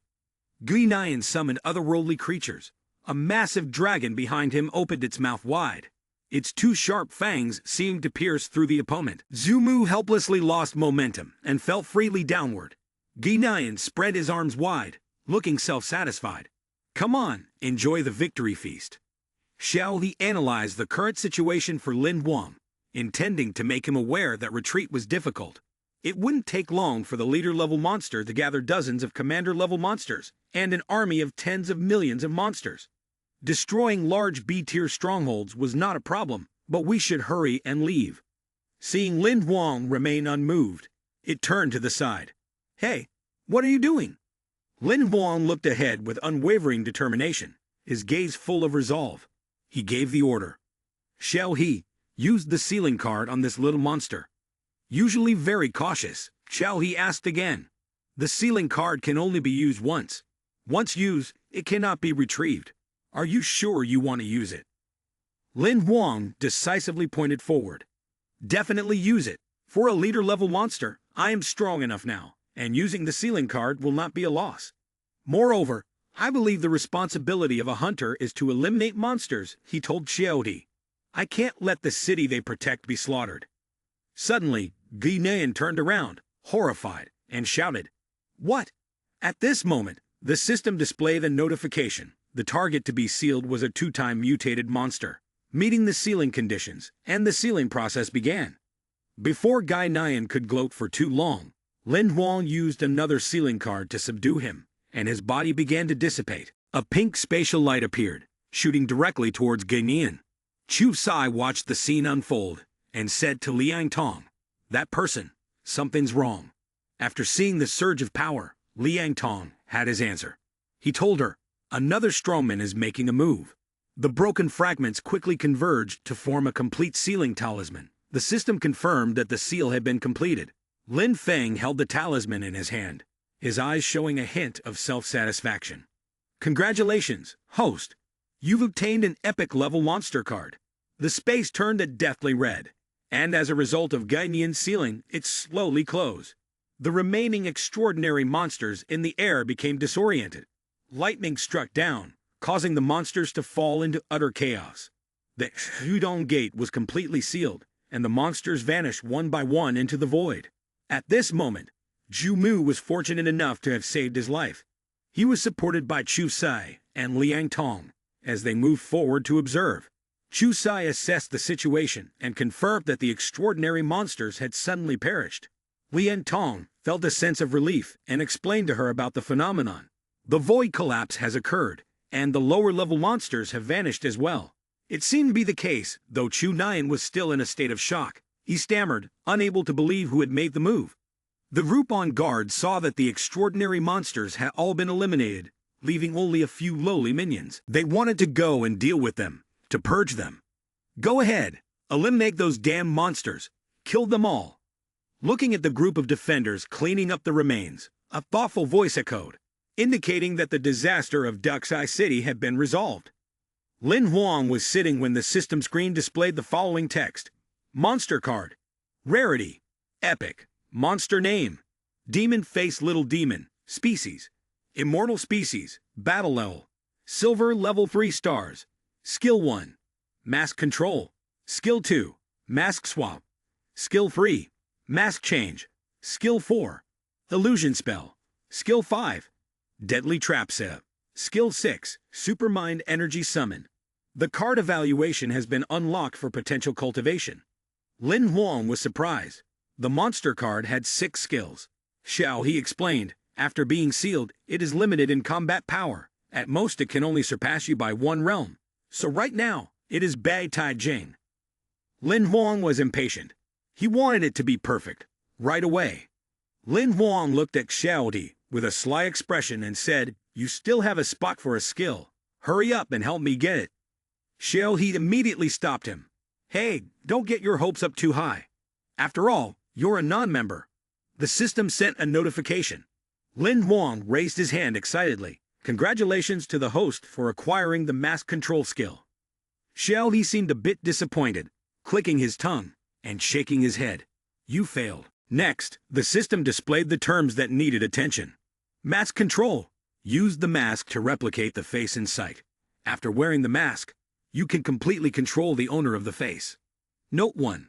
The person being controlled must not exceed 1 or more realms of the controller. Note 2. The interval between each mask replication must be at least 3 minutes. Note 3. Duplicate masks can be stored but will only be effective when worn on the face. Note 4. The face being replicated must be a real face for the control power to take effect. Note 5. If, after the face has been replicated, the face of the controlled person undergoes significant changes, such as severe distortion or cosmetic surgery, it will result in losing control. Seeing this, Lin Huang sighed. Indeed, the stronger the ability, the more limitations one must accept. After a while of moving, Lin Huang leaned on his knee to rest. He spoke to Xiao He. There are now 2 forces in Daxia City, Zaiya and the Hunter Guild. You don't need to stay anymore. Lin Huang lifted his head high and, with his hands casually in his pockets, walked away. He spoke again. I'll stay in the outskirts for a few days. Once the teleportation gate opens, I'll leave. Xiao He, this time, I must admit that your development speed is quick, but you still need to keep practicing the Destiny script to prepare for your next level up. Suddenly, he remembered something. Lin Huang turned his head and looked toward Daxia City. With an unanswered question, he asked Xiao He, By the way, what exactly are these so-called leader-level monsters, commander-level monsters, as well as Ku Hu Jing and Chang Sheng Jing? Xiao He explained in detail. The superordinary you are familiar with is actually the general term for the 3 realms before becoming a demigod, meaning transcending the existence of ordinary humans. Xiao He is well versed and explained that these 3 realms, from lowest to highest, are Ku Hu Jing, Chang Sheng Jing, and Imperial Palace. The corresponding monster ranks are commander level, leader level, and king level. Xiao He enthusiastically continued. The so-called Ku Hu Jing, means that after one's life force has been accumulated to a certain extent, one kills a commander-level monster to obtain the fire seed, burning the life force in the body to condense the realm of life fire. Because life undergoes a transformation, one's lifespan increases fivefold compared to the upper limit of a normal human life, reaching 1,800 years. Lin Huang, upon hearing this, was astonished and exclaimed aloud, "The ninja gods return." Xiao He warned him. But condensed fire, life force, is an extremely dangerous process. If one is not strong enough, they will be burned to the point of losing all combat ability or directly burned to death. The death rate in this process is extremely high, with less than 10% of those attempting it successfully advancing to the next level. Xiao He seriously used Zhu Mu as an example. After advancing to Ku Hu Jing, the life fire has 5 colors, arranged from highest to lowest as white, pink, blue, purple, and yellow. Uncle Zhu, just now Yi Zheng was a strongman of the 5th level of Ku Hu Jing, so his breath is stronger than any superordinary beings I've encountered. Lin Huang raised his hand to stroke his chin and pondered slowly. Demon-faced little demon is a leader-level monster, equivalent to Chang Sheng Jing of humans. What exactly is Chang Sheng Jing? Xiao, he not only described in detail, but also demonstrated its understanding. Chang Sheng Jing requires killing a leader-level monster.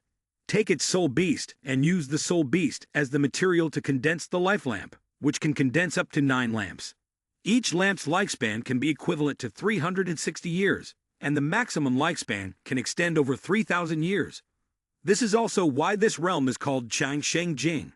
Xiao He spoke rapidly, still trying to explain so that he could understand. Above this is the Emperor realm, where you must kill a monarch-level monster, seize the life essence, build the life palace, and only after passing through these 3 realms will you become a demigod in the legends. It's useless to talk much. After all, these things were too far away from the weak person he was. Lin Huang felt completely helpless, feeling depressed, and his entire body slumped. You're not comfortable unless you're mocking me, right? Imagining the battlefield of Zhu Mu, he admired it immensely. Uncle Ku Hu Jing, you can kill millions of monsters with one hand. It's hard to imagine the power of the Eternal Realm, or even how strong the Imperial Palace realm is. Lin Huang raised his hand high, showing his determination. Ku Hu Imperial Palace. I will move forward step by step and eventually become a demigod in the legends. Xiao, these words were like a cold splash of water on Lin Huang. You should try to survive and come back first. A few days later, the spatial teleportation gate opened, and a group of people lined up here. Lin Huang, carrying his backpack, enjoyed the fresh air. He breathed a sigh of relief, finally leaving the place controlled by Ziya. The sunlight illuminated and enveloped Ning City, with houses closely packed together, creating an incredibly peaceful scene. The location known as 7 and 28, also called Ning City, truly lived up to its reputation as a super-large A-grade fortress. It was magnificent. Lin Huang walked along the road, admiring the scenery around him. He marveled at the prosperity and the captivating allure of the history that was so fascinating. Suddenly, a sharp and ear-piercing curse rang out, startling Lin Huang. A crude voice followed. "You bastard, don't run." Lin Huang wasn't looking for trouble, but trouble came to him. A bullet collided with him so forcefully that Lin Huang spat out a mouthful of blood. With his eyes half closed, Lin Huang scratched his head and questioned the kid. "Can't you see where you're going?" Lin Huang looked closely at the boy in front of him, his jaw dropping in astonishment. Meanwhile, Sanorki's face turned pale, sweat pouring down his face. From behind, a man with a fierce appearance ran up. He shouted loudly, causing the boy to grow even more frightened. "Catch him! How dare you steal from me? Beat him to death!" Lin Huang quickly grabbed Sanorki's hair. He raised his hand with a smile and intervened to mediate. "Wait a minute, big brother. Let's talk things through." The kid was confused but still hid behind Lin Huang. The man, acting arrogantly, stood in front of Lin Huang and fiercely said, "Don't meddle in things that don't concern you. Just leave." Lin Huang smiled faintly, his eyes suddenly flashing with a hint of cunning. He didn't back down, but instead provocatively warned him. "Sorry, my hobby is to meddle in other people's business." The fierce man, badly beaten and covered in injuries, fell into a pile of foul-smelling armor, with several large lumps forming on his head. Lin Huang briskly wiped his palm, his cold gaze fixed on the man lying on the ground. His sarcastic words were like a fatal wound to him. "You're so weak, yet you want to learn how to be a thug." Saner Kui, standing by the side, couldn't help but smile faintly in relief. Lin Huang kindly placed his hand on the child's head, gently comforting and asking after him. It was wrong to bully a child, but stealing was even worse. "What's your name?" Lin Huang asked. Saner Kai hesitated, looking utterly pitiful. The child closed his eyes tightly, and then trembled as he replied, "Saner Kai." Lin Huang couldn't believe his ears and exclaimed, "Huh? No, I mean, what's your name?" The child innocently opened his eyes wide and pointed to himself, saying, "The kid just repeated his name to you, Saner Kai." Lin Huang was taken aback by this unusual name, his gaze softening as he looked down at the dirty child. Lin Huang asked a few more questions. "Your name is Saner Kai. What about your family? Where do you live? I'll take you home." Saner Kai seemed dejected. The child shut his eyes tightly, shaking his head, subconsciously. The hand tightly grasped the hem of Lin Huang's shirt. Seeing the kid remain silent, with a look filled with nostalgia, Lin Huang was astonished and spoke up. "Can't you see it? It's dusk. The sunset is slowly fading." In such a scene, Lin Huang couldn't help but feel a touch of melancholy. He said to Saner Kai, "It's getting dark. I can't leave you here on the road. Come back to the hotel with me first, and tomorrow I'll take you to find your family." Lin Huang was practicing sword techniques in the yard, his sword moves graceful yet decisive. While Lin Huang was focused on his sword training, the blade emitted sparks of electricity. His face reflected a sense of determination and high resolve. A notification appeared from the system. "Achieved a fragment of the flowing fire sword, 1 by 1. Lin Huang sheathed his sword, and the next notification was sent. Detected that the host has collected 1,000 fragments of the flowing fire sword, which can be fused into a rare sword skill card. Do you wish to fuse them?" Lin Huang saw the notification, and his expression showed a hint of joy. Finally, it was enough. Fuse them. The system presented the interface of a shimmering golden card. The information on the card read, "Skill card, skill name, flowing fire, rarity, rare, skill type, sword technique, skill level, untraceable, status, usable, card rating." Xiao He hovered nearby Lin Huang. With his arms crossed, his gaze was indifferent. The fact that the skill level was untraceable meant that this skill set surpassed the gold-level combat skills, and even those at the extraordinary level could use it. Lin Huang held the card in his hand and stared intently at it. His voice deepened as he pondered over the card. He had once said that the flowing fire sword only needed to accumulate enough shards, and it could level up into an epic skill card without the need for an upgrade card. So from now on, each time he used his sword, he could obtain shards for upgrades. Xiao He raised a finger, calmly explaining with a serious expression. "Directly using the flowing fire sword will not grant you upgrade shards. You must develop moves based on the techniques of flowing fire. If the developmental steps of the derivative techniques pass the evaluation, you will be able to receive upgrade shards." Lin Huang asked in surprise, curiously innocent. "What are the criteria for the evaluation?" Xiao He stood with his arms crossed, feeling helpless that Lin Huang was lacking in such theoretical knowledge. It spoke slowly. "The evaluation criterion is whether it aligns with the sword technique philosophy of flowing fire. If it fits, it will pass the evaluation. If not, it will not pass." Lin Huang was confused, smiling faintly, as the profound sword technique philosophy was too difficult to comprehend. At that moment, Saner Kui walked along the corridor, silently listening to the conversation between the two. His hands tightly gripped the towel draped over his shoulder, and his gaze flicked toward the source of the sound. The sword technique philosophy is the perfect fusion realm between a person and the sword technique, after thorough understanding of the sword technique. Saner Kui gently opened the door, peeking inside to see Lin Huang practicing swordplay. His face was streaked with tears, while Xiao He stood solemnly beside him, instructing. Of course, with Lin Huang's current level, it would take quite a long time for him to fully grasp it. Lin Huang, frustrated and aggrieved, said, "Shut up. I'm the man who has mastered the epic-level Great Wilderness sword technique. It's just a matter of sword technique." Lin Huang noticed that there was someone else here. He quickly turned his head, his expression filled with surprise. That kid! At that moment, Saner Ki was oblivious to the fact that Lin Huang had discovered him. The kid was focused on recalling the sword moves of Lin Huang. He was amazed by Saner Ki's agility and memory, and he voiced his doubt. No way! He only saw it once, and is already able to replicate my sword technique. Could it be?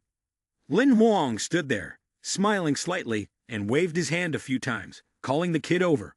Come here, little one. Saner Ki looked at him in confusion. The kid, afraid of being scolded by Lin Huang, quickly spoke up. Sorry. Then, Lin Huang used his sharp sword to slice through the bamboo. He said to Saner Ki, Don't be afraid, I'm not mad at you. He used the sword to remove the bamboo leaves from the bamboo stick. Lin Huang spoke, practicing swordsmanship alone is lonely too. Lin Huang held the bamboo stick out in front of him. This sudden action left Saner Ki stunned in place. He said, Come, let's practice together. The kid silently took the bamboo stick, gripping it tightly in his hands. His emotions stirred in a way that was hard to describe. After a few minutes of hesitation, Saner Ki swung the sword, performing the moves with a grace and decisiveness that rivaled those who had trained in sword techniques for years. This left Lin Huang and Xiaodi, who were standing nearby, speechless in awe. Lin Huang widened his eyes, half in disbelief, and asked Xiao He again, Can he really tell after just one glance? Xiao He, standing beside him, had an expression that wasn't much different from Lin Huang's. He marveled and said, You found the genius in sword technique. Lin Huang's eyes were fixed on the kid, his gaze filled with confusion. He furrowed his brow and remarked, No, he's not him. Saner Ki, as if holding a sharp blade, moved gracefully like a fish in water, his eyes showing both determination and resolve. The kid demonstrated his skill and agility with the sword. Upon seeing this, Lin Huang had his answer. The concept of sword technique, his way of using a sword, was embedded in his own technique. Lin Huang also stood beside, practicing with the kid. He taught Saner Ki some sword moves and pointed out weaknesses in his technique. Lin Huang seriously instructed, This isn't wrong, but should be done like this. Xiao He teased, practicing with the kid, You really have some nerve. At that moment, a notification from the system appeared. You have obtained a shard of the flowing fire sword. Lin Huang became excited, his eyes brimming with enthusiasm. It really worked. With joy, Lin Huang ran over, embraced the kid, cheek to cheek, and excitedly said, From now on, you'll be like family to me. Come on, let's practice again. Saner Ki, helpless and unable to resist, then said, I'm hungry. Xiao Li crossed his arms and remarked, You really have found a treasure. Your luck is endless, isn't it? Sitting at the dining table, Saner Ki hungrily devoured the delicious piece of meat in his hand, while a pile of bowls and chopsticks had already accumulated beside him. Perhaps because he had been starving for a long time, his appetite was a bit much. But Lin Huang still insisted on ordering more food for him, and the server brought 10 more servings of meat. After finishing their meal, the two of them began to focus intently on practicing sword technique. Both were serious and concentrated, and as time passed, their swordsmanship became more exquisite. Lin Huang thought to himself, there were still 20 days left until the day the space portal would open. Hang in there. The system chimed with a notification. Acquired a shard of the flowing fire sword. Coincidentally, today, Lin Huang and Saner Ki went to the restaurant. But this time, the owner wasn't welcoming them anymore. They were both shoved out the door. The owner, helpless, said, Please don't come here anymore. We don't serve buffet to you. Saner Ki, still holding the piece of meat, ate it happily, while Lin Huang forced a smile and said, This place doesn't serve, but there are other places. Let's go somewhere else. Then, the two of them continued to practice sword technique diligently. The system constantly displayed new notifications, countless times without end. Acquired a shard of the flowing fire sword +1. One morning, as the sunlight began to shine and the birds flew out to find food, a voice suddenly exclaimed with joy, It's a success. At that moment, the system displayed a notification. Consumed 3,000 shards of the flowing fire sword.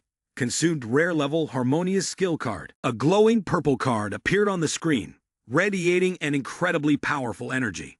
A congratulatory message sounded. Congratulations, the host has received the epic level skill card Flowing Fire. The card displayed information about the skill card. Rarity, epic. Skill type, sword technique. Skill level, unknown, usable status, and a decent card evaluation. Lin Huang was beyond excited, filled with energy. He exclaimed, "That's amazing! I've managed to obtain a second epic level skill card in just 20 days. As soon as he finished speaking, Sanarkey's small hand reached out and grabbed the corner of Lin Huang's shirt from behind. The kid softly called, "Brother." Lin Huang turned around, looking at the kid in confusion. Sanarkey looked at him with a sad expression, appearing incredibly pitiful. Sanarkey hesitantly and cautiously spoke up, "Does this mean I'm useless now?" Lin Huang froze upon hearing the kid's words. His brow furrowed, and his whole body suddenly trembled in response to the kid's innocent yet sorrowful words. The spatial teleportation gate had reopened. Lin Huang spoke to Sanarkey, "I didn't mean that I don't need you." Lin Huang and the kid moved towards the spatial teleportation gate. He scratched his head and smiled. "I'm worried that your family is looking for you, so I need to upload your information to the network." The kid still looked down, replying softly, "Oh, a long line of people have been waiting for quite some time." Lin Huang assured, "Before we find your family, I'll make sure to take care of you." The kid just lowered their head and responded, "Oh, that's unexpected." Lin Huang called out a name, Lin Xian. Then, he reached out and ruffled the kid's head. Sanarkey exclaimed. Lin Huang sat down in front of the kid, smiling gently, and then instructed, "From now on, your name will be Lin Xian. I also have a younger sister, Lin Xing, who is older than you and will be your sister. From today onwards, I will be your older brother." It was only then that the kid relaxed his face. Lin Xian responded, "Mem." At Lin Huang's house, Lin Xing's voice rang out in joy. "Brother, you're finally back." Lin Xing hurriedly added, "We've lost contact for such a long time. I was almost worried to death." But as soon as she stepped out the door, Lin Xing's eyes widened in surprise. Lin Huang stood at the doorstep, and Lin Xian was hiding behind him. Lin Xing gasped in shock, "Your child." Lin Huang tightly pressed his lips together and explained, "Don't be foolish. Let us in first, and we'll explain everything to you." During dinner, Lin Huang explained, and Lin Xing, after understanding the situation, realized what had happened. Lin Xian was eating ravenously, and Lin Xing said to him, "How pitiful. Brother, we can't ignore him." Lin Huang took a sip of water and responded to her, "I've already posted about it online. We couldn't find any of his relatives, so we will always take care of him." Looking at the pile of dishes that Lin Xian had devoured, Lin Xing sighed. "Xiao Xian really has a good appetite." Lin Huang added, "One of his talents is eating." The night gradually descended, and Lin Huang's voice echoed in the space. He urged, "Lin Xian, stop playing. Get some rest. I've already cleaned the living room. Lin Xian, sleep here for the night, and tomorrow I'll take you to buy some things." Lin Huang lay down on the bed wearily, finally able to relax. He had returned to Olin Town. His emperor's heart realm was finally active again. During the recent period of disconnection, many people would probably be looking for him. Not long after lying down, Lin Huang suddenly jerked up. He exclaimed as the system screen lit up with notifications. Incoming call from Lin Shen, 30 connections. Ye Hang, 13 connections. Zhang Yu, 2 connections. Yi Zheng, 1 connection. Incoming call from Lin Shen, 100 connections. Ye Hang, 2 connections. Zhang Yu, 1 connection. Ling Yuxin, 1 connection. It seemed that something had happened while he was away, and Yi Hang was urgently trying to reach him. Lin Huang couldn't help but feel curious. What had happened? Why had the fat guy made so many calls? The system quickly connected with Yi Hang, and his image appeared on the screen, his eyes wide and dazed. Yi Hang anxiously said, "Lin Huang, you're finally here. I knew something had gone wrong." But his appearance left Lin Huang confused. Something seemed to be off. "What's going on? Why are you looking for me?" Knowing that Lin Huang was still safe and sound, he scratched his head awkwardly, realizing that it wasn't a big deal. "I heard there was a mutation in Ashvale, and many people died. I just wanted to check if you were okay." Lin Huang tightly pressed his lips together. How could such a clumsy lie fool them, given his deep understanding? Lin Huang confirmed the matter and then got straight to the point. Mutation? I haven't seen any mutations. Tell me the truth. Isn't there something else you need from me? Looks like I can't fool you. At this point, Yi Hang's eyes filled with tears, and his gaze clearly reflected immense sorrow. He lowered his head, choking on his words. My father. Yi Hang suppressed his pain, swallowing his tears. My father is no longer with us. Shocked by this news, Lin Huang fell silent before hesitantly asking him, why so suddenly? Yi Hang seemed to collapse, his voice cracking from crying. He was too tired. He was just an ordinary person. Yet he worked himself to the bone. The rate at which the life energy in his body dissipated was several times faster than ours. By the time we discovered it, it was too late to save him. I didn't want him to suffer anymore. Lin Huang tried to comfort him. Where are you? I'll come to you. Yi Hang, also worried about Lin Huang's upcoming evaluation, feared that his own issues might interfere with Lin Huang's important matters. He pushed aside Lin Huang's offer. No need. The evaluation for the Hunter Association is starting soon in December. Please prepare well. Unfortunately, I can't participate anymore. Do your best. Once you pass the exam, I won't bother you again. Yuan Hang ended the call and sat down sadly. Whether they were people with special abilities or ordinary ones, everyone risked everything for their own dreams. The determination in his eyes was deep and intense. Lin Huang smiled with a thought in his mind. As for my part, let's work hard together. In the quiet space, accompanied by Lin Huang's confidence and determination to win, I too will not lose. He began to sit down and practice his skills. The light from the stone shone like a formation. Lin Huang entered the secret realm. He stood among a group of people with high cultivation levels, showing no sign of discouragement. In his heart, Lin Huang reassured himself that with the support of the 8 layers of the battle punishment decision, his speed in cultivating the death technique would be even faster. Come on. Without holding back, these people quickly rushed forward, launching a relentless attack on him. Lin Huang raised his hand to block the barrage of blows. Lin Huang realized something.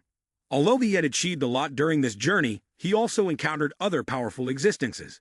But after all, they were people with great strength, and he immediately felt the overwhelming power. Lin Huang remained determined in his thoughts, even though the high wall in front of him seemed impossible to overcome. I will climb it little by little. Immediately, the system displayed a notification. You have obtained a fragment of the slaughter body technique. The image of Zhu Mu risking his life to protect the Dengse fortress only further fueled his fighting spirit. Lin Huang shook off his stupor, clenched his fist tightly, and his entire being radiated with overwhelming momentum. Moments later, continuous notifications exploded across the screen. Acquired fragment of the slaughter body technique. 1 piece. Acquired fragment of the slaughter body technique. 1 piece. His powerful punch did not disappoint. The important notification that appeared revealed the discovery of a slaughter body technique fragment amounting to 600 pieces, which can be combined with the rare body slaughter technique. Would you like to combine them? Using all of his abilities to defeat the group, Lin Huang panted heavily, drenched in sweat. After his relentless effort, Lin Huang successfully fused a new card. The system screen displayed. Congratulations, host, you have obtained the rare skill card. Slaughter Body Technique. This golden card was a skill card, with the skill name, Slaughter Body Technique. Rarity, Epic Level Rare. Skill Type, Close Combat Skill. Skill Level, Undetermined. Status, Usable. Attention, when combined with the punishment decision, it will double the strength, and when combined with the 6th level or higher battle punishment decision, it will grant power comparable to grandiose combat skills. Card evaluation. Not bad, the training just now took too much effort. As Lin Huang collapsed onto his beloved bed, he couldn't help but murmur. Not bad, I managed to get a close combat skill card, with power equivalent to an epic card. The official hunter evaluation received an additional victory. No sooner had he spoken than the shrill scream of Lin Xing rang out. For a moment, he was startled by the scream of the little girl. Lin Huang's expression betrayed his immense worry. He called out to Lin Xing. Outside, the little girl seemed to be frightened by something. Lin Xing shouted for him. Lin Huang sprang out of bed and hurriedly ran toward the source of the scream. Lin Huang anxiously asked, "What's wrong? Are you hurt?" The little girl sat on the floor, trembling, pointing in the opposite direction, her voice stammering. "Brother, look."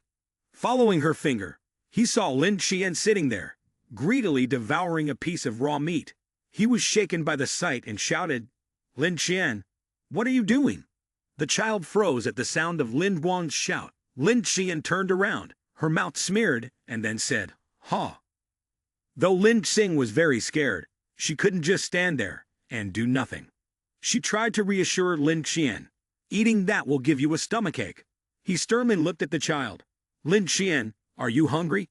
You can't eat raw meat like that." Seeing this scene left him somewhat unsettled.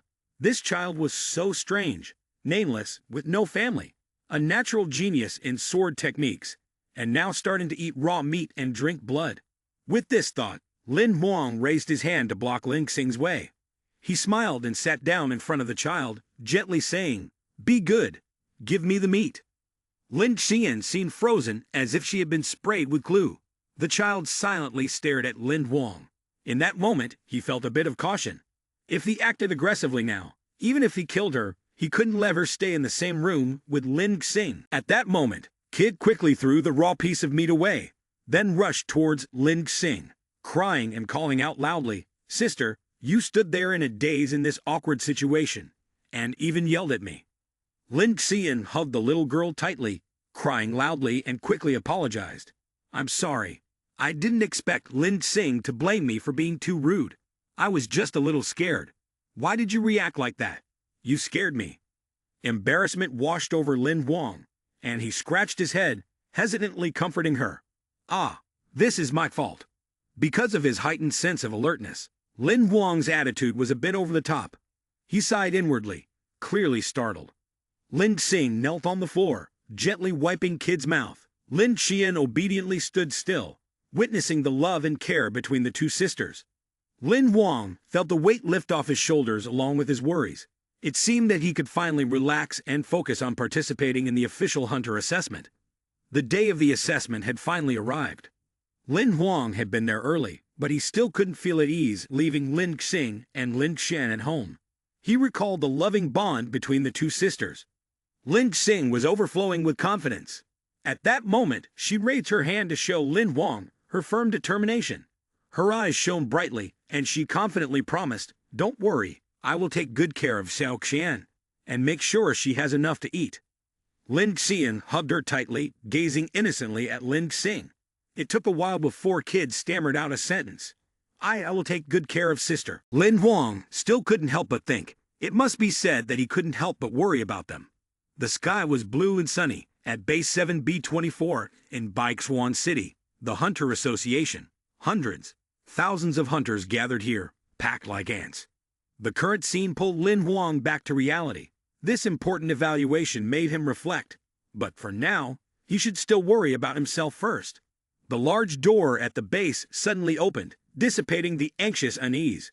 Lin Huang put on a serious expression that was almost intimidating. He thought to himself, "It's here." An old man stepped in front of all the hunters.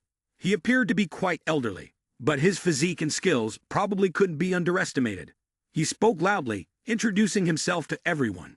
"I am Tu Cam Bang, the chief judge for the preliminary selection of hunters. I now declare that this evaluation is officially over." The hunters, including Lin Huang, were all stunned in place. Everyone chorused, "Huh." Cam Bang took the paper in his hand and loudly declared, "Now I will announce the names of those who will be eliminated first. Wang Shukin, Zhao Hu, Deep Hao Xian."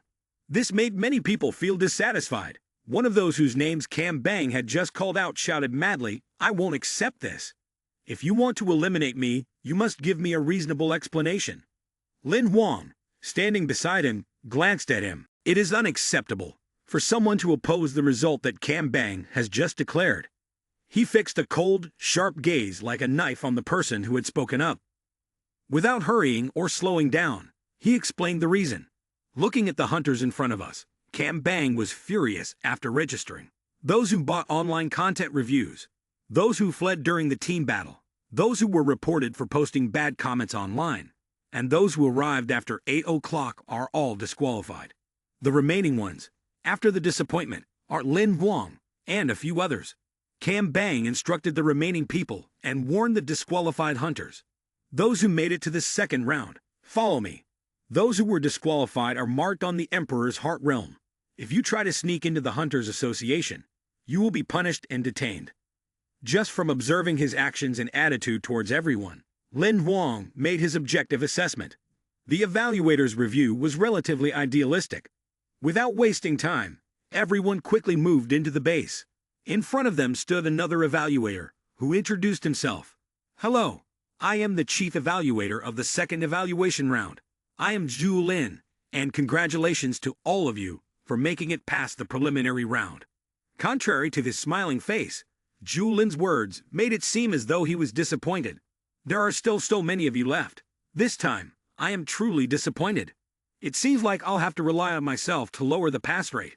The guns are still under 50%. Not saying much more, Lamb coughed once, and then announced the evaluation format for this round. Back to the main topic. The content of the second evaluation round was very simple. Find the object. Realizing that his words had many suspicious points, Lin Huang bit his lip and thought, why does it feel like something is off with the judges of the official evaluation? Suddenly, a sparkling light flashed. Zhu Lin had just taken out a black crystal and said to everyone, the evaluation range is the entire Baixuan city. I have placed 5,000 of these crystals throughout the city. He outlined the conditions for passing this monitoring round. Within 48 hours, a piece and a black crystal must be delivered to me for the evaluation to be considered passed. Lin Huang, with his sharp eyes, quickly noticed that the black crystal seemed suspicious.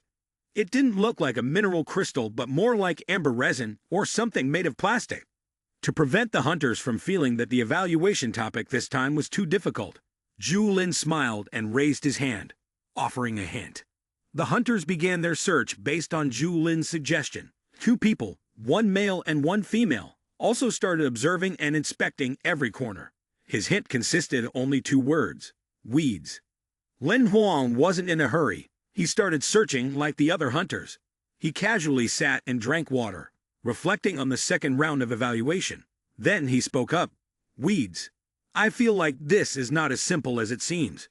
Xiao He had long been beside him, her expression clearly showing impatience for him. Only 48 hours left, and you're still this relaxed. But in contrast to Xiao He, Lin Huang, with a relaxed and carefree demeanor, seemed to have already anticipated this. He reassured Xiao He, don't worry, I've already searched through all the unexamined grass patches in the city. As soon as he finished speaking, Lin Huang was already holding a weed in his hand. He smiled at Xiao He. I had already released Boma Tang's spores to have everyone help me search. Hearing this, Xiao He couldn't help but feel a sense of frustration. She looked at him with eyes full of affection. You really do make use of every limit of the messenger. Lin Huang propped his chin on his hand, and the smile that had been on his face earlier was gone. He sighed in exasperation. When it comes to weeds, whether real grass or anything related to grass, even a company named Weed has been checked. And there's nothing. After all, the weeds Si Lin mentioned must somehow be connected to this assessment. Xiao He was puzzled, but the keywords provided by the examiner weren't meaningless. Holding the cup of water, Lin Huang replied listlessly, that's why I'm still waiting. Xiao He looked at him with doubt. Waiting for what? Thinking of a place where items and exclusive news could be obtained, things that couldn't be found elsewhere. That was the black market. Lin Huang spoke, waiting for it to get dark, waiting for the black market to open. Not one to argue without reason. Lin Huang stood with Xiao He in front of the black market entrance, saying, Xiao He, the official hunter evaluation is not just about testing individual abilities. It also examines problem-solving approaches when faced with challenges. To become a hunter, you have to think like one. Without hesitation, he pushed the door open and stepped inside. Suddenly, Lin Huang spoke. I know why you're in the form of a dog now. Xiao He responded. Sword rides the sky wind. Is there no distinction between good and evil? Contrary to the black-hearted name written on the sign outside, Lin Huang turned and left, not forgetting to thank him. I understand. Thank you. Yo Xi was puzzled by the question he had just asked. He had no idea that Lin Huang was using a face-swapping mask. In a vast forest, the Baixuan city branch of Hai Shen Bao stood out in the center. On a tall tree nearby, Lin Huang and Xiao he were secretly observing. Lin Huang explained to it the reason why the two of them were at this place. Wild grass was another name for a chemical compound called ZC, a name few people knew. The production facility closest to the Baixuan city was right here. Xiao He now had some understanding of the hidden truth, and with arms crossed, it asked, "So that's what it is. My intelligence about this is rather limited. What is DC used for?" "It's a substance created to control others, making them wish they were dead," Lin Huang said seriously. "It's called a recreational item for strongmen controlling life energy. For an ordinary person, it would kill them in an instant. But the stronger the fighting power, the greater the pleasure it brings, the more addictive it becomes, and the more tragic the death." Just thinking about that scenario made Xiao He break into a cold sweat. It inquired cautiously, "So it's not?" Lin Huang confirmed, "That's right," his eyes turning cold. His voice grew deep, "A highly toxic grass, with extremely high danger." "Yeah, your 1.8 billion credit has purchased an extremely important piece of information regarding the origins of the Hai Shen Bao organization. According to intelligence from the black market, ZC was formed by a pharmacist from an academy within the Hunter Guild. Later, he left the Hunter Guild and established the Hai Shen Bao organization. The headquarters of this organization is commanded by 3 extraordinary individuals. Difficulties have now surfaced. Lin Huang felt worried. Even the Baixuan City branch had 3 strongman-level gold fighters and 30 Bei Tai Jing members. Upon hearing this, Xiao Li sighed deeply, remarking that the exam papers for the copper level were already quite challenging. He stroked his chin and fell into deep thought. Indeed, the focus of this evaluation should be intelligence-gathering abilities. But obtaining a sample of ZC would require infiltrating the Hai Shen Bao branch, and Xiao, he seemed to have figured out the key point of the problem. Perhaps the real intention of the examiner was to require the contestants to form a team and test their cooperative combat abilities. Seeing this as a plausible hypothesis, Lin Huang nodded in agreement. It made sense. Suddenly, his eyes widened in shock. The silent appearance of this girl made him instinctively grow cautious. Lin Huang bent down and asked about the identity of the person. "Who are you?" Yu leaned against the tree, arms crossed in front of her chest, her expression completely calm. She spoke, "Lin Huang, I noticed you when you left the black market." A flash of light flickered in the space. Immediately, Yu swiftly and nimbly jumped onto the high branch opposite him. It was only then that she introduced herself. "My name is Yu. I am also a contestant like you." Lin Huang furrowed his brows. He expressed his doubts aloud. She was the one who also came to the black market to buy information. Judging by her appearance, Lin Huang found it hard to believe. She didn't seem dangerous at all. Yu stood up and then told him about the defense situation of this base. This fortress, in addition to being guarded by strongmen, also had numerous surveillance machines outside, and any creature approaching would trigger an alarm. Even a golden strongman would find it difficult to sneak inside. She took a few steps closer to Lin Huang, extended her hand, and said directly without beating around the bush, "So I chose you as a partner. You distract the guards, and I'll sneak in to get the ZC level and divide it 3B. I'll give you 3, and I'll take 7. Lin Huang did not expect that this girl was not as simple as she appeared. He suspiciously asked Yu. She truly knew how to calculate. Following her plan wasn't just about completing the assessment. It was also about acquiring a large amount of ZC. Yu sneered, not denying her calculations, and asked him in return, "Of course, do you know how much ZC cost in the black market? Those people went bankrupt over just a few drops of ZC, let alone the other contestants. Even if a drop of ZC could buy 100 star essence, it would still be a bargain." Lin Huang cautiously looked at her, his deep eyes glinting with an inscrutable depth. Not wanting to get caught up in this web of deceit, Lin Huang had already made his own decision. He jumped off the tree branch, catching Yu off guard. He gently closed his eyes and said, "Sorry, you can play on your own." Yu couldn't believe that, faced with such a tempting offer, he remained unmoved. Her expression shifted, becoming unusual. Yu challenged him. "What do you mean by that? You can't harm humanity just for a little gain." Lin Huang merely turned his head and responded, "ZC is harmful to everyone. I will never use it to make money. If I get the chance, I will eradicate all the poisonous weeds in this place." A pair of wings quickly activated. Lin Huang spoke to her, "Let alone." Lin Huang soared high into the air, and then shouted back, "I don't need anyone's cooperation. As for this assessment, relying on myself is enough." He resolutely left, leaving Haiyu standing there, stamping her feet in anger, and shouting furiously, "Bastard! This man is both stupid and arrogant." At the assessment base, a group of hunters gathered, chatting excitedly. The conversation centered around the protagonist, Lin Huang, filled with envy and rivalry.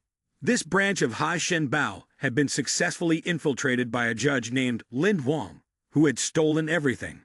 He declared that anyone wishing to pass this assessment would have to pay 1,000 life crystals and buy a drop of ZZ. How shameless! He definitely can't be forgiven. A person standing nearby could hear all the gossip about Lin Huang. This person clenched their fists, their words expressing confidence. "We should leave quickly and take the destiny." Outside, at the Hai Shen Bao branch base, the sky was bright tonight with the full moon. Lin Huang was sitting outside, carefully observing the situation, checking everything thoroughly several times. He sighed in relief, as outside, aside from the surveillance machines, there were no other traps. Although there were no traps anymore, getting past the surveillance machines was still a big problem. Lin Huang muttered to himself, "So if I use the mutation card, I can slip inside without anyone noticing. But once inside the stronghold, how will I bypass the surveillance?" Suddenly, a scream echoed through the forest, causing him to feel an overwhelming sense of panic. "Lin Huang, you bastard!"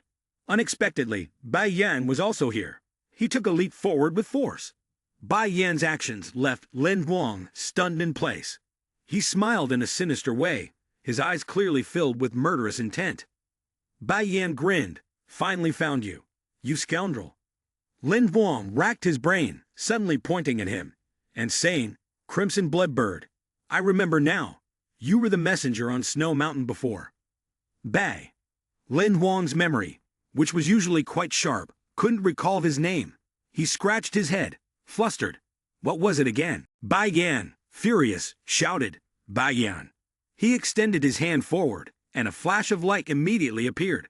Bai Yan summoned his divine weapon. His words were full of anger. "You have tarnished my reputation, selling ZC." Once the divine weapon was summoned, Bai Yan exuded an overwhelming aura. His eyes showed unwavering determination. "Today, I will beat you until you kneel and beg for mercy, and we'll see who the coward really is." It turned out everything had been a facade. Lin Huang casually slipped his hand into his pocket and boldly stared at Bai Yan. He sneered, speaking with disdain. "Do you really think I've forgotten who you are? The one who ran away when faced with beast roar in battle. How could someone like you possibly make it through the preliminary rounds? Did you use your genius status to get in through the back door?" Lin Huang's words were like salt in Bai Yan's wound. His eyebrows furrowed, and after being openly humiliated by Lin Huang, a killing intent surged through him. "You dare?" In a flash, Bai Yan attacked Lin Huang unexpectedly with his divine weapon. His spear swiped past Lin Huang's body, narrowly missing him. Bai Yan's resolve was set. Even if the Hunter Guild added him to their blacklist, he was determined to personally kill his opponent today. Fear was nowhere to be found. Lin Huang was ready to draw his sword and counter, not forgetting to taunt. "As a messenger, you want to fight me one-on-one? Fine, I'll play along." His words just now were like pouring oil on the fire. Bai Yan gritted his teeth, determined to take his life. "Wait until I announce your death in front of everyone. No one will call me a coward. After all, you're no match for Lin Huang." He blocked Bai Yan's attack with his sword. Then he delivered a deadly remark. "Whether you're a coward or not has nothing to do with me. Just because you fled in the heat of battle, I, Lin Gai, risked my life. There are many brave people like this. Can you kill them all?" Lin Huang's sword blade smoothly slid along the shaft of Bai Yan's spear. He mocked him, clearly having special qualifications. Yet he insisted on participating in the assessment. In less than 3 moves, Lin Huang had already gained the upper hand, overwhelming him. Lin Huang criticized the past. "You just want to bully the weak for your own pleasure. But when you actually face danger, you run away quickly. A person like you is nothing but a coward." His words were like a sharp knife, plunging directly into Bai Yan's wounded heart, deepening the pain. He suddenly stood frozen, still unable to recognize his own flaws or mistakes. Bai Yan shouted, "Shut up!" He swung his spear, frantically attacking Lin Huang, losing control and snarling. "Wait until I kill you." He used a killing move, so fast that it could be mistaken for Lin Huang, using a technique to create clones. With every attack he made, Lin Huang easily dodged. With a confident smile, he said to Bai Yan, "You can't kill me." Bai Yan stood there, dumbfounded, his eyes full of disbelief at the scene before him. Next, Lin Huang directed his immense power towards him. The spear in Bai Yan's hand snapped into two pieces, and he was horrified by this shocking scene. Holding the broken spear in his hand, Bai Yan froze in place, stammering, "It can't be." Lin Huang had taught him a life lesson. When someone is obsessed with showcasing their own strength, they fail to realize that we continue to accumulate power. This is the gap between the two of us. Lin Huang smiled and stepped in front of him. Originally, there were very few messengers, and we have no enmity or life and death grudge. Do you still want to continue fighting? Having already felt part of his power, Bai Yan finally had to yield. "You're being too gentle." Bai Yan lowered his head, feeling ashamed, and spoke. "I have a feeling that if I summon a monster, I would lose even more miserably." Lin Huang sincerely advised him, "Then don't waste your time on these battles anymore. You're a natural talent. One day we'll have another fight, and who knows, I might lose then." With his innate sense of humor, Lin Huang demonstrated it for him. He punched wildly in the air, then sighed. "I'll tell you, I once met an uncle who skillfully wielded a long gun to kill monsters, as if chopping wood. It was truly amazing." Lin Huang gave him the most sincere advice. "Keep practicing. Your future is limitless." The young Bai Yan, who had been listening to his rambling, finally spoke up. "Are you an idiot?" He summoned the divine beast in the sky, intending to leave, but still did not forget to remind Lin Huang, "Our matter isn't over yet, but losing is losing. I will announce my withdrawal from this evaluation." As Bai Yan was about to leave, he suddenly took the initiative to inform Lin Huang of something and also reminded him, "Be careful. Someone is spreading rumors that you obtained all the ZC samples and plan to sell them for a high price. Everyone is heading this way. They want to settle the score with you." His words made Lin Huang feel somewhat worried. Bai Yan, sitting on the body of Hexi Dio Ding, was about to leave when Lin Huang immediately called out to him, "Bai Yan, wait a moment." In that brief second, Lin Huang thought to himself that with tens of thousands of people heading here, it was certain to stir things up, and the ZC samples could no longer be obtained. It seemed that begging and asking for help was his specialty, so his tone was particularly earnest. Lin Huang smiled, clasped his hands together, and spoke, "There's a small matter. I need your help with something." Not long after, a group of hunters was on their way to the North Xuan branch to look for Lin Huang. Urgent shouts echoed non-stop. "Hurry, move faster, don't let him escape. He can't possibly move the whole base by himself. He must still have the ZC samples. Even if he has to gather a few leftovers, he can't go on a trip for nothing." Suddenly, Bai Yan appeared before this group, causing the leader to be startled. He stood in front of everyone and declared that the evidence was no longer available, and Lin Huang had already fled. "I will lead everyone to capture him." The group of hunters scrambled and began discussing. "Who is this?" "It's Bai Yan, the genius envoy." Bai Yan warned, "Don't be deluded anymore. If you stop him at the outskirts of the city, you can still get the ZC sample. Once he enters the city, you'll have to obediently pay to buy it." One of them agreed with his opinion. "That's right, once he enters the protection zone of the Hunter Guild, we're helpless." The person standing beside them also joined in. "Hurry up and capture him. Bai Yan has a grudge with that guy. He won't deceive us." With that, Bai Yan led the group to find Lin Huang. He shouted, "I will lead everyone to capture him." The hunters urged each other, "Move quickly. Don't let that scoundrel escape. Hurry up." At that moment, Lin Huang had used an invisibility card to conceal himself. He glanced back at Bai Yan, who had bought him some time, and thought that it was time for him to end this quickly. He continued to stay hidden and flew past the surveillance machine. This action went unnoticed. Lin Huang silently marveled. Indeed, as long as it's not a living creature, it won't trigger the alarm. He quickly followed the walls and railings to reach the second floor. Once inside the room, Lin Huang observed his surroundings. Lin Huang's gaze suddenly turned icy. Next, it was time to eliminate the entire poisonous nest. Inside the base was a factory producing black crystals. All the workers were wearing protective gear to avoid contact with the toxic substance. A manager was comparing the readings and quantities of the crystal clusters. Seeing the situation before him, Lin Huang thought to himself, as expected, they are producing this harmful substance. The black crystals were being produced one by one and stored in a large container. At this moment, he was also in hiding, observing the ZC storage area. Lin Huang could see through the wall. The workers were bringing boxes containing the black crystals to a nearby room. He concluded that is the warehouse storing the crystals. Lin Huang noticed the surveillance camera in the corner and immediately made a decision. Now is the time to blind them all, and then take them down one by one.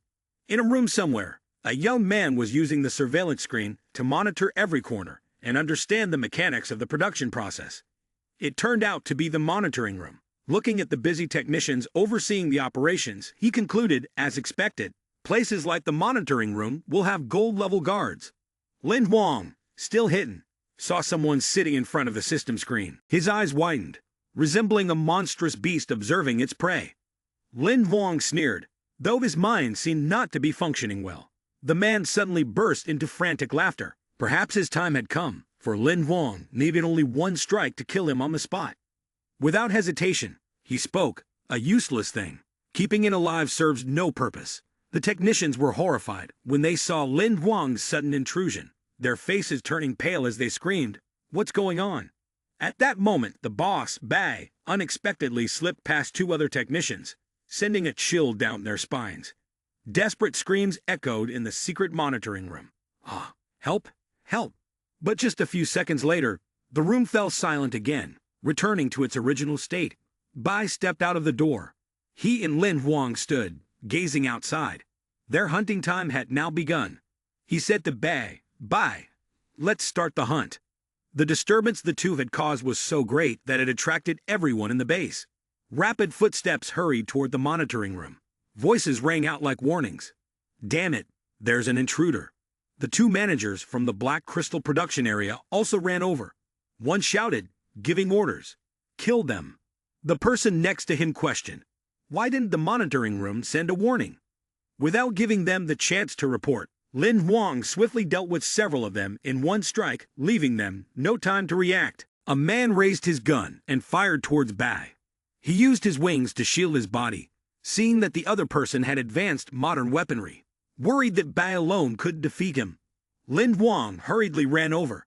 He gathered his strength and swung a sword strike towards the man, but the man was quick to use the body of the gun to block the attack.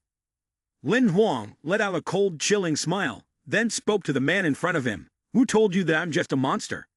Suddenly, Black Sai, showing its sharp teeth, appeared behind him. The man was startled and exclaimed, "What?" Without hesitation, Black Sai aimed to bite into his neck, but the man was somewhat lucky, managing to dodge just in time from its jaws. Lin Huang glanced at Bai and Black Sai, then entrusted, "You two handle it here. I'll head to the warehouse." Lin Huang kicked open the warehouse door. It shattered into pieces, scattering everywhere. Inside, a group of people were already waiting. At the front stood an old man with a strange appearance and a group of puppets. He leaned on a cane and laughed loudly upon seeing Lin Huang's arrival. "Not bad, you managed to make it this far. But this is where your journey ends." Lin Huang was surprised to see the old man leading a group of puppets and quickly spoke up. "You use puppet abilities." The old man stared intensely at Lin Huang, his gaze filled with murderous intent. He even praised him without hesitation. "Not bad, your two monsters have been held off, but how could you possibly kill so many of my puppets by yourself?" He stirred and controlled the puppets behind him, sending them rushing toward him.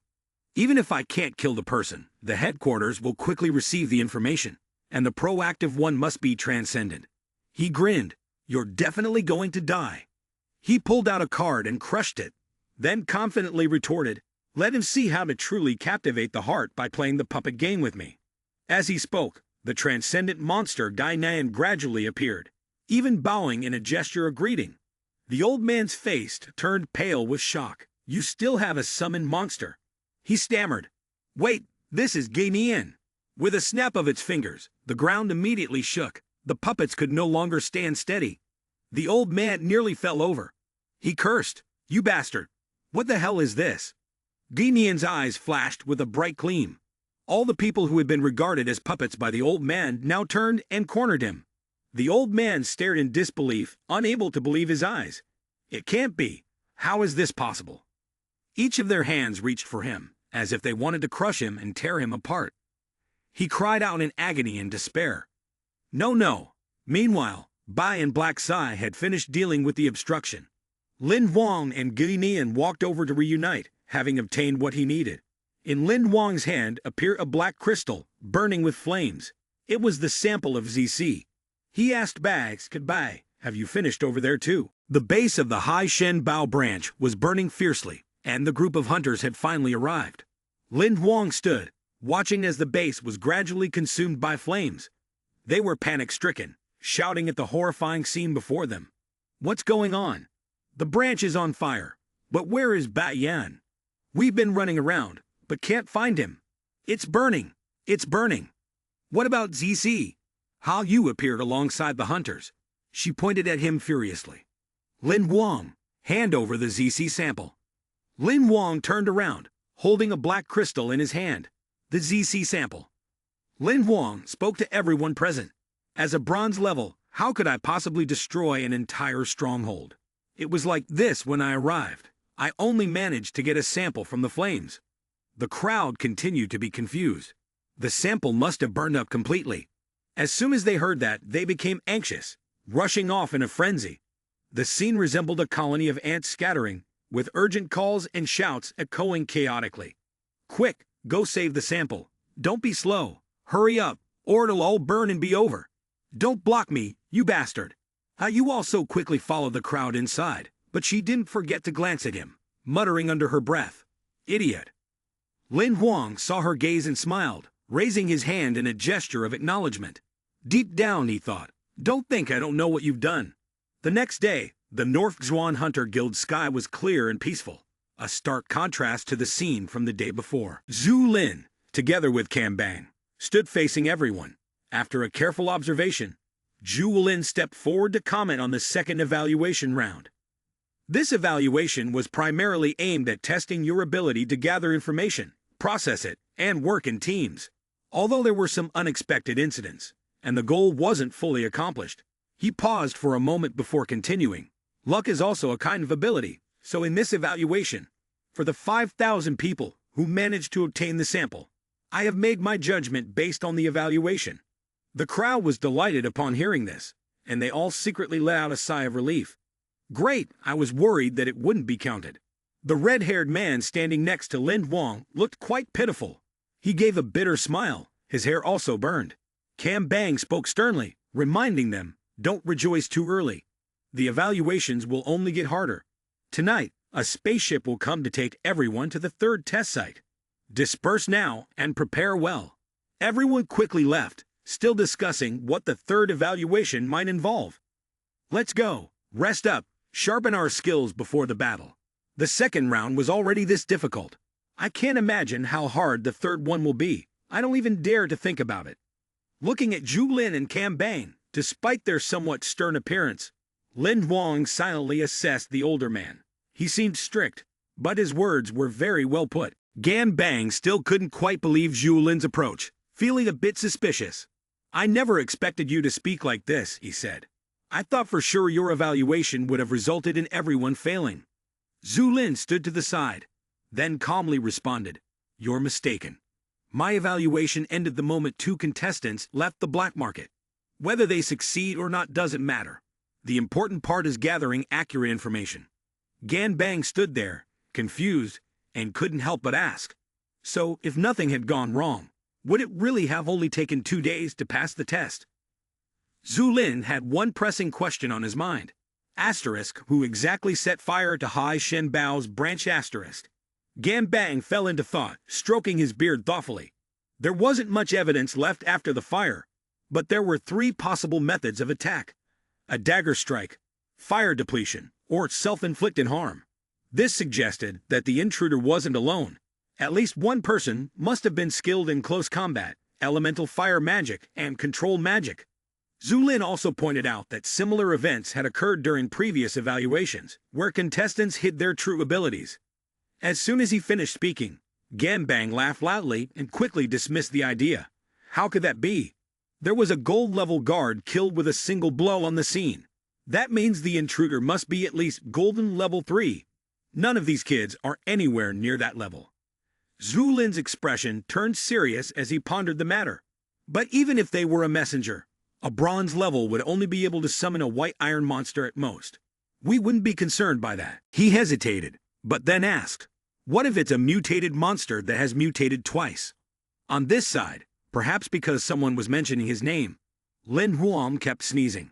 He raised his hand to his nose and mumbled to himself, "Who's talking about me?"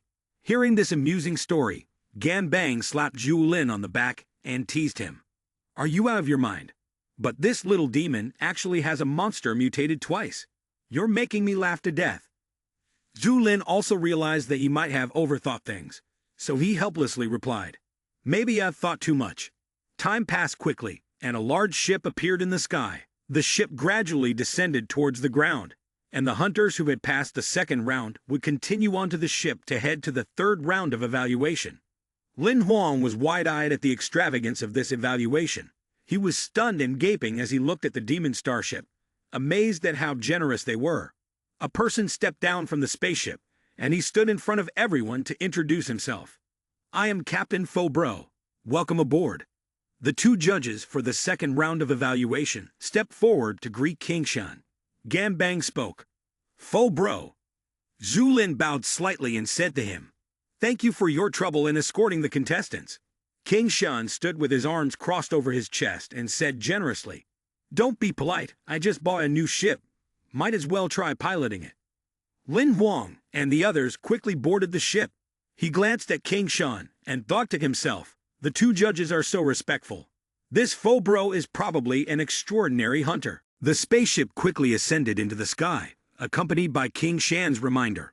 "Stabilize the position, we're ready to depart." After a moment of winged flight, the spaceship finally reached the sea. Just as the sun was setting, the surface of the ocean became even more dazzling. Lin Huang stood on the side of the ship, admiring the scenery. He spoke to himself. "This must be the latest demon starship, right? It can travel on both land and sea. That's impressive." Suddenly, his attention was drawn to someone. Lin Huang saw that King Shan was also standing at the side of the ship, and out of curiosity, he asked aloud, "Is Fo Bro fishing?" There was a sudden movement at the end of his fishing rod. King Shan, standing on the spaceship, excitedly shouted, "Not bad luck." As the fishing rod was pulled up from the water, Lin Huang was stunned to see a gigantic octopus hanging from the hook. He exclaimed in shock, "What kind of monster is this?" In the quiet of the night sky, the bubbling sound of the boiling soup could be heard distinctly. A pot of soup with all the right colors, fragrance, and taste was there. Yet only two people were enjoying it. Folk King Shan sighed. "Everyone else is in their rooms training. Kid, you're out here relaxing. You're quite lucky to be eating like this." Lin Huang was not at all shy about it. As he ate, he complimented him endlessly. "Abyssal Sea King, you can fish too. That's amazing." His eyes lit up as he looked at the fresh, juicy fish meat. Just the smell made his mouth water. In his mouth, he also praised. "It smells so good. Thank you for the hospitality. The sword technique you used to cut the meat, it's from an epic-level swordsman, right?" Although he was praised to the skies, Folk King Shan remained very humble. He said, "Insect manipulation technique, you can tell it's also a good executioner." Lin Huang smiled and replied, "How could I compare with you?" He continued chatting with Fo King Shan, while eagerly indulging in the delicious food in front of him. After savoring the flavor of the dish, he turned his bright eyes toward him again, and said with a tone of surprise, "Not only does this meat taste fresh and delicious, but the more I eat, the more I feel my life force increasing." Who wouldn't feel happy after such sweet words? Folk King Shan chuckled and said to him, "The big shots in the guild all fight over the food I make, so I have to say, kid, you're really fortunate to eat this." Wiping a bit of soup from the corner of his lips, Lin Huang asked, "Could it be that you are the legendary gourmet hunter?" His question surprised Folk King Shan. "Oh, you're quite knowledgeable about gourmet hunters." Lin Huang honestly answered his question. I have a good friend whose life dream is to become a gourmet hunter. Fo King Shan seemed very interested upon hearing this, even laughing twice before saying, "Tell me more." And so, only the sound of Lin Huang's expressive storytelling filled the ship's deck. That kid, he's a hunter. The next morning, the ship had arrived at its destination. A crew member on board shouted for everyone to disembark. "We've arrived!" Everyone off the ship. After the announcement echoed, everyone immediately rushed down. From a distance, all that could be seen on the dock were people, countless people. Before leaving to embark on a new journey, Lin Huang turned around and waved goodbye to the old friend who had chatted with him through the entire night, silently thinking to himself that he must bring the chubby guy to visit Fobro if he had the chance. Fo King Shan, standing on the side of the boat, also waved back at him. He yelled in return, "Kid, do your best." The gathering point for this selection was an empty, desolate patch of land, surrounded only by rocks and sparse grass.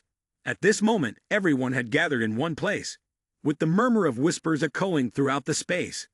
Before them stood a tall, muscular man with a bald head, his arms crossed as he stood upright. Seeing that the time had come, he immediately shouted, "Stop the noise! Quiet down!" Once everyone had settled down, he began to briefly introduce himself and explain the rules for the assessment round. "I am the chief examiner for the third assessment, Kuang Shen. This assessment is quite simple. Each person will take turns walking through the gate behind me. Each gate corresponds to 3 iron cages. White iron monsters will randomly appear inside. As long as you defeat all of them, you will pass. Each person is allowed to bring only 3 pieces of equipment, and they cannot exceed the green copper rank. If you're severely injured, staff will come to rescue you, if they arrive in time. After 1 hour, if you haven't passed, you will be eliminated. Move quickly." As he finished his explanation, everyone's gaze immediately turned to a series of alternating black and white doors lined up in the distance. If one only looks at the surface, it is impossible to gauge the level of difficulty hidden behind each gate. It can be said that it entirely depends on the luck of the individual. Although the contestants here are all very aware that this evaluation round is not something easy to handle, the announcement still strikes fear into them when it sounds. Gate number 23. Contestant number 1 has been eliminated. Contestant number 2 enters. This announcement immediately caused confusion among everyone. The murmurs of discussion grew louder, and within less than a minute, someone had already been eliminated. The white iron level monster truly was too fast. "Do you want to withdraw? I'm too scared now." However, in contrast to the panic and discouragement of the others, Lin Huang, standing in the crowd, remained calm and analyzed the situation. Being eliminated so quickly, it's very likely that there's a white iron level 3 monster inside. After the starting shot rang out from gate number 23, in a short period of time, announcements of contestants being eliminated followed one after another. Gate number 18. Contestant number 1 has been eliminated. Contestant number 2 enters. Gate number 43. Contestant number 1 has been eliminated. Gate number 55. Contestant number 1 has been eliminated. Gate number 97. Contestant number 1 has been eliminated. Gate number 66. Contestant number 1 is dead. Contestant number 2 enters. This last announcement was different from all the previous ones. The fact that someone had died so soon, just minutes into the round, made everyone go pale with fear. Even Lin Huang found it hard to believe. He murmured out loud in confusion. "Dead." It wasn't just him. Others were just as confused. What's going on? Someone's dead. Aren't the judges going to do anything? There's no safety measures in this evaluation. Judges, I want to withdraw. I don't want to die. As the atmosphere of unease and fear gradually enveloped everyone present, another new announcement echoed through the air. Congratulations to contestant number 37, contestant number 1, Hayu, for having passed the 3rd evaluation after walking down the hallway. The first contestant to pass the evaluation has now appeared. The appearance of this person also stirred his competitive spirit. He muttered to himself, "Not bad, their strength isn't too shabby." However, in this highly difficult evaluation round, good news was only a rare occurrence. The next announcement rang out, and although the words carried no emotion, they still sent a chill down everyone's spine. Window 66, contestant number 2 has died, and contestant number 3 is now stepping in. At this point, Window 66 had claimed 2 lives. If only one person had died, it could be attributed to their lack of strength. But with the second person now dead, It was clear that this window was far more dangerous than anyone had anticipated, causing widespread panic among the participants. Confused and fearful voices continued to echo one after another. What? Another death? I don't want this. I don't want to go in, I want withdraw. The person sitting before the chief judge, like Kwang Shen of course, could not allow the competition to continue in an unfair manner, leading to the dissatisfaction of the participants. So, he immediately voiced his judgment. Windows 66 has a problem. He then informed the other contestants. Forget it, close Windows 66. The contestants on this side moved to the other side, re-queuing from the beginning. Yet there was one person who didn't feel that way. Suddenly, a hand rose up from the crowd. Lin Huang spoke clearly. Chief Judge, I want to enter through this door. His words were like a drop of water falling into a pan of boiling oil. The other contestants felt that he must be out of his mind for making things so difficult for himself. They said, "What's wrong with this kid? Doesn't he fear death? Is he willing to throw his life away just for some glory?" Although they couldn't understand his thinking, Kwang Shen still chose to respect his decision. He asked him again, "Are you sure?" Upon hearing this, Lin Huang scratched his head and explained that the other doors had to be entered in numerical order starting from door 23, if no one else had entered. So it was just convenient that he wouldn't have to wait that long. Though he said this outwardly, deep down, he was thinking that after all, he couldn't lose to that damn girl. After hearing his answer, Kwang Shen didn't try to dissuade him anymore. He simply raised his hand to open door number 66 and said, "Arrogance backed by strength is confidence. Without it, it's foolishness. Let me see what kind of person you really are." Amidst the skeptical attitudes of everyone there, Lin Huang stepped steadily into the door. Once he entered the arena, his confident voice rang out. "Then let's see." Returning to the main matter, Lin Huang's opponent stood tall at the far end of the room. Her long black wings covered her body, and the rings of seal marks around her only added to her dangerous and mysterious aura. As the one who was about to face this creature, Lin Huang hesitated and said, "That's the monster that killed 2 people in a row." The monster, upon hearing the sound of humans, slowly spread its wings wide. She even disdainfully greeted him, saying, "Little demon, have you come to offer your life again?" Although Lin Huang's face had turned red from the beauty before him, he did not let his guard down. In fact, her words immediately made him focus intently. A white iron-level monster could speak the human language. "Wait, I've seen this in a book. You are the Phoenix Dance Word Duke." As soon as Lin Huang finished speaking, the data panel for the creature appeared before him. Phoenix Dance Word Duke, a rare bird species, very aggressive, with a beak and claws, sharp weapons comparable to armor. Its wings' defense was like armor, and its flying speed over short distances was incredibly fast. Remarks: excellent at mimicking sounds.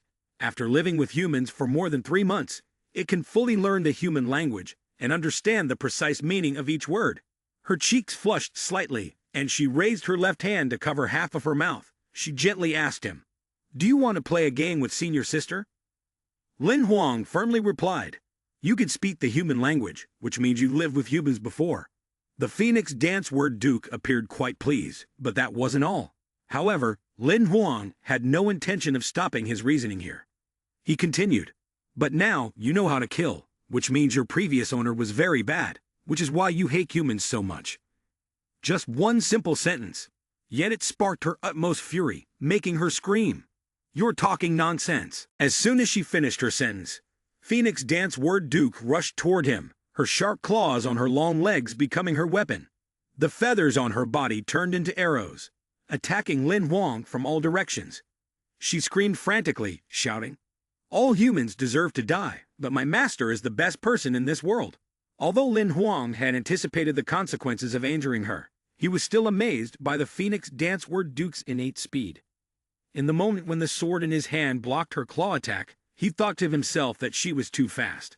At this moment, Phoenix Dance Word Duke began to drift into her own thoughts. She recounted, "That person gave me fresh human organs to eat, loved me, protected me, and waited for the day I would mutate. But such a good person died at the hands of cruel humans." As she spoke, her eyes filled with hatred for humans, whom she believed were all evil. Lin Huang, who was forced to listen to her tragic tale, was so surprised that he blurted out, Was your previous master the Black Blood Messenger? At the same time, he thought to himself, Beastmaster Blackblood is an evil branch of Beastmaster. He would raise those cursed by him to death, turning them into monsters to stimulate a second mutation. He is a villain hunted by both the Hunter Guild and the Alliance. By this point, listening to her lament no longer seemed necessary. Lin Huang's sword easily broke free from Phoenix Dance Word Duke's claws. It seemed that his earlier show of weakness was just a ruse. His counterattack had only just begun. The sword in his hand was surrounded by circles of spiritual power. Lin Huang smiled confidently and said, "Then he truly deserves to die." Although he knew very well that black blood was her chest, Lin Huang still mocked that person as usual, as if to say that no matter how crazy she became or how much she mutated, to him, she was not even worth mentioning. As expected, Phoenix Dance Word Duke had indeed gone mad. She mechanically repeated one sentence, "Kill you, kill you, kill you." A vast force surrounded her, enveloping her body like a silken cocoon. From within the cocoon, the proud voice of Phoenix Dance Word Duke could be heard. "Master, look at the pose of my mutation." However, in the face of her insane behavior, Lin Huang remained completely unshaken. He just stood there quietly, as if waiting to see how far she could go. This mutation didn't take long. In just a moment, Phoenix Dance Word Duke had completed her mutation. The protective layer of spiritual energy was torn apart from the inside, revealing her face with a fierce, menacing smile, as if she wanted to complete some sort of sacrificial ritual. She spoke in a tone of utmost reverence.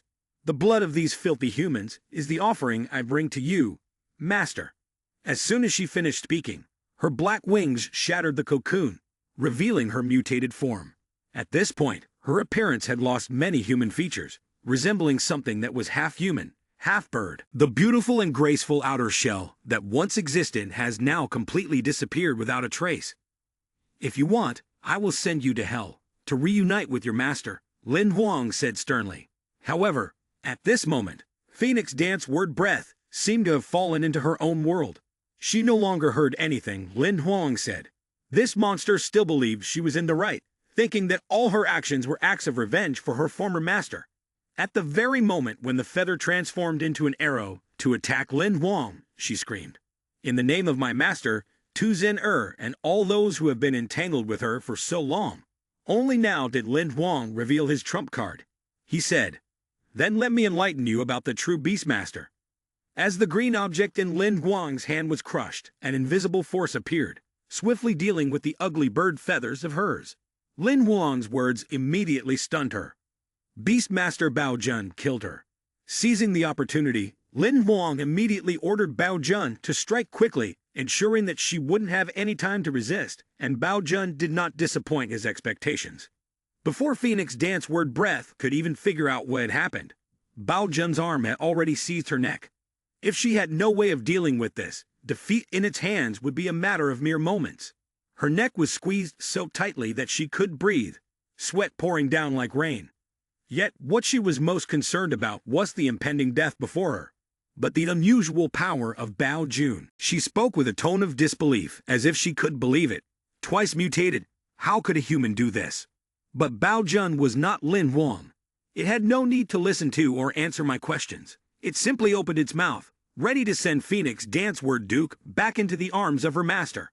And then, with a snap, its sharp teeth sank into her neck.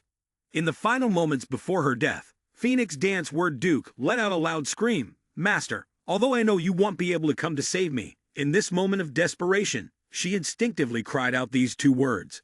It was as if, even if the person did come, she would still seek the one she believed was her whole world. The handling of Phoenix Dance Word Duke by summoning was no different from chopping vegetables. Therefore, Lin Huang's voice also carried a hint of disdain. The strength gained in exchange for evil was indeed too weak.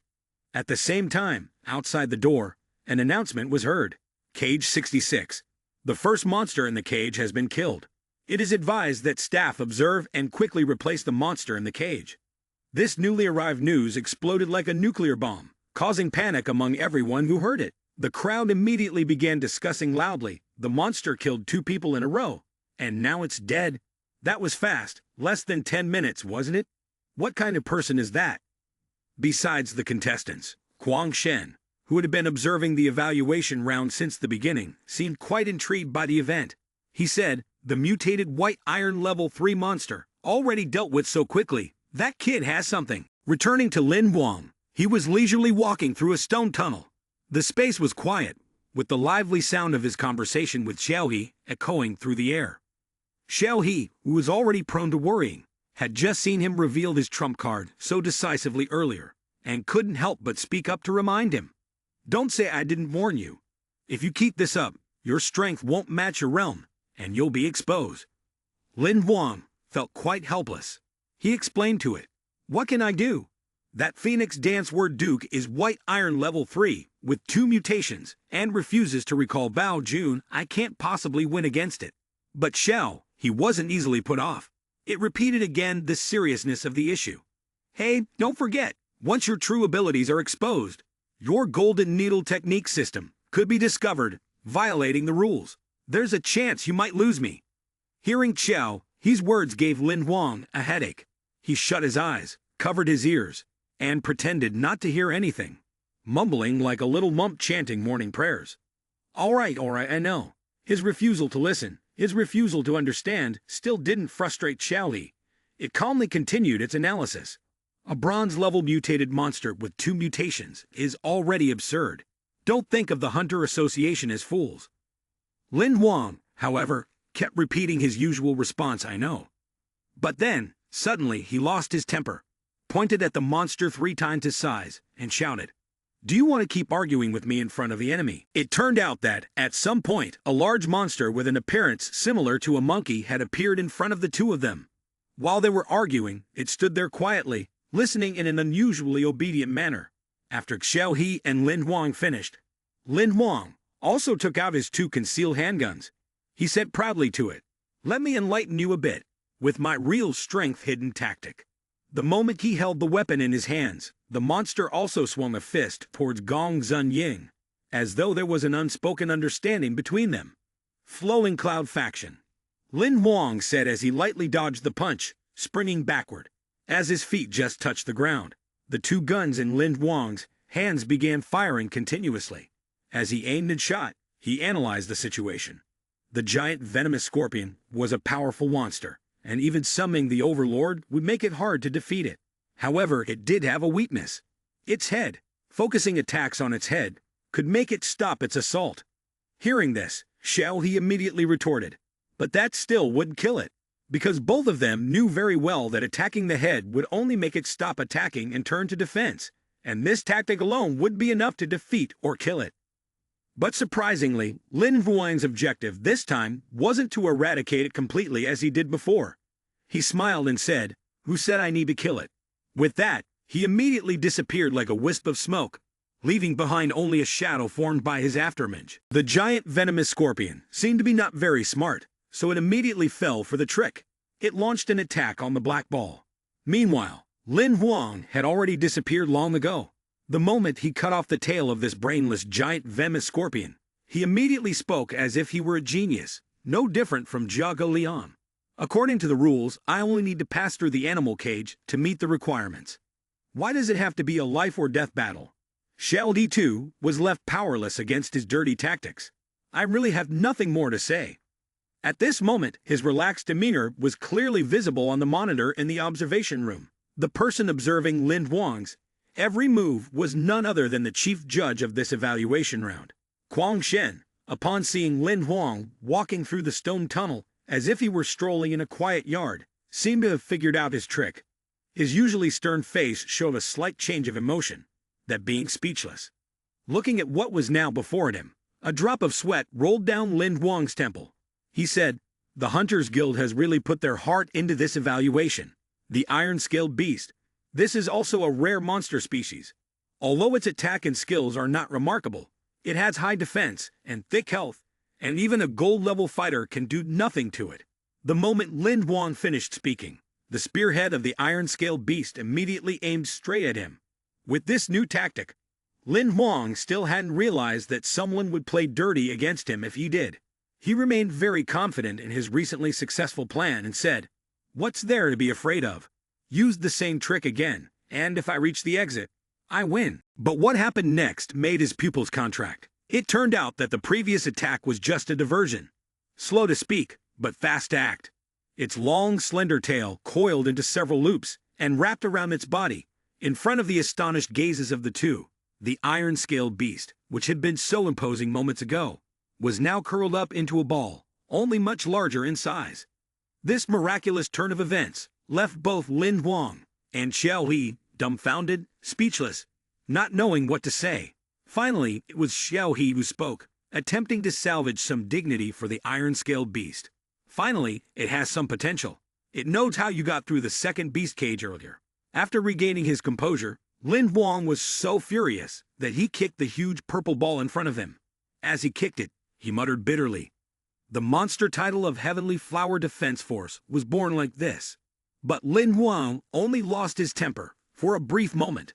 He switched the gun in his hand for a sword, his lips curling into a malicious smile. Unfortunately, no matter how cunning the prey, it would never defeat the hunter.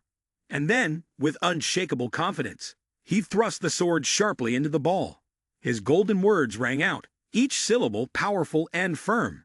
Even if it couldn't pierce through, there would surely be a weak spot, although it wasn't anything creative. What was surprising was that it managed to penetrate the tight defenses of the iron-scaled beast. What was even more coincidental was that the sword didn't just strike anywhere. It hit its backside. Therefore, it was no surprise when the iron-scaled beast, fuming with rage, chased after him, wanting to fight. Unfortunately for it, it was still quickly left behind in the blink of an eye. In fact, this person even took great pleasure in boasting to his system that the iron-scaled beast's absolute defensive stance had a small gap. I can easily find it by activating long-range vision. Tough luck for it. Xiaoji also sighed, remarking, "The chrysanthemum's withered life technique," and made such a smug comment. At that moment, an announcement echoed throughout the square. Congratulations to contestant number 23, Lin Huang, for completing the Land of the Beast Tomb journey. You have passed the third evaluation. This news caused one contestant to be so surprised that they blurted out, "Windows 66 has passed again." That statement was like the starting shot of a race. The other contestants waiting outside immediately started discussing the newly released news in excited whispers. After killing the first monster, less than 2 minutes later, he passed. He's too strong. How did he manage to do that? Windows 66 killed 2 people consecutively, and it took less than an hour for him to pass. Lin Huang, the laid-back guy, had attracted the attention of Guangshen. He turned back and instructed the guide. Not only is his strength remarkable, but he is also very knowledgeable about monster traits. This is a promising talent. Prepare a special talent report. Upon receiving the superior's command, she immediately responded, "Yes, I will upload the data now." The data was swiftly sent to the steward team of the 7th Hunter Guild area. In the dimly lit meeting room, the data was projected clearly onto the wall through the projector. The content displayed was the battle between Lin Huang and Phoenix Dance World Duke. One of the youngest judges among the group spoke up. "Since the battle just shown features the most recent candidate proposed by Minor Evil Demon Island, I invite the stewards to review it." A senior female steward then responded, "Steward, a beastmaster of green copper rank with a monster that has undergone 2 mutations deserves to be focused on and trained by the association. I'd vote in favor." However, not everyone shared her opinion. A judge dressed in black, with a hood covering most of his face, spoke up, "I disagree. The summoned monster. It's clearly a monster species resistance form. Even with 2 mutations, its stats will be hard to improve. Its strength is clearly constrained, and it will be difficult for it to continue developing." The person who initiated the meeting, the steward, also gave the most impartial analysis. His hesitation stemmed from the fact that the monster species resistance form had 2 poor cultivation abilities, and the beastmaster named Lin Huang had not demonstrated any particularly impressive combat skills. The reasoning provided by the steward convinced everyone present. Another judge said, "If that was the case for the mutated immortal controlling monster in the Duxai report, I would have no hesitation in raising my hand to support him for formal training." But the implication of the hybrid monster species, though not explicitly stated, was as clear as a hair on a bald head. And the female judge who initially voted in favor also reconsidered her stance. After hearing everyone's deeper analysis, I also felt that it made sense. She nodded and said, Indeed, that's the case. However, for the judge in the black robe, Lin Huang's issue was not just that. He continued his analysis. This Lin Huang has a decent mental fortitude. His physical skills are also quite good. From a marksman's perspective, his level is almost that of a beginner shooter, and he has a clear understanding of monsters. But this is something that all Beastmasters must be capable of. In general, he can only be considered a common genius, and there's not much exceptional about his performance. After summarizing the opinions of everyone, Steward Z, the one with the most authority among the judges, made the final decision. Since everyone has the same opinion, Tianmu, on behalf of all the stewards, I hereby declare the rejection of Lin Huang's qualification as a specially recommended talent. Meanwhile, far away, Lin Huang had no idea that the judges had held a special meeting about him. It is often said that when your name is mentioned too many times, you will sneeze. So, amidst the crowded people, a loud sneeze echoed. Lin Huang touched his chin, speculating, and said, "Who's talking about me now? I hope it's a beautiful girl." This casual guess didn't attract anyone's attention, so it was carried away by the wind. However, this gust of wind blew towards one person, the instructor of this evaluation round. She held a small tray and walked up to him with a smile, saying, "Congratulations on passing the third evaluation. This is your Emperor's Heart Realm." Lin Huang picked up the Emperor's Heart Realm, thanked her, and then curiously asked her back, "Thank you. May I ask where the third evaluation is? When does it start?" Answering the candidate's questions is one of the tasks of the instructor, so she cheerfully responded, "It's also on the island." Since the third evaluation is expected to be completed in 50 hours, the exact start time for the fourth evaluation has not yet been determined. Seeing that the waiting time was not short, Lin Huang immediately thought about where to stay, since he would have to wait at least another 2 days. "May I ask, what is the name of this island? Is there a base where I can stay?" In response to his question, the instructor could only provide an answer that disappointed him. "Sorry, this is the Minor Evil Demon Island, a level 4 wild area, and there is no base here. During these 2 days, everyone will have to deal with accommodation and food on their own." Although the answer was direct, for Lin Huang, the place to stay was secondary. What he was concerned about was something else. The excitement in Lin Huang's bright eyes was unmistakable. This was Minor Evil Demon Island, a level 4 wild area on Minor Evil Demon Island, filled with demon flower species, immortal species, and undead species scattered all over. There were no bases or public routes. As such, this was one of the most inaccessible wild areas. After introducing Minor Evil Demon Island to Xiaodi, Lin Huang sighed and said, "I was still worried about not knowing how to get here. But it seems I'm lucky. I get to come here for free thanks to the hunter evaluation." Xiao, he suddenly realized and said, "So you decided to upgrade the white iron level master seed earlier?" Indeed, on this island, Lin Huang gave him a definitive answer. "That's right, when I first reached the bronze level, I had already made my choice. Iron Fang Demon Sword. Its only habitat is on Minor Evil Demon Island." Upon hearing the 4 words Iron Fang Demon Sword, Xiao He immediately knew what was going through his mind. "I see, you want the innate ability of the sensing circle." Lin Huang replied while moving forward. "Exactly, using your innate ability of the sensing circle, you can create a circular sensing field, with yourself as the center. Within this sensor area, all moving objects can be clearly sensed." Xiao He also agreed with his decision. He crossed his arms and said, "After upgrading to extraordinary, it can still evolve into a secret technique, an absolute domain. You can transform an area into an absolute territory, allowing your attacks to reach anywhere within the territory at will. It truly is a very powerful secret technique for supporting attacks." As the two of them were chatting enthusiastically, Lin Huang suddenly sensed something unusual. He glanced behind and said, "Wait, we have company." Almost immediately, he gripped 2 guns tightly in his hands, aiming directly at the bushes behind him, and spoke in a cold voice. "Stop hiding! Come out!" Through his scope, a shadow emerged from behind an ancient tree. The person following him was none other than Ha Yu. She forced a smile, and then started to praise him. "You're quite cautious." When she saw Ha Yu approaching, Lin Huang also lowered his gun, but it seemed he wasn't exactly pleased by her presence. Moreover, the two weren't close or acquainted, so Lin Huang didn't feel the need to pretend to be friendly. He asked her directly, Why are you following me? While thinking to himself, this person is the first to pass the third evaluation round. I'm afraid it'll be hard to find a competitor like her in the green copper rank. However, Yu completely ignored the clear displeasure in his tone. She remained friendly and tried to respond to Lin Huang. Don't be so tense. I'm just bored.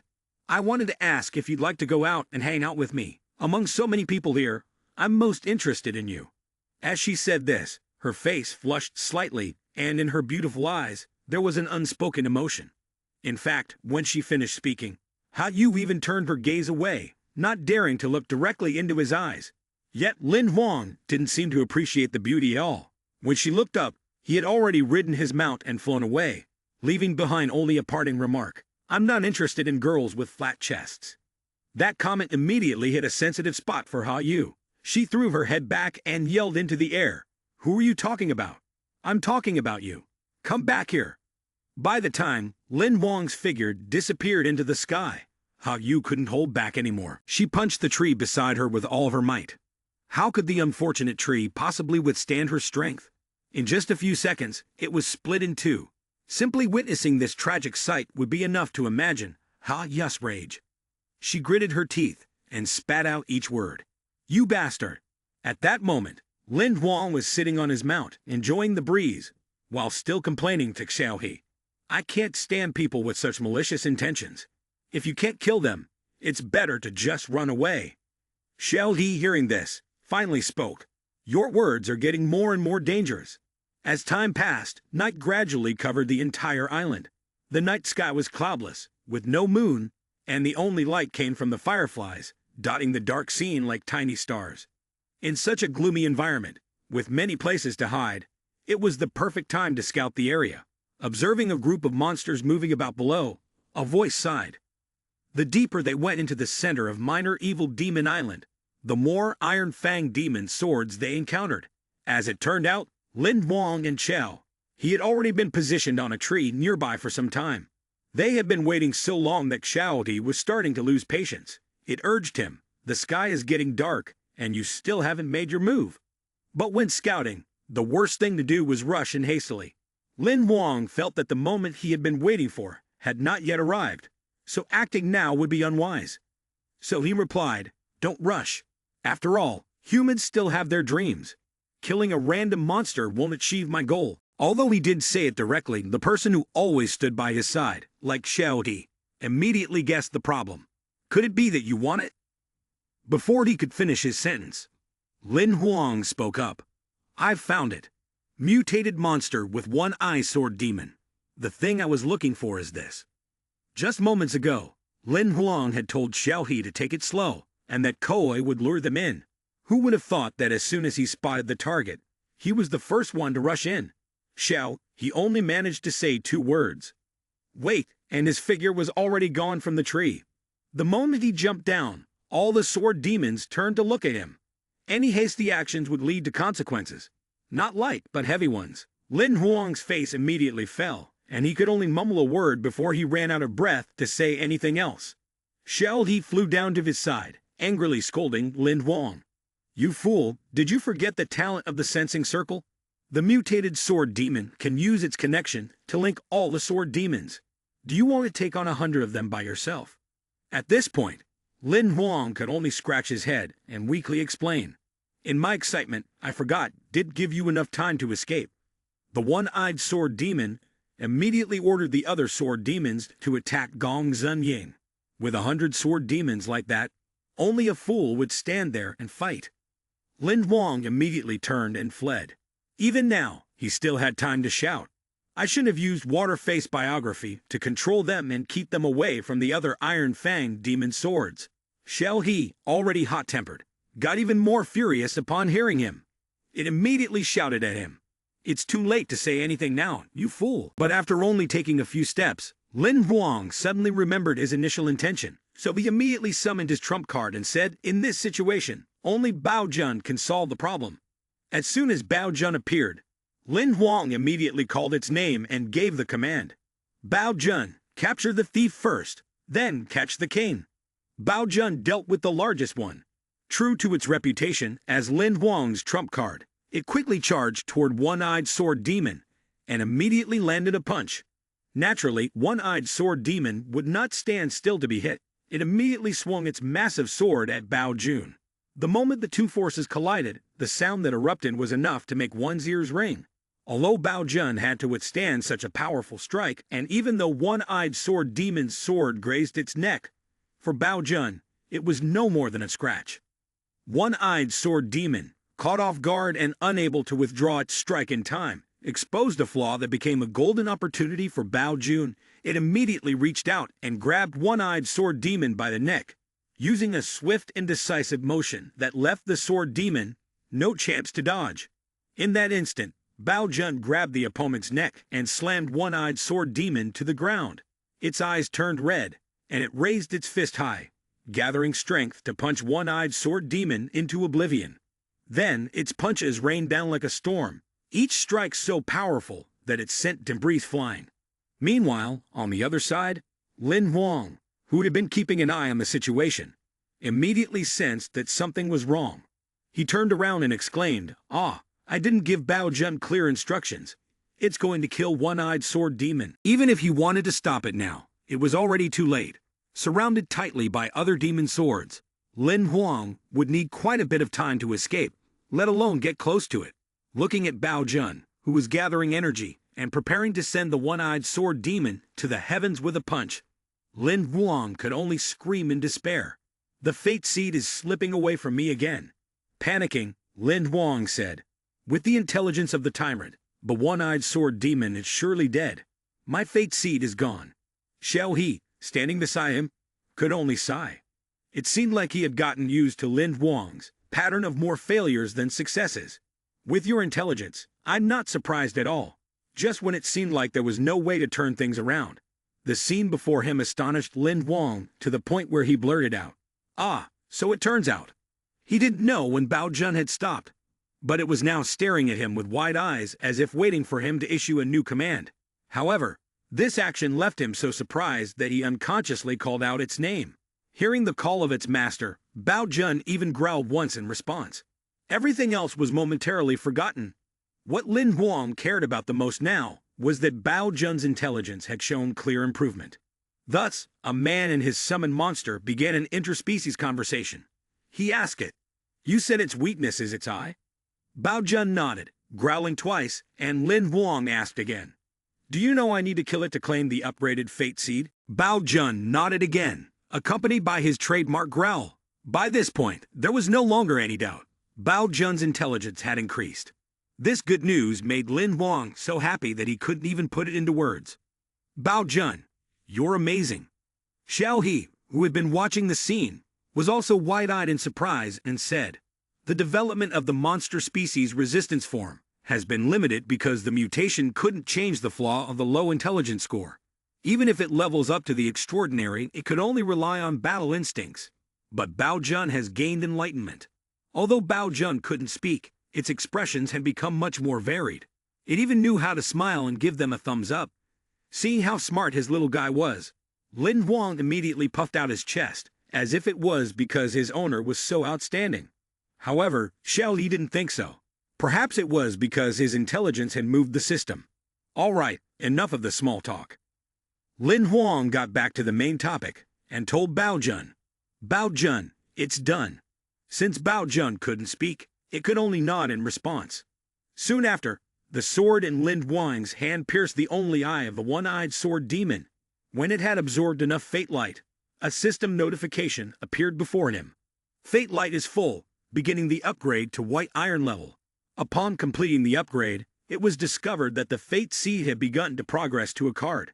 Fate seed, name of fate seed, resonance orb, rarity, extremely rare, type, special type, special effect, centered around yourself. A circular sensing area with a radius of 300 meters was created. Within this sensing area, all moving objects could be clearly detected. Evaluating the normal card, the result of this hunting trip left Lin Huang feeling quite satisfied, and he even spoke up. "Not bad." The freshly minted card fell into his hand, accompanied by the system's congratulatory message. "Congratulations, host, on acquiring the rare monster card, One-Eyed Sword Demon. On the dark blue card was an image of the one-eyed sword demon in miniature form, and it listed its detailed skills.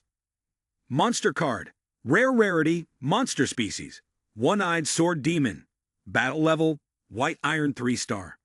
Skill 1. Advanced killing sword. Skill 2.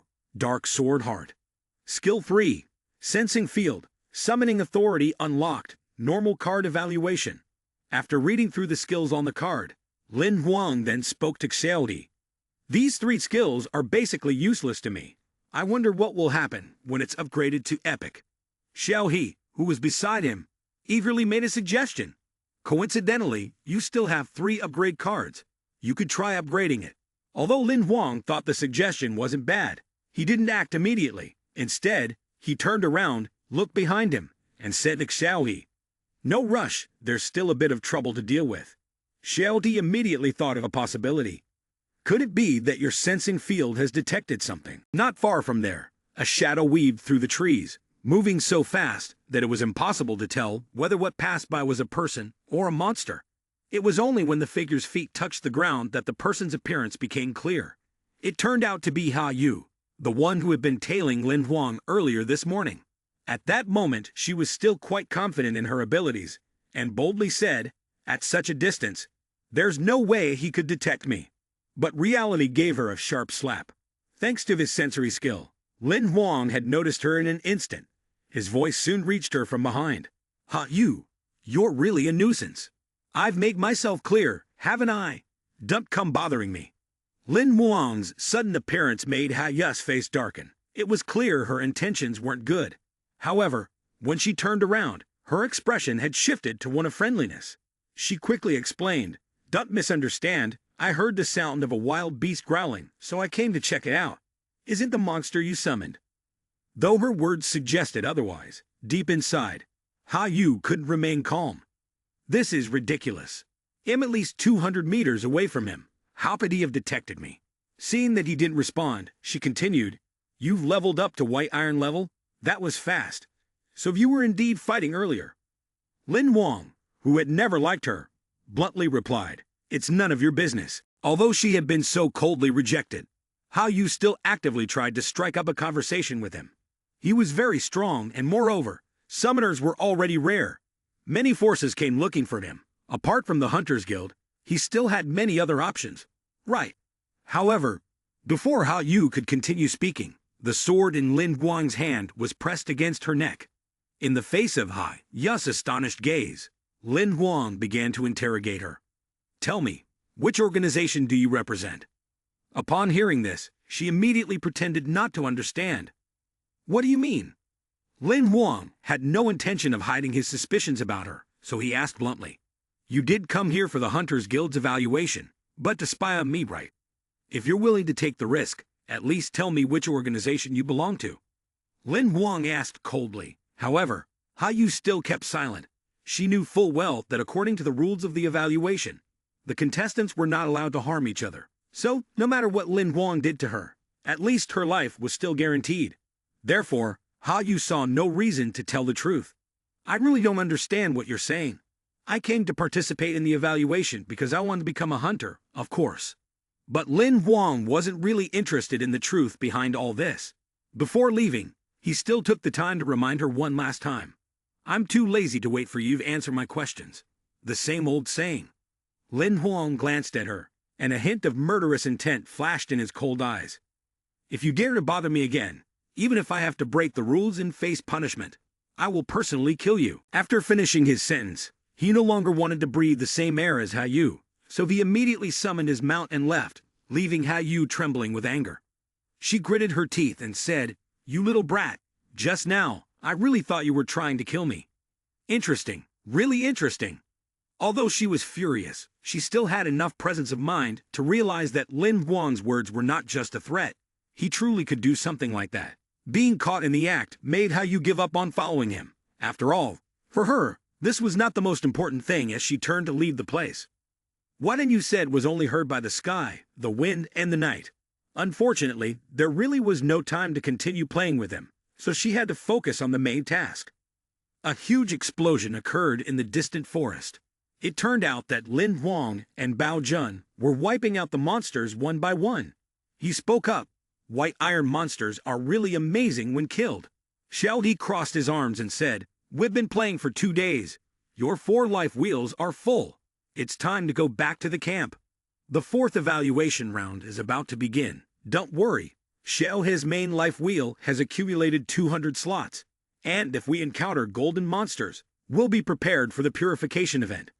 He smiled and replied, "Now you can summon 4 monsters at the same time." Xiao He replied seriously, "Except for Demon Hunter. The other epic level cards have all been upgraded to Golden Level 3. Dealing with the 4th evaluation round shouldn't be a problem." Both of them then moved deeper into the forest. Lin Huang spoke up. "Bo Mateng is still at White Iron Level 3. Perhaps its mutation path is quite special. After this busy period, you'll need to think of a way to upgrade it." Xiao He said, "Don't forget, the one-eyed sword demon also needs upgrading." He replied, Got it. Why do you keep getting more and more like an old wife?" The next morning, everyone gathered by the seaside. A loud voice rang out. The 3rd round of evaluations had 5,541 participants, with 489 passing.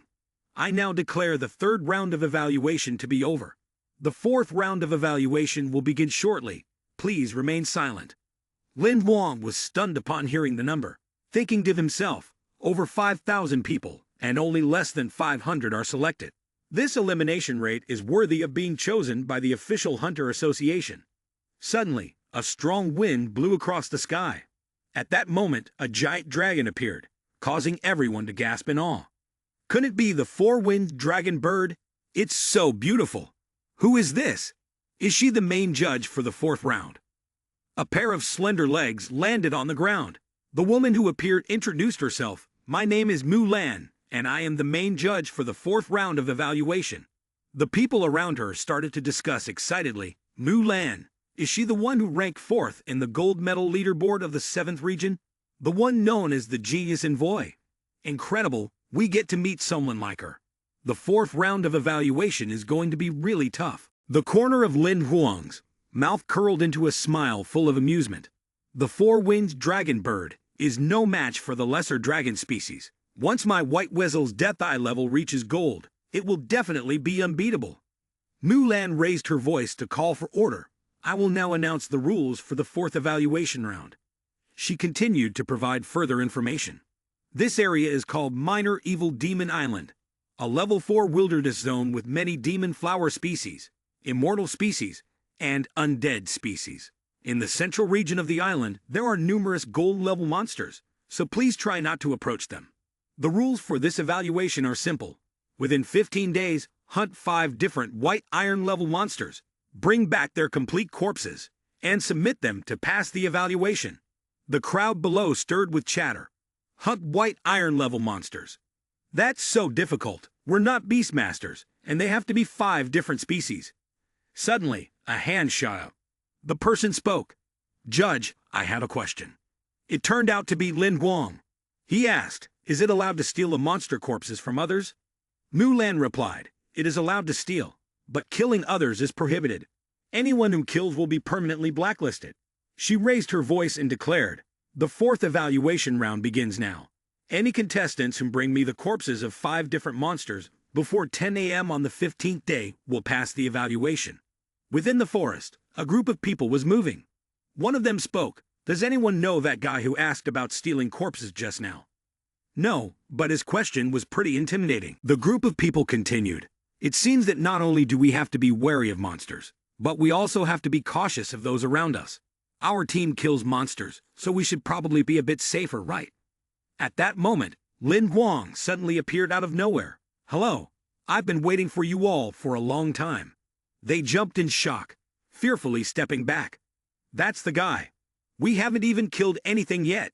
He chuckled and explained, "I'm not here to steal. I've already killed enough monsters these past 2 days, and I've got a lot of things I can sell to you." The 4 of them looked at each other, each of them sweating, but still feeling that it was very convenient. "Really? All of them are monsters from the island. Does the chief judge say that we can buy from others?" "You can buy with money. It's really much safer."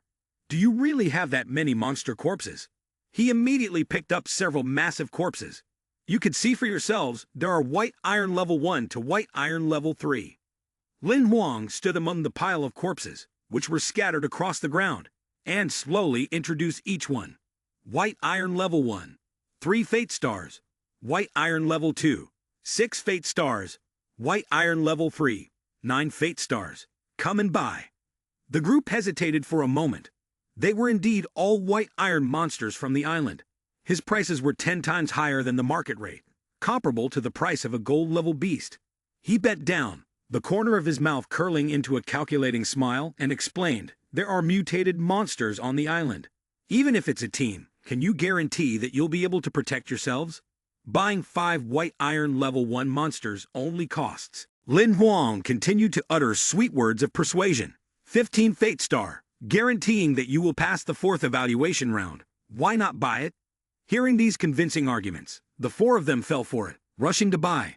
Buying so I can buy. This evaluation round would save them some effort, and the 5th round might be a little easier. Furthermore, once they became hunters, this small amount of money could easily be earned back, so they bought it. Lin Huang was excited, laughing loudly. "Thank you, customers. Quickly clean up this area. The next group of customers will arrive soon." That night, in a tent deep in the forest, under the bright full moon, the young man held a fragrant roasted leg in his hand and leisurely spoke. "Rest here for a few days. By the time it's time to deliver the monster carcasses, the 4th evaluation round will be considered passed." He was so satisfied that he grinned widely. Thankfully, there was that kid. Although he had spent quite a bit of money, it was absolutely worth it. Before he could savor his moment, a slash severed half of his tent. He was terrified, his face turning pale, and he quickly retreated, shouting loudly, "Is it you? You, what kind of mental illness are you suffering from?" The person from the heretical organization pulled the collar of his shirt aside to reveal a tattoo. He laughed maniacally and said, "Finally, I don't have to play with you fools anymore." The young man recognized it, his horror reaching its peak. The tattoo. "You are." His eyes widened in shock. Then, a loud scream echoed through the silent forest. He slowly opened his eyes after losing consciousness that night, sitting up with a pained expression as he rubbed his aching head. What's going on? What happened? Behind him were his teammates, who spoke up. "You finally woke up. Damn it, we've been set up by that kid. Why did one of you speak up? Did you see the tattoo on his neck? He's from a heretical organization, and we're all going to pay the price." The 3 of them were trapped, filled with both anger and fear. "That bastard, he hid his strength and identity so well. He must be at the gold level. Don't waste your energy. This cage can even trap someone at the Emperor's Heart Realm. People from the Foreign Realm organization kill without hesitation. This time, we're done for. Stop crying. Judge Mulan will definitely save us. She's a 4th-ranked gold medal hunter. Don't you remember that the time for the 4th evaluation is 15 days? One of the boys cried loudly. By the time I figured out what was going on, we had already been taken off the island. We're definitely dead. Over here, a member of the heretical organization remained calm, his pocket containing the cage that held all 3 of them. Below, through the dense forest, a powerful destruction rushed forward like a storm. It turned out that the tremors were caused by a wolf monster. It looked around, searching for prey, and suddenly its eyes glowed with a murderous intent. But before he could act, Lin Huang, riding a wolf, charged forward and struck directly at his chest. The corner of his mouth curled up. The monster's corpse was no longer enough to meet his needs. It was time to increase the price. He ran to the center of the island, where high-level monsters awaited. At that moment, another bear monster charged at him, raising its sharp claws. He swiftly turned and effortlessly dealt with it, cleaving its body in 2. At that moment, a member of the heretical organization seized the opportunity, charging with a knife. "You little brat, you fell for it, did you?" Who would have expected Lin Huang to make such a brutal move? He said, immediately summoning a gun and pointing it directly at him. "Are you sure?" He froze in panic. Lin Huang squeezed the trigger, sending him flying backward. The member of the heretical organization struggled to regain his balance, realizing he had reacted just in time. Using his knife to block the bullet, he said, "You can actually see through my invisibility skill." Lin Huang casually wiggled his ear and replied, I knew you were getting closer the moment you were within 200 meters. The bad words have already been spoken in front of the line, and they're non-refundable. His gaze was sharp as a blade, and he posed the question. Are you representing the alien tribe organization to find me? The man sneered and answered, the best performing son in this evaluation. You're definitely not an idiot. Lin Huang replied calmly, you didn't even bother to cover up your tattoos. If I hadn't recognized you, that would have been truly foolish. The man laughed smugly and tried to persuade him. The previous attack was just a test. I didn't want to hurt you. Join us. With your abilities, it would be a waste for you to remain a hunter. He smiled and bluntly declined. Sorry, I'm not interested in all those unethical organizations. Then he gathered magic into the knife in his hand. You just leveled up to white iron level, and now you think you have the right to refuse. Afterward, he got into a fighting stance, though there was still an underlying sense of contempt towards Lin Huang. Lin Huang showed no sign of fear, calmly speaking. So you were at the gold level. Funny, I killed 3 people just a few days ago. Are you here for a pentakill? He leaped up, ready to strike, shouting loudly, Stinking kid, I'll kill your will to fight first, then well talk. But suddenly he froze. It turned out that Bao Jun behind him had grabbed his weapon. What? Bao Jun reached back to gain leverage and decisively punched towards the opponent, sending him flying backward and breaking the weapon. Lin Huang stepped forward and said, I forgot to mention, I showed mercy. He's not dead yet. He approached the man, who was luckily still alive. Lin Huang looked down at him with a murderous gaze, asking, You're not the only member of the Foreign Realm organization who sneaked into the Hunters Guild assessment, are you? He sneered arrogantly, challenging, Kill me then, I won't say a word. Lin Huang smiled and replied, It's fine. I'll help you talk. Guinean had appeared behind them at some point, and the man trembled as he transformed into his shape. This was the extraordinary being from the previous battle at Dexia City. Lin Huang's eyes turned red, and he asked, What actions has the Foreign Realm organization taken in this evaluation, and what is their purpose? At this moment, the man seemed to be hypnotized, his eyes vacant, and he confessed everything. There are more than 180 testing centers in the 7th zone, and 63 of them were attacked by us. The attack testing sites all had agents and insiders placed by us within the Hunter Association. As long as we made a move while identifying the contestants, the main goal was to capture the contestants of the Hunter Association to train new recruits. Lin Huang continued, How many people were there at the testing sites, and what were their strengths? He lowered his head and replied, A total of 11 people, 1 sacred fire realm, and 3 golden level 3. Lin Huang raised a question. What about the contestants you captured? He then brought out a small cage and said, This is the Black Prison Sky Dungeon Expert, a treasure created by mimicking the Black Prison Heavenly Jail. Once the creature inside is released, it will automatically disintegrate, transferring its life energy. It can be opened by twisting the Destiny Ring backward 3 times. Lin Huang took it, tilting his head in curiosity. Once you completed the mission, how did you leave this place? What about the time of departure? He answered, The team leader has a one-time space transmission device, and we will stay here. Stay. Suddenly, at a crucial moment, he went silent and did not continue. Lin Huang impatiently urged, Speak. When did you leave the site? Where did you leave from? Guinean announced, He's dead. Lin Huang gritted his teeth in frustration. This is bad. He was beaten to death by Lin Huang. Mulan stood with her hands propped up and spoke menacingly. I have something to say first. We cannot kill people. Lin Huang replied, This person is a spy from the heretical organization. Here's he sent a sacred fire realm, and 10 strawmen at golden level 3 infiltrated this examination, he said, raising something. Mulan stared intently while listening to him continue. Not only us, but 63 inspection centers across the entire 7th area have been attacked. She thoughtfully took hold of her thoughts. Black Prison Sky Dungeon Expert. Indeed, the mark of heresy. The people behind began to discuss loudly why such a thing had happened. All the candidates had been investigated, and the heretical organization was also a progressive faction, just second to Zaya. Nothing is impossible, but we cannot just listen to his side of the story. She said, Whether it is one-sided or not, I will make my own judgment. Suddenly, A swirling green light in the prison cell sent the group of people flying outside before they could react. They didn't understand what was happening, but they had returned to normal. They kept questioning.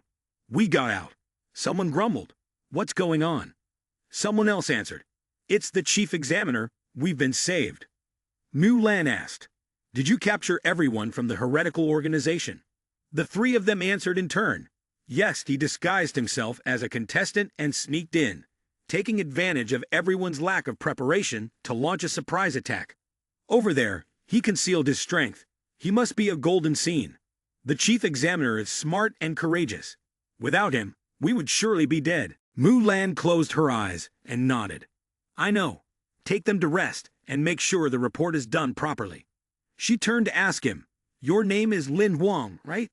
Hearing this, he replied, Yes. I couldn't gather any information about the heresy's migration time and their gathering place. If we don't act quickly, they'll take the other captured participants away. Mulan glanced over and continued, Reporting to the headquarters of the Transcendent sect for backup will take at least 2 hours. If they discover their subordinates have been killed, the heresy's superhuman team will likely retreat. If we want to save the others, we really need to act fast. She stepped over and flipped his corpse over. She lifted his hand, explaining that Mulan could use his soul imprint to sense the location of other heresy members. You retreat to the safe zone first. Lin Huang stood behind and answered, You certainly won't be able to catch up alone. I can help. She suddenly turned her head and asked, Can you face a gold level directly? He answered bluntly, I killed him. Anything below superhuman isn't a big issue. Mulan fell silent, biting her lip as she thought. She didn't look at him and spoke softly. All right, Mulan will share the location with you. Stay safe.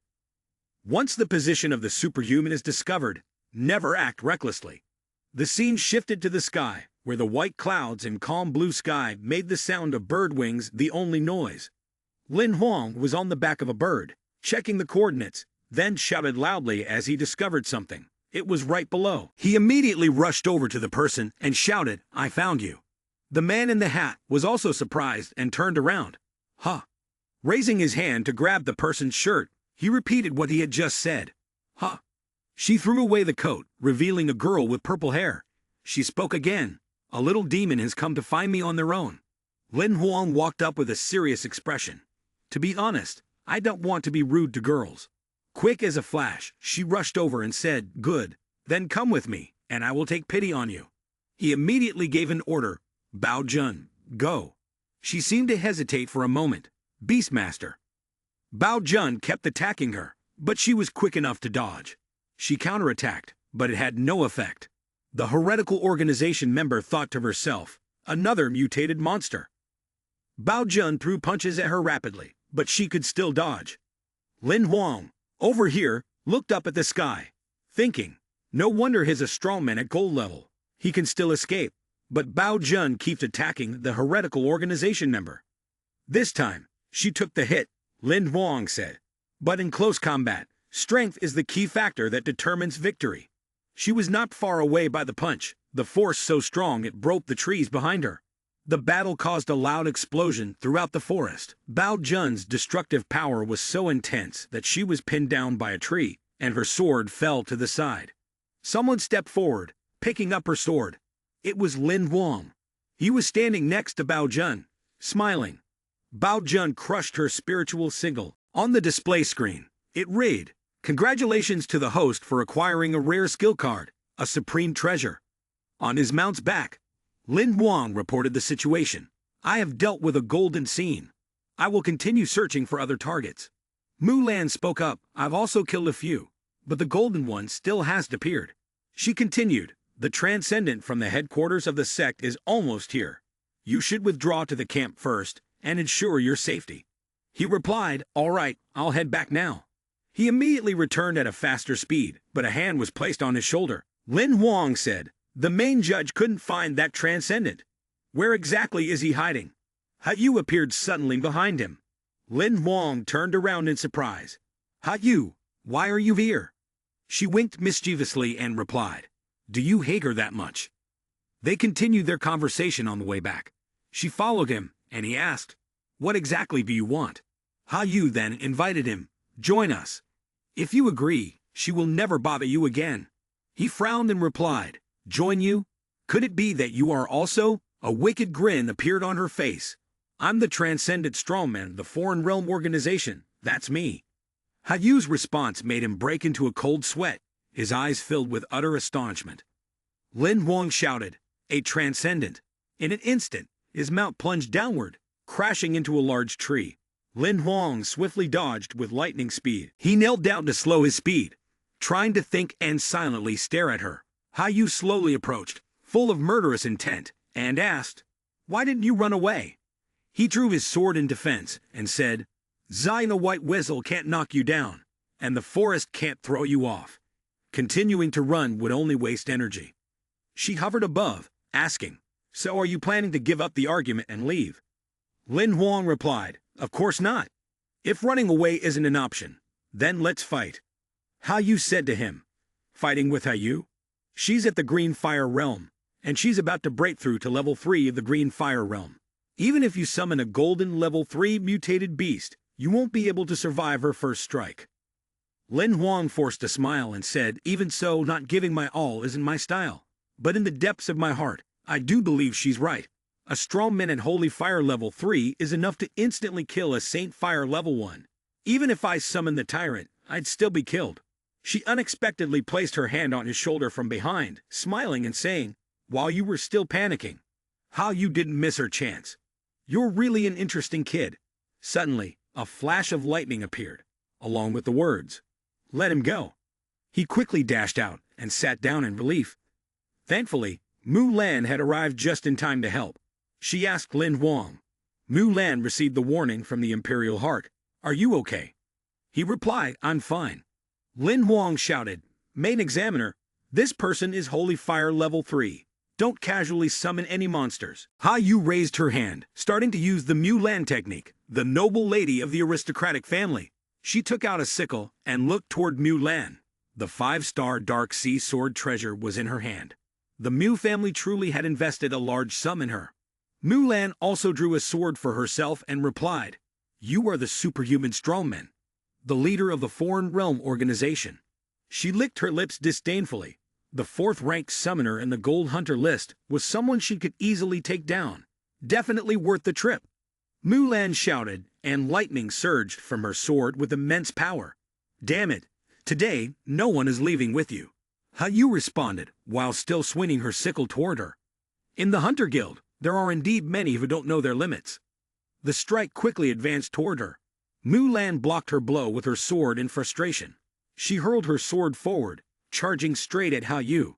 No matter how powerful Mu Lan's attack was, Hayu sliced through the sword and said, "No wonder you dared to fight me. The Mu family even gave you the first-class sword." Mu Lan glared and said, "As far as I know, the Heresy Death Judge only imparts skills to saints. You're not simple either." The clash of their weapons made a piercing sound. Hayu kept challenging. "If it weren't for your 4-star rotating armor defense, you would have been dead just now."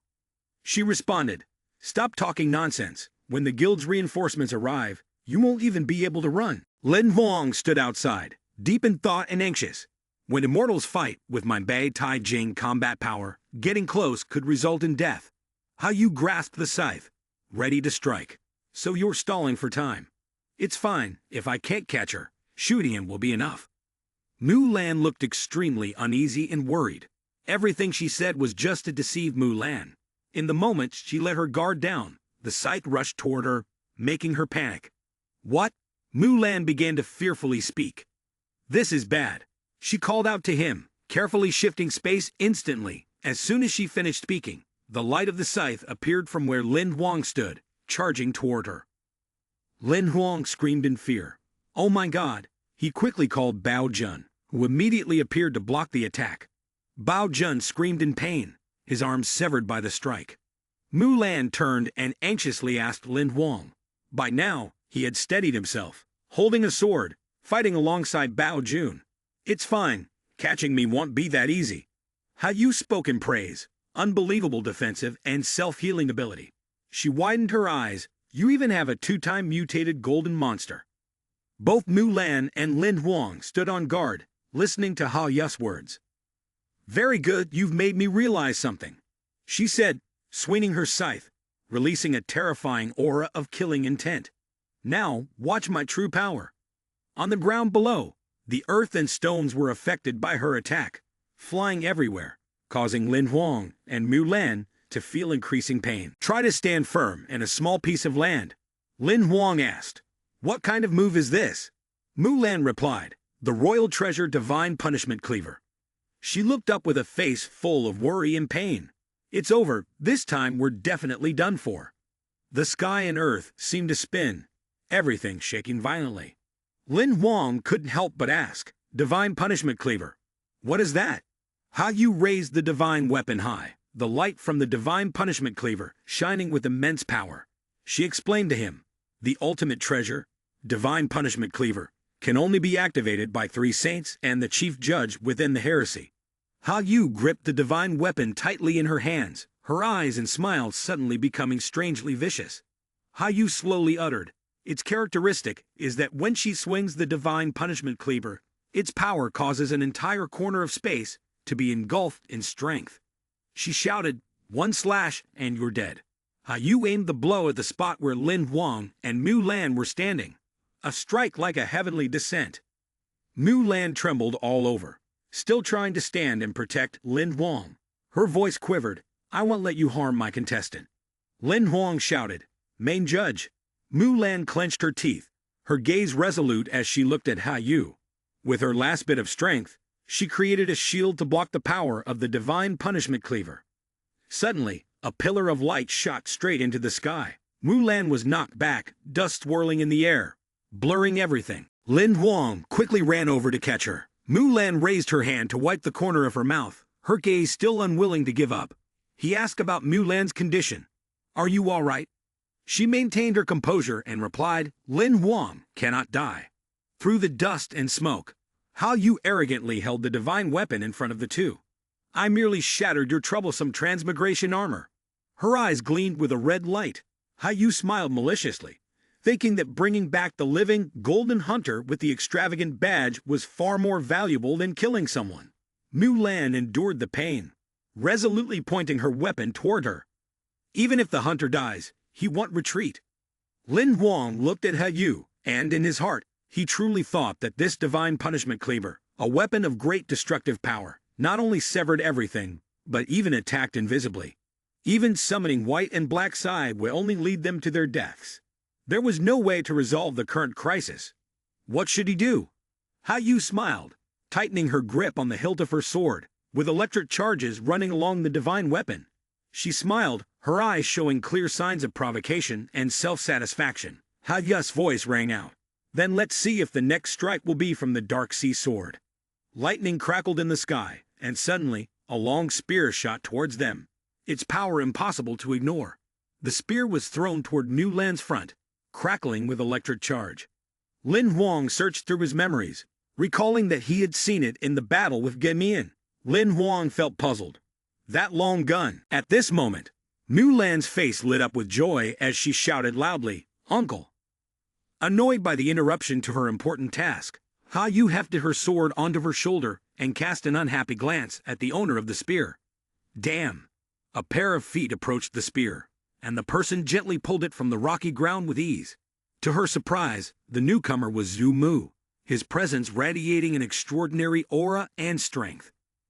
Zhu Mu spoke. To personally take the field in the competition for the fresh blood of the Hunters Guild, it is truly a great honor. Ha Yu jumped down to the ground and stood facing Zhu Mu. She looked at him with a scrutinizing gaze before speaking. You are Zhu Mu. He calmly responded. Saint even knows my name. She looked at him and snorted coldly. Of course, I have to remember the names of the 6 candidates for the position of steward of the 7th district. Zhu Mu smiled. You went straight to the point. Then I hope Saint will show me some consideration, and not make things difficult for these 2 juniors. Ha Yu stuck out her tongue and winked at him. Since Zhu Mu has spoken, I will let this slide this time. Although she appeared to have agreed to spare Lin Huang and Mu Lan, her heart was far from generous. Damn it, this old man has arrived. I'm definitely not going to be able to take anyone with me. If I act hastily, it will lead to a direct confrontation between the 2 organizations. That would be disastrous. She waved her hand, opening a portal, while the three others quickly turned and left. Hanyu turned back and looked at them with eyes filled with hatred. In the end, she had no choice but to leave reluctantly, stepping into the teleportation gate and disappearing. Haya's teleportation gate also vanished. Lin Huang watched in the direction she had gone, his mouth muttering as he was left speechless. At this moment, Mulan finally dared to relax, letting out a joyful cheer. "Zhu Mu uncle, I'm so glad you arrived in time." He gently patted Mulan's head. Zhu Mu reassured her before turning to warn both of them. "It's good that everyone is fine. The saint of the Foreign Realm organization must not be underestimated, and that divine punishment cleaver is even more of a taboo." Zhu Mu furrowed his brow, his expression extremely serious. He spoke up. "Let's return to the evaluation site and release all the contestants who were rescued. This needs to be reported in detail, and we must halt this evaluation for now." Returning to the evaluation site, the tents were set up right by the beach. Some tents still had their lights on, and voices echoed in the silent dark night. Finally, "It's over." Lin Huang raised his aching arm and began to massage it. Xiao, you stood beside him, arms crossed in front of his chest. It's hard to say if Xiao's words can be called a comfort. If you can still return after encountering an extraordinary enemy, it's already a sign of great fortune. Lin Huang sat cross-legged, mentally preparing himself. Now, all he had to do was wait for the Hunter Association to come up with a plan for this situation. He was exhausted, but at least there was some peace and quiet. Xiao, arrange for me the cards I've obtained recently. Xiao worked efficiently, pulling out a list and reading it aloud to Lin Huang. Right now, you have 14 monster cards, 21 skill cards of various types, 20 leap reward cards, and 40 functional cards. The system display shows monster cards, such as epic level monster cards, like Black Sai, Bai, rare level monster cards like Single Eye Sword Demon's Eye, and White Weasel. The skill cards include rare godly power talent cards, rare life-changing demon cards, and rare sensing rings. The leap reward cards include triple upgrade cards, one-time triple function cards, double reward cards, triple item cards, and triple function calculation cards. You also have temporary summon cards X1, transport cards X1, challenge cards X1, Xiao Dai Su cards X1, temporary transformation cards X3, and upgrade cards X5. Lin Huang suddenly realized, "Wait, what are the functions of the cards that I've never seen before?" Xiao smiled. "You're talking about the one-time function card, the temporary summoning card, the challenge card, and the transport card." Right. He took out a yellow card. The one-time function card is a reward card for jump kills. The system screen displayed the following message. One-time function card can seal a skill that the host can see once, including both monster skills and human combat skills. After activation, the skill can be released. Note 1. Due to the limited strength of the host, only the strongest divine skill of a holy fire mirror can currently be sealed. Note 2. The card can only be used once. After activation, the card will automatically disappear. Xiao was excited. These are 2 function cards, and you need to pay attention that they both have usage limits. Temporary summoning card, after activation, can randomly summon a monster for a duration of 1 hour. Note 1. The combat power of the summoned monster may exceed the combat power of the strongest monster the host currently owns. Note 2. There is a high chance that the summoned monster will be related to a monster the host already possesses. Note 3. Activating the card will consume resources, and each card can only be used once. The system displayed a notification. Things to be aware of. Transport card. After activation, the host can only be transported to a fixed location once. Note 1. Each time the card is activated, there is a 10-second wait time. Note 2. The card cannot be used while in motion.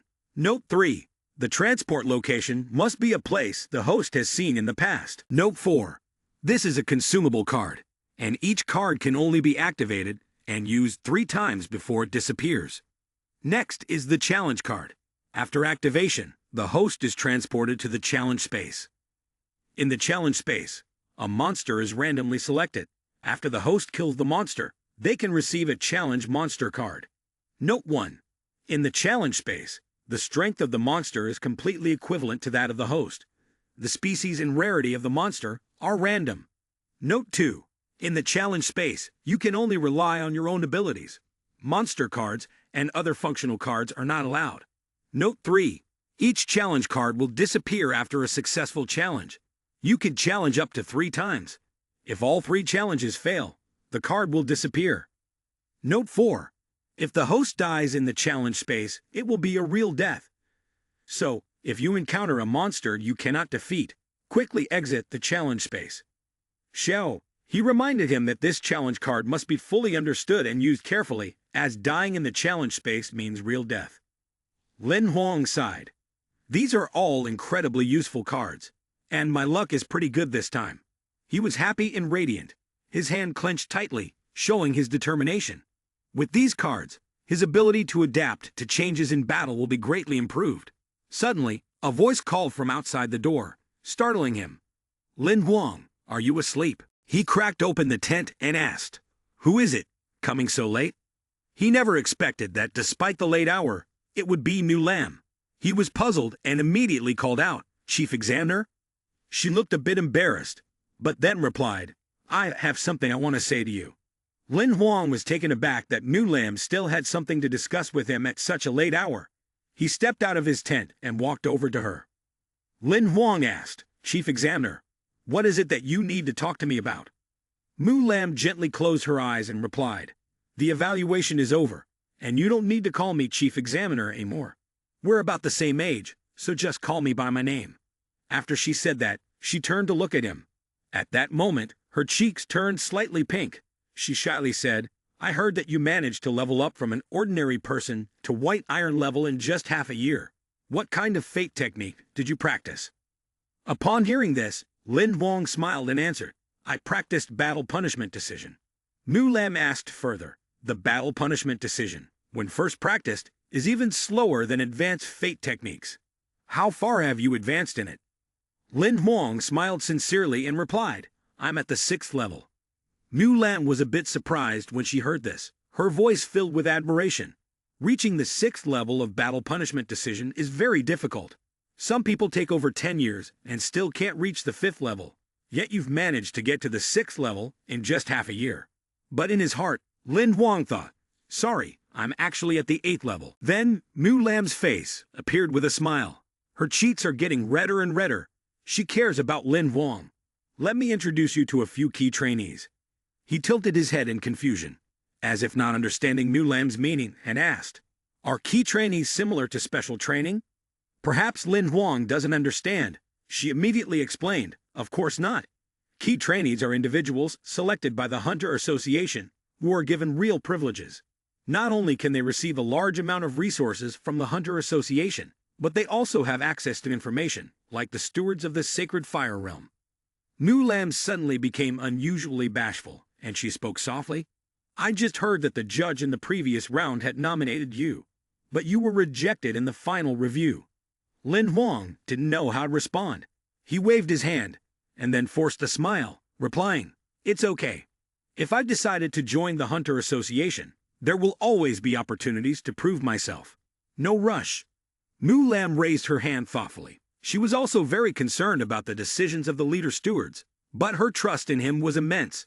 The final review required the approval of the 12 leader stewards, and as long as one leader steward provided a reasonable objection, the entire review could be dismissed.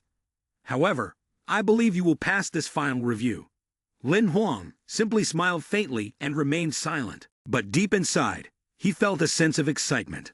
"I've been rejected for a nomination before. It's my first time hearing about it, and I'm somewhat curious about the reasons behind the leader's rejection." Mu Lam didn't want to discourage him. She stepped forward and placed her hand on Lin Huang's shoulder. She was both encouraging and expressing her expectations for him. If he were gold, he would surely shine. "Keep going, I believe in you." Meanwhile, Lin Huang remained optimistic. "Thank you, but the final evaluation has been cancelled. Whether I can become an official hunter this time is still uncertain." Mu Lam urged him to go rest and recharge, her words carrying a mysterious tone. "Go rest for now. Tomorrow morning, I'll announce some good news." The next morning, as the sun bathed the beach in fresh light, a loud, clear shout echoed. "Everyone, gather up." All the hunters from this evaluation gathered in one spot. Lin Huang had already arrived early. Looking at the situation in front of him, he couldn't help but wonder, what exactly was this good news? One person nearby spoke up. Maybe it's the headquarters announcement about how they're handling the situation this time. Another person anxiously chimed in. This is so tense. The evaluation has been cancelled. Does this mean all our efforts before were in vain? One person, unable to take it anymore, complained to the group. Seriously? If it happens again, I can't take it anymore. At that moment, on the podium, New Lamb stood and began to speak, with several people in black standing solemnly behind her. She announced an important decision from the headquarters.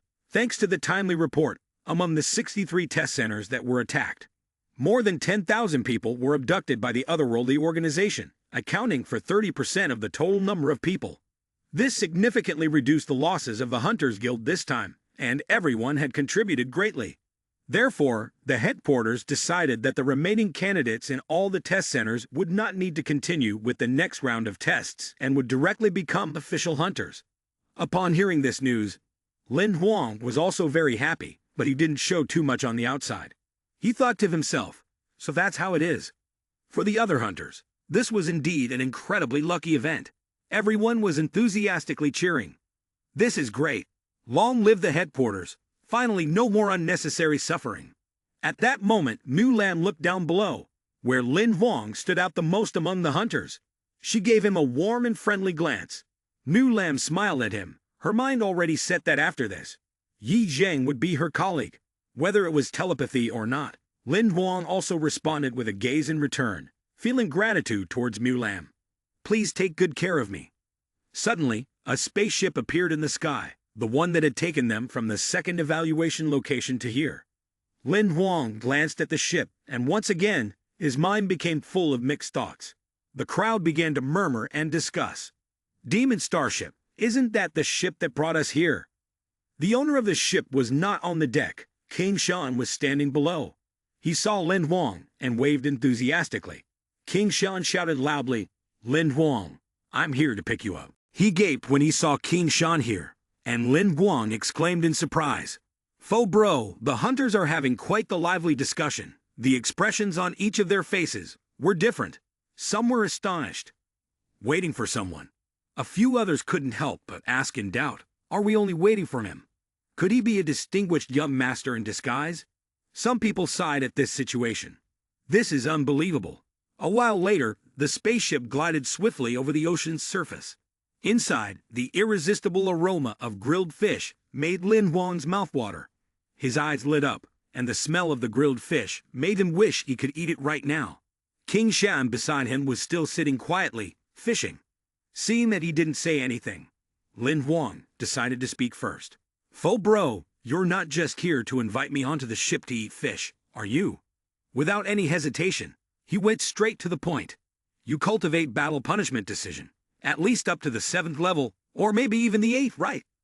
Unable to resist the tempting smell of the grilled fish any longer, Lin Huang picked up a skewer of fish and began eating it eagerly. He didn't want to hide anything from him, so he answered plainly. It's the 8th level. King Shan turned his head and squinted, assessing the young man. He asked further, what about combat strength? What level is your white iron? Lin Huang stopped eating and sat up seriously to talk with him. He had reached white iron level 3.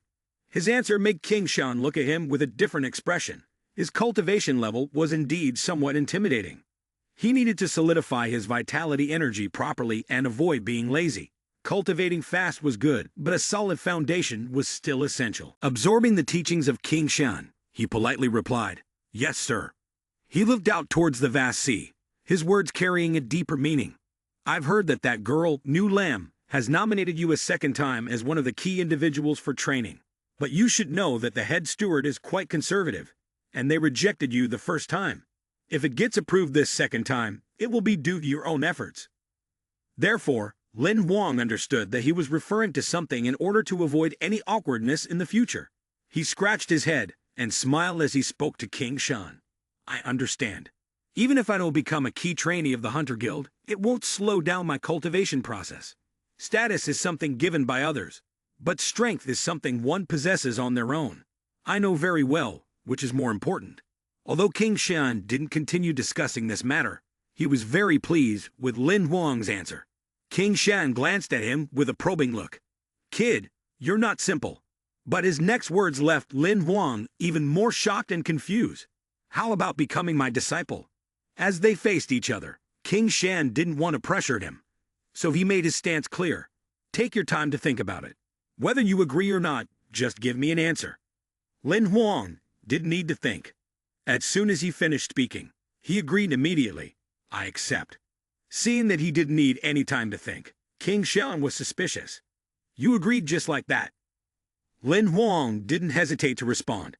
"Isn't there any other choice for me?" King Shan was visibly delighted to have such a talented and gifted disciple like Lin Huang. He laughed heartily and said, "From now on, Lin Huang, you are officially my disciple, Folk King Shan." On a quiet, peaceful night, inside the 7th Area Hunters Guild, a meeting was taking place among the leader stewards. One of the stewards held a letter in his hand. After reading the contents, he tightly pressed his lips together, his face showing clear signs of anger and discomfort. The letter was written by King Shan, offering an opportunity. The person had failed to appreciate it, and now they could no longer hope for it. "That kid, I need him now," the letter read. Folk King Shan. The steward leader crumpled the letter, squeezing it tightly in his palm, his face showing a mix of anger and regret. He trembled with fury and muttered, "Missed it again." The sky was clear, and the white clouds drifted gently, creating a serene and peaceful atmosphere. The demon starship was flying through the air. Lin Huang and Xiao. He stood on the side of the ship, looking around. Xiao He, with joy in his eyes, spoke to Lin Huang, saying, "Folk King Shan is not a member of the Hunters Guild. His status is very special. Becoming his disciple is a great fortune for you." Lin Huang did not become arrogant due to the favor he had received. He recalled King Shan's teachings. "Master taught me that cultivation must rely on oneself. I am still far from enough." At that moment, Lin Huang remembered something and turned to ask, "By the way, there are still 3 prop card tokens. Let's summon them all at once." Xiao, he followed his instructions, teasing him. His hand, when opening the card, was still as dark as before. Suddenly, Xiao's eyes widened in surprise, and it exclaimed, "Oh, this time it's something new." Lin Huang held the vial of medicinal herbs in his hand. His eyes filled with disbelief, as the pharmaceuticals on the system's display screen for this item were still accessible. The Berserk tonic is used in veterinary medicine. After being injected into a spirit beast, the beast enters a berserk state. Its strength, defense, and speed are increased tenfold. The effect lasts for 1 hour. Note 1.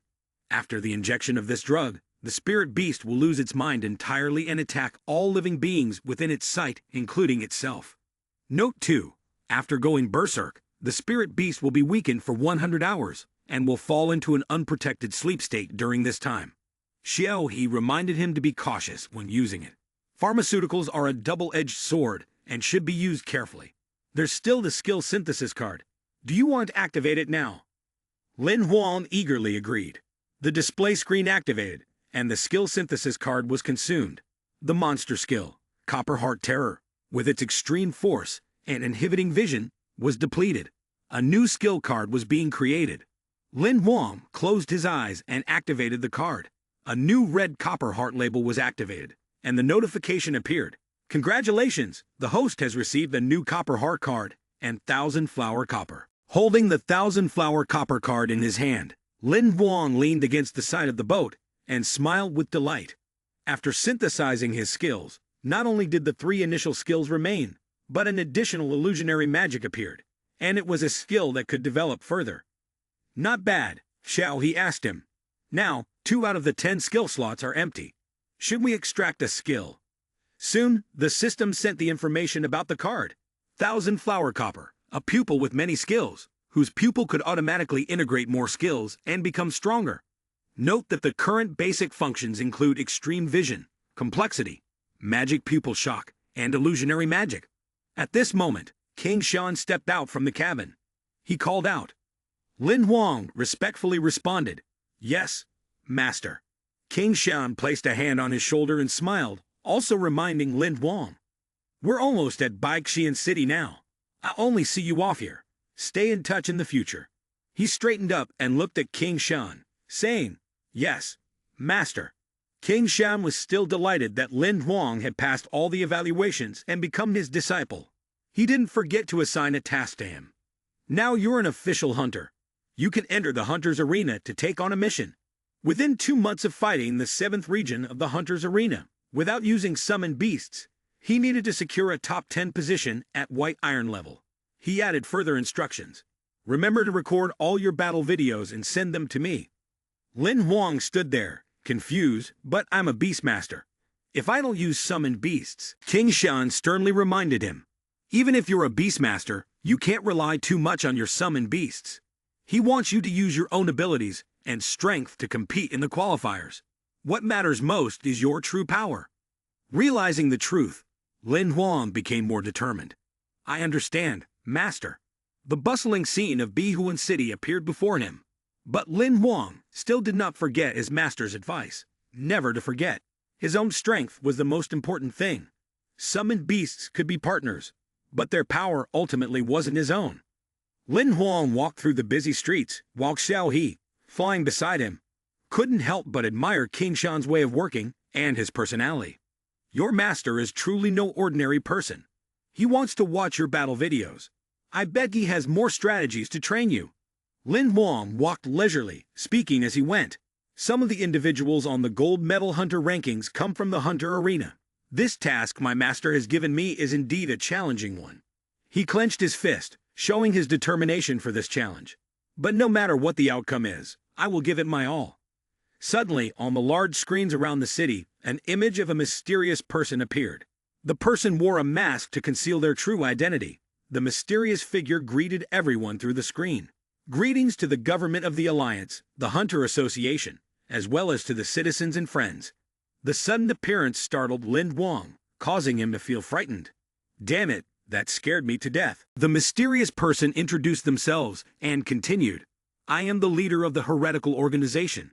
Personally, and on behalf of the entire organization, I deeply apologize for the troubles we have caused the Hunter Association. Over 12,800 people have been taken by us, and they will all be released after a month of review. As for the damages caused to the Hunter Association, we will provide appropriate compensation. The leader of this heretical organization spoke to clarify. We never intended to become enemies of the Hunter Association or the Alliance government. We hope that everyone will understand. If you're interested, you can call the phone number in the bottom right corner of the screen to register and evaluate us. Lin Huang widened his eyes in shock at the person's words, stammering, "What kind of show-off is this?" After that, Lin Huang and Xiao, he continued to leave. Xiao, he held a negative view of the heretical organization, compared to other terrorist organizations, like the one from his home. The heretical organization might be mentally ill. Lin Huang smiled brightly and couldn't help but say, this move was played very well. Xiao He crossed his arms, hesitantly speaking, "What do you mean?" Lin Huang closed his eyes, cutting him off, and requested the Hunter Association to help complete the evaluation and directly take the ones who were already available. Lin Huang placed his hand on his chin, contemplating the actions of the heretical leader just now. Apologize after a failure, pay compensation, and add large-scale live advertising videos in over 12 regions. Lin Huang marveled at the bold move of the person. Isn't this just paying to buy people? Very skillful. Xiao Li agreed with what he just thought. Makes sense. They released over 10,000 people, and the Hunter Association wouldn't dare to use them anymore. Weakening the opponent through disguised means is truly cunning. Lin Huang also felt that it was not wrong. Suddenly, Lin Huang glanced at the ring on his hand and, surprised, exclaimed, "Ah, the system screen has already been transmitted. Congratulations, you have obtained the official Hunter title. You can now enter the Hunter Arena. The main program is being downloaded." Lin Huang was excited, his eyes fixated on the notification in front of him. He quickly sent to Xiao He, "Hurry, find a place to rest. I can enter the arena now." At a small hotel, Lin Huang's voice echoed. "While waiting for the demon starship to return home, I'll join the arena for a bit." He sat in the room, eagerly opening the system to register, completing the identity verification, and was asked to choose a nickname for the arena. Lin Huang came up with a name and entered it into the system, Overlord Blade. But with bad luck, the system responded, "Sorry, this nickname has already been taken." Lin Huang thought of another name, Heavenly Blade. But once again, the system rejected it. Sorry, this nickname has already been taken. Doubting life, he yelled. Supreme Blade. The system immediately responded. Sorry, this nickname has already been taken. Lin Huang, helpless, muttered. Fruit Blade. Perhaps bad luck still clung to him. The system once again displayed what he didn't want to hear. Sorry, this nickname has already been taken. Shaking with anger, Lin Huang gritted his teeth. Why can't all of you control your temper? He shouted one last name. Lin Huang. Unexpectedly, this time it was accepted, and the nickname Lin Huang was available. He clicked OK to enter the arena. Lin Huang finally breathed a sigh of relief. The designer of the arena program was a gaming enthusiast. The system echoed. Hello, Lin Huang. The main program will scan your entire body and then recreate your body in the arena based on your physical data. Bleeding, pain, death, and other sensory experiences in the arena are 100% simulated in real-life scenarios. Immediately, Lin Huang found himself in another space. The teleportation warning system activated. He felt as though he was floating in the void, so he couldn't help but exclaim, "Wow!" A few minutes later, Lin Huang arrived in the arena. The system's voice rang out, welcoming him to the Hunter Arena. Lin Huang was immediately fascinated. He looked around and couldn't help but marvel. Although it was a perfectly stitched-together virtual world, the sight was still stunning enough to be shocking.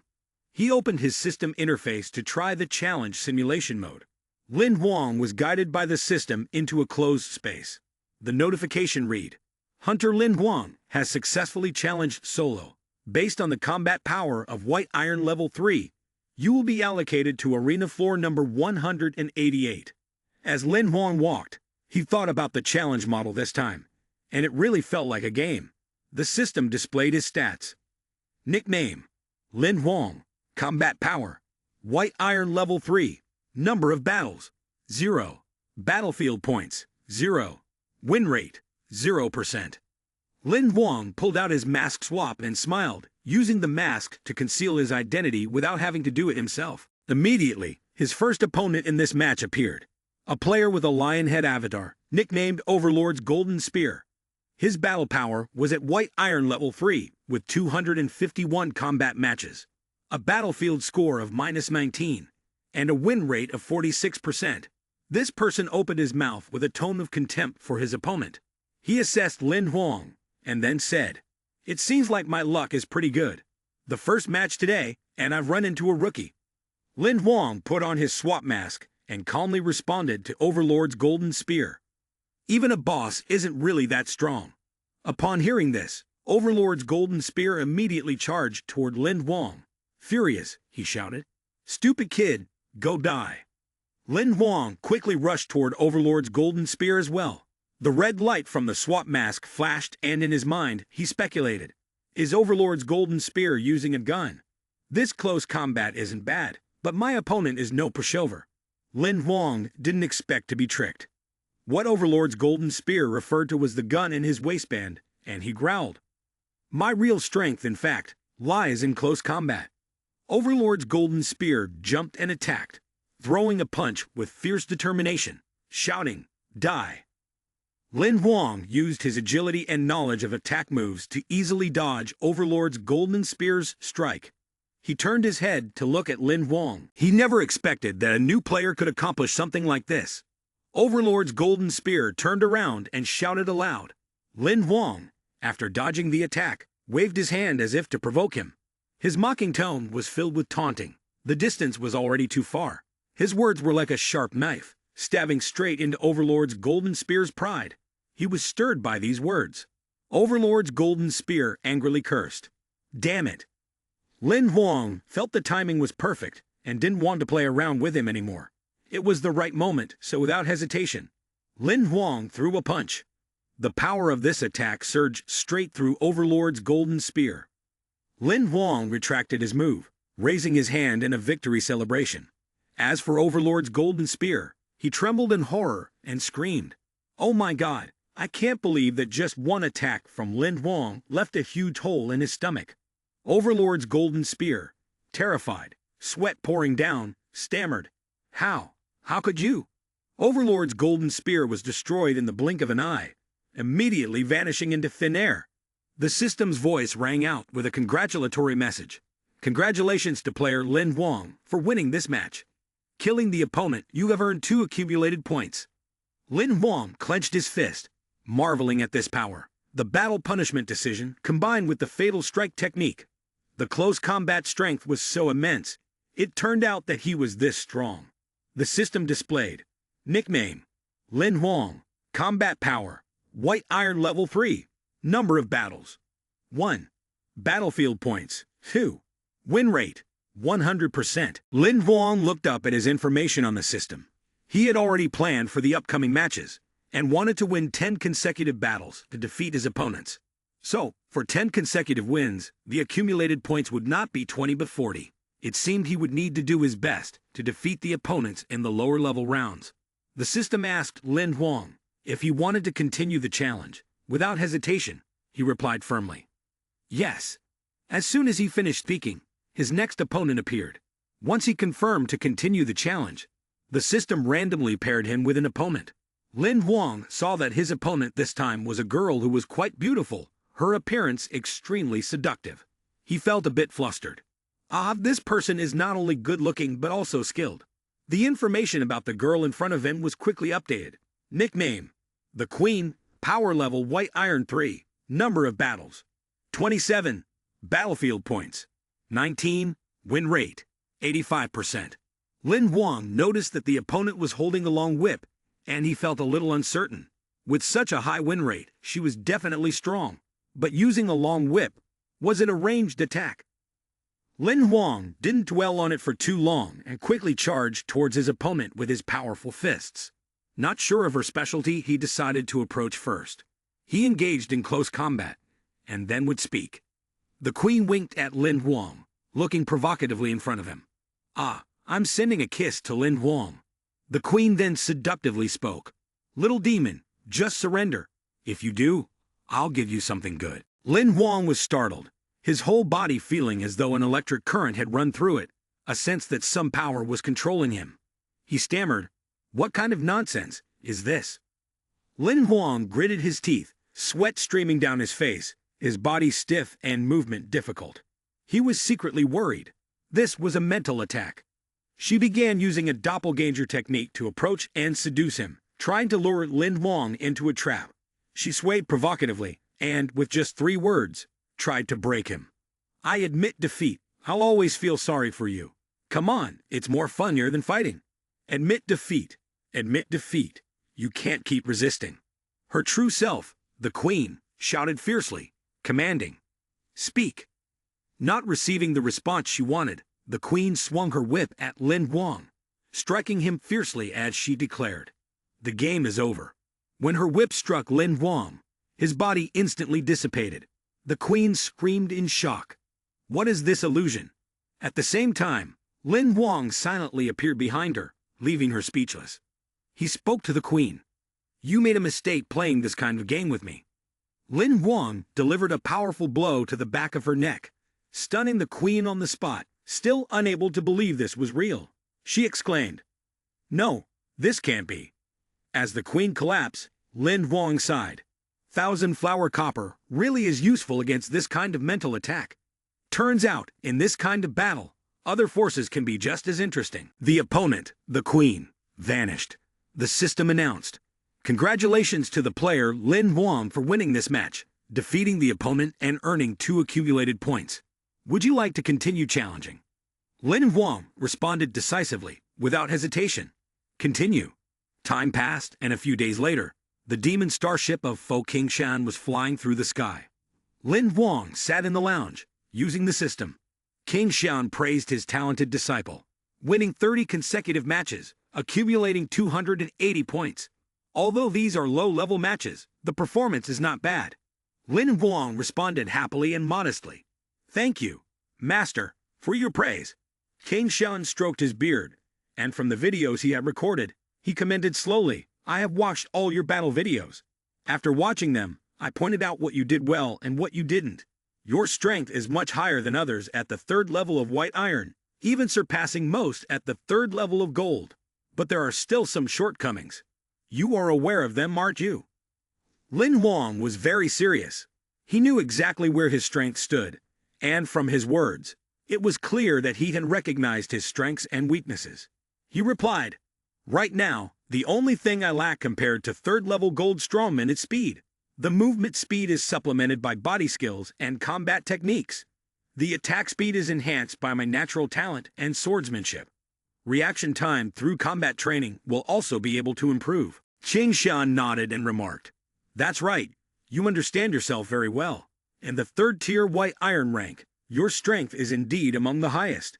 However, King Shan still reminded him, compared to the strongmen in the white iron third-tier arena, your combat experience is still severely lacking.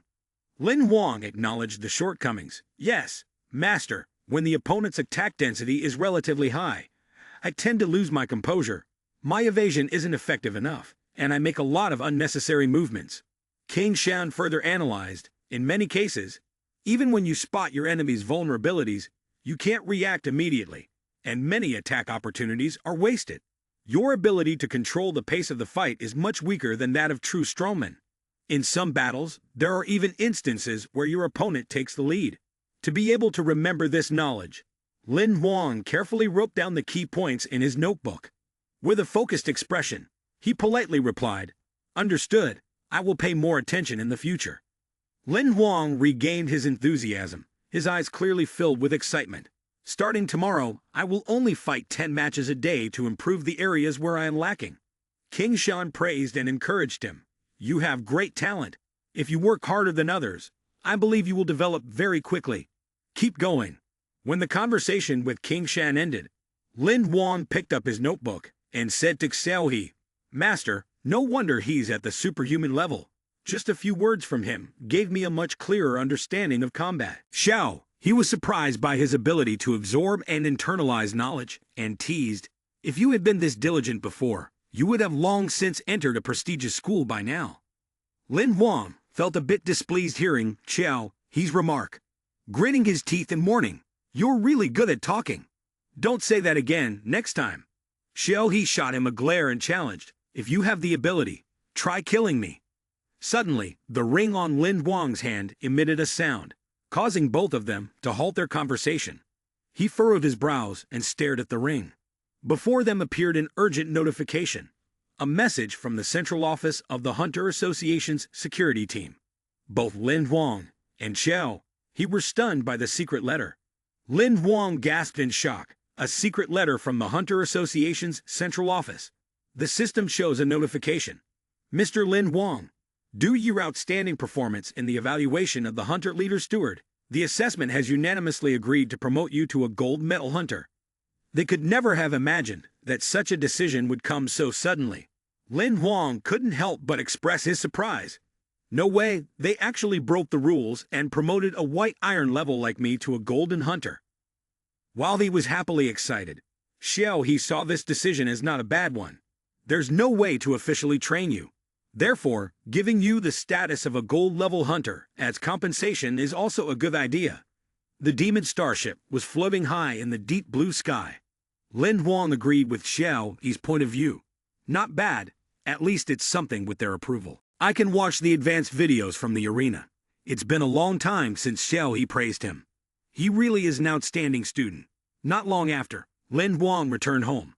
Lin Xing excitedly and joyfully opened the door. The tone of the little girl couldn't hide her anticipation. "Brother, you're finally home." Lin Xing walked up to him, and the little girl quickly ran around Lin Huang to check on his condition. Then, she anxiously asked, "Did you lose any parts? Why have you gotten so much thinner? Couldn't you eat? Are you all right?" Knowing that the little girl was worried about him, Lin Huang didn't feel bothered by her questions. He gently said, "Lin Xing, let me put down my backpack first." Lin Xian also stepped forward, looking much more presentable, his hair neatly trimmed by Lin Xing. The boy was still a bit shy, his eyes filled with tears as he looked at Lin Huang. He stammered and called out, "Brother, brother." Lin Huang noticed that Lin Xian was no longer as afraid of people as before and happily gave the boy a tender look. Lin Huang then asked, "You've grown quite a bit, little brother. Have you been behaving well lately?" Lin Xing wrapped her arms around her brothers, coquettishly replying, "He's been good. Except for his stubbornness about eating meat and not vegetables, he's been very well behaved. He even takes me to and from school." Lin Huang didn't expect that after such a short time apart, the boy could do so many things. He bent down, kindly patted his head, and praised him. "You've done really well, little brother. You're growing up to be a man now. You must protect your sister well." Lin Qian smiled brightly, then spoke aloud. "Mom, the night has already fallen." The brightly lit house of Lin Huang stood out due to its lights. Lin Xing's voice urged him. "Hurry up and take a shower. Change your clothes. Dinner is already ready. Also, where's my fruit?" Lin Huang helplessly replied, "Let me put down my backpack first. Everything's in there." Lin Xing sat down and pulled out a pile of toys from the backpack. Stuffed animals, toy cars, drums, and many other items he had prepared. Lin Xing suddenly remembered something and spoke up. "That's right, brother, there's still this matter." Lin Huang and Lin Qian were enjoying their meal. The little girl continued speaking. "I'm using a virtual game to practice shooting. Xiao Lion was curious, so I invited her to play on my account a few times. It's amazing." Lin Huang chewed his food, responding absent-mindedly. "Mem." But the little girl's next words left him astounded. "She directly helped me get to first place on the leaderboard. We'll have another shooter in the house." Lin Huang stopped eating and turned to look at the little one, silently thinking, "Looks like Lin Qian is not only talented in sword techniques, but also skilled in shooting." While Lin Qian was still savoring the delicious pieces of meat, Lin Huang suddenly requested, "Xiao Lian, give me your hand." The little one paused for a moment, then softly called out, "Brother." Lin Qian extended his hand to him, and Lin Huang also reminded the boy, "If you feel uncomfortable, just shout, and I will stop immediately." Lin Qian smiled. "Ma'am." Lin Huang used his command power to scan the boy's body. He narrowed his eyes, thinking that his command power had made a round through Xiao Lian's body, aside from a bit of energy depletion. He detected nothing unusual. Lin Huang patted his head and gently said, "All right, keep eating." Upon hearing that, Lin Qian responded, "Mem." Then, the boy returned to his eating task. He began to sit and think about Lin Qian. His health was normal, and there was no command energy reaction in his body, indicating that he was just an ordinary person. He was merely a natural-born combat genius. Just a child, easy to feed and easy to sleep. Just moments ago, he was happily eating meat, but now he had quickly fallen into a deep sleep. Seeing this, Lin Huang didn't give it much thought. The boy was simply an ordinary child. Lin Qian had a terrible habit of sleeping. Lin Huang adjusted his posture and covered the boy with a blanket. He set aside his thoughts about the boy's potential and left. The pressing matter now was to pass the master's assessment, and as for Lin Qian's future, it would be dealt with slowly. Lin Huang quickly returned to the competition in the Qingshan Challenge. The system announced, "Welcome. Lin Huang, would you like to continue matchmaking with an opponent?" He leisurely responded without hesitation. Lin Huang took the exchange mask and put it on his face. In his heart, he silently thought to himself that now would be the time to check his accumulated total points and what he had learned over the past 10 days. Before him, his opponent in this match slowly took shape. A young man appeared, his hands clasped in front of his chest. As soon as he saw Lin Huang, he smirked in disdain. "Winning 30 matches in a row, but facing me, you're just unlucky." Lin Huang immediately focused, his eyes flashing with a bright red glow as he shouted, "Thousand Flower Copper."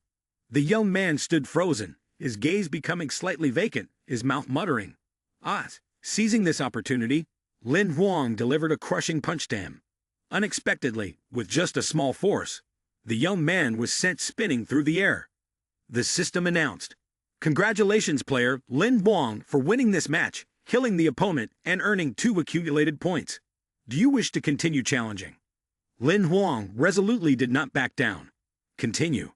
In the space, the system's congratulatory messages rang out continuously. "Congratulations, player Lin Huang, for winning this match, killing the opponent, and earning 2 accumulated points. Congratulations, player Lin Huang, for winning this match. Congratulations, player Lin Huang." After fighting several intense battles, Lin Huang was filled with a strong sense of momentum. The system once again announced, "Congratulations, player Lin Huang, for securing your 49th victory in this match, killing the opponent, and earning 2 accumulated points. Will you accept another challenge and continue?" Lin Huang was confused when he saw something about to appear in the space, and he nervously stammered, "What's going on? Is the program crashing?" The system notified him that he had won 50 consecutive matches, and that a gatekeeper was about to appear, urging him to prepare well. The countdown for the challenge began. 10 seconds. Lin Huang scratched his head, and he muttered in doubt, "A gatekeeper." However, unexpectedly, the program set up a fighting arena with pillars wrapped in dragon coils. Lin Huang wondered, is the challenge really just a challenge? What's with all these sudden spectators? He looked around and realized that there were a lot of people, but there was no sound. It seemed like the program had muted the audio, probably to avoid disturbing the challenger. A deep voice rang out, "Facing me, being distracted will be very dangerous." A young man, dressed very luxuriously, appeared in front of him. The system identified the person opposite Lin Huang with the nickname White Young Master, a white iron level 3 fighter, having fought 1270 battles, with a battlefield score of 8761 and a win rate of 98%. Seeing this, Lin Huang couldn't help but sigh. Not bad, finally, a worthy opponent. Behind his mask, he silently assessed his opponent. With so many battles fought and such a high win rate, it seemed that the so-called gatekeeper was just someone meant to stop the winning streak. In the stands, 2 masked hunters were talking to each other. Who is this little demon in a mask? How could he challenge White Young Master? It was not him challenging White Young Master, but rather the system selecting White Young Master as the gatekeeper for the 50th round, and he was then transported here. Another person thought it a bit unfair to White Young Master, saying it was too much. After all, this was White Young Master, the strongman ranked 18th on the leaderboard. The man with his arms crossed observed, smiling as he speculated that it seemed Lin Huang's consecutive winning streak would end here. White Young Master quickly drew his blood sword and said, "I have watched your previous battle videos. Your martial arts are not bad." Lin Huang didn't seem too moved by his compliment, replying, "Thank you for the praise. It seems your swordsmanship is also quite good." The people sitting in the stands couldn't help but discuss and speculate about him, their tone full of admiration. One person said, "White Young Master is an extraordinary swordsman. This kid is done for." Another person questioned, "His name is Lin Huang, but he has never used a sword before." Someone else answered, "A nickname is just for fun. You don't have to stick to it if you don't want to." The person sitting outside agreed, saying that this explanation made sense. White Young Master, sword in hand, charged straight at Lin Huang with terrifying speed. He sneered at Lin Huang's abilities, thinking it would be a worthy opponent, but it turned out to be just a rogue. Lin Huang did not avoid it, responding to White Young Master with a sharp retort, "Don't rush. Are you already disappointed?" White Young Master pressed his lips tightly together, his eyes showing some murderous intent. White Young Master shouted, "White Feather Sword." Although White Young Master was a distance away from him, he still used his sword aura to strike at Lin Huang. The power of the sword swept across Lin Huang's chest, causing him to cry out in pain. His 1,000-flower copper flickered, and in his mind, he silently marveled at the swordsmanship of his opponent. The sword was too fast, and it showed no sign of stopping. White Young Master exerted all his strength, determined to take Lin Huang's life. He warned, "You can't escape." Lin Huang calmly observed every movement of White Young Master, as if his attacks were being played in slow motion before his eyes. Dozens of sword tips were aimed at him, and Lin Huang calculated in his mind, preparing to feint with a sword strike to seal off his opponent's position. The sword moved at high speed, controlling the rhythm of the battle. If this had happened 10 days ago, Lin Huang wouldn't have been able to defeat such an opponent. But now, Lin Huang had changed. He had practiced and mastered the sword technique, and he thought to himself, "But now, things are different." White Young Master was astonished to see Lin Huang evade his sword, his eyes widening in disbelief. Lin Huang, from the Flowing Cloud faction, swiftly flew behind him with a confident, provocative attitude. The speed of a person was a significant threat to the enemy, but for Lin Huang, it was an opportunity. Without hesitation, Lin Huang decisively used his sword to sever White Young Master's body in two, leaving him horrified. His body began to dissipate. White young master, unwilling to accept defeat, gritted his teeth and glared at Lin Huang, muttering, "It's the sword again." As White young master completely vanished, the system's voice rang out, congratulating Lin Huang. Congratulations to Lin Huang for defeating the gatekeeper White young master in the 6th level arena and completing 50 consecutive wins, killing the opponent and earning 2 accumulated points. A person in the stands, horrified, said, "He killed him. He actually used a blade. That means he's been hiding his true strength in all the previous matches." The man in yellow crossed his arms and smiled with satisfaction, finding it amusing.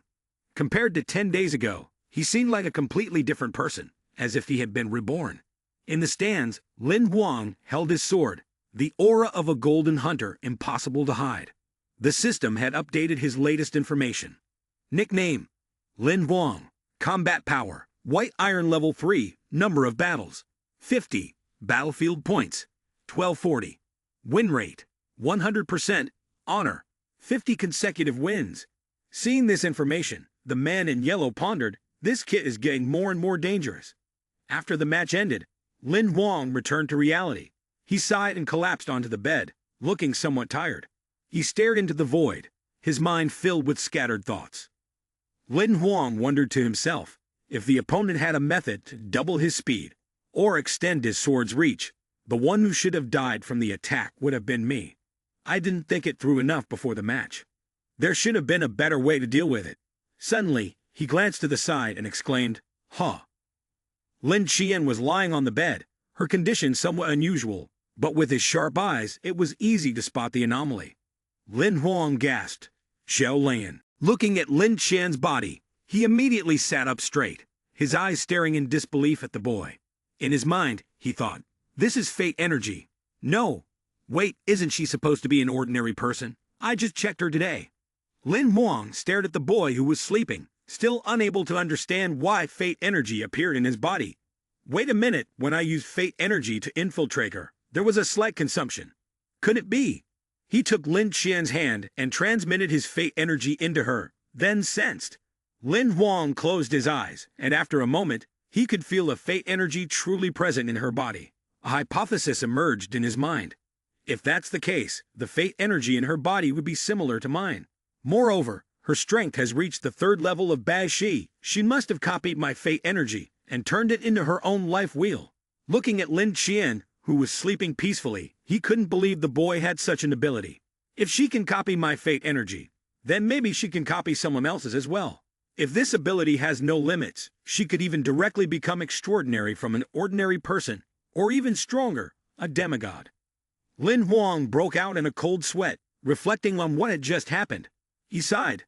This is too scary. Suspicious that this special ability of the boy might be somewhat abnormal, Lin Huang frowned, his expression becoming serious. This child is not ordinary, her background must be far from simple. No, we need to move houses quickly. The next day, the sunlight shone down, and a pigeon flew in front of Lin Huang's house, making a sound. Mr. Lin Huang, you have a delivery. There's a large package on the back of the bird. Seeing this, Lin Huang said, You've worked hard. Looking at the package that had been delivered, he was startled and exclaimed, Huh! Why are there 2 boxes? Lin Huang sat down and observed the 2 parcels, happily taking out a golden ring, his face full of excitement. On the communication screen, Yang Lin's image appeared, and he spoke with some suggestions. The package has arrived, such an expensive item, and you didn't even wrap it more nicely. On the other end of the line, Yang Lin replied, Boss, the items I make don't need fancy packaging. It's too flashy.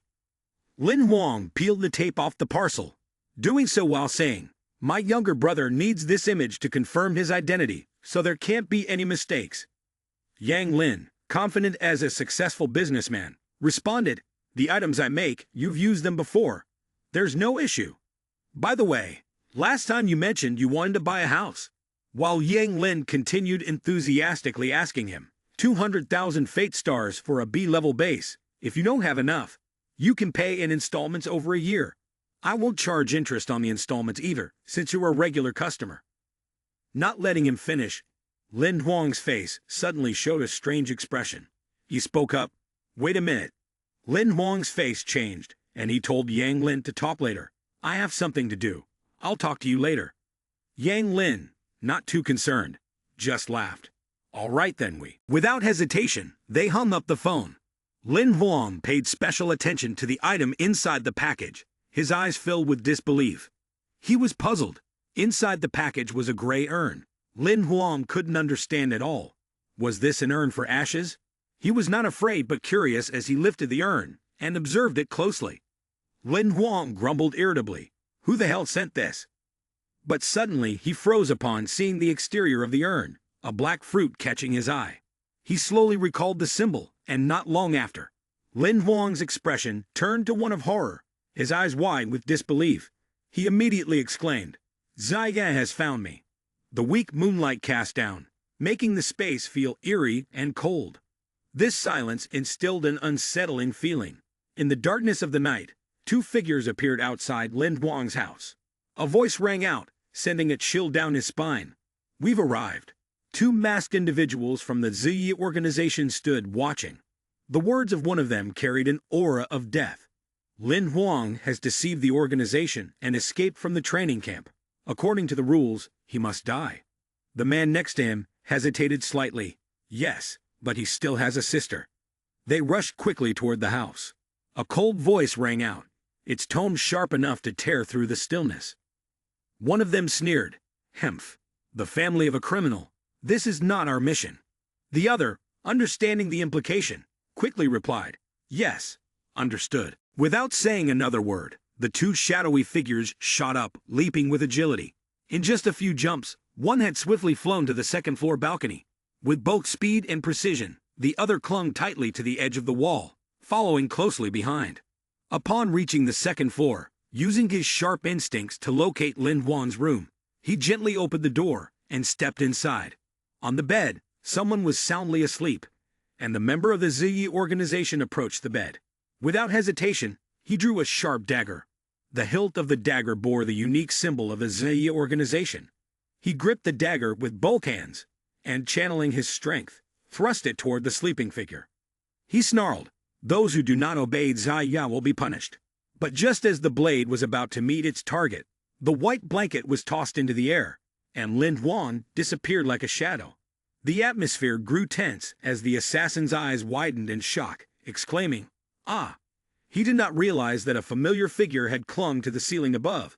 He looked up in fear and stammered, Domain seed. Bloodline. Back dove down, delivering a lethal blow that nearly caused the assassin to collapse. The assassin let out a painful scream. Ah! The assassin broke free from the grip and swung his dagger to strike it back.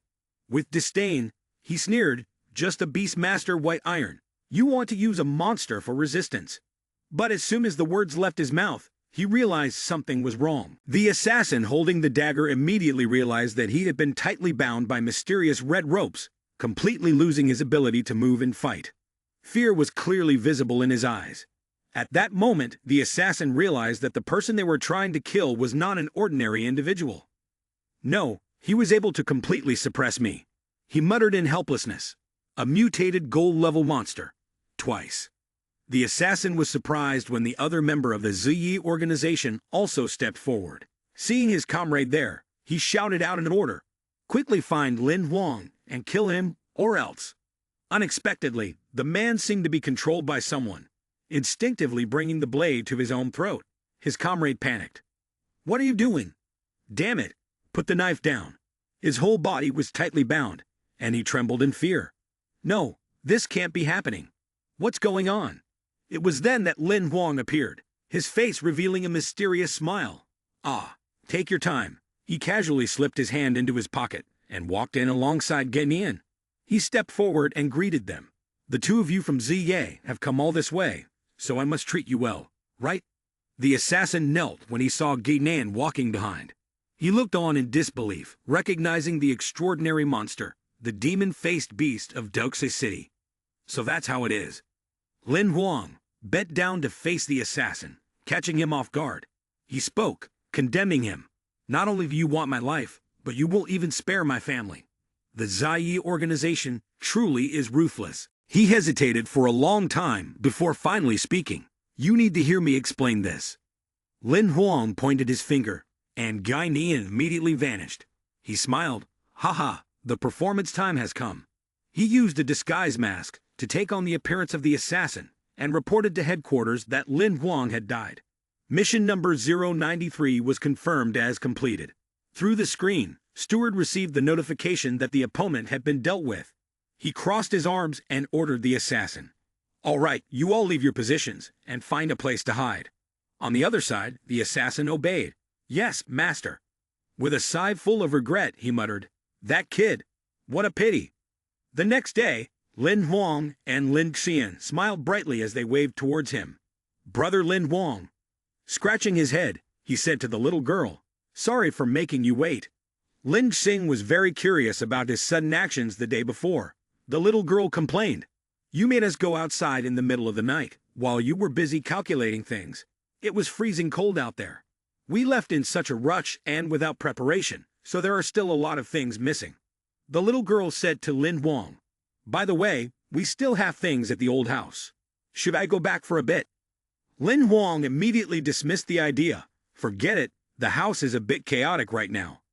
If you need anything, I'll buy it for you. Lin Xian grabbed his hand and asked, Brother, do we really have to move? Lin Huang's gaze became incredibly firm. Yes, I will take you all to a better place.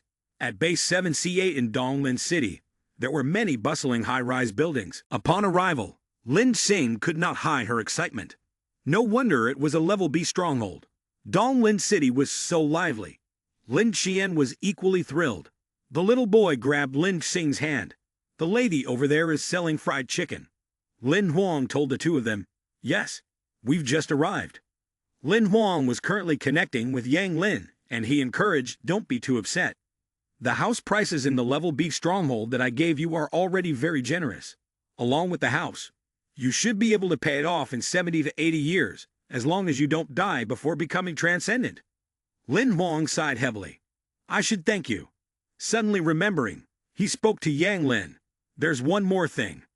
Do you have any way to upgrade my privileges?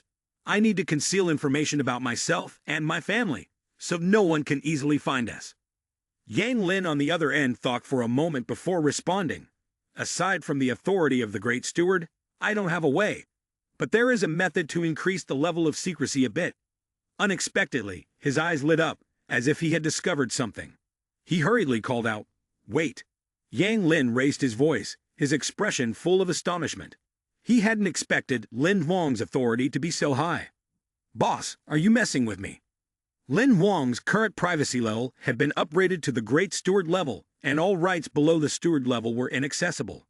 Lin Huang was stunned and quickly exclaimed, What?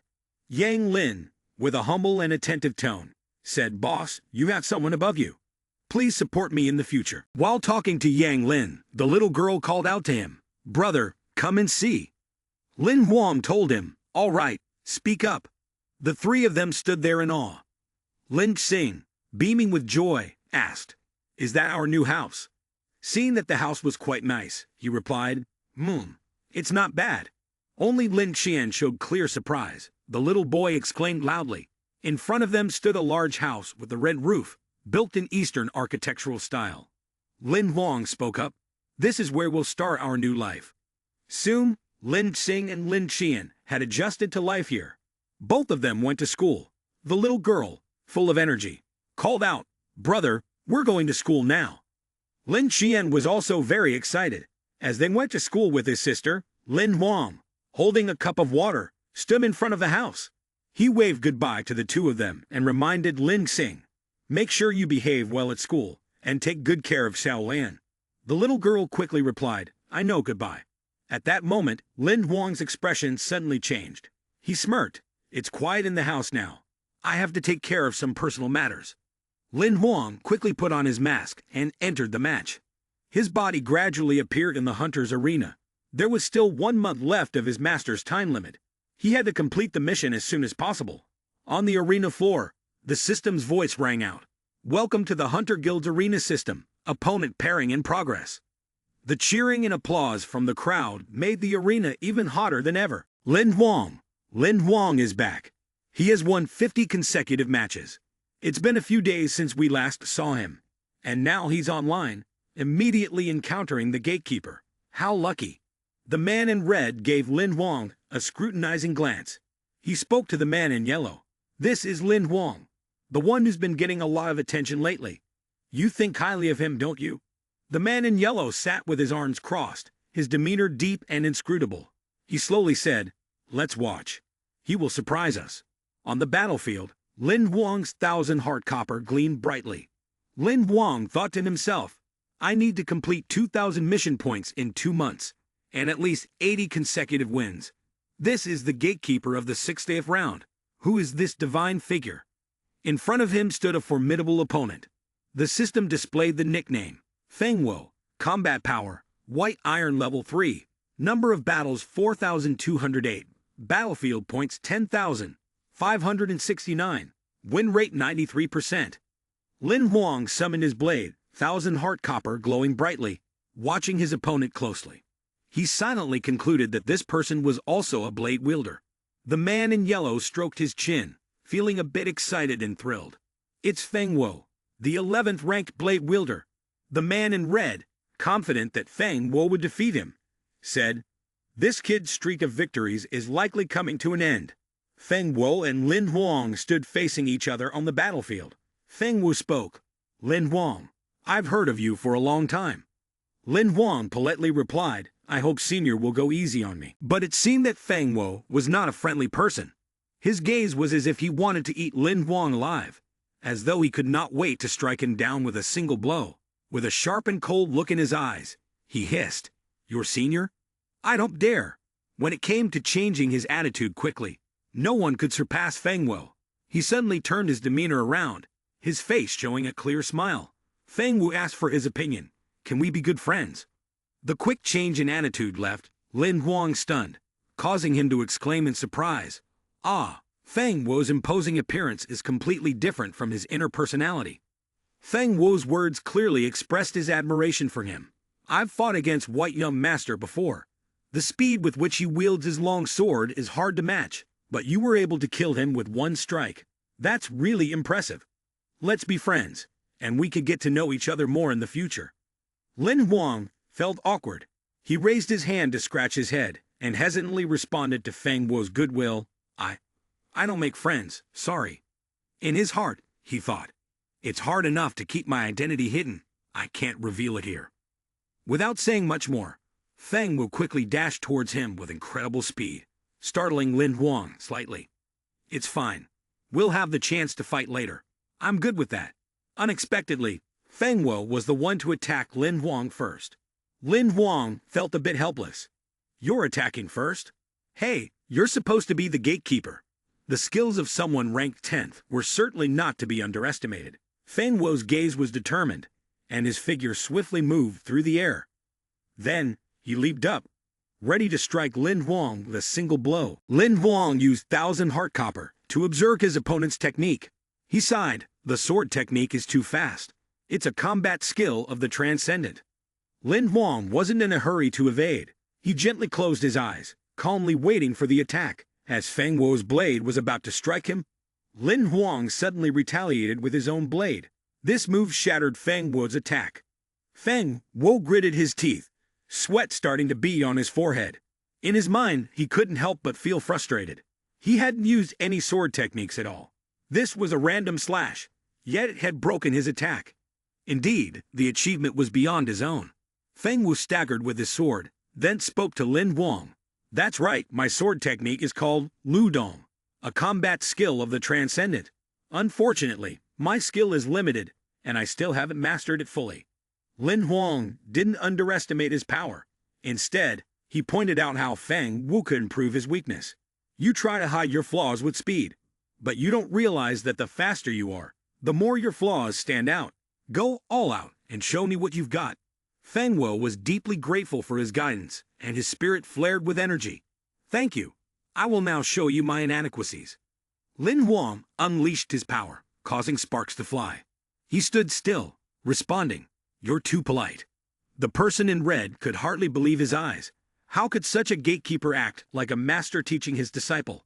The person in yellow then spoke up, See, I told you he's very skilled. He hasn't even had to move a step yet. The man in the red shirt was also contemplative, his attitude no longer dismissing the strength of the other. Furthermore, up until now, he had not truly used his sword technique. When the two blades clashed, emitting sparks of electric charge, Lin Huang once again pointed out the flaw in his opponent's sword technique. Your combat skill is very strong, but to be honest, your level is not enough. If you still want to improve your strength, you must focus on research, or perhaps switch to a weaker technique. Feng Wo didn't expect anyone to point out his shortcomings, and despite them being opponents in the arena, the other still helped him realize the truth. So that's how it is. Feng Wo, although grateful for the help, looked back at himself with some uncertainty. But I'm no longer young. It's too late to start over. My level is too low. Hearing his confession, Lin Huang simply responded softly. After all, one's greatest enemy is oneself. At that moment, Feng Wo gathered his strength and shouted, as thunderous as lightning, as unshakable as a mountain. Only then did Lin Huang move. He quickly dashed toward Feng Wo and said, I have learned. A gentle move like a swallow in flight ended Feng Wo's trouble. The golden light from Lin Huang's sword and Feng Wo's Ludong made the space flash blindingly. Feng Wo began to dissipate, and before he disappeared completely, he didn't forget to say a word to Lin Huang. A breeze passed by, the stormy wind. Was this the meaning of the saying when Feng Wo spoke, I've lost? It was also the moment he completely vanished. Lin Huang glanced at him, then calmly issued an order for the transfer. The system immediately sent a congratulatory notification. Congratulations to Lin Huang for defeating the gatekeeper Feng Wo at the 6th floor arena and completing 60 consecutive wins. The audience in the stands cheered enthusiastically. Lin Huang, Lin Huang, Lin Huang. Some even threw all shame aside and screamed, Lin Huang, I want to have your child. The man in yellow slowly asked the man in red beside him, How about it? Am I not mistaken? He was stunned, not knowing what to say for a moment. The system continued to ask him, Do you want to continue challenging? Lin Huang glanced at the opposite side, where his next opponent appeared. He reminded himself to be cautious. After the 60th gate, very strong opponents will appear. To maintain 80 consecutive wins, I must not underestimate my enemies. Immediately, his opponent appeared, a little girl who looked very young, almost like a student. The little girl spoke up, It really is Lin Huang. Surprised by her appearance, Lin Huang replied, Yes, that's me. The little girl stepped up to him and asked, When I saw the system notification that you had won 60 games in a row, I regretted it so much. She continued, It's not easy to have someone win 60 consecutive games, and I couldn't watch it live. I've been following you for half a month, watching every one of your matches. You're so handsome. The man in red seemed somewhat confused. Oh well, this? The man in yellow beside him was just as stunned. He then spoke in a sharp voice, You must have opened the wrong page, right? The young girl handed him a piece of paper. The little girl shyly said, Could you add me as a friend and sign this for me? I'll admit defeat on my own, and you can move on to the next match. Lin Huang scratched his head and awkwardly smiled. No problem. Let's be friends first. His agreement made Feng Wo, who was on the other side, feel a bit dissatisfied. Amid the bustling atmosphere of the arena on the 6th floor, the cheers of the audience echoed, and the system announced, Congratulations to Lin Huang for achieving 69 consecutive victories. The competition venue is being restructured and will be changed to Arena No. 1 on the 6th floor. However, the winner of consecutive challenges must face the gatekeeper. Please wait a moment. The person in yellow spoke up. From gate 61 to gate 69, he only took 10 minutes. The person in red sneered and then snorted coldly.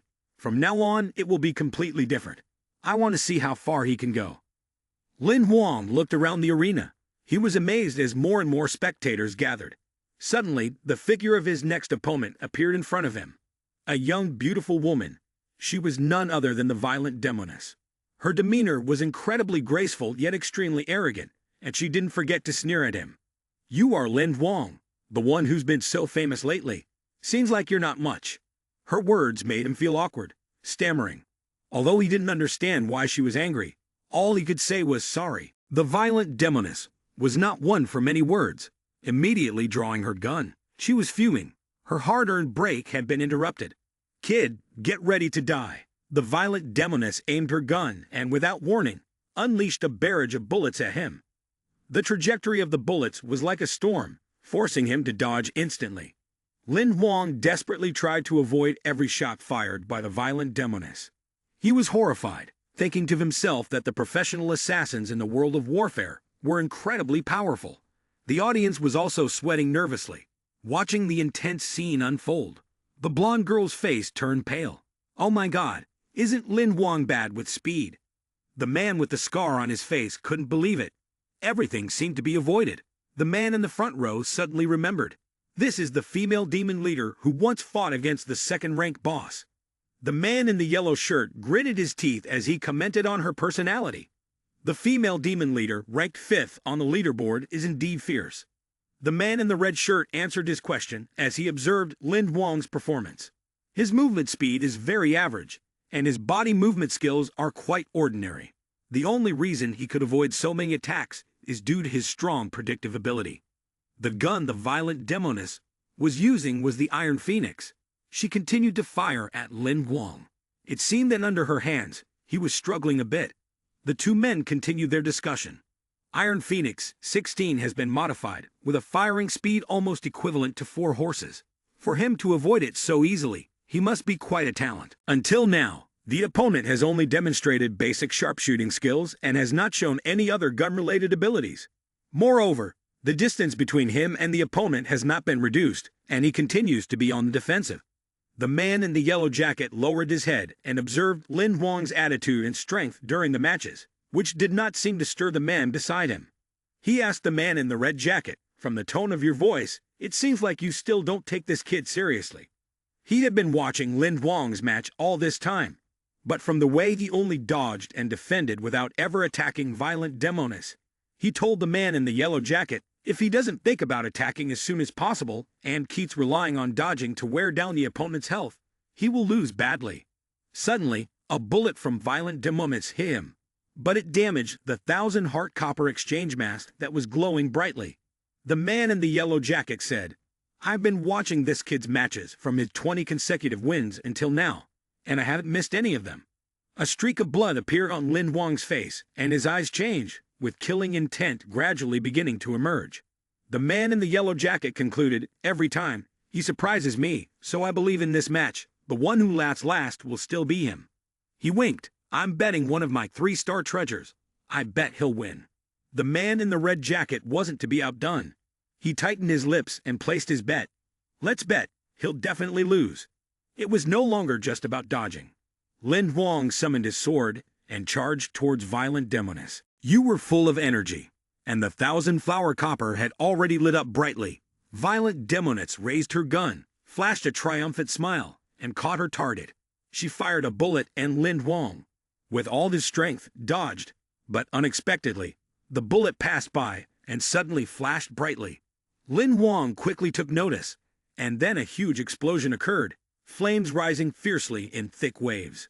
In violent demoness's hands were 2 upgraded Iron Phoenixes. She shouted forward, "Cut the weeds and eliminate the roots."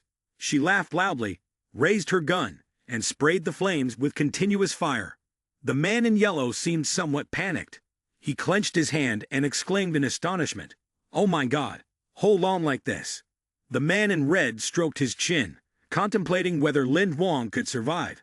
The smoke had enveloped the area, and this time, even if Lin Huang tried to escape, he would not be able to. He was definitely dead. Violent demoness laughed with delight. After finishing her shots, she holstered the gun, radiating an air of arrogance. Violent demoness said, surprised but acting differently. However, she suddenly stopped, a doubt forming in her mind. Why hasn't the system's reminder about the rat appeared yet? Violent demoness just stood there, watching the flames gradually die down. As the smoke drifted to the sides, a faint figure spoke, "I truly didn't expect this move of yours. I almost died just now." The man in red, violent demoness, and the man in yellow were all deeply shocked by this unprecedented sight. The 3 of them exclaimed in unison, "He's not dead." At this moment, Lin Huang used the wings of the Bloodline clan for defense, boldly holding a sword as he stepped out of the smoke and flames. You forced me to use my defense. You really are strong, he said. The violet demoness smiled, her eyes filled with death. She spoke disdainfully. It's a pity you've run out of tricks, while I haven't even begun to unleash my full power. The violent demoness then unleashed her deadly move, her bullets weaving through the air, forming small squares that would obliterate her target. She shouted excitedly, deeply competitive, "Heavenly Void." The two people sitting in the stands couldn't help but feel anxious for Lin Huang. The man in yellow appeared in a hurry, recognizing the female demon leader's ultimate move. The man in red worried about Lin Huang's fate. Once Heavenly Void was used, there was no blind spot to attack. Lin Huang had no moment to counter her. He was definitely going to die. Despite the rain of bullets raining down on him, Lin Huang remained completely unafraid. He stood proudly, waiting. The bullets pierced through his body one after another, but strangely, he remained unharmed. A shocked scream caught everyone's attention. Wait, why was he not injured? The violet demoness couldn't believe what was happening before her eyes wide in terror. Her mouth opened in disbelief as she muttered, "Illusionary magic." Suddenly, Lin Huang spoke up. "Who told you that?" In the blink of an eye, Lin Huang had somehow appeared behind her, his sword's edge against her neck. His words struck violent demoness like a thunderclap. "I've run out of tricks." She gritted her teeth, her demeanor one of unwillingness, and the voice of the violent demoness rang out. "I admit defeat." At that moment, the system announced with congratulations and the cheers of the audience. Congratulations to Lin Huang for defeating the gatekeeper violent demoness in the 6th-tier arena and completing 70 consecutive wins. Lin Huang Niufei, 70 consecutive wins. It has been 60 years since anyone has accomplished this. Lin Huang, Lin Huang, Lin Huang. We are making history. The violent demoness turned to look at him with eyes full of hatred. She warned him, "I will remember you, Lin Huang. Next time, I'll make sure to show you something interesting." Lin Huang stood on the stage like a celebrity, waving his hand to welcome anyone who wished to challenge him. The man in yellow laughed loudly. "You lost. You lost." The man in red, unsatisfied, demanded he should play another round. He looked toward the stage, not believing that Lin Huang could win in the next round. If everything goes smoothly, Lin Huang will eventually face the old Wu Mo Lai. I still bet you will lose. The man in yellow laughed with delight, casting a glance at the man in red. "All right, this time let's wager 2 3-star treasures." This statement from the man in yellow immediately made the other man tremble with anger. The two then slapped hands to confirm the bet. When the battle with violent demoness ended, the system updated Lin Huang's information. Nickname: Lin Huang. Combat power: White Iron level 3. Number of battles: 70. Battle points: 1058. Win rate: 100%. Honor: 70 consecutive wins. At that moment, the system announced again, "Continue fighting." Without hesitation, Lin Huang replied. In his mind, he already had a plan to complete his master's mission, and winning 80 consecutive matches was the basic condition. Lin Huang clenched his fist. If he could meet this condition, completing the mission in 20 days would be very difficult. Surprisingly, his opponent in this match had a relatively small build, and his outfit resembled that of a schoolboy. A humorous thought immediately crossed Lin Huang's mind. Did the detective from next door come to the wrong arena? The two masked figures sitting in the stands could immediately recognize this young boy. The one in the yellow outfit exclaimed, "Doomsday Relic! No way! Is that thing really coming?" The one in red snorted coldly. The leader of Wu Mo Lai had once said, at the White Iron level, no one could break this guy's defense. Only the golden level could activate the relic to attack. Lin Huang can't do it. The audience once again became anxious. Sure enough, the system had sent the final gatekeeper here. It seemed that Lin Huang's winning streak was about to come to an end. That's it. Is the system suppressing him? Lin Huang scratched his head awkwardly at the performance of his opponent this time. He blinked, then asked, "Are you the Doomsday Relic?" To be honest, I've studied all the top 10 opponents in the rankings, but you're the only one who doesn't really fit the description. Doomsday Relic immediately trembled. He stammered, "You don't come any closer." He had already unleashed his very special ability, and a defensive orb appeared. Lin Huang couldn't help but remark, "Is it called the ultimate defense of the White Iron level because you're just too cowardly?" Lin Huang, with no guard up, slowly observed and analyzed, activating his extreme vision. Yet he couldn't find the slightest gap. He stroked his chin thoughtfully, and it didn't take him long to come to a conclusion. This type of defense was fundamentally not a skill, but a bloodline inheritance. The man in the red robe crossed his arms in front of his chest, carefully explaining.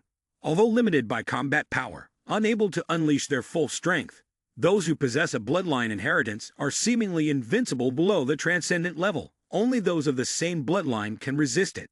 Thinking of this, he smiled wickedly, not forgetting to add a touch of mockery.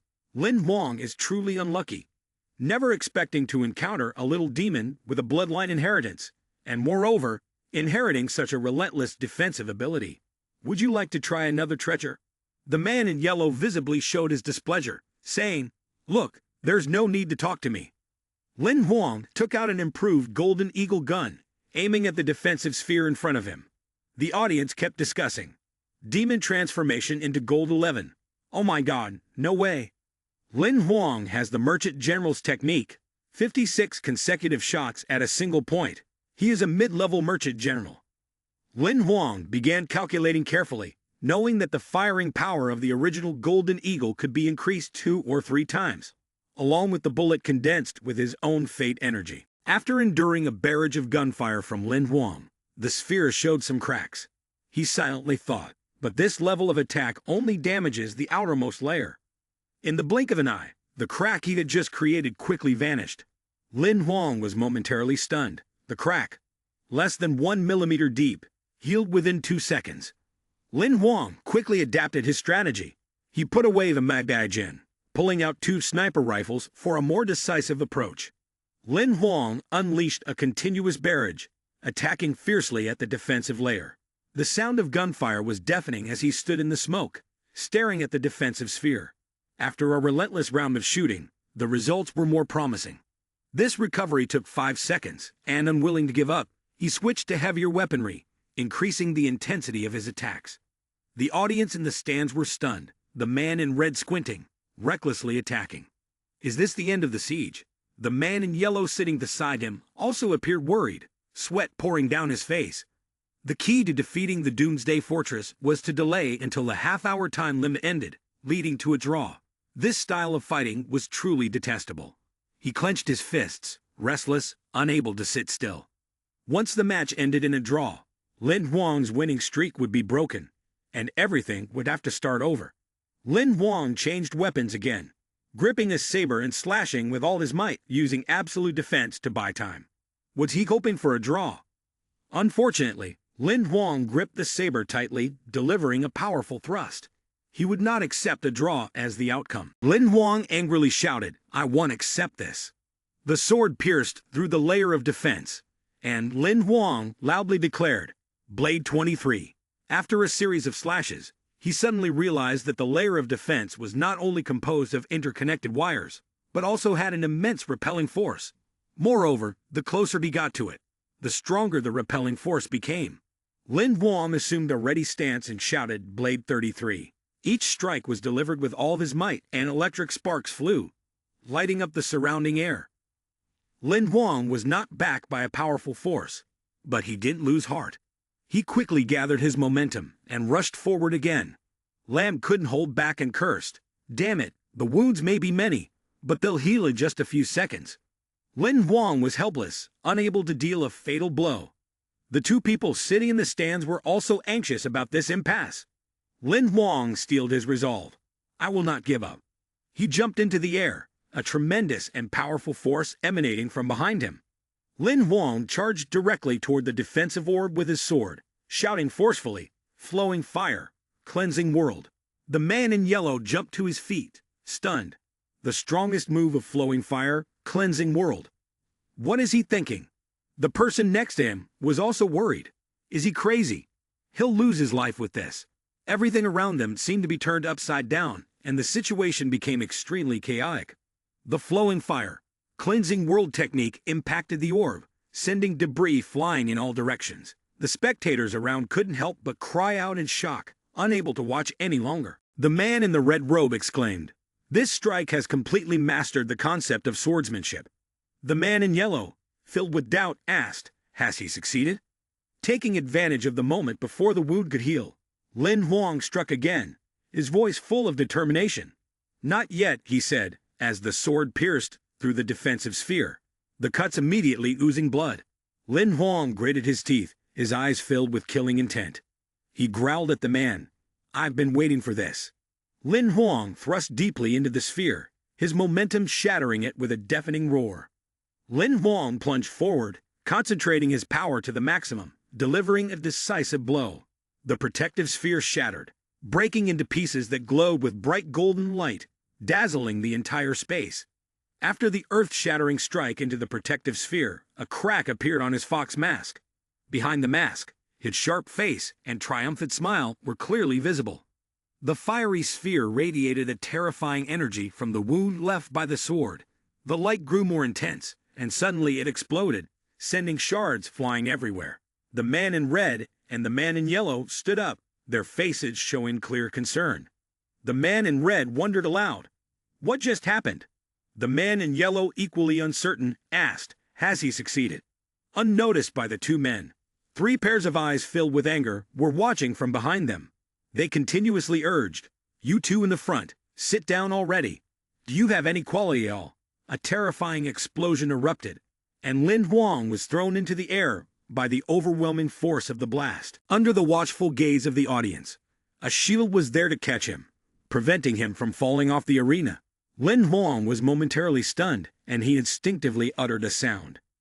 Witnessing this scene, the man in red and the man in yellow were both extremely shocked and anxious to the point of sweating. The man in yellow exclaimed, "This is bad. The golden armored war blade has been shattered. Is there no way to break through the defense?" The man in red, stunned, said, "From the 1st to the 9th level of the arena, the use of treasures is prohibited. If even the golden armored war blade can't break the defense, that means nothing can break it.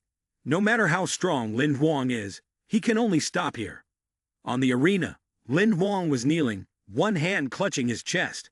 Magnat Bao Loi furrowed his brows, showing concern. He said to him, "You don't even have a sword anymore. Don't continue. Admit defeat." Upon hearing that, Lin Huang seemed to draw strength from it, as if a flow of energy surrounded him. Lin Huang firmly said, "Admit defeat? It's too early for that." In the stands, the man in yellow and the man in red were being held by people from behind, and the man in yellow, as if unable to believe his ears, asked, not admitting defeat, could he still have a backup? The man in red also couldn't help but be curious. The golden armored weapon is shattered. What else can he use? Lin Huang stood tall and resolute on the arena. He summoned Badass wings. Around him, a swirl of purple and red energy surged, enveloping him. Lin Huang confidently declared, "Who said I have nothing left?" As if realizing something, the man in the yellow robe panicked and exclaimed, "Blood-feeding species."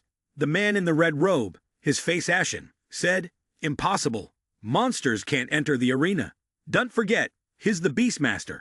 The pupils behind the mask suddenly glowed with a mysterious light, and the sphere was suddenly enveloped by a radiant purple energy sphere, like a deadly halo, erupting with evil power. The man in the red robe exclaimed in horror, "It's the monster skill, Blood Spirit."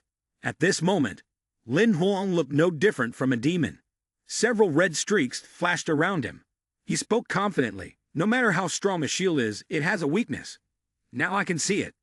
Lin Huang flew up, his bright red wings tearing through space. At the same time, a burst of dazzling golden light erupted around him. He shouted loudly, "Flowing fire, cleansing world." The man in the red robe was utterly shocked, his voice trembling as he said, "The cleansing world ultimate skill can take away the time of the life wheel. How can he activate it again?" He flew toward the sphere, and above his head appeared a circle with ripples like sound waves.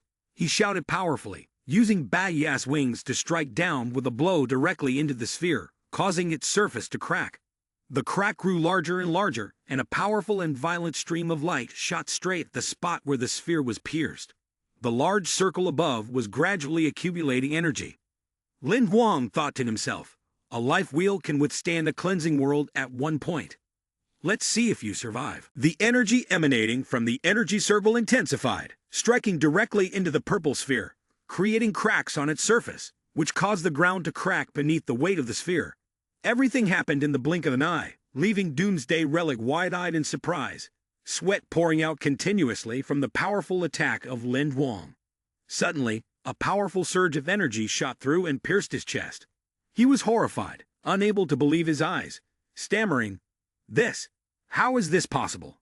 A powerful explosion occurred in the arena, throwing everything into chaos, with stones flying in all directions. Congratulations to Lin Huang for defeating the gatekeeper of the neighboring detective house in the 6th-floor arena, completing 80 consecutive wins. Lin Huang's unexpected victory left the entire arena stunned, mouths agape. The man in yellow, astonished, asked, "He won?" The man in red, dazed, sighed. "So this is what White Iron Level 3 is capable of." The man in yellow was now frozen, his face pale, unable to believe what he had just witnessed. He muttered in a trembling voice, "To complete 60 wins, 70 wins, 80 wins in a single day." He looked down at the shattered arena floor after Lin Huang's battle and silently marveled. He has created a century-old miracle that no one else has ever achieved. The moonlight shone brightly in the dark sky, snowflakes falling thickly, blanketing the edges of the arena's roof. Inside, Lin Huang was exhausted, lying sprawled on a chair. He closed his eyes, but his mouth kept murmuring, 4.5 life energies are all depleted, feeling his body hollow. While he was resting, the sound of a ringing phone suddenly echoed, causing him to open his eyes. Lin Huang wondered, "Is that a phone call?" The image of Folk King Shan appeared on the screen. He smiled contentedly and proudly, praising Lin Huang. "I saw that you defeated 3 gatekeepers in one day. Not bad at all." Lin Huang awkwardly scratched his head. "Thank you, Master, but I haven't completed the task yet. I still need to deal with one more gatekeeper." He reassured, "Master, I'm fine. I fought with the detective from the neighboring house. I've used Cleansing World twice." He smiled and continued to reflect. It seemed that he had pushed his sword techniques to the limit. The feeling was so different from before. Lin Huang said something hard to grasp, though he still couldn't fully understand what had changed. Folk King Shan chuckled. "If I'm not mistaken, your understanding of the way of the sword has entered a higher position, right?" Upon hearing this, Lin Huang furrowed his brows in confusion, repeating, "Enter a higher position." Folk King Shan continued to explain, "The first state of the understanding of the way of the sword is entering a higher position." Folk King Shan smiled gently. "Once you step into a subtle state, one can reach the ultimate limit in the use of the sword. Every nuance can be mastered, and within the range observable to the naked eye, there will be no deviation, not even the slightest." Folk King Shan's face suddenly became serious. He addressed the question Lin Huang had asked earlier. "The special feeling you just mentioned is the perception of the second level in the way of the sword, known as spiritual awakening." He explained that what is called spiritual awakening is the strange resonance between a person and the sword. When one reaches this level, the sword will not only be a tool in the hand, but also a partner and a friend. Folk King Shan calmly explained to Lin Huang, "If you experience this feeling, it is very likely that your understanding of the swordsmanship has reached the peak of subtlety, along with external pressure and stimulation, as well as the maximum improvement in your concentration. You will temporarily enter a harmonious state." Hearing Folk King Shan's words, he was puzzled and asked, "Then how can the boundary be stabilized?"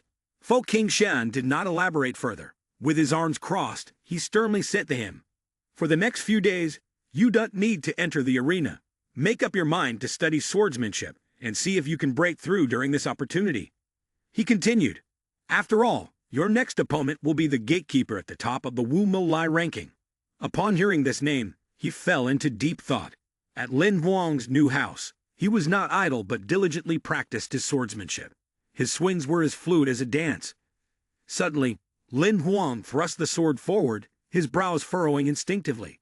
He retracted the sword, and a smile appeared on his face. "I did it. I grasped the spiritual awakening state." Lin Xing, who was inside the house, hurriedly ran out, holding a plate of food. The little girl urged, "Brother, you've been practicing for 2 days without sleeping. Take a breath." Lin Huang was entirely focused on his practice. Lin Xing raised the plate and said, "I bought some heart. You should eat some too." Lin Huang swept past the little girl and comforted her. "Be good. Wait for me to finish first." This indifferent action made the little girl feel a little hurt. her eyes clearly showing sadness. Lin Xing muttered, I still wanted to ask if you've seen the news. Our 7th area's king has won 80 consecutive battles in the arena.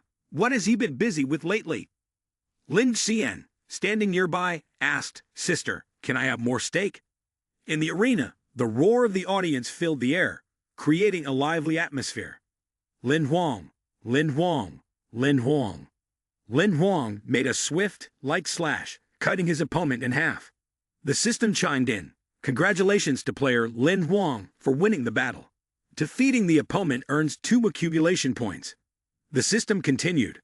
Would you like to continue fighting the opponent? Lin Huang answered without hesitation. Continue. The screen updated his stats. Nickname: Lin Huang. Combat power: White Iron level 3. Number of battles: 80. Arena points: 10,138. Win rate: 100%.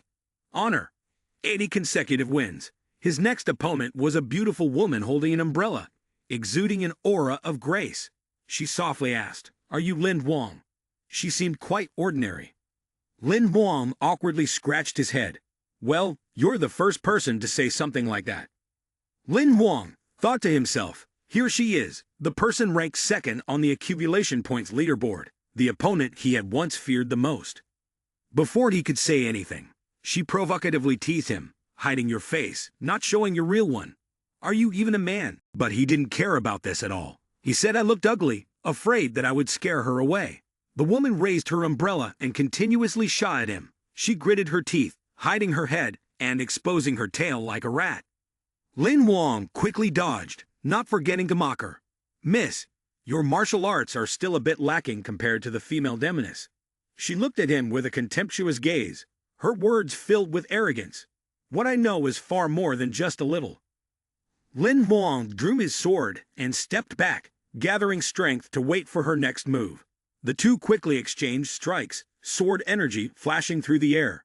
In this close distance, she glared at Lin Huang, her eyes sending out a chill. The woman counterattacked immediately. She used her umbrella to showcase her martial skills. But Lin Huang swiftly leaned back to dodge. Lin Huang gave her a stern warning, but the more she knew, the more weaknesses she would reveal. The woman, enraged by his words, shouted furiously, her speech reckless, I want your life.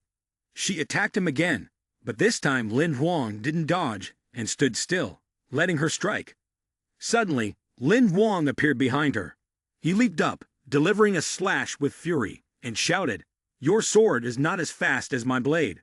She gritted her teeth and quickly spun around, raising her umbrella to block his attack. However, to her surprise, that strike could take her life. The umbrella was easily sliced through by Lin Huang, splitting in half, and the woman's body was cleaved into 2 parts. The woman's body began to disintegrate, her face contorted in pain, her mouth trembling. Why is this happening? In the stands below, the man in red was horrified, his sword growing more and more terrifying. The man in yellow beside him, ever opportunistic, coaxed. How about we add another wager? The system chimed in. Congratulations to player Lin Huang for winning the battle and defeating the opponent. You have earned 2 accumulated points. Would you like to continue facing opponents? Lin Huang stood tall, his aura commanding as he replied. Continue. Behind the mask, Lin Huang secretly anticipated his next opponent. Finally, it's your turn. When the opponent appeared before him, the system displayed the opponent's information. Name: Wu Mo Lai. Combat power: White Iron level 3. Number of battles: 3618. Battlefield points: 153.926 billion. Win rate: 99%. Honors: 60 consecutive wins. Lin Huang looked at him, thinking to himself, Wu Mo Lai. Wu Mo Lai slowly put on his white gloves, his movements calm and deliberate. Lin Huang, it's an honor. After you fought against the detective, many have compared the two of us. But strong swordsmanship doesn't necessarily mean you'll win in a battle with me. Lin Huang raised his sword toward him. Electric currents ran along the blade. Then let's make a memory together and fight to our heart's content. No sooner had he finished speaking than Lin Huang charged at Mo Lai, shouting with great vigor. Thunderbolt strike. Mo Lai remained unshaken, fully prepared to engage in battle. His hands ignited with flames, taking the shape of two short blades. When Lin Huang struck down with his sword, Mo Lai used his own hands to block the blow. Lin Huang was startled and thought to himself, a flesh-and-bone fist against a sword blade, and it doesn't even get pushed by the wind. How strong. Mo Lai simply smiled, praising him. Your sword technique isn't bad. As he spoke, Mo Lai swiftly retaliated. He slammed his fist into the ground, causing a burst of flames to erupt and block Lin Huang's path. Mo Lai gritted his teeth, his voice filled with excitement. But it's still not enough. You can't defeat me. The man in yellow observed the ongoing battle, his concern evident. Most of Wu Mo Lai's previous battles ended with his opponents being completely crushed. I've never seen him fight like this before. The man in red agreed. Indeed, I've never seen him fight like this either. I always thought he wasn't good at close combat. Lin Huang poured all his strength into that strike. Yet Mo Lai seemed to enjoy it, a smile curling at the corner of his mouth. The man in red concluded. It seems he just hasn't found a worthy opponent for close combat until now. Again and again, Mo Lai used his fists, as hard as steel, to block Lin Huang's sword strikes. His face was filled with arrogance and defiance. Suddenly, he stepped back, and in the air, he unleashed his fury. At this moment, Mo Lai no longer wanted to play around with him. He grinned gleefully, and then two blood doppelgangers appeared behind him, their eyes gleaming. Mo Lai's entire being seemed to be infused with double the strength. He smiled and said, that was just a warm-up. Now let's get started for real. Lin Huang had also activated Bai Ya's wings, his words full of resolve. I will fight with all my strength to the death. In a flash, Mo Lai Feng controlled the two serpent heads to charge at him, ready to tear him apart. Lin Huang remained undeterred, soaring upwards, and using his sword techniques to subdue them. Seizing the opportunity, he shot forward like an arrow to engage Mo Lai in close combat. Mo Lai gave a wicked smile, admiring the strength and agility of Lin Huang. Not bad, Mo Lai commented. Mo Lai exerted more force, and the two monstrous beasts exuded an overwhelming bloodlust. The surge of power was amplified many times, forcing Lin Huang to be pushed back. Unfortunately, Lin Huang took a hit and cried out in pain. Mo Lai Feng, fond of fire, had his strength surge uncontrollably. He exhaled a massive infernal flame from his mouth. Mo Lai howled in satisfaction. Not enough, never enough. A red thorny vine wrapped tightly around Mo Lai's arm, halting his movements. Lin Huang controlled him, his tone taunting. How about this? Isn't this too much of a bind? Mo Lai clasped his hands in front of him and began chanting an incantation. He sneered, watch closely the gap between you and me. Just a few seconds later, the thorny vines on Mo Lai's body were torn apart. They scattered wildly in front of his eyes. Lin Huang raised his hand to shield his face, not expecting that even at this point, Mo Lai still had a trump card to counter his control. A giant red monster, 3 times the size of a human body, arose from Mo Lai's form. Lin Huang could only fly back, crossing his arms and watching him transform. Mo Lai let out a roar. Ember King's blazing flame emerges. The man in red, with his mouth agape, appeared. Mo Lai's strongest skill. Ember King's blazing flame. The man in yellow was stunned. This energy, Ember King's blazing flame, was fundamentally not a command-type ability.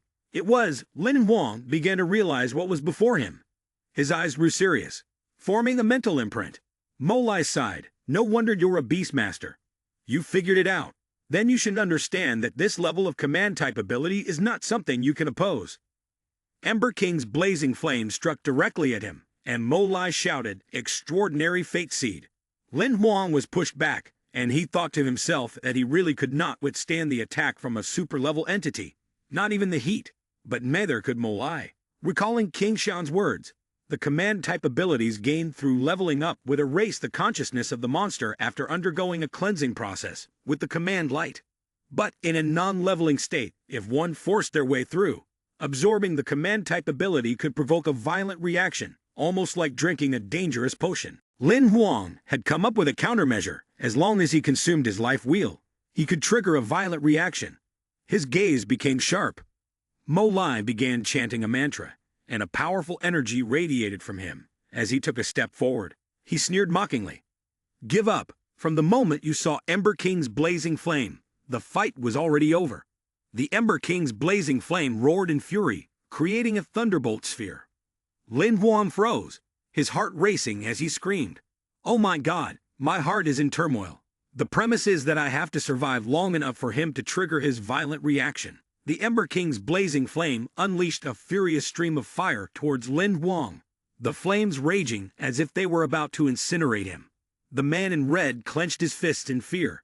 The direct attack from the Ember King's blazing flame was almost impossible to block for someone of his extraordinary level.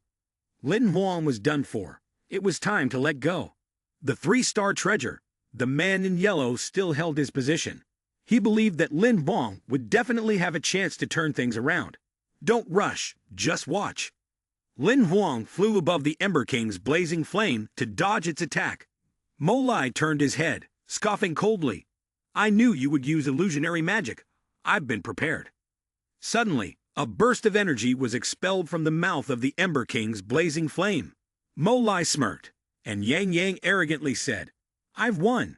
But just as his words finished, Lin Huang spoke, causing Mo Lai to feel as though he had been splashed with cold water.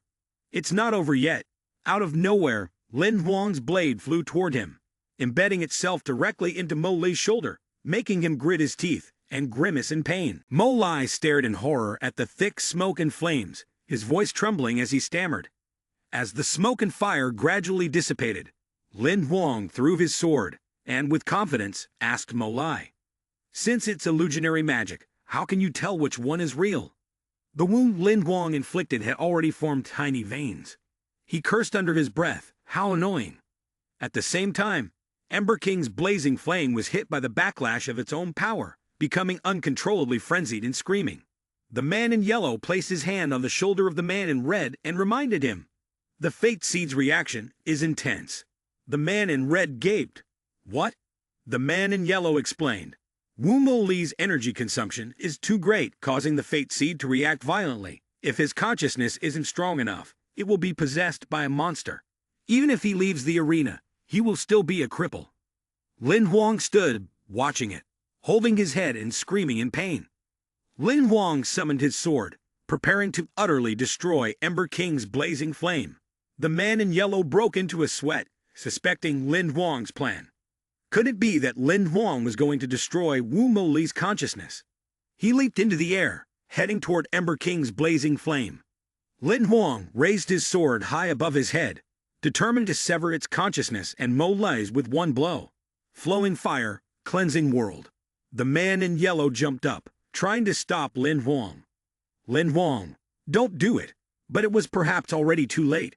The strike came down directly on Ember King's blazing flame's head, the force of the blow shaking the very space around them. A crack appeared on Ember King's blazing flame, and light flashed from within. Shortly after, Ember King's blazing flame shattered into many small pieces. Mo Lai also collapsed in front of him. Lin Huang's dagger was still lodged in his shoulder, and his body was gradually disintegrating. He smiled at Lin Huang and said, "Lin Huang, thank you." The person in yellow was ecstatic. He did it. The person in red clenched his fist tightly. Lin Huang destroyed the consciousness of the extraordinary Fate Seed, saving Wu Mo Lai. Cheers erupted from the audience. "Lin Huang! Lin Huang! Lin Huang!" A system notification rang out. Congratulations to Lin Huang for defeating the gatekeeper, Wu Mo Lai, in the 8th tier arena, completing 90 consecutive wins.